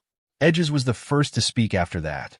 He said honestly that he was genuinely glad nothing had happened. Sandy described the moment our boy had announced he would stay behind as the moment she had concluded he had completely lost his mind. Lila said she was just thankful the rescue had arrived when it did. Our boy appreciated that everyone had been worried. He understood their frustration came from concern. But he did have one small complaint about the situation. He said the rescue had arrived a little too early. Just as he had been about to properly engage the enemy and fight with everything he had, Freya and the others showed up, and the moment ended before it began. He had never actually gotten to start the fight he had been preparing for. Sandy stared at him. Edges could not find words. Venial concluded out loud that our boy was completely insane. Even Freya remarked that this was genuinely the first time in her life that someone had been upset because she had arrived to rescue them. Then the educator shifted the conversation to what had brought him here. The magic water. Leica remembered immediately that everyone had already consumed it themselves. But before anything else, she confirmed that they had managed to obtain it, took it out, and handed it over. The educator looked at what she was holding and went completely still. This was not ordinary magic water. It was rainbow magic water. Leica did not understand the significance. He explained it carefully. As everyone knew, the color of magic water determined which magical attribute the person who consumed it would gain. But rainbow magic water operated on an entirely different level. It possessed the unique ability to draw out the most suitable magical attribute for whoever consumed it, blooming from within them like something that had always been waiting. Normal magic water was already considered precious. Rainbow magic water was rarer than all of it combined. Something so valuable that even the 8 gates of the Supreme Path would want to possess it. Everyone in the room went still after hearing that. Laika felt the weight of it land on her as she realized what they had casually consumed inside a rift without understanding its true value. The educator gave them a serious look. He had already suspected they must have drunk some of it. He confirmed it quickly. He could sense traces of magical power still remaining within their bodies. The proof was already there for anyone at his level to read. Edges said nothing. He had expected this moment was coming the instant they handed the bottle over. Freya turned on our boy and began scolding him immediately. He looked back at her with genuine confusion and asked what the problem was. From where he was standing, drinking the magic water had seemed completely acceptable. The mission had been to retrieve the magic water. No specific method had ever been mentioned. No one had told them it was forbidden to drink it. Freya was furious. She dismissed the explanation as nothing more than a ridiculous excuse. Our boy told her he was not making excuses. Everything he said was simply the truth. He also pointed out that they had brought back an entire bottle alongside what they had consumed. He genuinely could not understand why everyone was making such a large issue of this. Freya stood speechless for a moment. She had not expected him to have such a straightforward answer for all of it. The educator stepped in. He acknowledged, with a calmness that cut through the tension, that there had been a mistake on their side as well. The mission instructions had not been communicated to the group accurately. Because of that, they had never known that the magic water was meant to be left untouched. He apologized for the failure in communication, sincerely. Freya still could not accept the situation so easily. She insisted that anyone with basic common sense should have understood that something this precious was not meant to be consumed mid-mission. The educator was not particularly troubled. He pointed out that regardless of how it had happened, they had still secured an entire bottle of rainbow magic water. And there was another factor worth considering. The fact that Laika and the others had consumed it meant that its power now resided within members of the El Dragon family itself. That was not necessarily a loss. He admitted, however, that he was not certain that reasoning would be enough to satisfy the family head. 1 week passed. When the news finally reached Balza, it carried everything. The mission outcome, the Cerberus encounter, and the detail that Laika and her team had consumed the rainbow magic water themselves rather than simply retrieving it. An instructor stepped forward immediately and took responsibility for the miscommunication, apologizing and making clear that the failure to properly convey the mission parameters had been his error. He also reminded Balza that the mission itself had still been completed. The Cerberus family's elite fighters had been defeated. The conquest had been carried out despite extraordinarily difficult circumstances. He asked Balza to consider a reasonable and fair response. The atmosphere shifted without warning. Balza summoned his dragon. The moment the creature appeared, a terrifying and overwhelming aura spread outward across the entire room. The pressure was immediate and total. Laika and her teammates felt it hitting them before they could brace for it. Blood came from their mouths. One by one they collapsed to the ground, unable to hold themselves upright beneath the crushing weight of it. Laika heard Balza's voice, even through the pain, speaking about the magic water. He considered whether cutting open their bodies and extracting the blood from them might allow him to recover what had been consumed. He decided he might actually try it. One person was still standing. Our boy had not moved. The same aura that had the rest of the group on the ground was not touching him. He looked at Balza and said, in a tone that carried more exasperation than fear, that the way he expressed himself was unnecessarily violent. He was not cowering under the dragon pressure. He was mildly annoyed by the phrasing, and without making any particular effort about it, he extended his own power outward to shield his fallen teammates from the aura pressing down on them. Then he pointed out to Balza, calmly and directly, that he was doing exactly what he always did, trying to intimidate people, and after all these years he had still not grown past that. Balza turned his death glare on him.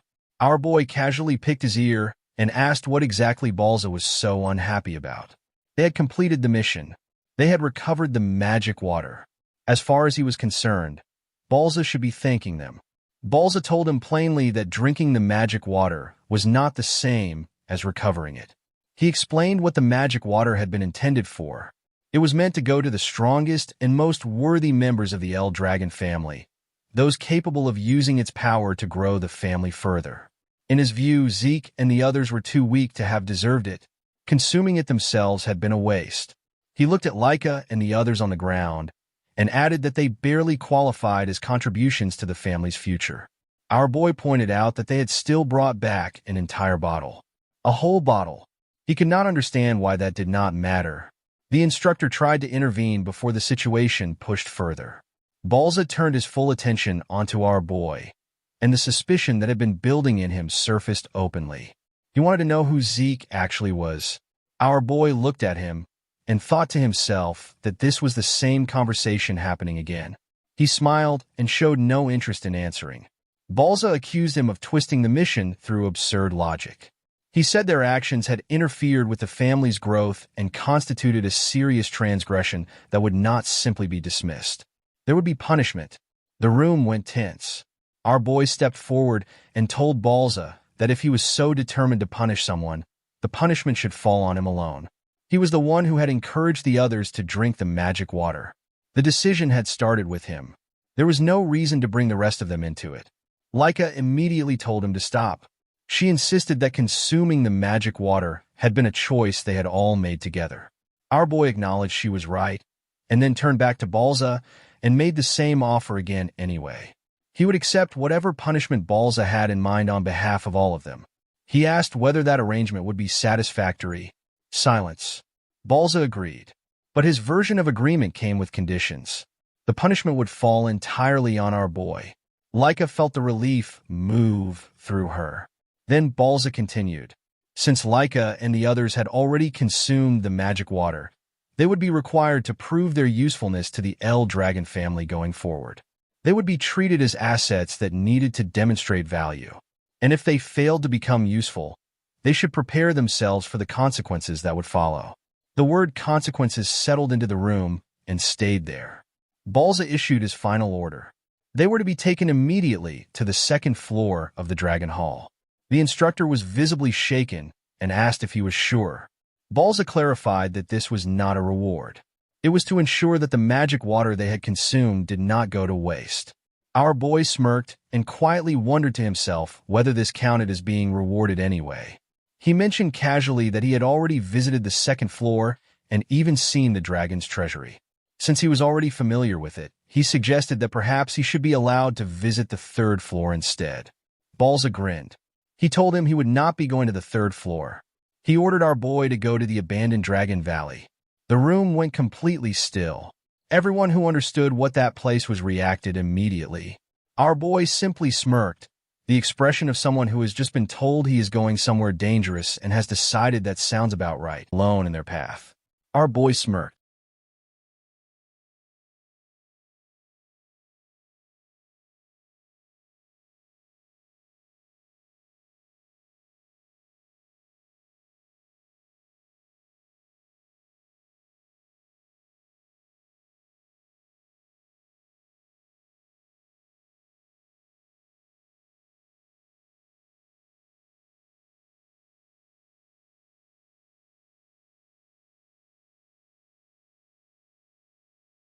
Our boy was wearing the most relaxed smile in the room being the family head's chamber, the order being the abandoned Dragon Valley. Balza had just assigned him to one of the most notorious locations in the entire El Dragon family's history, and the response on our boy's face was the expression of someone who had just been told their favorite restaurant had a table available. Balza looked at him and asked, with the weight of someone who genuinely wanted to know the answer, whether our boy had any idea what kind of place the abandoned Dragon Valley actually was. Our boy said he had absolutely no idea. He continued without missing a beat. The unknown was precisely what brought him pure joy. The less he knew about a place and the more dangerous it was, the better. He looked forward to visiting it. Balza held an unreadable expression as he listened. Our boy looked back at him with calm confidence and said it simply. It did not matter what kind of place it was. The simplest truth was that he was the strongest of all. Balza glared at him. Then he dismissed everyone from the chamber. Everybody moved toward the door. Our boy was still staring at the family head as the others filed out around him. The educator had to physically call him out of the room before he finally turned and walked away. His teammates were waiting in the corridor. Leica stepped forward the moment she saw him, her face carrying that particular combination of worry and frustration that only appears when someone you care about has done something simultaneously brave and infuriating. She demanded to know why he had chosen to shoulder all of it alone. He brushed it off and pointed to his cheek with a grin, reminding her that he was the one who had started the whole thing by encouraging everyone to drink the magic water in the first place. Leica refused to accept that. She stepped closer, her voice carrying the weight of real emotion, and insisted that even if he had sparked the idea, the choice to drink had belonged to every one of them. They should all share the punishment.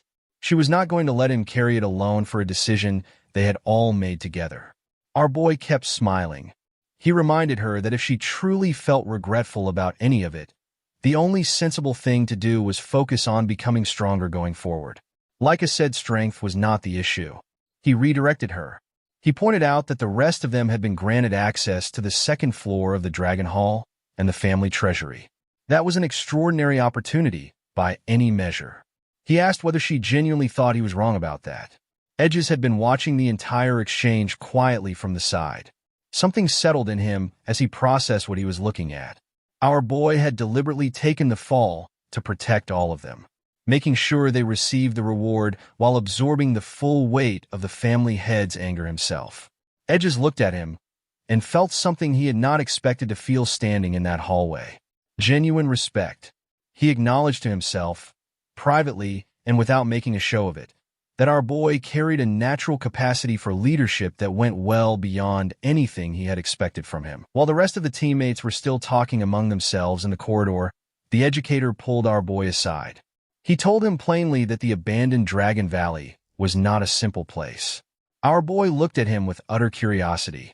The educator continued. It was a place that most people had never even heard of, a location so removed from ordinary knowledge that its very existence was barely acknowledged. But what it actually was, beneath the silence around its name, was an execution ground. Countless El Dragon family criminals had been sent there as punishment over many years. Nobody came back from it. Everyone nearby went still at that. Sweat ran down more than one face as the weight of what the educator was describing settled over the group. He continued with a worried expression, building toward the full picture of what our boy had just agreed to walk into. He never finished the sentence. Our boy cut in before the last words could land and said that it did not matter what kind of place it was. He was simply going to be himself. That was all there was to it. He said it with a smile so settled and so complete that the educator could only stare at him. The confidence on our boy's face was not bravado.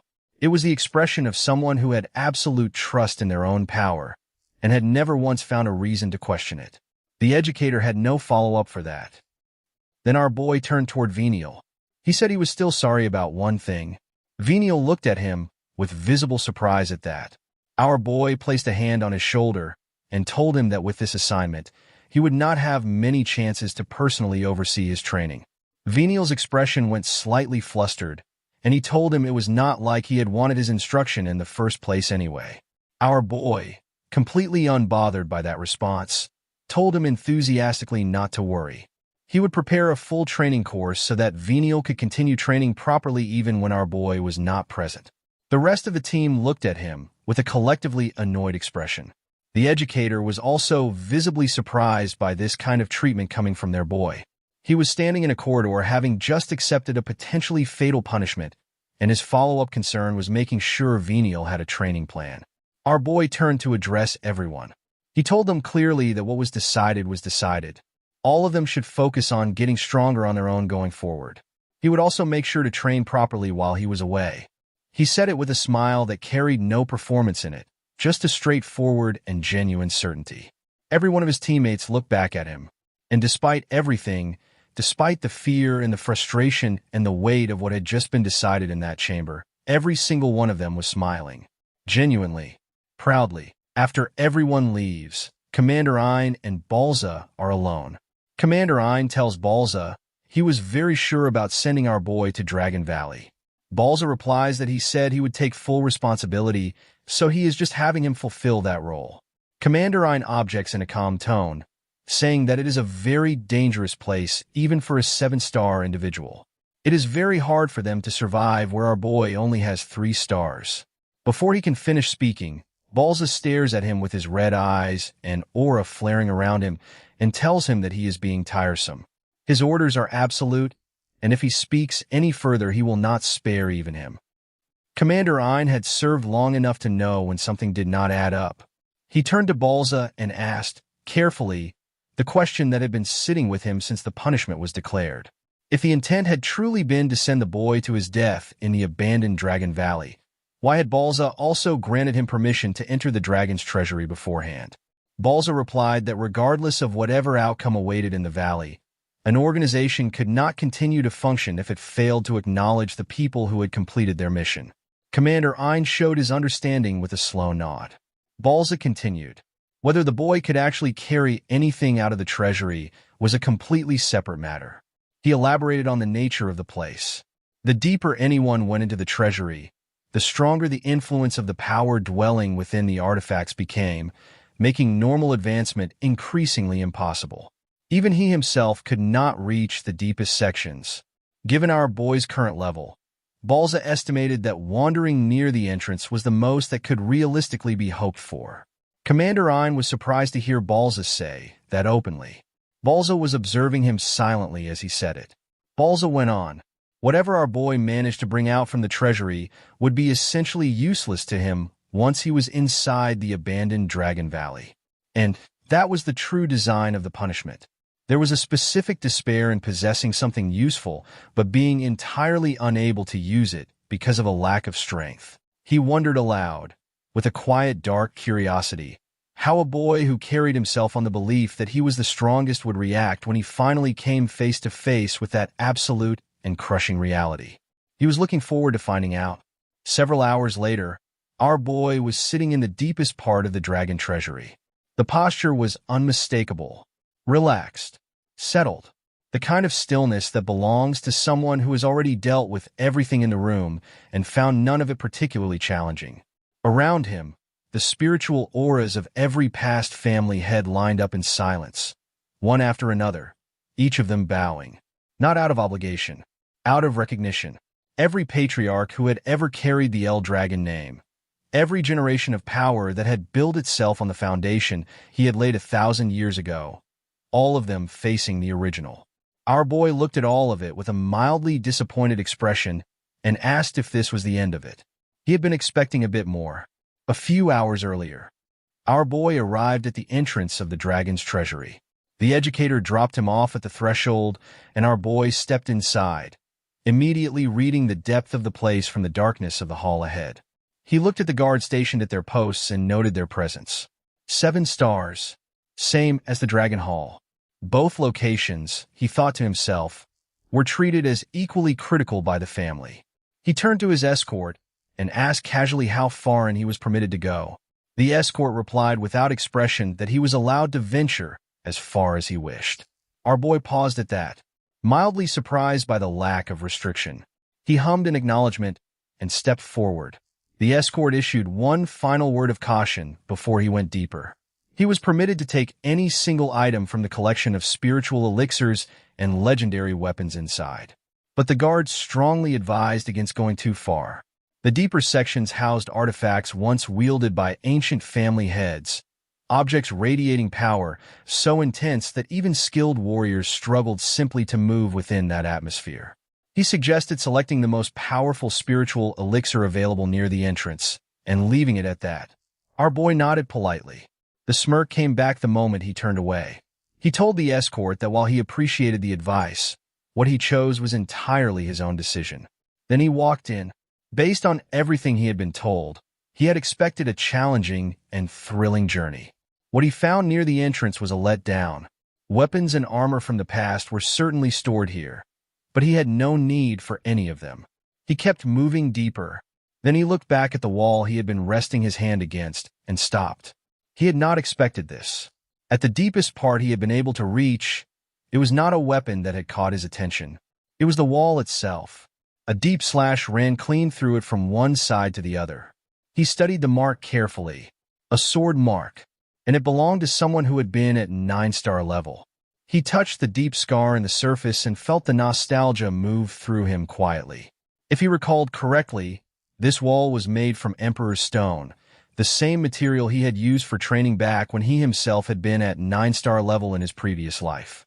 He wondered whether the sword mark had been left by a past family head. Then, with a slightly sad expression, he thought that if someone capable of leaving a mark like this had still been alive today, he would have genuinely loved to spar with them. He moved on. He passed tools whose original purposes had been lost entirely to time, elixirs, armaments, objects the family had been collecting for generations.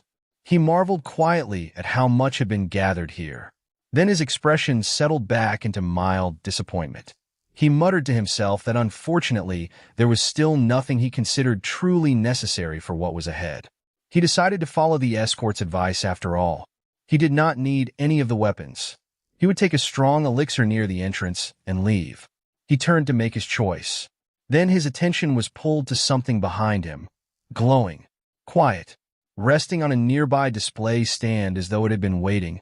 Our boy's eyes locked onto it, and his expression shifted into something that had not been there since he first walked through the door. He looked at it and said one word. "This is." Our boy turned to the educator and announced that he had made his choice. The educator acknowledged it calmly. Then our boy reached into his clothing and pulled out a set of green bangles. The educator looked at them with immediate curiosity and asked what exactly they were. Our boy smiled and said he had taken them from the dragon's treasury. The educator scolded him on the spot, reminding him that he had risked serious trouble just to retrieve that instead of a proper spiritual elixir. Our boy said he was very glad to have found something good and left it at that. The educator studied the object more carefully. He admitted that he did not know everything contained within the treasury, but he had never seen anything like this among the 4 to 7-star items stored there. He considered the possibility that he simply had no knowledge of this particular artifact. Then he wondered aloud whether it might have come from the deepest section of the treasury. Our boy smiled and told him it had actually been lying right at the entrance. The educator stared at it. At first glance, it looked like either a bracelet or an anklet, something a person might walk past without a second thought. He asked whether our boy even knew what it actually was. Our boy said he knew exactly what it was. Then he placed the green bangle around his wrist and began counting slowly. 1, 2, 3. The educator's expression went shocked. Our boy smiled. He had already confirmed what he suspected the moment he laid eyes on it inside the treasury. This was the Fountain's absorbent mineral bracelet, a training artifact from his previous life. He had created it himself using absorbent fountain oil, a special material with the ability to absorb ether. The bracelet worked by completely absorbing the user's ether and converting it into an aura state, preventing them from utilizing their ether any further. And the longer it stayed on, the heavier it became as it continued absorbing. From a certain point of view, it functioned like a shackle built to immobilize criminals. From our boy's point of view, it was the single most useful training tool he could have walked out of that treasury carrying. He could hardly believe it had been sitting right at the entrance. He wondered quietly who had been responsible for organizing the interior of the dragon's treasury, because whoever it was had very poor judgment when it came to recognizing what was actually valuable. He took a breath and shifted the conversation to the abandoned Dragon Valley. The educator confirmed that he would indeed be sent there soon, and pointed out again that this was precisely why a strong spiritual elixir would have been far more valuable to him in that environment. Our boy made it clear he did not care whether the treasury had contained any elixirs at all. There was something far more important on his mind. He asked the educator if he could do him a favor.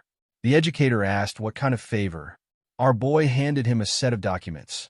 Training documents. Detailed training methods for each of his teammates, prepared and written out in full. The educator took them carefully and began reading through them one by one. The further he got, the more his expression shifted. He had not expected to be trusted with something like this. He had especially not expected to find Laika's training methods inside. The information written on those pages was more surprising than anything he had anticipated. He read further, and a realization formed slowly. Our boy himself had apparently been undergoing this same level of training the entire time. The methods described were so unusual and so demanding that the educator could barely believe anyone was using them voluntarily. He began to wonder whether this was the actual source behind our boy's extraordinary strength. Then another concern entered his mind. If our boy had somehow endured this, could Laika and the others survive it too? He sat with that for a moment. Then he stood up, put his hand on the table, and decided there was no point in overthinking it. There was only one thing he needed to do: deliver the documents to Laika and the others exactly as instructed. He would do that. But the concern that remained at the back of his mind as he made that decision was simpler and heavier than anything else. He could not stop wondering whether our boy himself was going to survive whatever was waiting for him in the valley. Our boy had already started walking. Another instructor accompanied him and eventually brought him to a location that looked nothing like anything they had passed through to reach it. The moment our boy arrived and looked around, he recognized it immediately: the abandoned Dragon Valley. It looked exactly like its reputation, desolate in a way that felt deliberate, like the land itself had given up on something a long time ago. Bones of countless animals were scattered across the ground in every direction, turning the entire area into what looked like a graveyard that had simply stopped being maintained. And threading through all of it was a dense, unusual energy, the moon energy of death. Our boy sensed it the moment he stepped into the valley and understood immediately why this place carried the name it did. Land of Death was not dramatic. It was accurate. The instructor explained that they had originally planned to travel here by carriage. Everything had gone wrong from the moment they tried. Every time our boy attempted to get into the carriage, the wheels broke. The horses could not move forward. No matter what was tried, they could not take a single step. The carriage became useless, and they had no choice but to walk the entire way on foot. Our boy was not listening to any of this. His attention was on the valley itself. The moment he saw the depth of it, the sheer unbelievable drop disappearing into something that had no visible bottom, excitement appeared on his face. He started walking forward immediately, pointing at the enormous drop, noting that the bottom could not even be seen from where he stood. He remembered, turning it over in his mind, that a place like this had not existed 1,000 years ago. That alone made it more interesting. Everything dangerous in this valley was new to him, and new meant worth exploring. He ran toward it with the particular excitement of someone who has just spotted the most interesting thing in the room, his footsteps landing with a weight that had nothing to do with how he looked. Each step hit the ground with a force that left deep impressions in the earth behind him. The instructor stared at those footprints after he passed and wondered quietly to himself how a slim young man produced marks like that in solid ground. He cleared his throat and said nothing further on the matter. He told our boy that from this point forward he would remain inside the abandoned Dragon Valley until graduation. No food provided, no lodging, no basic necessities of any kind. Survival was entirely his own responsibility. Our boy showed no hesitation about any of this. He simply asked how long does he have to stay here. The instructor confirmed that he will have to stay there for 3 years until the graduation is completed. Our boy processed that calmly and said he understood. The instructor was quietly horrified by how casually that had landed. 3 years. Inside this valley. The private reality he kept to himself was considerably darker than the neutral expression on his face. He genuinely believed that surviving 3 days would be an extraordinary achievement. In the worst case, our boy might not survive the day. Nobody who had ever been sent into the depths of this place had come back. That was not an exaggeration. That was the actual historical record of the abandoned Dragon Valley. He pointed toward a long set of stairs carved into the cliff face. He told our boy those were the only route down to the bottom. He also told him to examine them carefully before attempting the descent. The stairs were old, damaged, and already close to collapsing from neglect.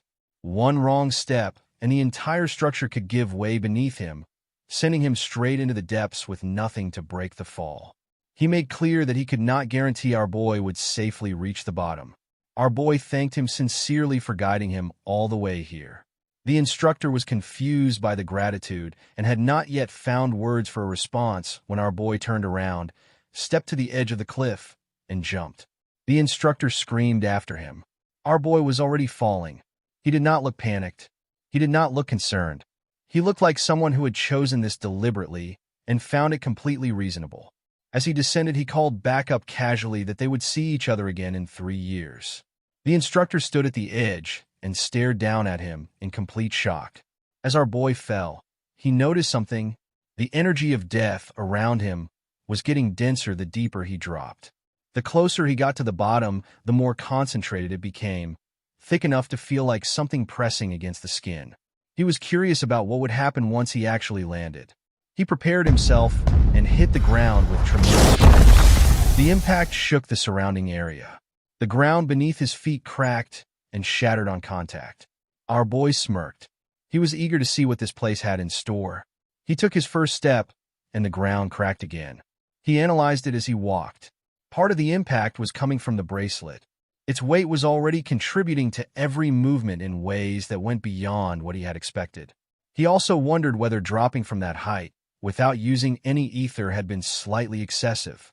The force had reached all the way down to his bones. He filed that away and kept moving. The valley floor was a different world from what it had looked like from above. Everything around him felt bleaker, heavier. The atmosphere at the bottom had a particular lifeless quality that sat differently from simply being dark or cold.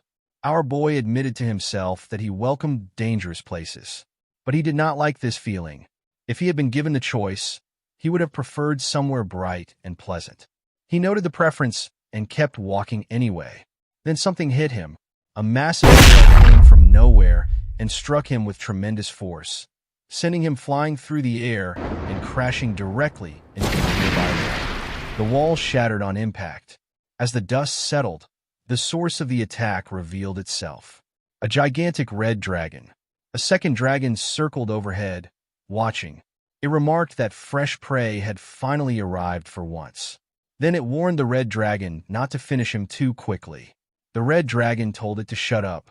It looked down at our boy and dismissed him entirely. A small human, no real threat, would not even be enough to fill their stomachs. The ground shook. Our boy appeared with overwhelming force and drove a devastating punch directly into the red dragon's body.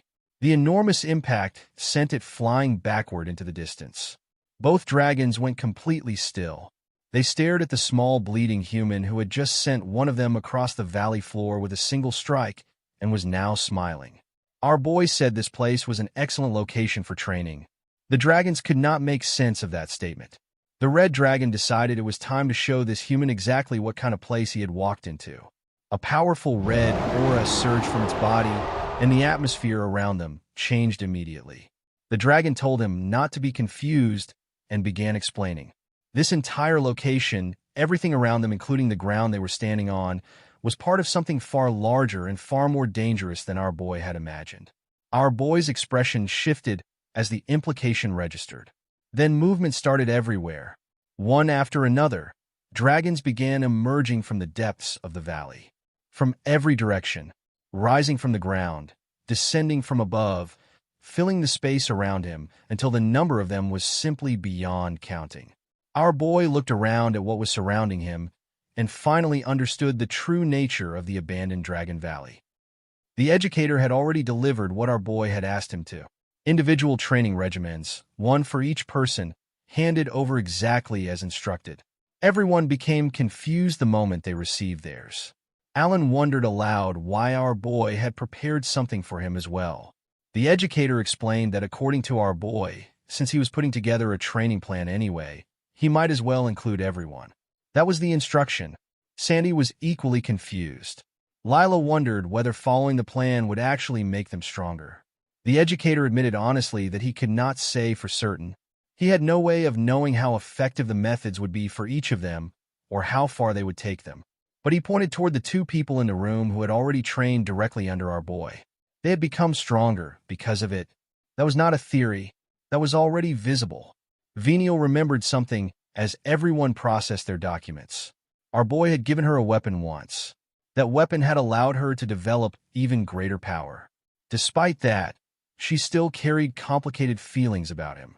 The two of them had once been enemies. That history did not dissolve quickly, and the feelings around it were not simple. Leica looked up from the documents and asked the educator how long our boy would remain in the abandoned Dragon Valley. The educator told them, 3 years. until the graduation ceremony from the dragon's nest. The room went completely still. Nobody had expected that number. 3 years. Leica sat with it quietly. Venial turned to the educator and asked him to explain exactly what the abandoned Dragon Valley was. He understood it was dangerous, but wanted to know the real reason it carried that reputation. After a brief pause, the educator told him the truth. The abandoned Dragon Valley was the place where dragons who had lost the great power struggles among their own kind had been sealed away. Everyone's expression changed at the same time. Edges, visibly alarmed, asked what kind of dragons could be sealed inside a place like that.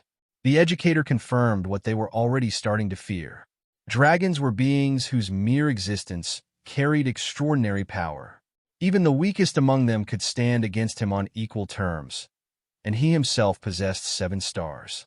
The abandoned Dragon Valley was filled with countless beings of that level, sealed away and gathered in one place. That was what it was. That was why nobody came back from it. Sandy could barely believe such a place actually existed. Edges felt the fear move through him as the image of our boy, alone inside that valley, assembled itself in his mind. Everyone began wondering the same thing without saying it. Whether our boy would actually be able to return alive. The educator admitted, after another silence, that returning from such a place would be extremely difficult. It might even be difficult to recover his remains. That landed and nobody moved.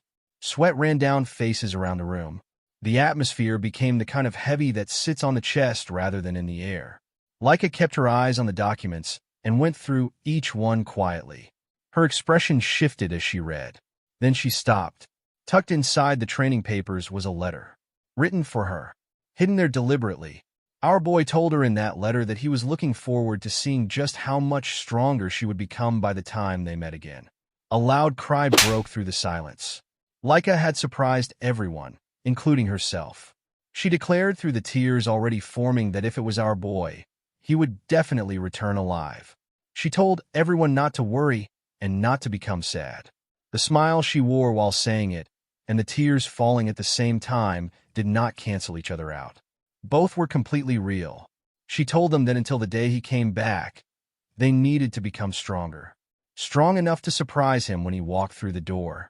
Strong enough that he would actually be astonished by what they had become. Edges smiled first. He agreed. Our boy had surprised them too many times to count.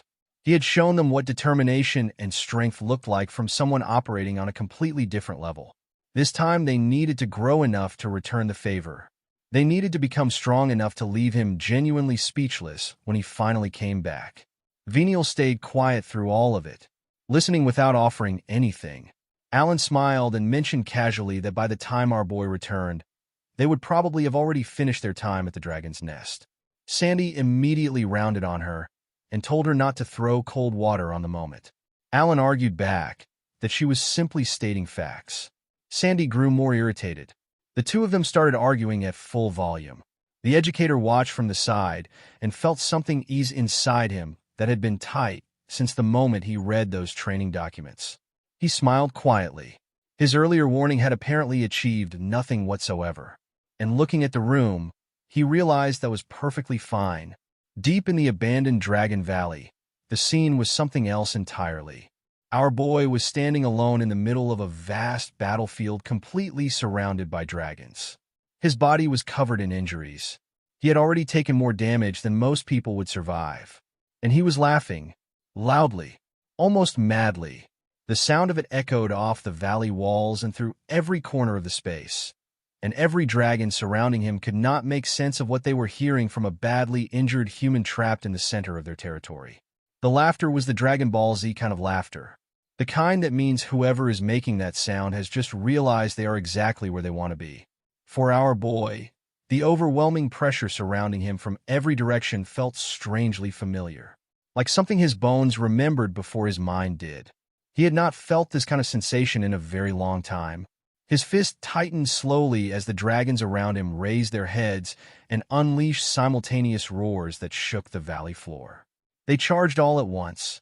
A massive green dragon swung its enormous tail toward him with tremendous force.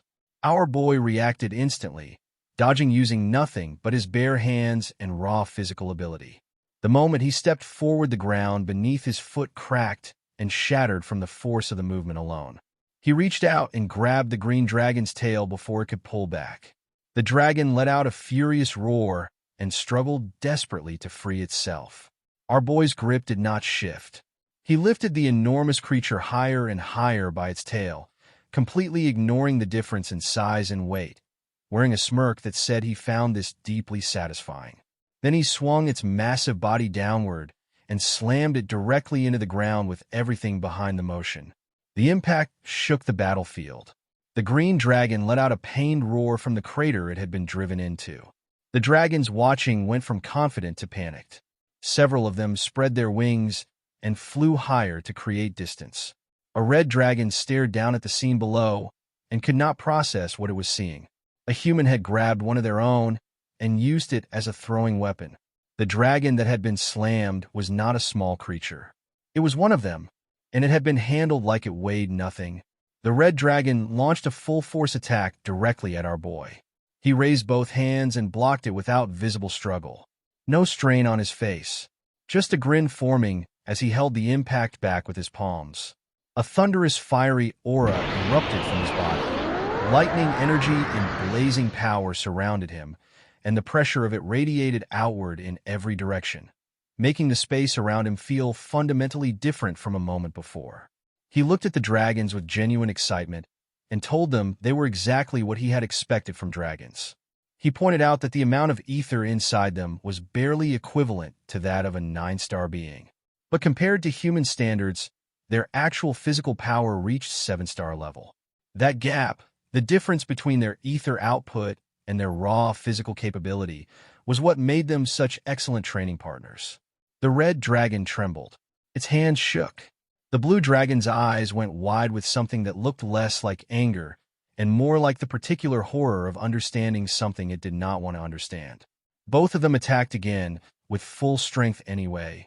Our boy activated his thunderous fiery aura in response. The moment it erupted, both dragons felt the pressure change beneath their wings. Sweat ran down their faces. Their eyes stayed wide. The blue dragon stared at our boy's immense power and felt a terrifying possibility flash through its mind that it could barely bring itself to accept. Our boy stood calmly in the center of it. He said that none of what he was mattered right now. At this moment, he simply wanted to enjoy the battle. His expression shifted into an excited grin as he looked at them both. Then something rose behind him. It started as a presence, then it became visible. A gigantic glowing dragon shadow emerged into the sky, its massive body stretching far above our boy's human frame, enormous sharp horns cutting into the air at the edges of its silhouette. It felt less like a technique and more like something ancient recognizing itself through him. The red dragon stared at what was standing in front of it with absolute horror. Sweat dripped down its face. It could not understand why dragons, beings feared by countless creatures across every world, were feeling afraid of a human. The blue dragon was equally shaken. It realized that if they allowed this to continue, there was no predicting what the elders would say. Our boy activated even more of his power. His fist tightened slowly. Thunderous, fiery energy surged around him with devastating intensity as he prepared to drive a punch directly into the red dragon. He noticed the two of them communicating with each other and looked at them with a slightly troubled expression. He complained that something was happening without including him, and that being left out made him feel lonely. The red dragon clicked its tongue in frustration and suddenly moved away from him. Our boy glanced toward where it had gone. Before he could react, a powerful burst of fire struck him from behind. The impact drove him into the ground. The earth shattered beneath him as cracks spread outward across the battlefield. Both dragons were shocked. They had not expected someone else to interfere. An enormous black dragon descended from the sky above them. Its massive body cast a shadow over the entire battlefield as it flew toward them. It looked down at the two younger dragons with fury and demanded to know what was happening. It condemned them for creating such a scandal and called them fools. The two dragons recognized who had arrived immediately. Their expressions changed. Elder Dusk had come. Both dragons went still. The red dragon asked nervously why their senior had come here. The atmosphere shifted completely the moment Elder Dusk arrived. Elder Dusk looked toward the other dragons and demanded to know what was going on. He was furious that a simple human had made dragons look like complete fools. The red dragon began trembling and apologized, desperately explaining that our boy was not an ordinary human. Elder Dusk shouted immediately and refused to hear excuses. His voice froze both dragons where they stood. He reminded them that they were dragons who had been abandoned in this place, beings of genuine power, and yet they could not kill a single human. He warned them that their failure risked disgracing the dignity of Lord Lunarex. The blue dragon went silent out of fear. The red dragon lowered its head and assured Elder Dusk that they would never do anything to disgrace Lord Lunarex. Elder Dusk ended the matter there. He reflected that fewer dragons had been falling into the valley lately, which had caused the ones already here to grow too relaxed and comfortable. He declared that he would personally take responsibility for training them again soon. The red dragon accepted the command respectfully. Elder Dusk turned to leave. Something rose from within the flames behind him. Our boy stepped out of the fire Elder Dusk had just unleashed. Still alive. Not only alive, but smiling. Covered in raging flames that were still burning across his body, he looked toward Elder Dusk with genuine interest and said that the plans he had been hearing sounded like something different. Something he wanted to be part of. Elder Dusk turned back around, completely shocked. The human had survived his flames, but what shocked him even more was the reason why. Our boy had not simply withstood the fire. He had absorbed it. The tremendous flames that were supposed to reduce him to nothing had instead been drawn into his body and converted into additional power. His strength had increased further from the attack. He slowly clenched his fist as an even greater force gathered inside him. A bright and confident expression appeared on his face. He made it clear that he also wanted to participate in the training. The atmosphere changed completely. What had begun as a battle between our boy and two dragons had just become something far more dangerous. He had absorbed the flames of Elder Dusk and come out stronger. And as he stood there covered in those same flames, something lit up inside him that had not been there before. The fourth star, glowing, alive, burning into place as though the valley itself had finally given him something worth the effort of arriving. He was ready to challenge yet another level entirely. A man was lying on the ground with blood pouring from his mouth. The scene around him told the story of what had happened before he got there. Elite members of the lizard family, scattered and broken, taken apart by a single woman. The head of the lizard family arrived and took in the scene. His name is Kalen, and the expression on his face as he looked at what had been done to his people was somewhere between rage and the particular discomfort of someone who knows they are responsible for what has happened to the people around them. The woman approached him calmly. She identified him by name and accused him directly. He had been secretly conspiring with the Cerberus family and leaking information about the El Dragon family. Kalen gasped at the accusation. She handed him a letter. His voice was unsteady when he denied knowing what she was talking about.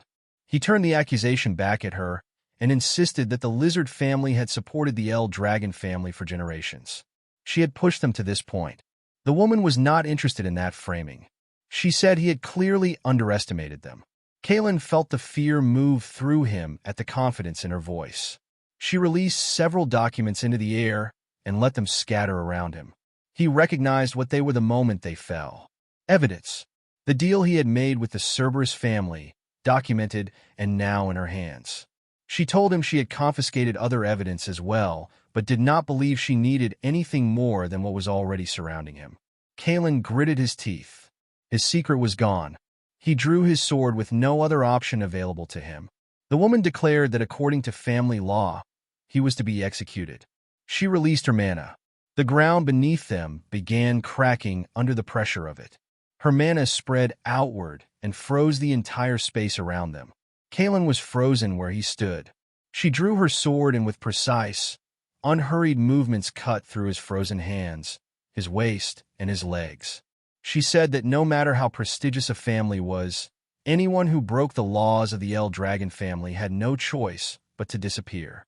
Her name is Sylvana Nijek El Dragon, leader of the Silver Dragon Squadron.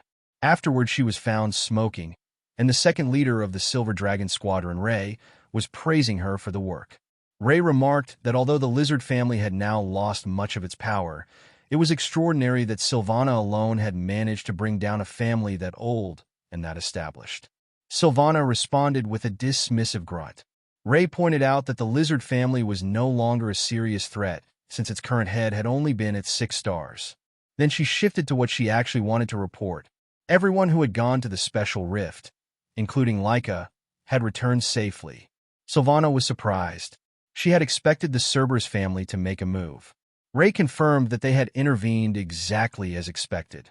But Laika and the others had repelled them and come back with the magic water. Sylvana acknowledged this, and then remarked that it was a shame. If the students were truly as capable as Ray was suggesting, she would have considered selecting some of them during the graduation ceremony. Ray agreed and explained that almost all the members of this class came from prestigious families. During graduation, they would most likely be assigned to units led by their respective family heads. There was one exception: the family head's illegitimate son, Zeke. Ray said the kid was in serious trouble. Sylvana asked what had happened. Ray explained that during the mission, our boy had apparently encouraged Laika and the others to drink the magic water. When the family head found out, he had sent him to the abandoned Dragon Valley. Sylvana went serious at that name. Ray confirmed it. The family head had considered what our boy did an extremely serious transgression. Sylvana grunted. She had heard the rumor that the family head's illegitimate son was an extremely tough individual, but she doubted anyone could still be alive after being sent to that place. Then she considered a different possibility. If our boy had survived and managed to escape from the valley, she decided she would take him under her protection. Ray was startled and asked whether she was certain. She explained that from what she had heard, our boy had a very poor relationship with the family head. Taking someone like him under her wing could cause Sylvana trouble. Sylvana made it clear she did not care. She even remarked that she doubted there was anyone who actually got along with the family head. Ray went flustered, trying to stop her from saying more of that out loud. Sylvana asked what was wrong. Ray nervously said she was simply telling the truth. She moved on and asked whether the abandoned Dragon Valley was really as dangerous as people said. She had heard the name many times but had never truly understood the scale of it. Sylvana told her that an ordinary person would not survive there for even a few seconds. Ray went quiet as the full weight of that settled. She could not imagine what could possibly exist in that place to make survival impossible in seconds. The scene shifted to answer the question she had not finished asking. In the valley, our boy was still standing inside the aftermath of Dusk's attack. The flames were enormous. The heat was something that should have reduced a human to nothing. Dusk himself knew it. He reflected that even holding back as much as he had, that blast should have been more than enough to finish an ordinary human. Our boy smirked and acknowledged that it had certainly been a little hot. He clenched his fist and stayed exactly where he was. Dusk watched him and felt something shift inside the calculation he had been running since this human arrived in the valley. Our boy had stood in front of him and made an extremely bold statement. That kind of attitude from something as small as a human, in a place like this, had caught Dusk's attention in a way he had not anticipated. The 2 younger dragons accompanying him were frightened. They could feel how dangerous the confrontation was becoming and desperately urged the others to run. Dusk rose into the air. He looked down at our boy and warned him not to become too confident or act too composed in front of a dragon like him. Without giving him time to respond, he opened his mouth and unleashed a massive stream of fire directly downward. The 2 other dragons watched in shock, recognizing the terrifying heat as something capable of overwhelming almost anyone. The flames cleared. Our boy was still standing, appeared to be fine. Dusk stared at him. Our boy launched himself upward toward Dusk with a confident smirk, acknowledging again that the attack had indeed been extremely hot. He reached Dusk and drove a powerful punch into him. The impact hit harder than Dusk had been prepared for. He cursed our boy for what he had done. The red dragon watching could not understand how the human was recovering from the damage as quickly as he was. Our boy clenched his fist and prepared for another exchange. He was confident in his own vitality and his rate of regeneration, and for good reason. He had activated Dragon King's Breath. The technique absorbed the surrounding ether, while simultaneously amplifying his body's natural ability to recover. The speed at which his injuries were closing was not normal by any standard. It was the direct result of that ability working continuously through the fight. Dusk recognized quickly that what he was dealing with was far beyond an ordinary human. He decided to end it immediately. Dusk opened his enormous mouth and swallowed our boy into it. Even inside the dragon's mouth, our boy refused to stop. He braced both hands against the inside of Dusk's jaws and forced them apart, preventing them from closing on him completely. Dusk unleashed fire from inside his own mouth, directing the flames straight at him at point-blank range. Our boy responded with laughter. Dusk then tried to crush him with the full strength of his hands. Our boy grabbed those hands and stopped them. Then he threw Dusk away from him with everything he had. The force sent the dragon flying backward. Our boy was breathing heavily from the effort when he landed. Despite the exhaustion, he did not give Dusk a moment to recover. He moved forward and struck him again with another powerful punch. Dusk groaned as it connected. The two younger dragons watching were shaking. They could barely believe what they were seeing and called out to their leader in alarm. Dusk recovered slowly and fixed his eyes on our boy. He had arrived at a conclusion that should not have been possible. The strength, the endurance, the regeneration, none of it was within the range of what a human should be capable of. He demanded to know who this human actually was. Before the confrontation could continue, another dragon arrived from behind them. It called out to Dusk and ordered him to stop. The battle had gone far enough. Our boy's attention shifted toward the newcomer. At the same moment, something surfaced in the back of his mind, a memory from what he had read and what he knew. Somewhere in this land, a silver dragon had been sealed away.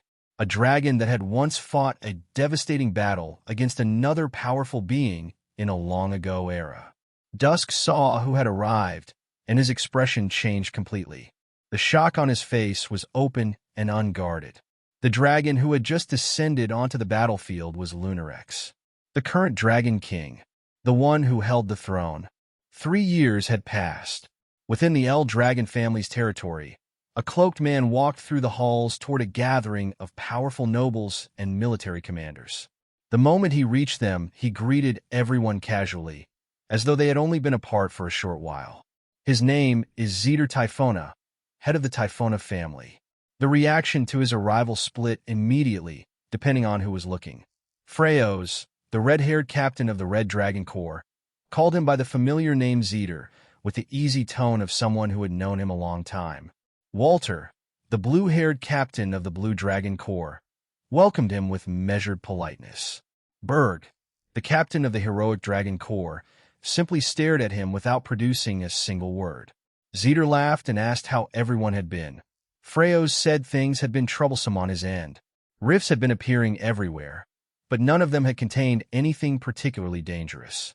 The endless stream of weak monsters had left him frustrated rather than engaged. Walter reported a much quieter situation. His forces had only been involved in a small clash with the Mermaidus family. Berg said nothing at all. Walter and Freyos were clearly used to this. They nudged Berg to contribute something, pointing out that communication between the three corps would matter enormously if a serious crisis ever arrived. Berg continued saying nothing. Zeke only laughed and noted that Berg had always been like this. The conversation turned to the reason they had all gathered. They had come to observe the graduation ceremony. Zeke was surprised to see Freyos attending personally, since he normally sent his vice captain for events like this. Freyos admitted that had been his original plan, but he had been persuaded to come and select promising recruits with his own eyes. Walter agreed that personally evaluating the graduates was probably wise, especially after the remarkable results 3 years earlier. That previous class had produced 4 students who had reached 4-star rank before graduation. The discussion naturally shifted to this year's graduating group. Zeke mentioned Laika proudly, believing she had the talent to have already reached 4-star rank herself.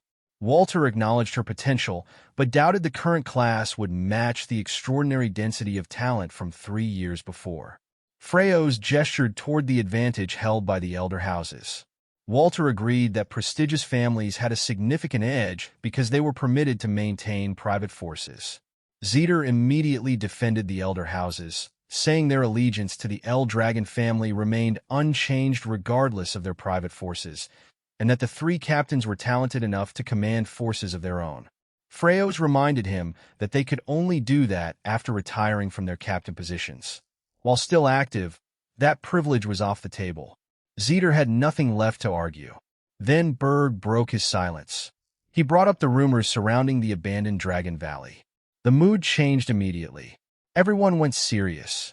Walter explained that the incident had involved a rift conquered by Lady Lyca 3 years earlier. During that operation, a member of her team, the family head's illegitimate son, had consumed magic water without authorization. Balza had been furious and placed the blame entirely on our boy, who was considered responsible for initiating it. The punishment had been the abandoned Dragon Valley. Zeter was stunned. He had been completely unaware of any of this. Walter continued. The punishment was supposedly scheduled to end with the graduation ceremony taking place that very day. Freos found the idea almost meaningless. After 3 years inside the abandoned Dragon Valley, there was virtually no chance our boy was still alive. Walter reluctantly agreed, assuming he had most likely died long ago. Both of them moved their attention back toward the graduating students they had come to evaluate. Freos reminded Zeter that his examiner had probably already arrived, and that further delay risked a reprimand. Inside the arena, the graduating students had gathered. Rangis stood with his spear gripped tightly and sweat covering his face. Celine tried to reassure him, reminding him of how hard he had trained. Rangis knew that. The problem was the crowd. Nobles, high-ranking family members, important figures from across the El Dragon world, all gathered to witness graduation. The audience was even larger than the one at the entrance ceremony. The weight of that many eyes was making him feel physically sick. Raymond came over and checked on him. Rangis admitted he was barely holding himself together, then pointed out how calm Raymond and Celine seemed by comparison. Celine said she thought the confidence came from the training regimen our boy had prepared for them. Hearing that name shifted something in Rangis immediately. He wondered whether their master would actually appear for their graduation after 3 years away. Before Raymond or Celine could answer, Lyca said with complete confidence that he would come. She was certain of it. Her confidence settled over the others, and they smiled, accepting her words. Beneath that confidence, though, the worry she had been carrying for 3 years had not gone anywhere. She could not stop wondering whether our boy was truly safe after everything that had happened inside that valley. Several important figures entered the arena before the thought could develop further. Among them was the commander of the Silver Dragon Corps. The students went still at the sight of her. She was known throughout the El Dragon family as its executioner and almost never appeared at public events. Her presence at the graduation ceremony immediately became the subject of whispers moving through the student section. Zeter welcomed her warmly and said he was surprised to see her personally. She took a seat beside him, making it clear through her actions rather than words that something at the ceremony had drawn her interest. Her eyes moved steadily across the graduating students. She was looking for someone. That person had not appeared yet, which left her wondering whether coming at all had been worth the effort. Then the pressure arrived before anyone saw its source. An overwhelming aura descended on the entire arena without warning. The graduating students immediately felt it pressing down on their bodies, making it difficult to breathe and nearly impossible to stay standing. Nobody understood what was happening. Then the source appeared. A gigantic dragon descended into the arena. Standing on its back was Balza himself, the head of the El Dragon family. The commander could only regard his dramatic arrival as another example of his excessive sense of grandeur. The enormous dragon landed before the graduates. Its gaze moved across the assembled students and eventually settled on Rangis and Raymond before it offered its assessment. The current graduating class was somewhat better than the previous year's group. Balza stepped down from the dragon. The moment his feet touched the ground, another wave of oppressive power spread across the arena, and the students were forced to endure a second round of it. With that, the graduation ceremony officially began. Far from the arena, 2 soldiers were approaching the entrance to the abandoned Dragon Valley. Neither of them believed their mission made much sense. Their orders were simple. Deliver the news of the graduation ceremony to our boy. Both of them considered it pointless since there was almost no possibility he had survived 3 years in that place. Even if he had somehow managed to live, there was no realistic way he could reach the ceremony in time. One soldier pointed out that if anyone genuinely believed our boy was alive, they would have sent someone to retrieve him much earlier. His companion reminded him that orders were orders, and that their only responsibility was to carry them out. As they approached the rift leading into the valley, the ground beneath them began shaking violently. The surroundings rattled. Both soldiers froze as the fear spread across their faces, and sweat ran freely. Something enormous had just happened inside. Deep within the abandoned Dragon Valley, the answer assembled itself slowly through the dust and the silence left behind by a devastating impact. Lunarex, the Dragon King, had been sent crashing into the ground. Around him, countless other dragons had also fallen. Every direction showed the same thing: defeated, broken.